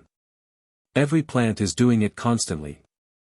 Admittedly life exerts no force, it does no work, but it makes effective the energy available for an organism which it controls and vivifies. It determines in what direction and when work shall be done. It is plain matter of fact that it does this, whether we understand the method or not, and thus indirectly life interacts with and influences the material world. The energy of coal is indirectly wholly solar, but without human interference it might remain buried in the earth, and certainly would never propel a ship across the Atlantic. One way of putting the matter is to say that life times, and directs. If it runs a railway train, it runs the train not like a locomotive but like a general manager. It enters into battle with a walking stick, but guns are fired to its orders. It may be said to aim and fire. One of its functions is to discriminate between the wholesome and the deleterious, between friend and foe. That is a function outside the scope of physics. Energy controlled by life is not random energy. The kind of self-composition or personal structure built by it depends on the kind of life unit which is operating, not on the pabulum which is supplied. The same food will serve to build a pig, a chicken, or a man. Food which is assimilable at all takes a shape determined by the nature of the operative organism, and indeed by the portion of the organism actually reached by it. Unconscious constructive ability is as active in each cell of the body as in a honeycomb. Only in a beehive we can see the operators at work. The construction of an eye or an ear is still more astonishing. In the inorganic world such structures would be meaningless, for there would be nothing to respond to their stimulus. They can only serve elementary mind and consciousness. The brain and nerve system is an instrument of transmutation or translation from the physical to the mental, and vice versa. Stages of evolution. Steps in the progress of evolution, great stages which have been likened by Sir James Crichton Browne to exceptional Mendelian mutations, may be rather imaginatively rehearsed somewhat thus. Starting with the uniform ether of space. We can first suppose the specialization or organization of specks of ether into electrons. Followed by associated systems of electrons, constituting atoms of matter, and so the whole inorganic universe. Then, as a new and astonishing departure, comes the cell, or protoplasmic complex which life can construct and utilize for manifestation and development. And after that, a brain cell, which can become the physical organ for the rudiments of mind. Followed by further mental development until consciousness becomes possible. With subsequent sublimation of consciousness into ethics, philosophy, and religion. We need not insist on these or any other stages for our present purpose, yet something of the kind would seem to have occurred, in the mysterious course of time. 3 explanatory notes. Note A. Mechanics of jumping bean. The biological explanation of a jumping bean is sometimes felt to be puzzling, inasmuch as the creature is wholly enclosed. And a man in a boat knows that he cannot propel it by movement inside, without touching the water or something external. But the reaction of a table can be made use of through the envelope, and a live thing can momentarily vary its own weight pressure and even reverse its sign. This fact has a bearing on some psychophysical experiments, and hence is worthy of a moment's attention. To weigh an animal that jumps and will not keep still is always troublesome. It cannot alter its average weight, truly, but it can redistribute it in time. At moments its apparent weight may be excessive, and at other moments zero or even negative, as during the middle of an energetic leap. Parenthetically, we may here interpolate a remark and say that what is called interference of light, 2 lights producing darkness, in popular language, is a redistribution of luminous energy in space. No light, nor any kind of wave motion, is destroyed by interference when 2 sets of waves overlap, but the energy rises to a maximum in some places, and in other places sinks to zero. No wave energy is consumed by interference, only rearranged. This fact is often misstated. And probably the other statement, about the varying apparent weight, i.e. pressure on the ground, of a live animal, may be misstated too, though there is no question of energy about that, but only of force. The force or true weight, in the sense of the Earth's attraction, is there all the time, and is constant, but the pressure on the ground, or the force needed to counteract the weight, is not constant. After momentary violence, as in throwing, no support need be supplied for several seconds, and, like the maggot inside a hollow bean, a live thing turning itself into a projectile may even carry something else up too. It is instructive also to consider a flying bird, and a dirigible balloon, and to ask where the still existing weight of these things can be found. Note B. Differences between a growing organism and a growing crystal. The properties which differentiate living matter from any kind of inorganic imitation may be instinctively felt, but can hardly be formulated without expert knowledge. The differences between a growing organism and a growing crystal are many and various, but it must suffice here to specify the simplest and most familiar sort of difference. And as it is convenient to take a possibly controversial statement of this kind from the writings of a physiologist, I quote here a passage from an article by Professor Fraser Harris, of Halifax, Nova Scotia. In the current number of the quarterly magazine called Science Progress, edited by Sir Ronald Ross. Living animal bioplasm has the power of growing, that is of assimilating matter, in most cases chemically quite unlike that of its own constitution. Now this is a remarkable power, not in the least degree shared by non-living matter. Its very familiarity has blinded us to its uniqueness as a chemical phenomenon. The mere fact that a man eating beef, bird, fish, lobster, sugar, fat, and innumerable other things can transform these into human bioplasm, something chemically very different even from that of them which most resembles human tissue, is one of the most extraordinary facts in animal physiology. A crystal growing in a solution is not only not analogous to this process, it is in the sharpest possible contrast with it. The crystal grows only in the sense that it increases in bulk by accretions to its exterior, and only does that by being immersed in a solution of the same material as its own substance. It takes up to itself only material which is already similar to itself. This is not assimilation, it is merely incorporation. The term growth, strictly speaking, can be applied only to metabolism in the immature or convalescent organism. The healthy adult is not growing in this sense. When of constant weight he is adding neither to his stature nor his girth, and yet he is assimilating as truly as ever he did. Put more technically, in the adult of stationary weight, anabolism is quantitatively equal to catabolism, whereas in the truly growing organism anabolism is prevailing over catabolism. And reversely, in the wasting of an organism or in senile decay, catabolism is prevailing over anabolism. The crystal in its solution offers no analogies with the adult or the senile states, but these are of the very essence of the life of an organism. The fact, of course familiar to every beginner in biology, is that the crystal is only incorporating and not excreting anything, whereas the living matter is always excreting as well as assimilating. This one-sided metabolism, if it can be dignified with that term, is indeed characteristic of the crystal, but it is at no time characteristic of the living organism. The organism, whether truly growing or only in metabolic equilibrium, is constantly taking up material to replace effete material, is replenishing because it has previously displenished itself or cast off material.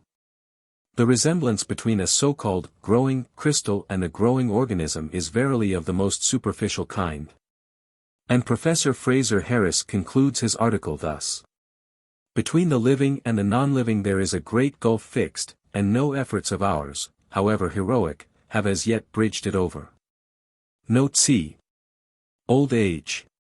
We know that as vitality diminishes the bodily deterioration called old age sets in, and that a certain amount of deterioration results in death. But it turns out, on systematic inquiry, that old age and death are not essential to living organisms. They represent the deterioration and wearing out of working parts, so that the vivifying principle is hampered in its manifestation and cannot achieve results which with a younger and healthier machine were possible. But the parts which wear out are not the essential bearers of the vivifying principle. They are accreted or supplementary portions appropriate to developed individual earth life, and it does not appear improbable that the progress of discovery may at least postpone the deterioration that we call old age for a much longer time than at present. Emphasis on this distinction between germ cell and body cell, usually associated with Weismann, seems to have been formulated before him by Herdman of Liverpool. Biologists teach us that the phenomenon of old age is not evident in the case of the unicellular organisms which reproduce by fission. The cell can be killed, but it need neither grow old nor die. Death appears to be a prerogative of the higher organisms. But even among these Professor Weissman adopts and defends the view that death is not a primary necessity, but that it has been secondarily acquired by adaptation. The cell is not inherently limited in its number of cell generations. The low unicellular organism is potentially immortal, the higher multicellular form, with well-differentiated organs, contains the germ of death within its soma. Death seems to supervene by reason of its utility to the species, continued life of an individual after a certain stage being comparatively useless. From the point of view of the race, the soma or main body is a secondary appendage of the real bearer of life, the reproductive cells. The somatic cells probably lost their immortal qualities on this immortality becoming useless to the species. Their mortality may have been a mere consequence of their differentiation.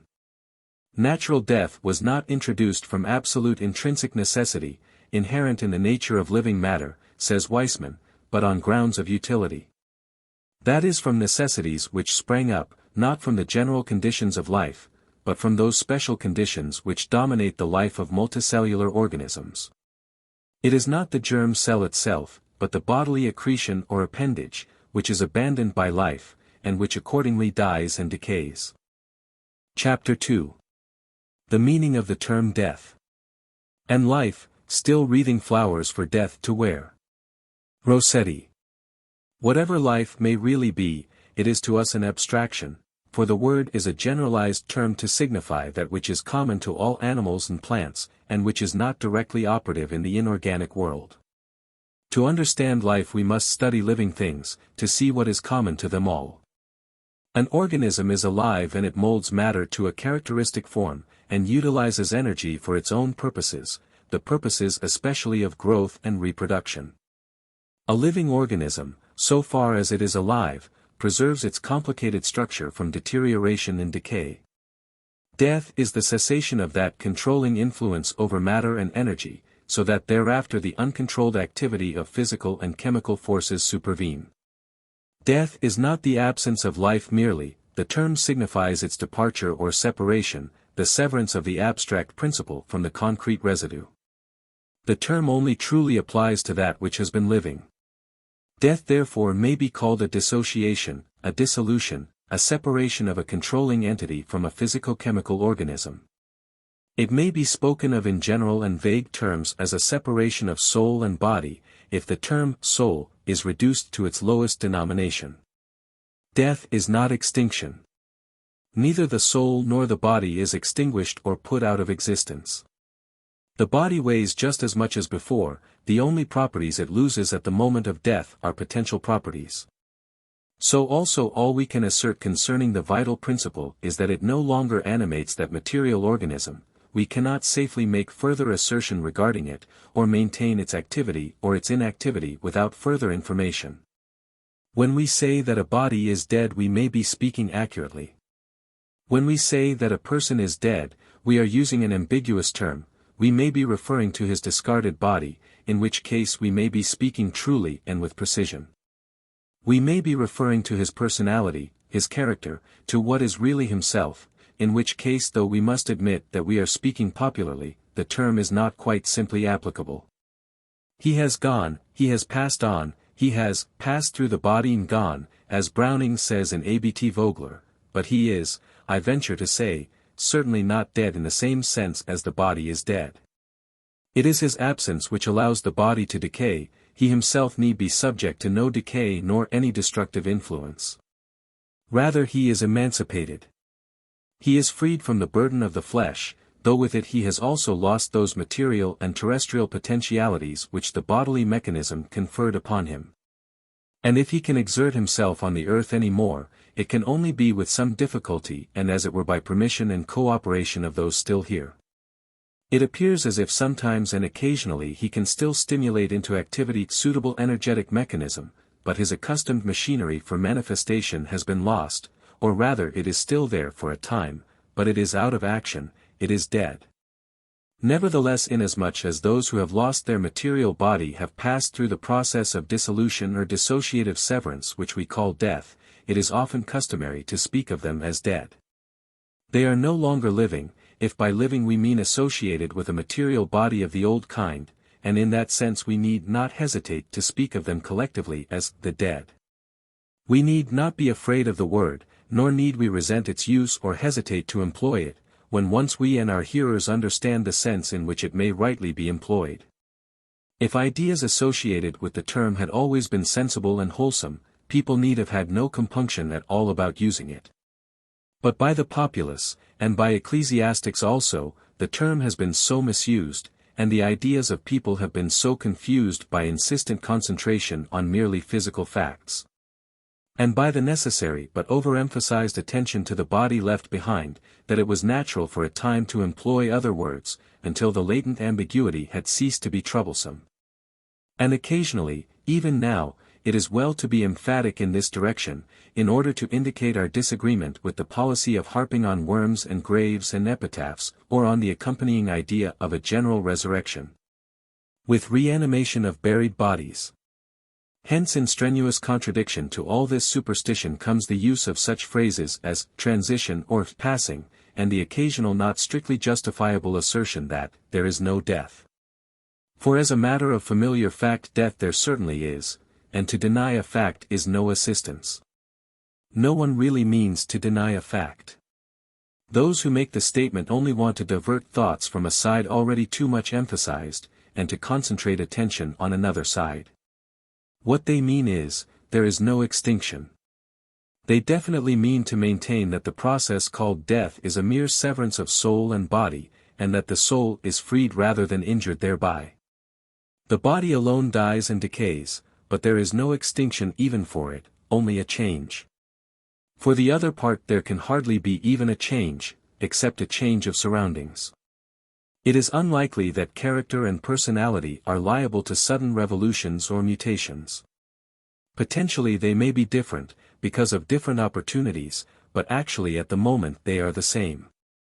Likening existence to a curve, the curvature has changed, but there is no other discontinuity. Death is not a word to fear, any more than birth is. We change our state at birth, and come into the world of air and sense and myriad existence. We change our state at death and enter a region of, what? Of ether, I think, and still more myriad existence, a region in which communion is more akin to what we here call telepathy, and where intercourse is not conducted by the accustomed indirect physical processes, but a region in which beauty and knowledge are as vivid as they are here, a region in which progress is possible, and in which admiration, hope, and love are even more real and dominant. It is in this sense that we can truly say, the dead are not dead, but alive. Omicron delta tau epsilon theta nu sigma iota theta alpha nu tau epsilon. Appendix on feelings when death is imminent. Preliminary statement by O.J.L. A lady was brought by a friend to call on us at Mariemont during a brief visit to Edgbaston, and I happened to have a talk with her in the garden. I found that she had been one of the victims of the Lusitania, and as she seemed very cheerful and placid about it, I questioned her as to her feelings on the occasion. I found her a charming person, and she entered into the matter with surprising fullness, considering that she was a complete stranger. Her chief anxiety seems to have been for her husband, whom she had left either in America or the West Indies, and for her friends generally, but on her own behalf she seems to have felt extremely little anxiety or discomfort of any kind. She told me she had given up hope of being saved, and was only worried about friends mourning on her behalf and thinking that she must have suffered a good deal, whereas, in point of fact, she was not really suffering at all. She was young and healthy, and apparently felt no evil results from the 3 hours immersion. She was sucked down by the ship, and when she came to the surface again, her first feeling was one of blank surprise at the disappearance of what had brought her across the Atlantic. The ship was not there. I thought her account so interesting, that after a few months I got her address from the friend with whom she had been staying, and wrote asking if she would write it down for me. In due course she did so, writing from abroad, and permits me to make use of the statement, provided I suppress her name, which accordingly I do, quoting the document otherwise in full. The document referred to. Your letter came to me as a great pleasure and surprise. I have always remembered the sympathy with which you listened to me, that morning at Edgbaston, and sometimes wondered at the amount I said. As it is not easy to give expression to feelings and speculations which are only roused at critical moments in one's life. What you ask me to do is not easy, as I am only one of those who are puzzling and groping in the dark, while you have found so much light for yourself and have imparted it to others. I would like, however, most sincerely to try to recall my sensations with regard to that experience, if they would be of any value to you. It would be absurd to say now, that from the beginning of the voyage I knew what would happen. It was not a very actual knowledge, but I was conscious of a distinct forewarning, and the very calmness and peace of the voyage seemed, in a way, a state of waiting for some great event. Therefore when the ship was rent by the explosion, it was as sudden as the firing of a pistol. I felt no particular shock, because of that curious inner expectancy. The only acute feeling I remember at the moment was one of anger that such a crime could have been committed. The fighting instinct predominated in the face of an unseen but near enemy. I sometimes think it was partly that same instinct, the desire to die game, that accounted for the rather grim calmness of some of the passengers. After all, it was no ordinary shipwreck, but a chance of war. I put down my book and went round to the other side of the ship where a great many passengers were gathering round the boats. It was difficult to stand, as the Lusitania was listing heavily. There seemed to be no panic whatever. I went into my cabin. A steward very kindly helped me with a life jacket, and advised me to throw away my fur coat. I felt no hurry or anxiety, and returned on deck, where I stood with some difficulty, discussing our chances with an elderly man I just knew by sight. It was then I think we realized what a strong instinct there was in some of us, not to struggle madly for life, but to wait for something to come to us, whether it be life or death. And not to lose our personality and become like one of the struggling shouting creatures who were by then swarming up from the lower decks and made one's heart ache. I never felt for a moment that my time to cross over had come, not until I found myself in the water, floating farther and farther away from the scene of wreckage and misery, in a sea as calm and vast as the sky overhead. Behind me, the cries of those who were sinking grew fainter, the splash of oars and the calls of those who were doing rescue work in the lifeboats. There seemed to be no possibility of rescue for me. So I reasoned with myself and said, the time has come, you must believe it, the time to cross over, but inwardly and persistently something continued to say, no, not now. The gulls were flying overhead and I remember noticing the beauty of the blue shadows which the sea throws up to their white feathers. They were very happy and alive and made me feel rather lonely. My thoughts went to my people, looking forward to seeing me, and at that moment having tea in the garden the idea of their grief was unbearable. I had to cry a little. Names of books went through my brain. One specially, called Where No Fear Is, seemed to express my feeling at the time. Loneliness, yes, and sorrow on account of the grief of others, but no fear. It seemed very normal, very right, a natural development of some kind about to take place. How can it be otherwise, when it is natural? I rather wished I knew someone on the other side, and wondered if there are friendly strangers there who come to the rescue. I was very near the borderline when a wandering lifeboat quietly came up behind me and two men bent down and lifted me in. It was extraordinary how quickly life came rushing back. Every one in the boat seemed very self-possessed, although there was one man dead and another losing his reason. One woman expressed a hope for a cup of tea shortly, a hope which was soon to be realized for all of us in a mine-sweeper from Queenstown.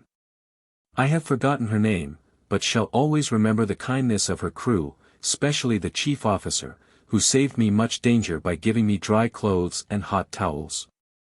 All this can be of very little interest to you. I have no skill in putting things on paper, but, you know. I am glad to have been near the border. To have had the feeling of how very near it is always, only there are so many little things always going on to absorb one here.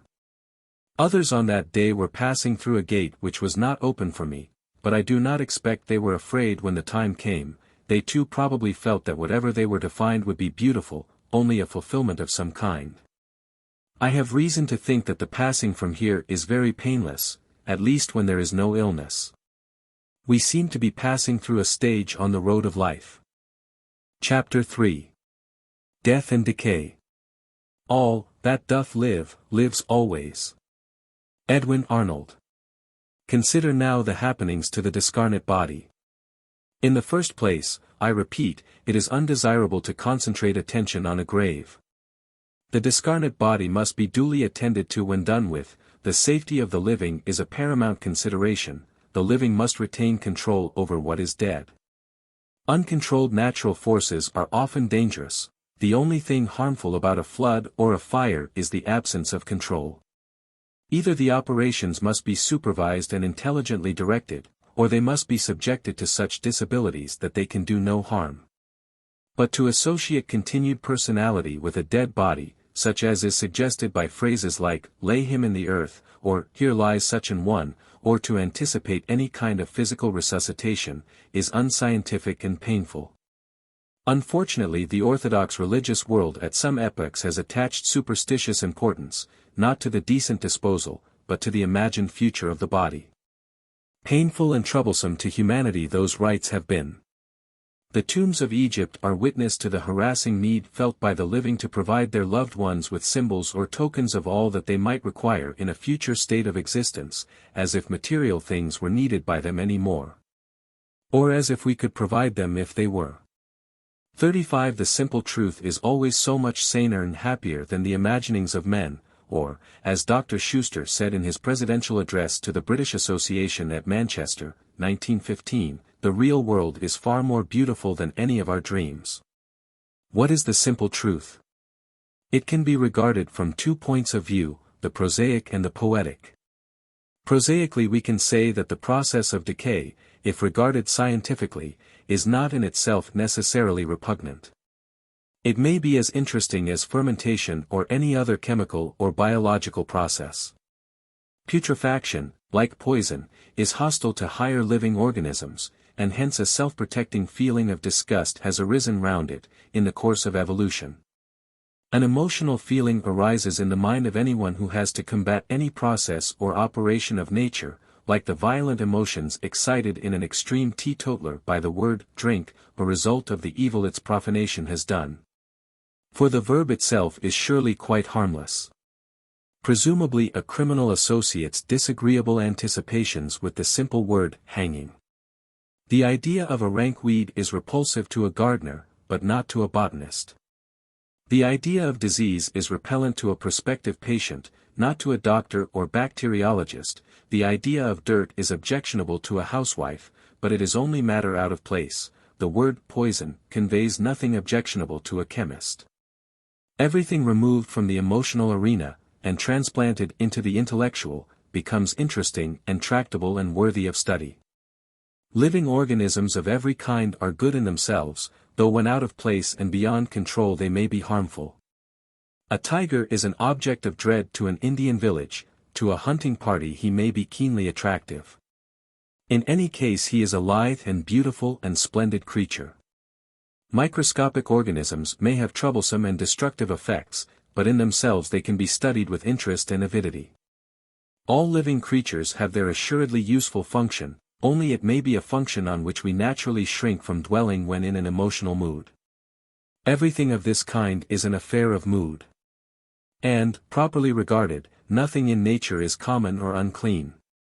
That a flying albatross is a beautiful object every one can cordially admit, but that the crawling surface of a stagnant sea can be regarded with friendly eyes seems an absurdity.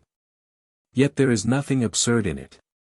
It is surely the bare truth concerning all living creatures of every grade, that the Lord God made them all. And it was of creeping water snakes that the stricken mariner at length, when he had learnt the lesson, ejaculated, "O happy living things! A spring of love gushed from my heart. And I blessed them unaware." For what can be said poetically about the fate of the beloved body, the poets themselves must be appealed to. But that there is kinship between the body and the earth is literal truth. Of terrestrial particles it is wholly composed, and that they should be restored to the earth whence they were borrowed is natural and peaceful.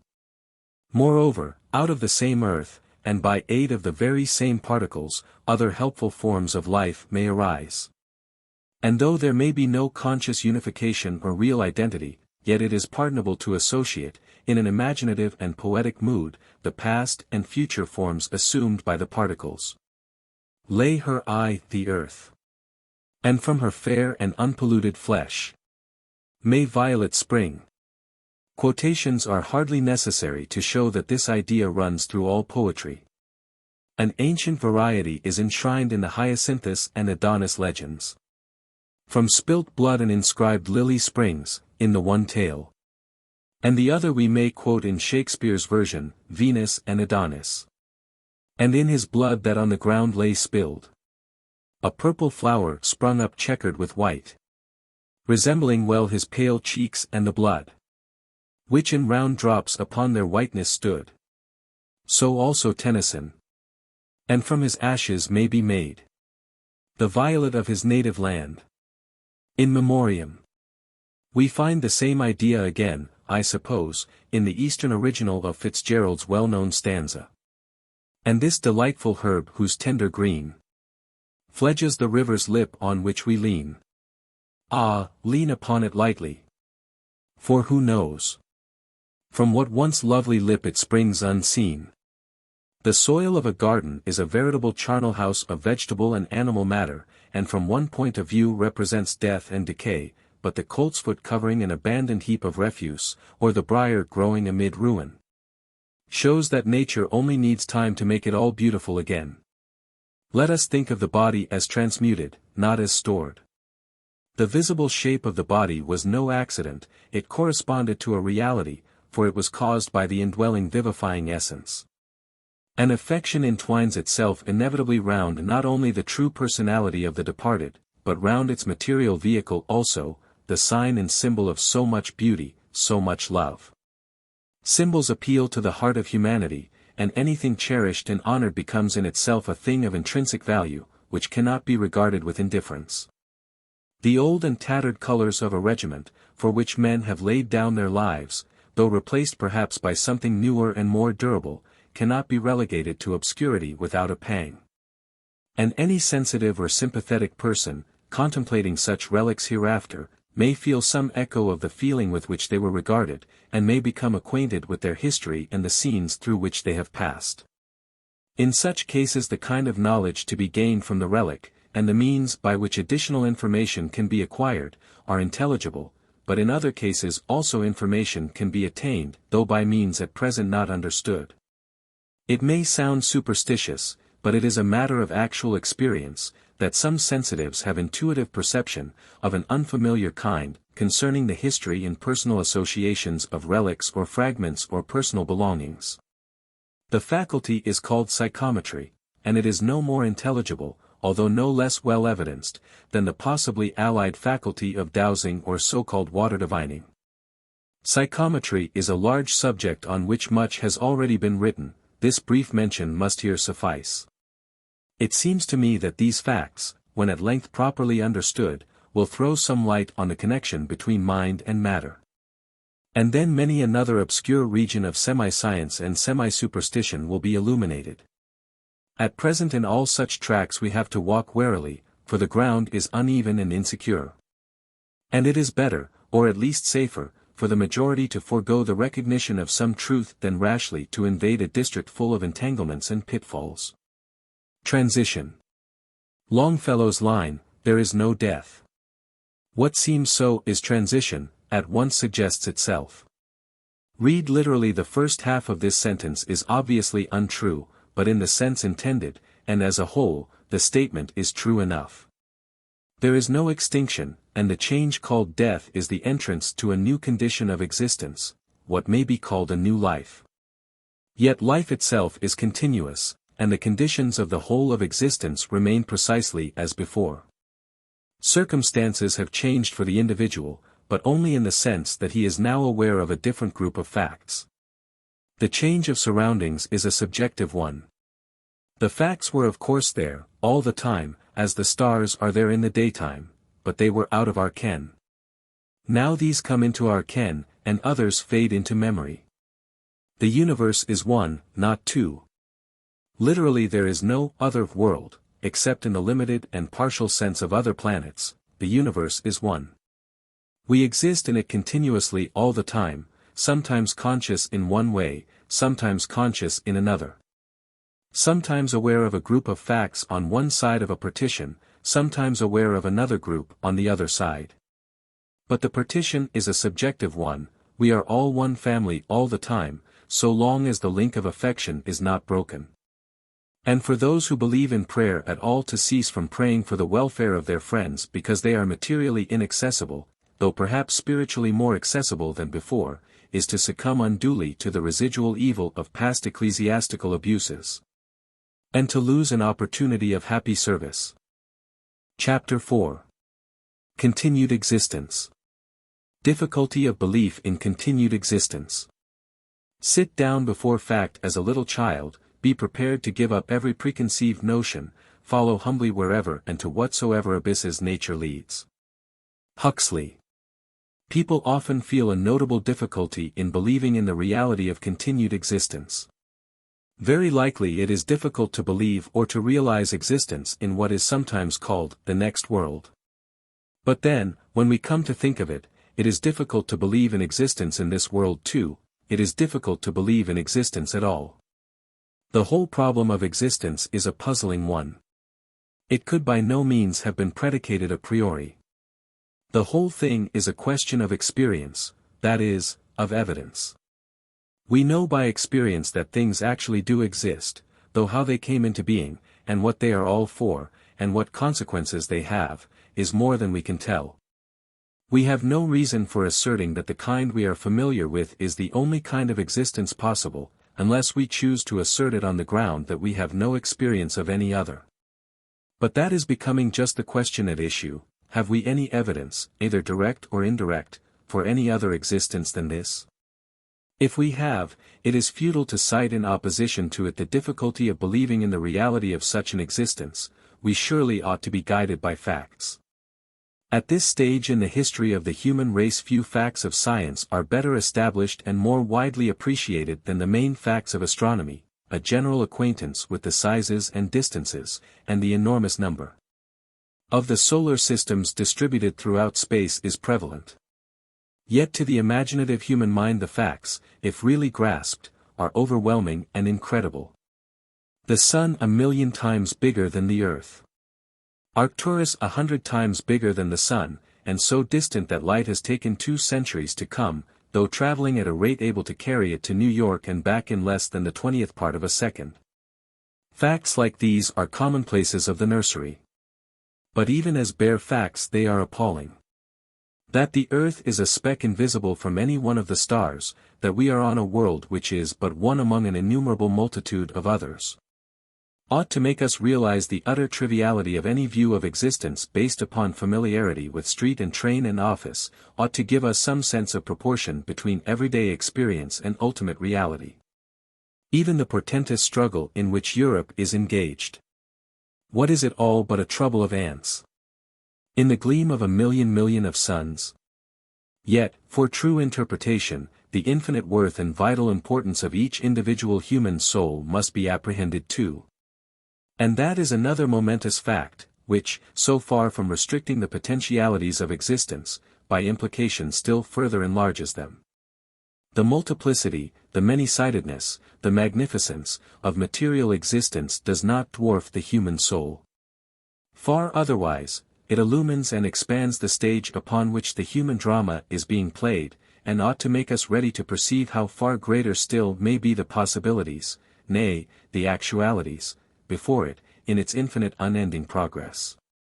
That we know little about such possibilities as yet, proves nothing, for mark how easy it would have been to be ignorant of the existence of all the visible worlds and myriad modes of being in space.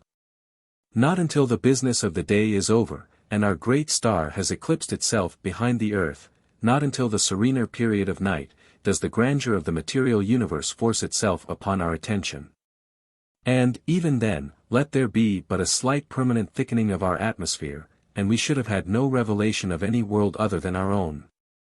Under those conditions, so barely escaped from, how wretchedly meager and limited would have been our conception of the universe. And, unless we foolishly imagine that our circumstances are such as to have already given us a clue to every kind of possible existence. I venture to say that, wretchedly meager and limited, must be a true description of our conception of the universe, even now, even of the conception of those who have permitted themselves, with least hesitation, to follow whithersoever facts lead. If there be any group of scientific or historical or literary students who advocate what they think to be a sensible, but what I regard as a purblind, view of existence, based upon already systematized knowledge and on unfounded and restricting speculation as to probable boundaries and limitations of existence, if such students take their own horizon to be the measure of all things, the fact is to be deplored. Such workers, however admirable their industry and detailed achievements, represent a school of thought against the fruits of which we of the Allied nations are in arms. Nevertheless, speculation of this illegitimate and negative kind is not unknown among us. It originates partly in admiration for the successful labors of a bygone generation in clearing away a quantity of clinging parasitic growth which was obscuring the fair fabric of ascertained truth, and partly in an innate iconoclastic enthusiasm. The success which has attended Darwinian and other hypotheses has had a tendency to lead men, not indeed men of Darwinian caliber, but smaller and less conscientious men, in science as well as in history and theology, to an overeager confidence in probable conjecture and inadequate attention to facts of experience. It has even been said, I quote from a writer in the volume Darwin and Modern Science, published in connection with a Darwin Jubilee celebration at Cambridge, that the age of materialism was the least matter-of-fact age conceivable, and the age of science the age which showed least of the patient temper of inquiry. I would not go so far as this myself, the statement savors of exaggeration, but there is a regrettable tendency in surviving materialistic quarters for combatants to entrench themselves in dogma and preconceived opinion, to regard these vulnerable shelters as sufficient protection against observed and recorded facts, and even to employ them as strongholds from which alien observation posts can be shattered and overthrown. Chapter 5. Past, Present, and Future. How often have men thus feared that nature's wonders would be degraded by being closely looked into? How often, again, have they learnt that the truth was higher than their imagination, and that it is man's work, but never nature's, which to be magnificent must remain unknown. F. W. H. M. Introduction to Phantasms of the Living. Our actual experience is strangely limited. We cannot be actually conscious of more than a single instant of time. The momentary flash which we call the present, the visual image of which can be made permanent by the snap of a camera, is all of the external world that we directly apprehended. But our real existence embraces far more than that. The present, alone and isolated, would be meaningless to us. We look before and after. Our memories are thronged with the past, our anticipations range over the future. And it is in the past and the future that we really live. It is so even with the higher animals, they too order their lives by memory and anticipation. It is under the influence of the future that the animal world performs even the most trivial conscious acts. We eat, we rest, we work, all with an eye to the immediate future. The present moment is illuminated and made significant, is controlled and dominated, by experience of the past and by expectation of the future. Without any idea of the future our existence would be purely mechanical and meaningless. With too little eye to the future, a mere living from hand to mouth, it becomes monotonous and dull. Hence it is right that humanity, transcending merely animal scope, should seek to answer questions concerning its origin and destiny, and should regard with intense interest every clue to the problems of whence and whither. It is no doubt possible, as always, to overstep the happy mean, and by absorption in and premature concern with future interests to lose the benefit and the training of this present life. But although we may rightly decide to live with full vigor in the present, and do our duty from moment to moment, yet in order to be full-flavored and really intelligent beings, not merely with mechanical drift following the line of least resistance, we ought to be aware that there is a future determined to some extent by action in the present. And it is only reasonable that we should seek to ascertain, roughly and approximately, what sort of future it is likely to be. Inquiry into survival, and into the kind of experience through which we shall all certainly have to go in a few years, is therefore eminently sane, and may be vitally significant. It may color all our actions, and give a vivid meaning both to human history and to personal experience. If death is not extinction, then on the other side of dissolution mental activity must continue, and must be interacting with other mental activity. For the fact of telepathy proves that bodily organs are not absolutely essential to communication of ideas. Mind turns out to be able to act directly on mind, and stimulate it into response by other than material means.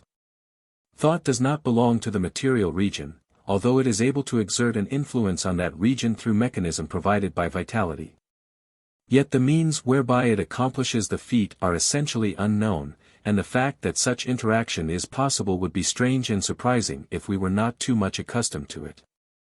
It is reasonable to suppose that the mind can be more at home, and more directly and more exuberantly active.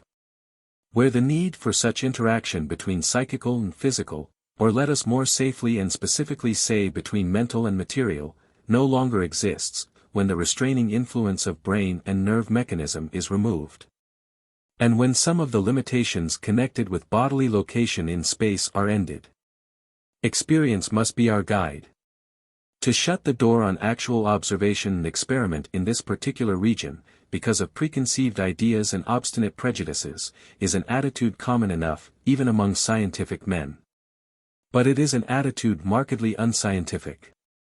Certain people have decided that inquiry into the activities of discarnate mind is futile, some few consider it impious. Many, perhaps wisely mistrusting their own powers, shrink from entering on such an inquiry. But if there are any facts to be ascertained, it must be the duty of some volunteers to try to ascertain them, and for people having any acquaintance with scientific history to shut their eyes to facts when definitely announced. And to forbid investigation or report concerning them on pain of ostracism, is to imitate a bygone theological attitude in a spirit of unintended flattery, a flattery which from every point of view is eccentric. And likewise to display an extraordinary lack of humor. On the possibility of prognostication. I do not wish to complicate the issue at present by introducing the idea of prognostication or prevision, for I do not understand how anticipation of the future is possible. It is only known to be possible by one of two processes. A. Inference, i.e. deduction from a wide knowledge of the present. B. Planning, i.e. the carrying out of a prearranged scheme. And these methods must be pressed to the utmost before admitting any other hypothesis. As to the possibility of prevision in general, I do not dogmatize, nor have I a theory wherewith to explain every instance. But I keep an open mind and try to collate and contemplate the facts. Scientific prediction is familiar enough, science is always either historic or prophetic, as Dr. Schuster said at Manchester in the British Association Address for 1915, and history is only prophecy pursued in the negative direction. This thesis is worth illustrating. That eclipses can be calculated forwards or backwards is well known. A tide calculating machine, again, which is used to churn out tidal detail in advance by turning a handle, could be as easily run backwards and give past tides if they were wanted. But always on the assumption that no catastrophe, no unforeseen contingency, nothing outside the limits of the data, occurs to interfere with the placid course of phenomena. There must be no dredging or harbor bar operations, for instance, if the tide machine is to be depended on. Free will is not allowed for, in astronomy or physics, nor any interference by living agents.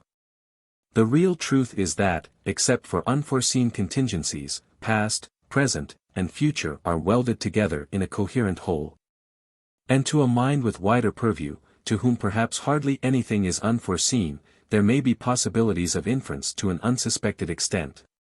Human character, and action based upon it, may be more trustworthy and uncapricious than is usually supposed, and data depending on humanity may be included in a completer scheme of foreknowledge, without the exercise of any compulsion. The past, says Bertrand Russell eloquently, does not change or strive, like Duncan, after life's fitful fever it sleeps well, what was eager and grasping, what was petty and transitory, has faded away. The things that were beautiful and eternal shine out of it like stars in the night.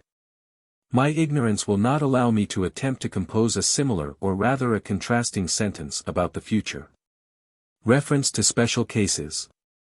It will be observed that none of those indications or intimations or intuitions which are referred to in a note on page 34, Part 1, if they mean anything, raise the difficult question of provision.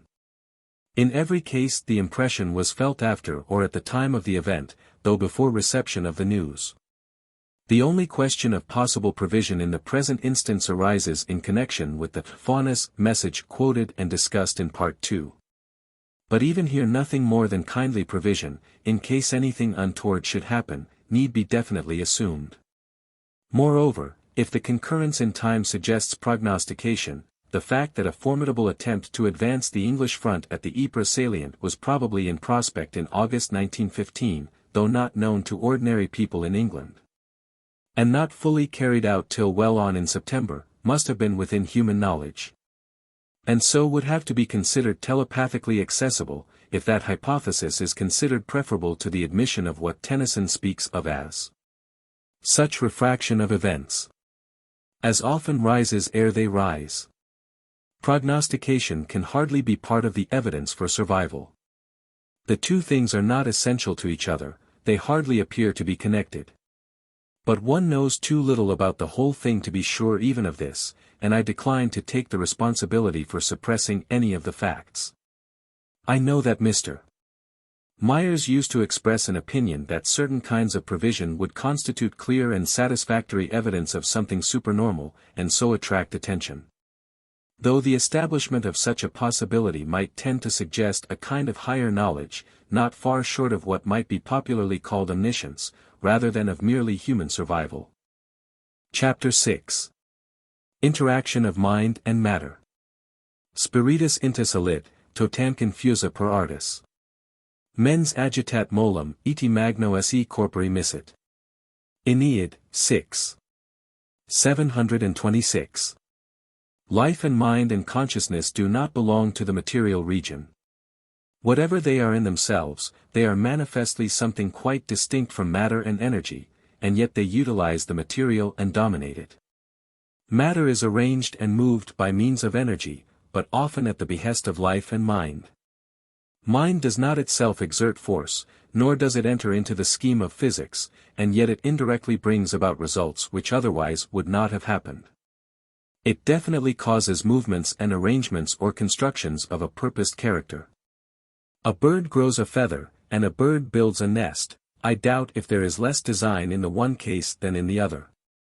How life achieves the guidance, how even it accomplishes the movements, is a mystery, but that it does accomplish them is a commonplace of observation. From the motion of a finger to the construction of an aeroplane, there is but a succession of steps. From the growth of a weed to the flight of an eagle, from a yeast granule at one end, to the human body at the other, the organizing power of life over matter is conspicuous. Who can doubt the supremacy of the spiritual over the material? It is a fact which, illustrated by trivial instances, may be pressed to the most portentous consequences.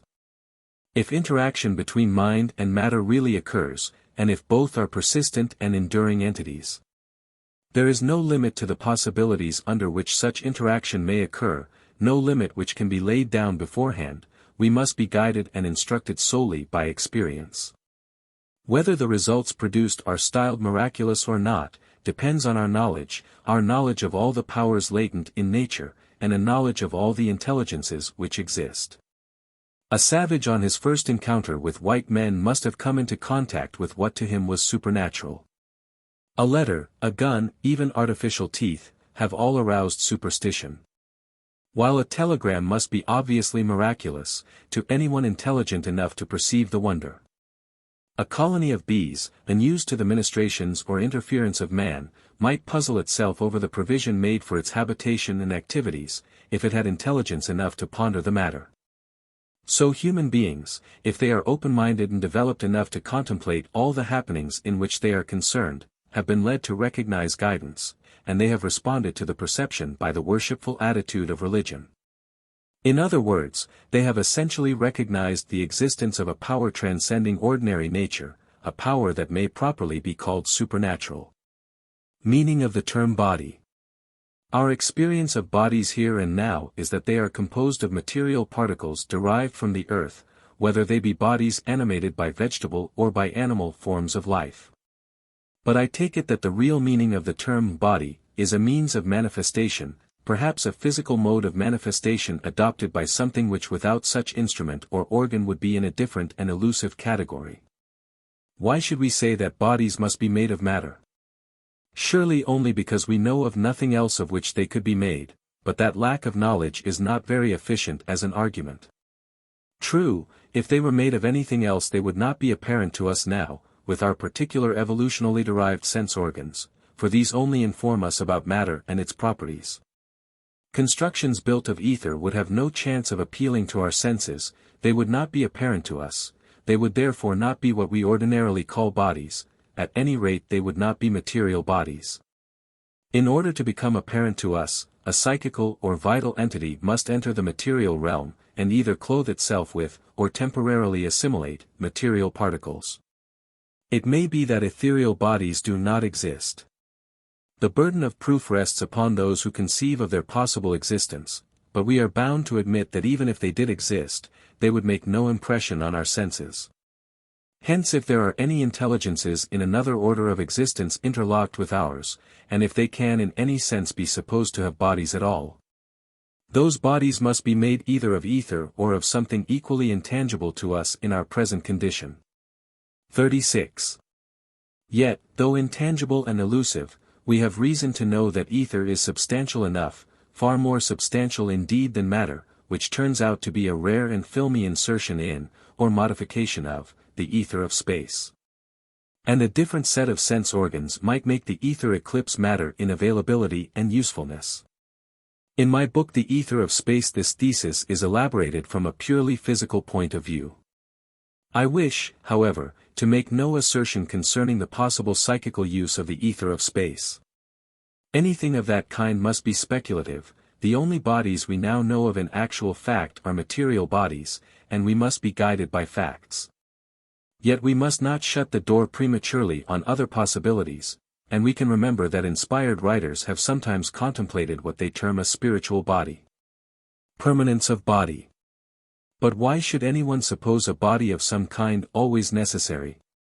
Why should they assume a perpetual sort of dualism about existence?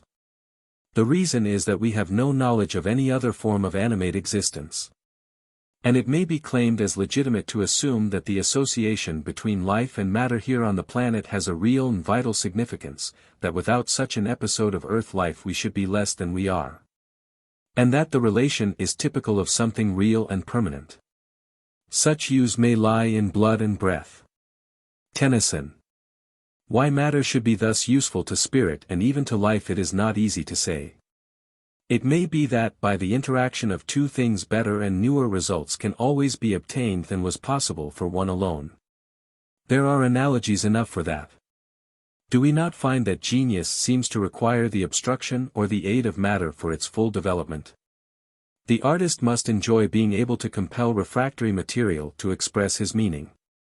Didactic writings are apt to emphasize the obstructiveness of matter, but that may be because its usefulness seems self-evident. Our limbs, and senses, and bodily faculties generally, are surely of momentous service. Microscopes and telescopes and laboratory instruments, and machinery generally, are only extensions of them. Tools to the man who can use them, orchestra to the musician, lathe or theodolite to the engineer, books and records to the historian, even though not much more than pen and paper is needed by the poet or the mathematician. But our bodily organs are much more than any artificial tools can be, they are part of our very being. The body is part of the constitution of man. We are not spirit or soul alone, though it is sometimes necessary to emphasize the fact that we are soul at all, we are in truth soul and body together. And so I think we shall always be. Though our bodies need not always be composed of earthly particles. Matter is the accidental part, there is an essential and more permanent part, and the permanent part must survive. This is the strength, as I have said elsewhere and will not now at any length repeat, of the sacramental claims and practices of religion. Forms and customs which appeal to the body are a legitimate part of the whole. And while some natures derive most benefit from the exclusively psychical and spiritual essence, others probably do well to prevent the more sensuous and more puzzling concomitants from falling into disuse. Chapter 7. Resurrection of the Body. Never the spirit was born, the spirit shall cease to be never. Edwin Arnold. In the whole unknown drama of the soul, the episode of bodily existence must have profound significance. Matter cannot only be obstructive, even usefully obstructive, by which is meant the kind of obstruction which stimulates to effort and trains for power, like the hurdles in an obstacle race, it must be auxiliary too. Whatever may be the case with external matter, the body itself is certainly an auxiliary, so long as it is in health and strength. And it gives opportunity for the development of the soul in new and unexpected ways, ways in which but for earth life its practice would be deficient. This it is which makes calamity of too short a life. But let us not be over-despondent about the tragedy of the present. It may be that the concentrated training and courageous facing of fate which in most cases must have accompanied voluntary entry into a dangerous war, compensates in intensity what it lacks in duration. And that the benefit of bodily terrestrial life is not so much lost by violent death of that kind as might at first appear. Yet even with some such assurance, the spectacle of thousands of youths in full vigor and joy of life having their earthly future violently wrenched from them, amid scenes of grim horror and nerve-wracking noise and confusion, is one which cannot and ought not to be regarded with equanimity. It is a bad and unnatural truncation of an important part of each individual career, a part which might have done much to develop faculties and enlarge experience. Meanwhile, the very fact that we lament so sincerely this dire and man-caused fate serves to illustrate the view we inevitably take that the earth body is not only a means of manifestation but is a real servant of the soul. That flesh can in some sense help spirit as spirit can undoubtedly help flesh, and that while its very weaknesses are serviceable and stimulating, its strength is exhilarating and superb. The faculties and powers developed in the animal kingdom during all the millions of years of evolution, and now inherited for better for worse by man, are not to be despised. Those therefore who are able to think that some of the essential elements or attributes of the body are carried forward into a higher life, quite irrespective of the manifestly discarded material particles which never were important to the body. For they were always in perpetual flux as individual molecules, those, I say, who think that the value derived and acquired through the body survives, and becomes a permanent possession of the soul, may well feel that they can employ the medii one-half-vowel phrase, resurrection of the body, to express their perception. They may feel that it is a truth which needs emphasizing all the more from its lack of obviousness. These old phrases, consecrated by long usage, and familiar to all the saints, though their early and superficial meaning is evidently superseded, may be found to have an inner and spiritual significance which when once grasped should be kept in memory, and brought before attention, and sustained against challenge. In no case should they be lightly or hastily discarded. It seems not altogether fanciful to trace some similarity or analogy between the ideas about inheritance usually associated with the name of Weismann, and the inheritance or conveyance of bodily attributes, or of powers acquired through the body, into the future life of the soul. When considering whether anything, or what, is likely to be permanent, the answer turns upon whether or not the soul has been affected. Mere bodily accidents of course are temporary. Loss of an arm or an eye is no more carried on as a permanent disfigurement than it is transmissible to offspring. But, apart from accidents which may happen to the body, there are some evil things, rendered accessible by and definitely associated with the body, which assault and hurt the soul. And the effect of these is transmissible, and may become permanent. Habits which write their mark on the countenance, whether the writing be good or bad, are not likely to take effect on the body alone. And in this sense also future existence may be either glorified or stained, for a time, by persistence of bodily traits, by this kind of resurrection of the body. Furthermore, it is found that although bodily marks, scars and wounds, are clearly not of soul-compelling and permanent character, yet for purposes of identification. And when re-entering the physical atmosphere for the purpose of communication with friends, these temporary marks are reassumed. Just as the general appearance at the remembered age, and details connected with clothes and little unessential tricks of manner, may, in some unknown sense, be assumed too.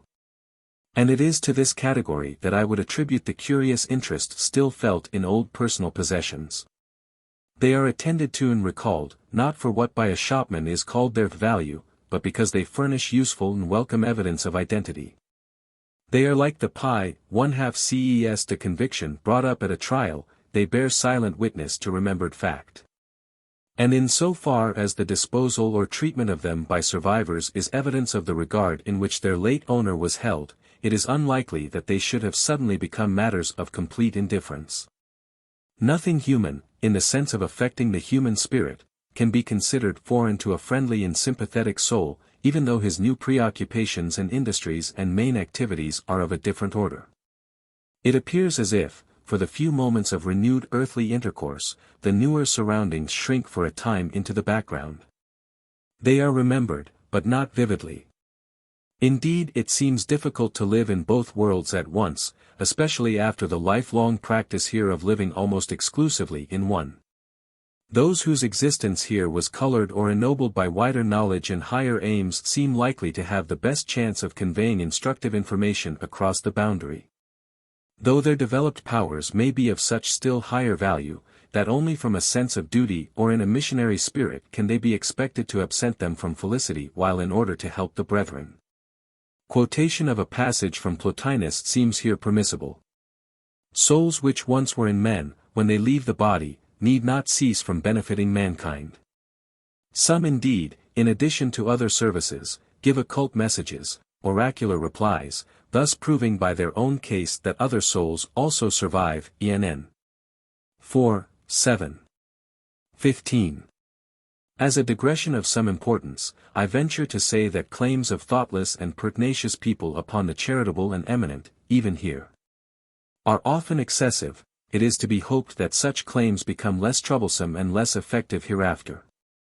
But it is a hope without much foundation.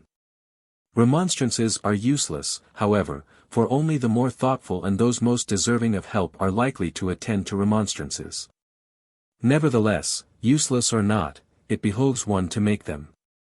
We are indeed taught that in exceptional cases there may ultimately supervene such an extraordinary elevation of soul that no trouble is too great, and no appeal is unheard. But still, even in the loftiest case of all, the episode of having passed through a human body contributes to the power of sympathizing with and aiding ordinary humanity. Chapter 8. Mind and Brain. For nothing is that errs from law. Tennyson. It is sometimes thought that memory is located in the brain. And undoubtedly there must be some physiological process at work in the brain when any incident of memory is recalled and either uttered or written. But it does not at all follow that memory itself is located in the brain.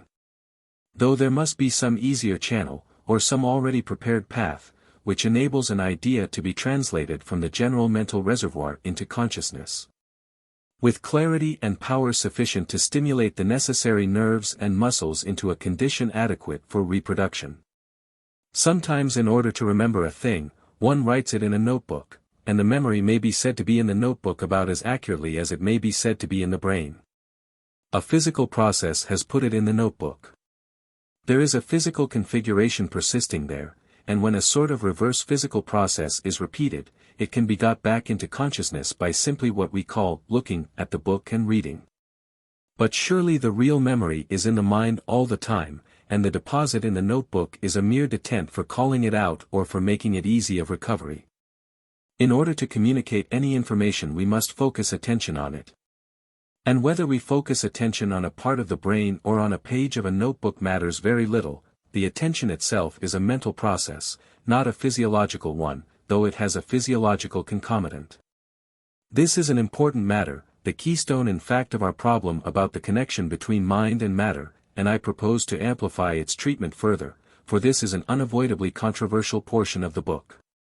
The seat of memory. I am familiar with all the usual analogies drawn between organic habit and memory on the one hand, and the more ready repetition of physical processes by inorganic material on the other. Imperfectly elastic springs, for instance, which show reminiscences of previous bendings or twistings by their subsequent unwindings, and cogs which wear into smooth running by repetition, are examples of this kind.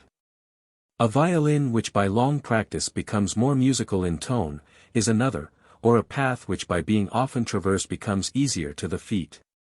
A flower bed recently altered in shape, by being partly grassed over, is liable to exhibit its former outline by aid of bulbs and other half-forgotten growths which come up through the grass in the old pattern. This last is a striking example of apparent memory, not indeed in the inorganic but in the unconscious world, where indeed it is prevalent, for every one must recognize the memory of animals, there can be no doubt of that. And it would seem that a kind of race memory must be invoked to account for many surprising cases of instinct, of which the building of specific birds' nests, and the accurate pecking of a newly hatched chicken, are among the stock instances. No experience can be lodged in the brain of the newly hatched. That some sort of stored facility should exist in the adult brain, is in no way surprising, and that there is some physical or physiological concomitant of actual remembrance is plain. But that is a very different thing from asserting that memory itself, or any kind of consciousness, is located in the brain, though truly without the aid of the brain it is, as far as this planet is concerned, latent and inaccessible. Plotinus puts the matter in an interesting but perhaps rather too extreme form. As to memory, the body is an impediment, the unstable and fluctuating nature of the body makes for oblivion not for memory. Body is a veritable river of lethe. Memory belongs to the soul, ENN. 4, 3. 26. The actual reproduction or remembrance of a fact, the demonstration or realization of memory, undoubtedly depends on brain and muscle mechanism. But memory itself turns out to be essentially mental, and is found to exist apart from the bodily mechanism which helped originally to receive and store the impression. And though without that same or some equivalent mechanism we cannot get at it, so that it cannot be displayed to others. Yet in my experience it turns out not to be absolutely necessary to use actually the same instrument for its reproduction as was responsible for its deposition, though undoubtedly to use the same is easier and helpful. In the early Edison phonographs the same instrument had to be used for both reception and reproduction, but now a record can readily be transferred from one instrument to another. This may be regarded as a rough mechanical analogy to the telepathic or telurgic process whereby a psychic reservoir of memory can be partially tapped through another organism. But, apart from any consideration of what may be regarded as doubtful or uncertain, there are some facts about the relation of brain to consciousness, which, though universally admitted, are frequently misinterpreted. Injure the brain, and consciousness is lost. Lost is the right word, not destroyed. Repair the lesion, and consciousness may be restored, i.e. normal manifestation of consciousness can once more occur. It is the display of consciousness, in all such cases, that we mean when we speak of the effect of brain injury. The utilization of bodily organs is necessary for its exhibition. If the bodily organs do not exist, or are too damaged, no normal manifestation is possible. That is the fact which may be misinterpreted.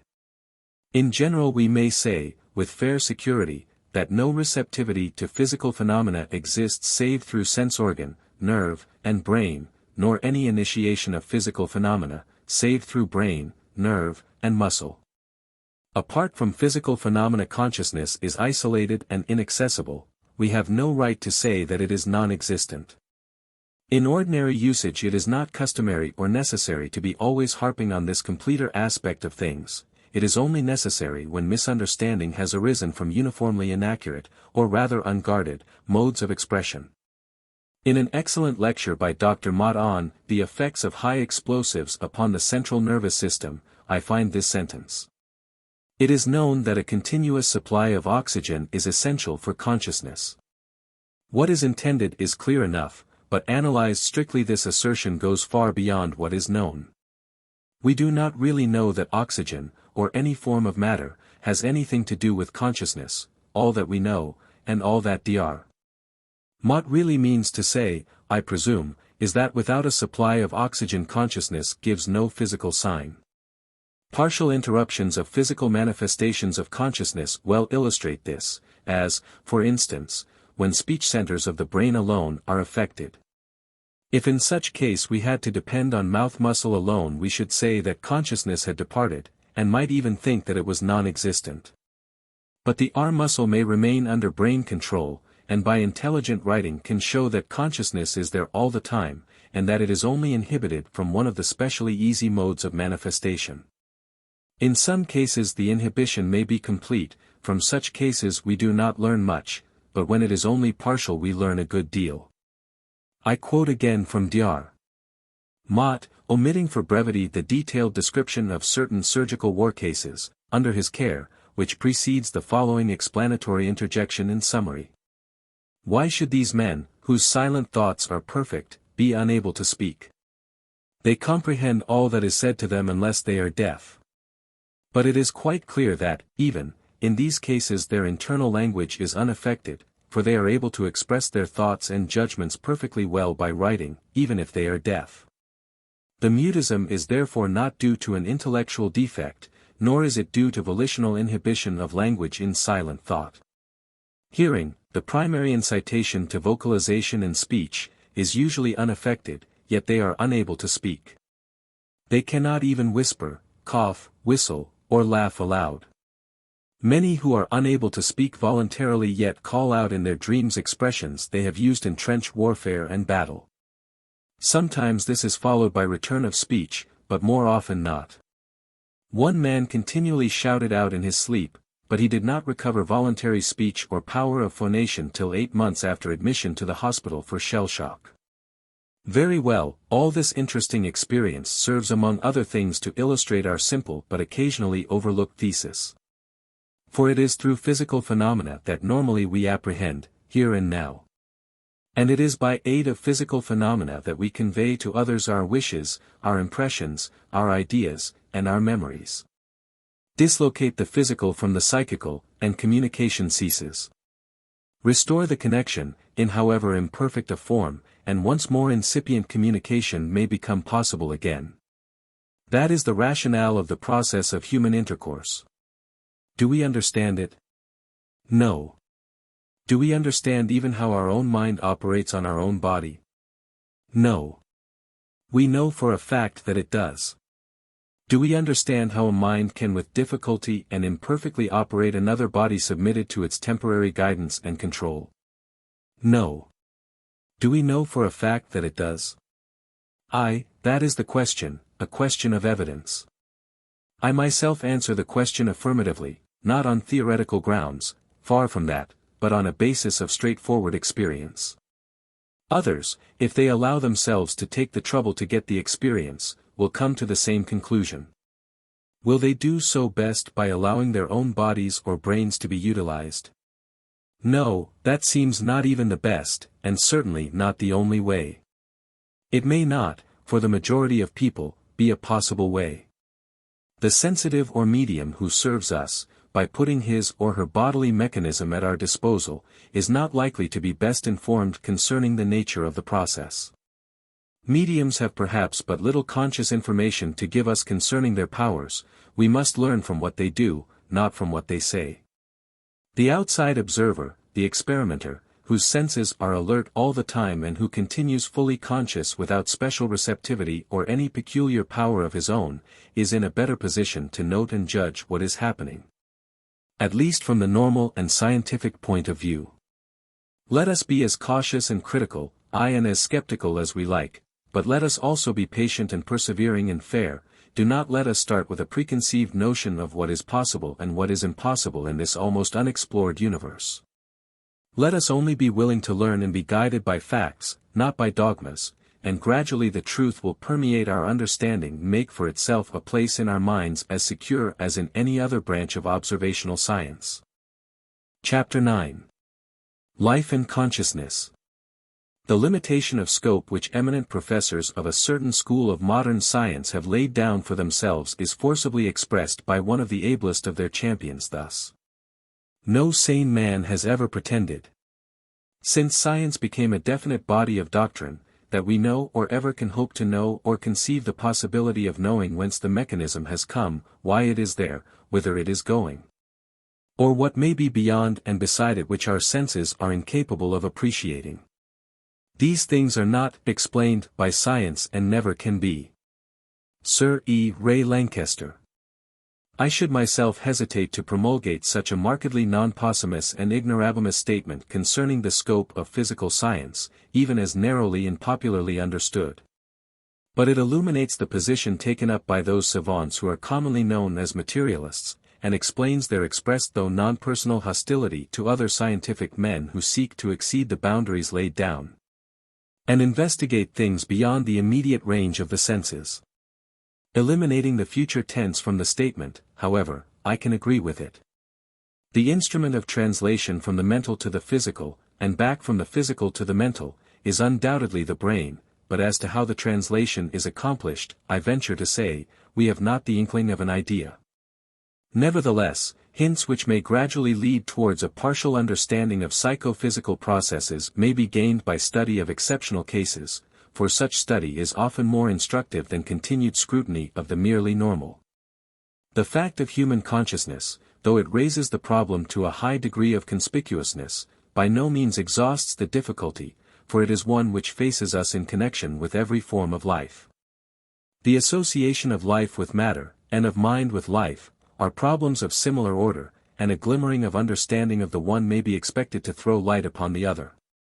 But until we know more of the method by which the simplest and most familiar psychophysical interaction occurs, until we know enough to see how the gulf between two apparently different modes of being is bridged, it is safest to observe and accumulate facts, and to be very chary of making more than the most tentative and cautious of working hypotheses. For to frame even a tentative hypothesis, of any helpful kind, may require some clue which as yet we do not possess. I have been struck by the position taken by Dr.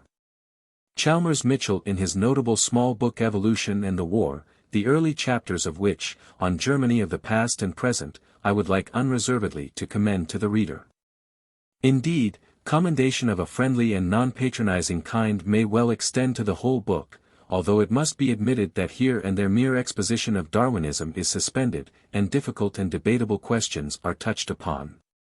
On these questions I would not like to be understood as expressing a hasty opinion either against or for the views of the author.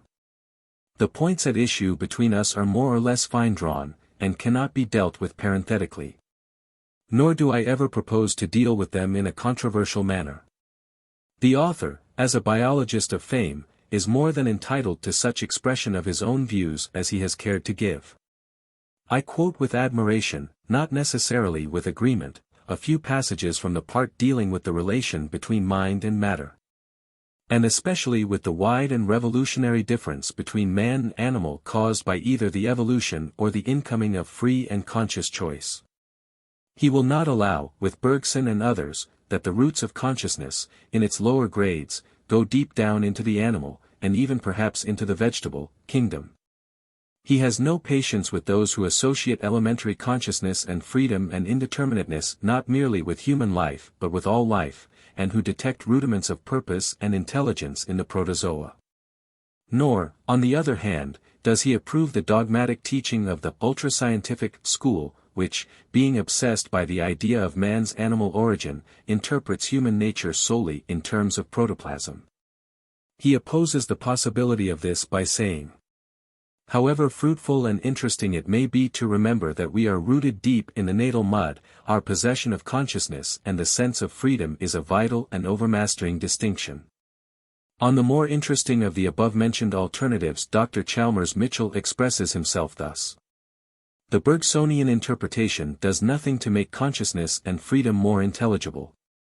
And by extending them from man, in whom we know them to exist, to animals, in which their presence is at best an inference, it not only robs them of definiteness and reality, but it blurs the real distinction between men and animals, and evades the most difficult problem of science and philosophy.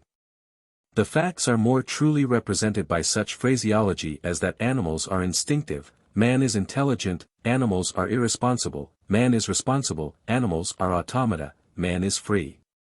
Or if you like, that God gave animals a beautiful body, man a rational soul. And soon afterwards he continues. Not envisaging itself, not being at once actor, spectator, and critic, living in the flashing moment, not seeing the past and the present and the future separately. This is the highest at which we can put the consciousness of animals, and herein lies the distinction between man and the animals which makes the overwhelming difference. Must we then suppose, with Russell Wallace, that somewhere on the upward path from the tropical forests to the groves of paradise, a soul was interpolated from an outside source into the gorilla-like ancestry of man? I do not think so, although I not only admit but assert that such a view gives a more accurate statement of fact than does either of the fashionable doctrines that I have discussed. I believe with Darwin, that as the body of man has been evolved from the body of animals, so the intellectual, emotional, and moral faculties of man have been evolved from the qualities of animals. I help myself towards the comprehension of the process by reflecting on two phenomena of observation, which he proceeds to cite. I help myself, and perchance may help others, no more. Could I speak dogmatically on what is the central mystery of all science and all philosophy and all thought, my words would roll with the thunder of Sinai. Let it not be supposed for a moment that this distinguished biologist is in agreement with me on many matters dealt with in the present book. If he were, he would, I believe, achieve a more admirable and eloquent work than is consistent with the technically apologetic tone which, in the present state of the scientific atmosphere, it behoves me to take. To guard against unwelcome misrepresentation of his views, and yet at the same time to indicate their force, I will make one more quotation. Writing as a hard-shell Darwinian evolutionist, a lover of the scalpel and microscope, and of patient empirical observation, as one who dislikes all forms of supernaturalism, and who does not shrink from the implications even of the phrase that thought is a secretion of the brain as bile is a secretion of the liver. I assert as a biological fact that the moral law is as real and as external to man as the starry vault. It has no secure seat in any single man or in any single nation. It is the work of the blood and tears of long generations of men. It is not, in man, inborn or innate, but is enshrined in his traditions, in his customs, in his literature and his religion. Its creation and sustenance are the crowning glory of man, and his consciousness of it puts him in a high place above the animal world. Men live and die. Nations rise and fall, but the struggle of individual lives and of individual nations must be measured not by their immediate needs, but as they tend to the debasement or perfection of man's great achievement. My own view, which in such matters I only put forth with diffidence and brevity, is more in favor of continuity. I do not trace so catastrophic a break between man and animals, nor between animal and vegetable, perhaps not even between organized and unorganized forms of matter, as does Dr. Chalmers Mitchell. I would venture to extend the range of the term soul down to a very large denominator, to cases in which the magnitude of the fraction becomes excessively minute and tentatively admit to the possibility of survival. Though not individual survival, every form of life. As to individuality and personality, they can only survive where they already exist, when they really exist they persist, but bare survival, as an alternative to improbable extinction, may be widespread. Matter forms an instrument, a means of manifestation, but it need not be the only one possible. We have utilized matter to build up this beautiful bodily mechanism, but, when that is done with, the constructive ability remains. And it can be expected to exercise its organizing powers in other than material environment. If this hypothesis be true at all, and admittedly I am now making hypothesis, it must be true of all forms of life. For what the process of evolution has accomplished here may be accomplished elsewhere, under conditions at present unknown. 37 So I venture to surmise that the surroundings of non-material existence will be far more homely and habitual than people in general have been accustomed to think likely. And how do I know that the visible material body of anything is all the body, or all the existence, it possesses? Why should not things exist also, or have ethereal counterparts, in an ethereal world? Perhaps everything has already an ethereal counterpart, of which our senses tell us the material aspect only. I do not know. Such an idea may be quoted as an absurdity. But if the evidence drives me in that direction I will go, without undue resistance. There have been those who do not wait to be driven, but who lead. And the inspired guidance of Plotinus in that direction may secure more attention, and attract more disciples, when the way is illuminated by discoverable facts. Meanwhile facts await discovery. Passages from Plotinus, it may be remembered, are eloquently translated by F. W. H. Myers, from the obscure and often ungrammatical Greek, in Human Personality, Volume 2. Pages 289 to 291, and Readers of SPR Proceedings, Volume 22, pp. 108 to 172, will remember the development by Mrs. Verall of the Greek, Kai autos aurein as a kumi, 1/2 n, motto prefixed to F. W. H. Myers's posthumously published poem on Tennyson in Fragments of Prose and Poetry. My reference just above to teachings of Plotinus about the kind of things to be met with in the other world, or the ethereal world, or whatever it may be called, is due to information from Professor J. H. Muirhead that, roughly speaking, Plotinus teaches that things there are on the same plan as things here, each thing here having its counterpart or corresponding existence there, though glorified and fuller of reality. Not to misrepresent this doctrine, but to illustrate it as far as can be by a short passage. Professor Muirhead has given me the following translation from the Enneads.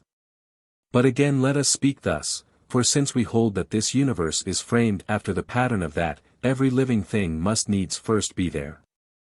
And since its being is perfect, all must be there.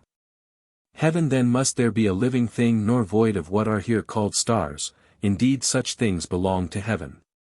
Clearly too the earth which is there is not an empty void, but much more full of life, wherein are all creatures that are here called land animals and plants that are rooted in life. And sea is there, and all water in ebb and flow and in abiding life, and all creatures that are in the water. And air is a part of the all that is there, and creatures of the air in accordance with the nature and laws of air. For in the living how should living things fail? How then can any living thing fail to be there, seeing that as each of the great parts of nature is, so needs must be the living things that therein are. As then heaven is, and there exists, so are and exist all the creatures that inhabit it, nor can these fail to be, else would those, on earth, not be. ENN 6, 7. The reason why this strange utterance or speculation is reproduced here is because it seems to some extent to correspond with curious statements recorded in another part of this book, e.g. in Chapter 14, Part 2. I expect that it would be misleading to suppose that the terms used by Plotinus really signify any difference of locality. It may be nearer the truth to suppose that when freed from our restricting and only matter-revealing senses we become aware of much that was and is, here all the time, interfused with the existence which we knew. Forming part indeed of the one and only complete existence, of which our present normal knowledge is limited to a single aspect. We might think and speak of many interpenetrating universes, and yet recognize that ultimately they must be all one. It is not likely that the present differs from what we now call the future except in our mode of perceiving it. Chapter 10. On Means of Communication. In scientific truth there is no finality, and there should therefore be no dogmatism. When this is forgotten, then science will become stagnant, and its high priests will endeavor to strangle new learning at its birth. R. A. Gregory, Discovery. How does mind communicate with mind? Our accustomed process is singularly indirect. Speech is the initiation of muscular movements, under brain and nerve guidance, which result in the production of atmospheric pulsations, alternate condensations and rarefactions, which spread out in all directions in a way that can be likened superficially to the spreading of ripples on a pond. In themselves the aerial pulsations have no psychical connotation, and are as purely mechanical as are those ripples, though like the indentations on the wax of a phonograph their sequence is cunningly contrived. And it is in their sequence that the code lies, a code which anyone who has struggled with a foreign language knows is difficult to learn. Sound waves have in some respects a still closer analogy with the ethereal pulsations generated at a wireless telegraph sending station, which affect all sensitive receiving instruments within range and convey a code by their artificially induced sequence.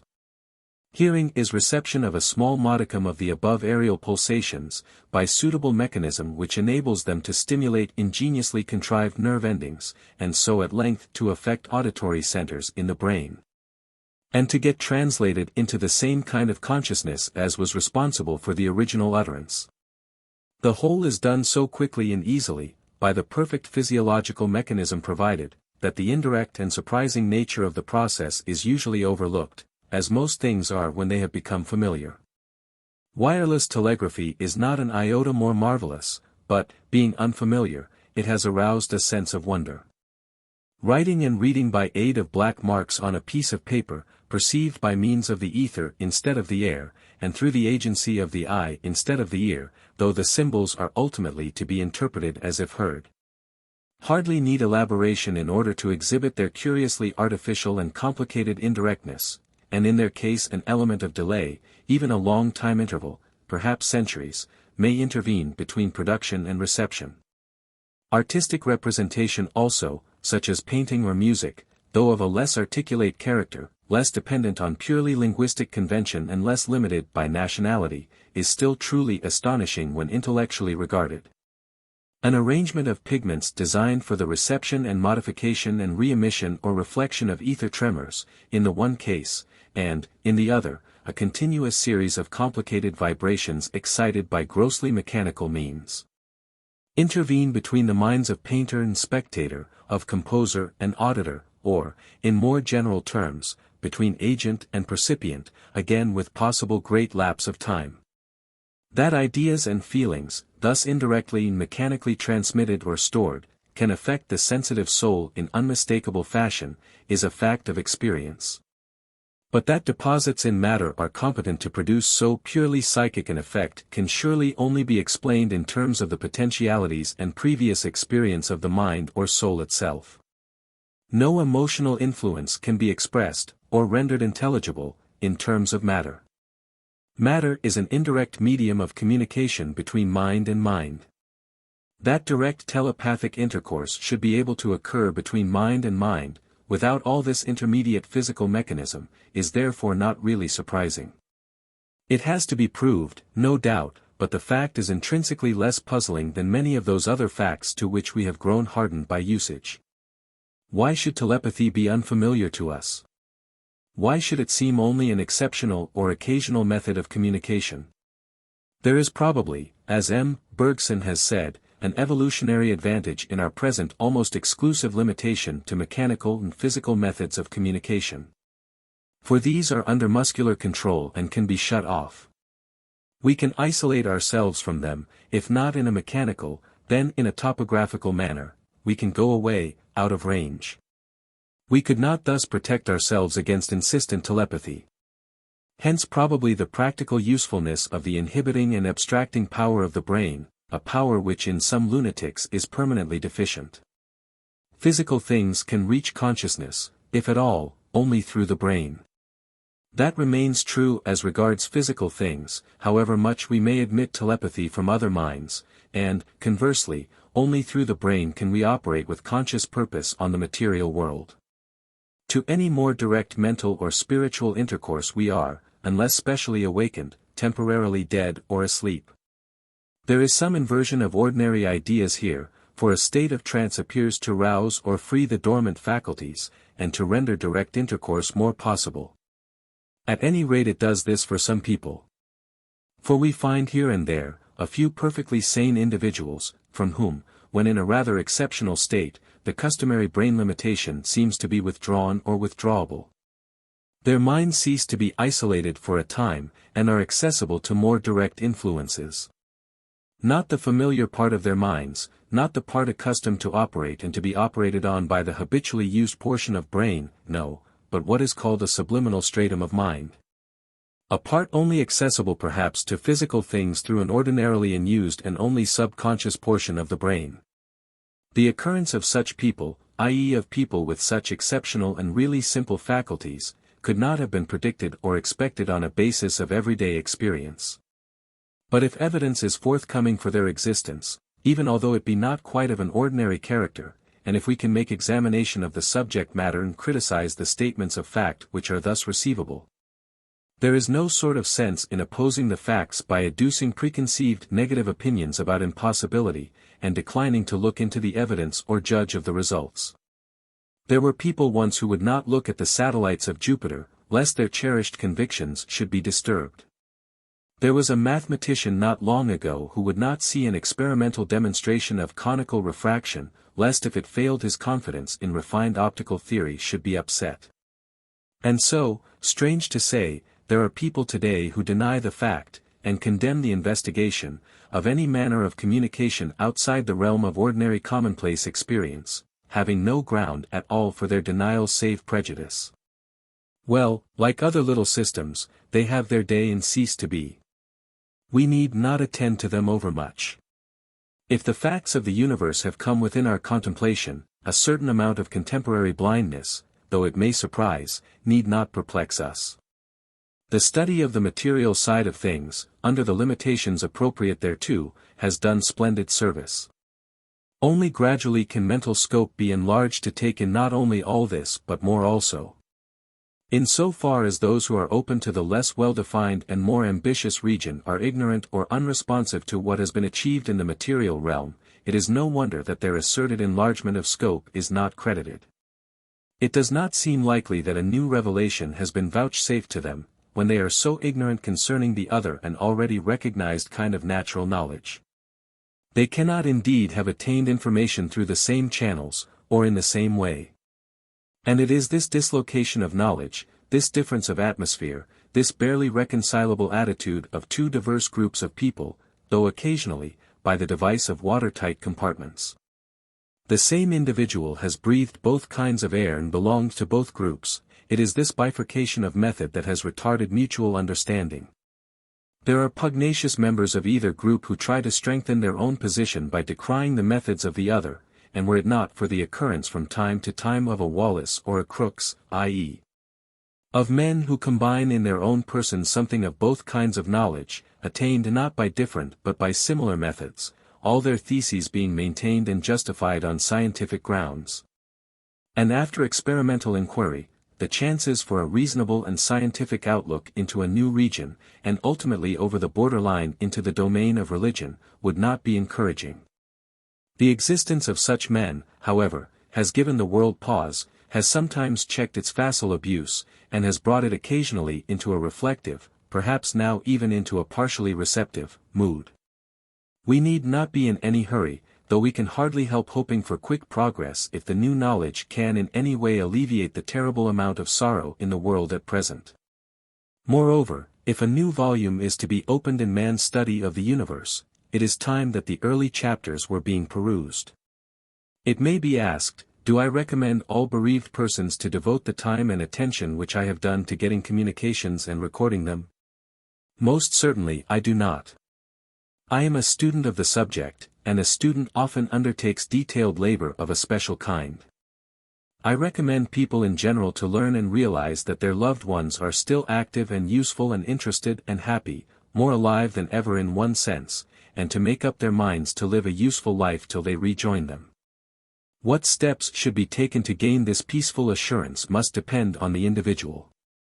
Some may get it from the consolations of religion, some from the testimony of trusted people, while some may find it necessary to have first-hand experience of their own for a time. And if this experience can be attained privately, with no outside assistance, by quiet and meditation or by favor of occasional waking dreams, so much the better. What people should not do, is to close their minds to the possibility of continued existence except in some lofty and inaccessible and essentially unsuitable condition. They should not selfishly seek to lessen pain by discouraging all mention, and even hiding everything likely to remind them of those they have lost, nor should they give themselves over to unavailing and prostrating grief. Now is the time for action. And it is an ill return to those who have sacrificed all and died for the country if those left behind do not throw off enervating distress and helpless lamentation, and seek to live for the country and for humanity, to the utmost of their power. Any steps which are calculated to lead to this wholesome result in any given instance are justified, and it is not for me to offer advice as to the kind of activity most appropriate to each individual case. I have suggested that the new knowledge, when generally established and incorporated with existing systems, will have a bearing and influence on the region hitherto explored by other faculties, and considered to be the domain of faith. It certainly must be so, whether the suggested expansion of scientific scope is welcomed or not. Certainly the conclusions to which I myself have been led by one mode of access are not contradictory of the conclusions which have been arrived at by those who, naturally, seem to me the more enlightened theologians. Though I must confess that with some of the ecclesiastical superstructure which has descended to us from a bygone day, a psychic investigator can have but little sympathy. Indeed, he only refrains from attacking it because he feels that, left to itself, it will be superseded by higher and better knowledge, and will die a natural death.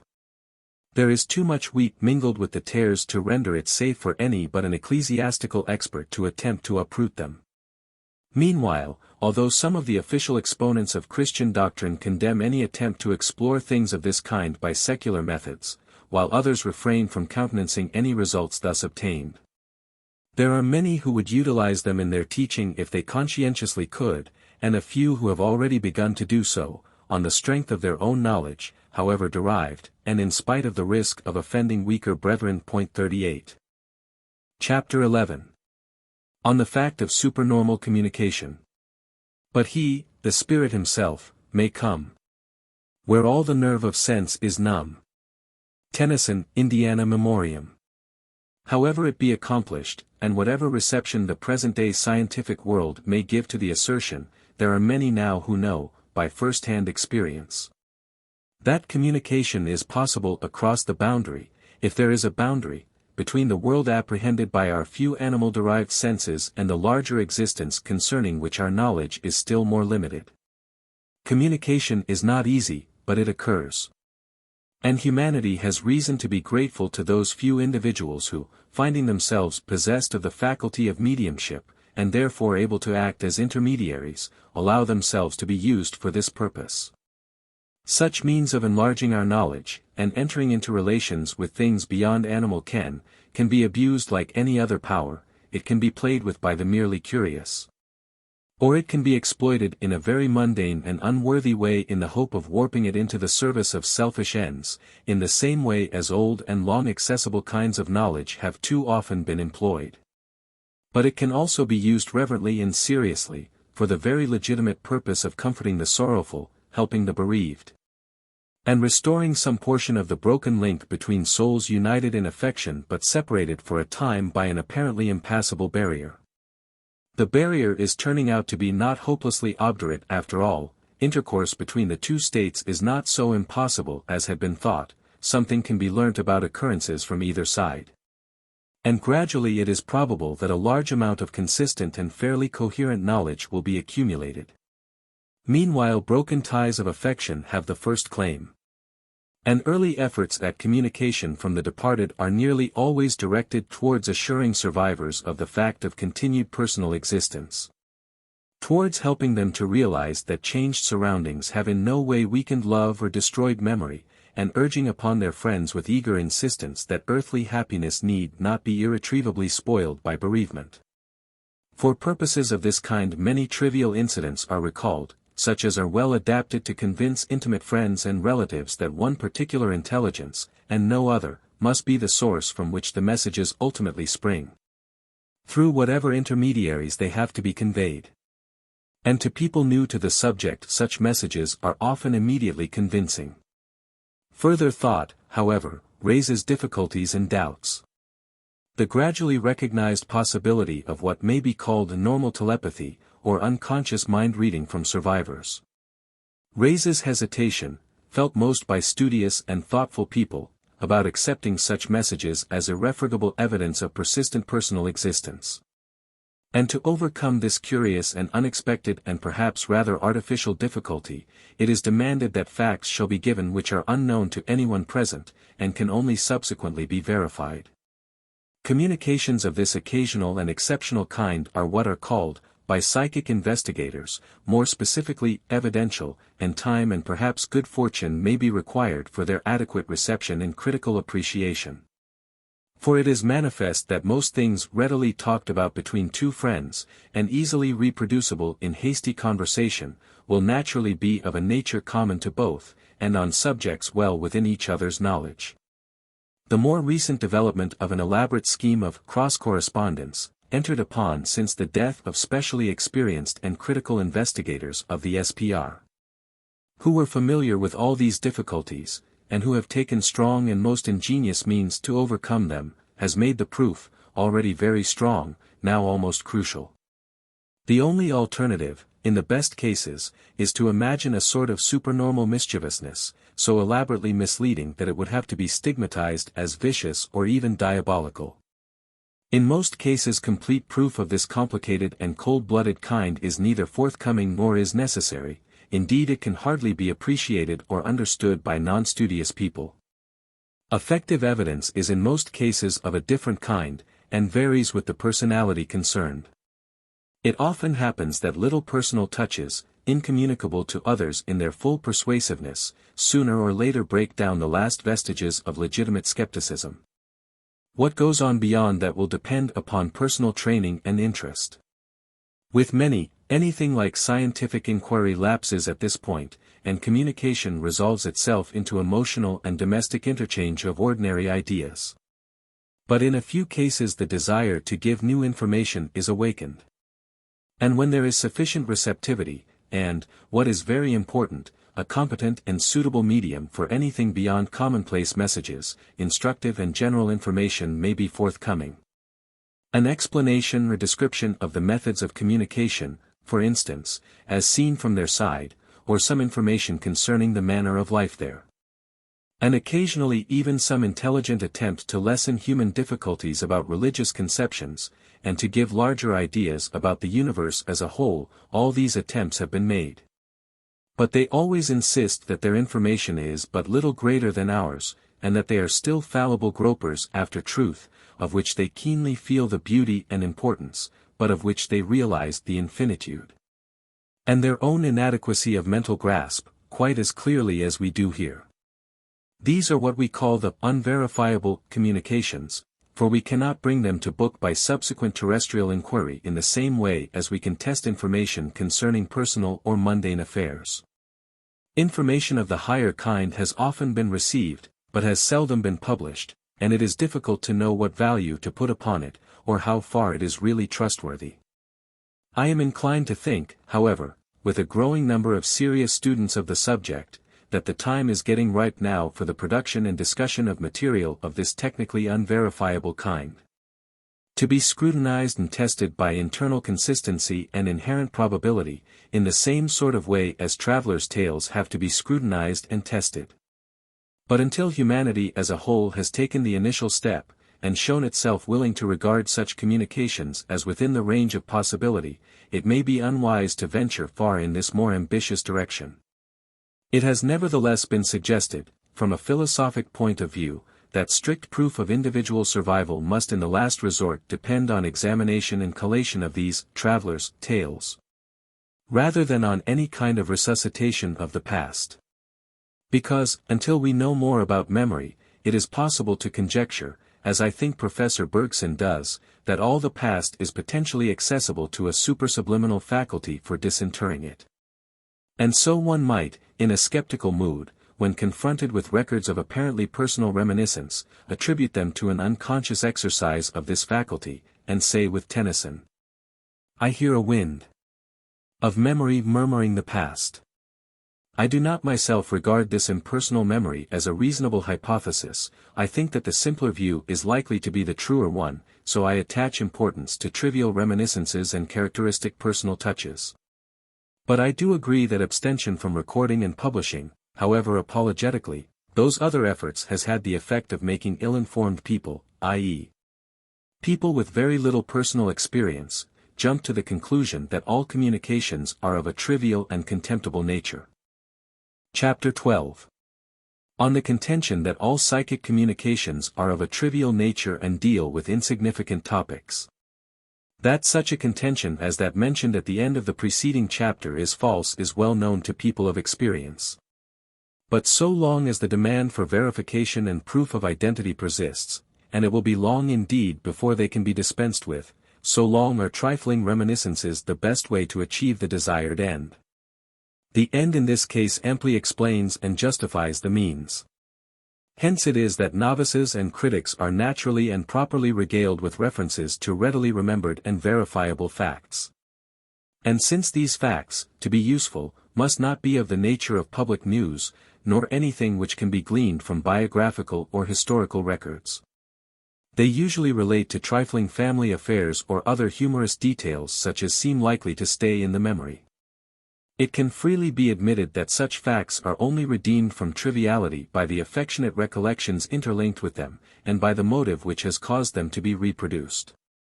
For their special purpose they may be admirable. And there is no sort of triviality about the thing to be proven by them. The idea that a departed friend ought to be occupied wholly and entirely with grave matters, and ought not to remember jokes and fun, is a gratuitous claim which has to be abandoned. Humor does not cease with earth life. Why should it?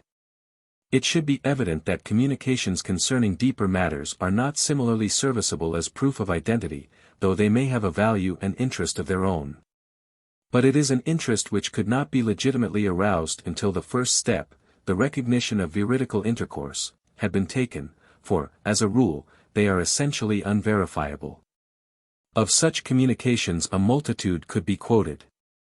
And almost at random I select a few specimens from the automatic writings of the gentleman and schoolmaster known to a former generation as Oxon.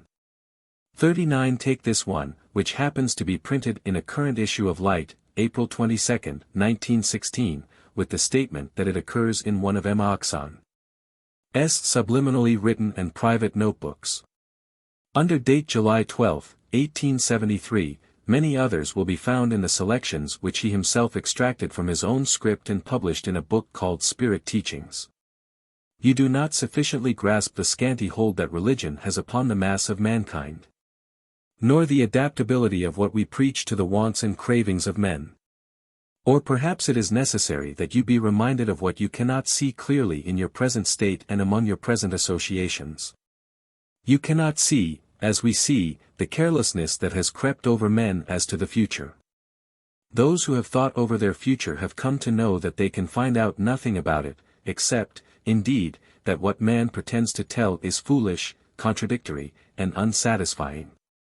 His reasoning faculties convince him that the revelation of God contains very plain marks of human origin, that it will not stand the test of sifting such as is applied to works professedly human.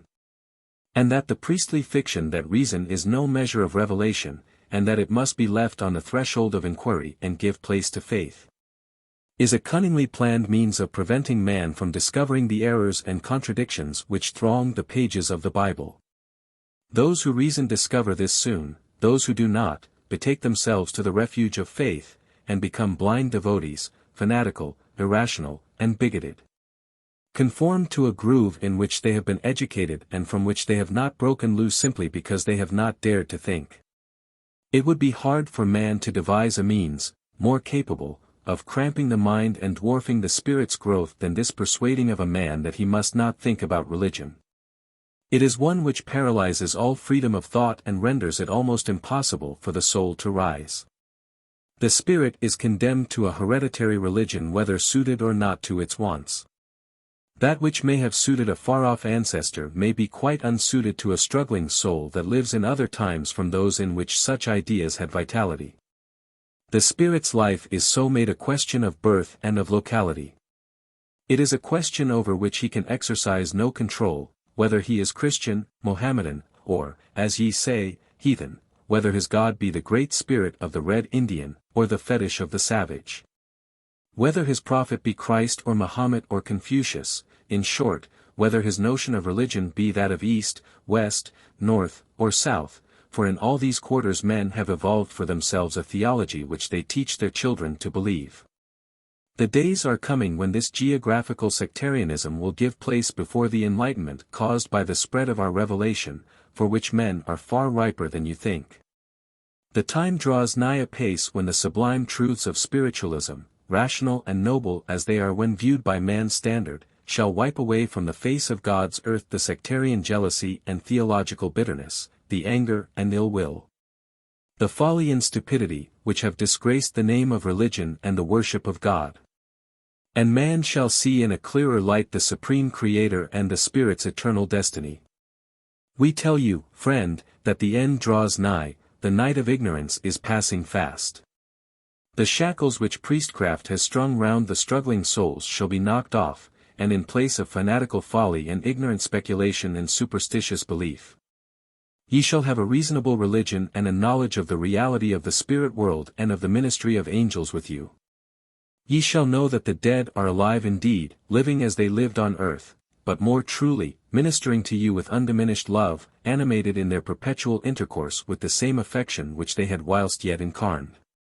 Any one of these serious messages can be criticized and commented upon with hostility and suspicion. They are not suited to establish the first premise of the argument for continuance of personality. And if they were put forward as part of the proof of survival, then perhaps the hostility would be legitimate. It ought to be clear that they are not to be taken as oracular utterances, or as anything vastly superior to the capabilities of the medium through whom they come, though in fact they often are superior to any known power of a given medium, and are frequently characteristic of the departed personality, as we knew him, who is purporting to be the communicator, though this remark is not applicable to the particular class of impersonal messages here selected for quotation. Yet in all cases they must surely be more or less sophisticated by the channel, and by the more or less strained method of communication, and must share some of its limitations and imperfections. However that may be, it is proper to quote them occasionally, as here. Not as specially profound utterances, but merely in contradiction of the imaginary and false thesis that only trivial and insignificant subjects are dealt with in automatic writings and mediumistic utterances. For such utterances, whatever their value or lack of value, are manifestly conclusive against that gratuitous and ignorant supposition. Whatever is thought of them, they are at least conceived in a spirit of earnestness, and are characterized by a genuine fervor that may be properly called religious. I now quote a few more of the records published in the books cited above. In this case dealing with theological questions and puzzles in the mind of the automatic writer himself. All your fancied theories about God have filtered down to you through human channels. The embodiments of human cravings after knowledge of Him, the creation of minds that were undeveloped, whose wants were not your wants, whose God, or rather whose notions about God are not yours. You try hard to make the ideas fit in, but they will not fit, because they are the product of divers degrees of development. God. Ye know Him not. One day, when the Spirit stands within the veil which shrouds the spirit world from mortal gaze, you shall wonder at your ignorance of Him whom you have so foolishly imagined. He is far other than you have pictured Him. Were He such as you have pictured Him, were He such as you think, He would avenge on presumptuous man the insults which He puts on His Creator. But He is other, far other than man's poor groveling mind can grasp, and He pities and forgives the ignorance of the blind mortal who paints Him after a self-imagined pattern. When you rashly complain of us that our teaching to you controverts that of the Old Testament, we can but answer that it does indeed controvert that old and repulsive view. But that it is in fullest accord with that divinely inspired revelation of Himself which He gave through Jesus Christ, a revelation which man has done so much to debase, and from which the best of the followers of Christ have so grievously fallen away. And again, in answer to other doubts and questions in the mind of the automatist as to the legitimacy of the means of communication, and his hesitation about employing a means which he knew was sometimes prostituted by knaves to unworthy and frivolous or even base objects, very different from those served by humorous and friendly family messages, about which no one with a spark of human feeling has a word to say when once they have realized their nature and object, the writing continued thus. If there be not in what we say of God and of man's afterlife that commends itself to you, it must be that your mind has ceased to love the grander and simpler conceptions which it had once learned to drink in. Cease to be anxious about the minute questions which are of minor moment. Dwell much on the great, the overwhelming necessity for a clearer revealing of the Supreme. On the blank and cheerless ignorance of God and of us which has crept over the world, on the noble creed we teach, on the bright future we reveal. Cease to be perplexed by thoughts of an imagined devil. For the honest, pure, and truthful soul there is no devil nor prince of evil such as theology has feigned. The clouds of sorrow and anguish of soul may gather round such a man, and his spirit may be saddened with the burden of sin, weighed down with consciousness of surrounding misery and guilt, but no fabled devil can gain dominion over him, or prevail to drag down his soul to hell. All the sadness of spirit, the acquaintance with grief, the intermingling with guilt, is part of the experience, in virtue of which his soul shall rise hereafter. The guardians are training and fitting it by those means to progress, and jealously protect it from the dominion of the foe. It is only they who, by a fondness for evil, by a lack of spiritual and excess of corporeal development, attract to themselves the congenial spirits of the undeveloped who have left the body but not forgotten its desires. These alone risk incursion of evil. These by proclivity attract evil, and it dwells with them at their invitation. They attract the lower spirits who hover nearest earth, and who are but too ready to rush in and mar our plans, and ruin our work for souls. These are they of whom you speak when you say in haste, that the result of spiritualism is not for good. You err, friend. Blame not us that the lower spirits manifest for those who bid them welcome. Blame man's insensate folly, which will choose the low and groveling rather than the pure and elevated. Blame his foolish laws, which daily hurry into a life for which they are unprepared, thousands of spirits, hampered and dragged down by a life of folly and sin, which has been fostered by custom and fashion. Blame the gin shops, and the madhouses, and the prisons, and the encouraged lusts and fiendish selfishness of man. This it is which damns legions of spirits, not, as ye fancy, in a sea of material fire, but in the flames of perpetuated lust. Condemned to burn itself out in hopeless longing till the purged soul rises through the fire and surmounts its dead passions. Yes, blame these and kindred causes, if there be around undeveloped intelligences who shock you by their deception, and annoy you by frivolity and falsehood. I suppose that the worst that can be said about writing of this kind is that it consists of sermon stuff, such as could have been presumably invented, whether consciously or unconsciously, by the automatic writer himself. And the fact that with some of it he tended to disagree, proves no more than the corresponding kind of unexpected argumentation experienced by some dreamers. CFL P. Jacks, Hibbert Journal, July, 1916. The same kind of explanation may serve for both phenomena, but I do not know what that explanation is.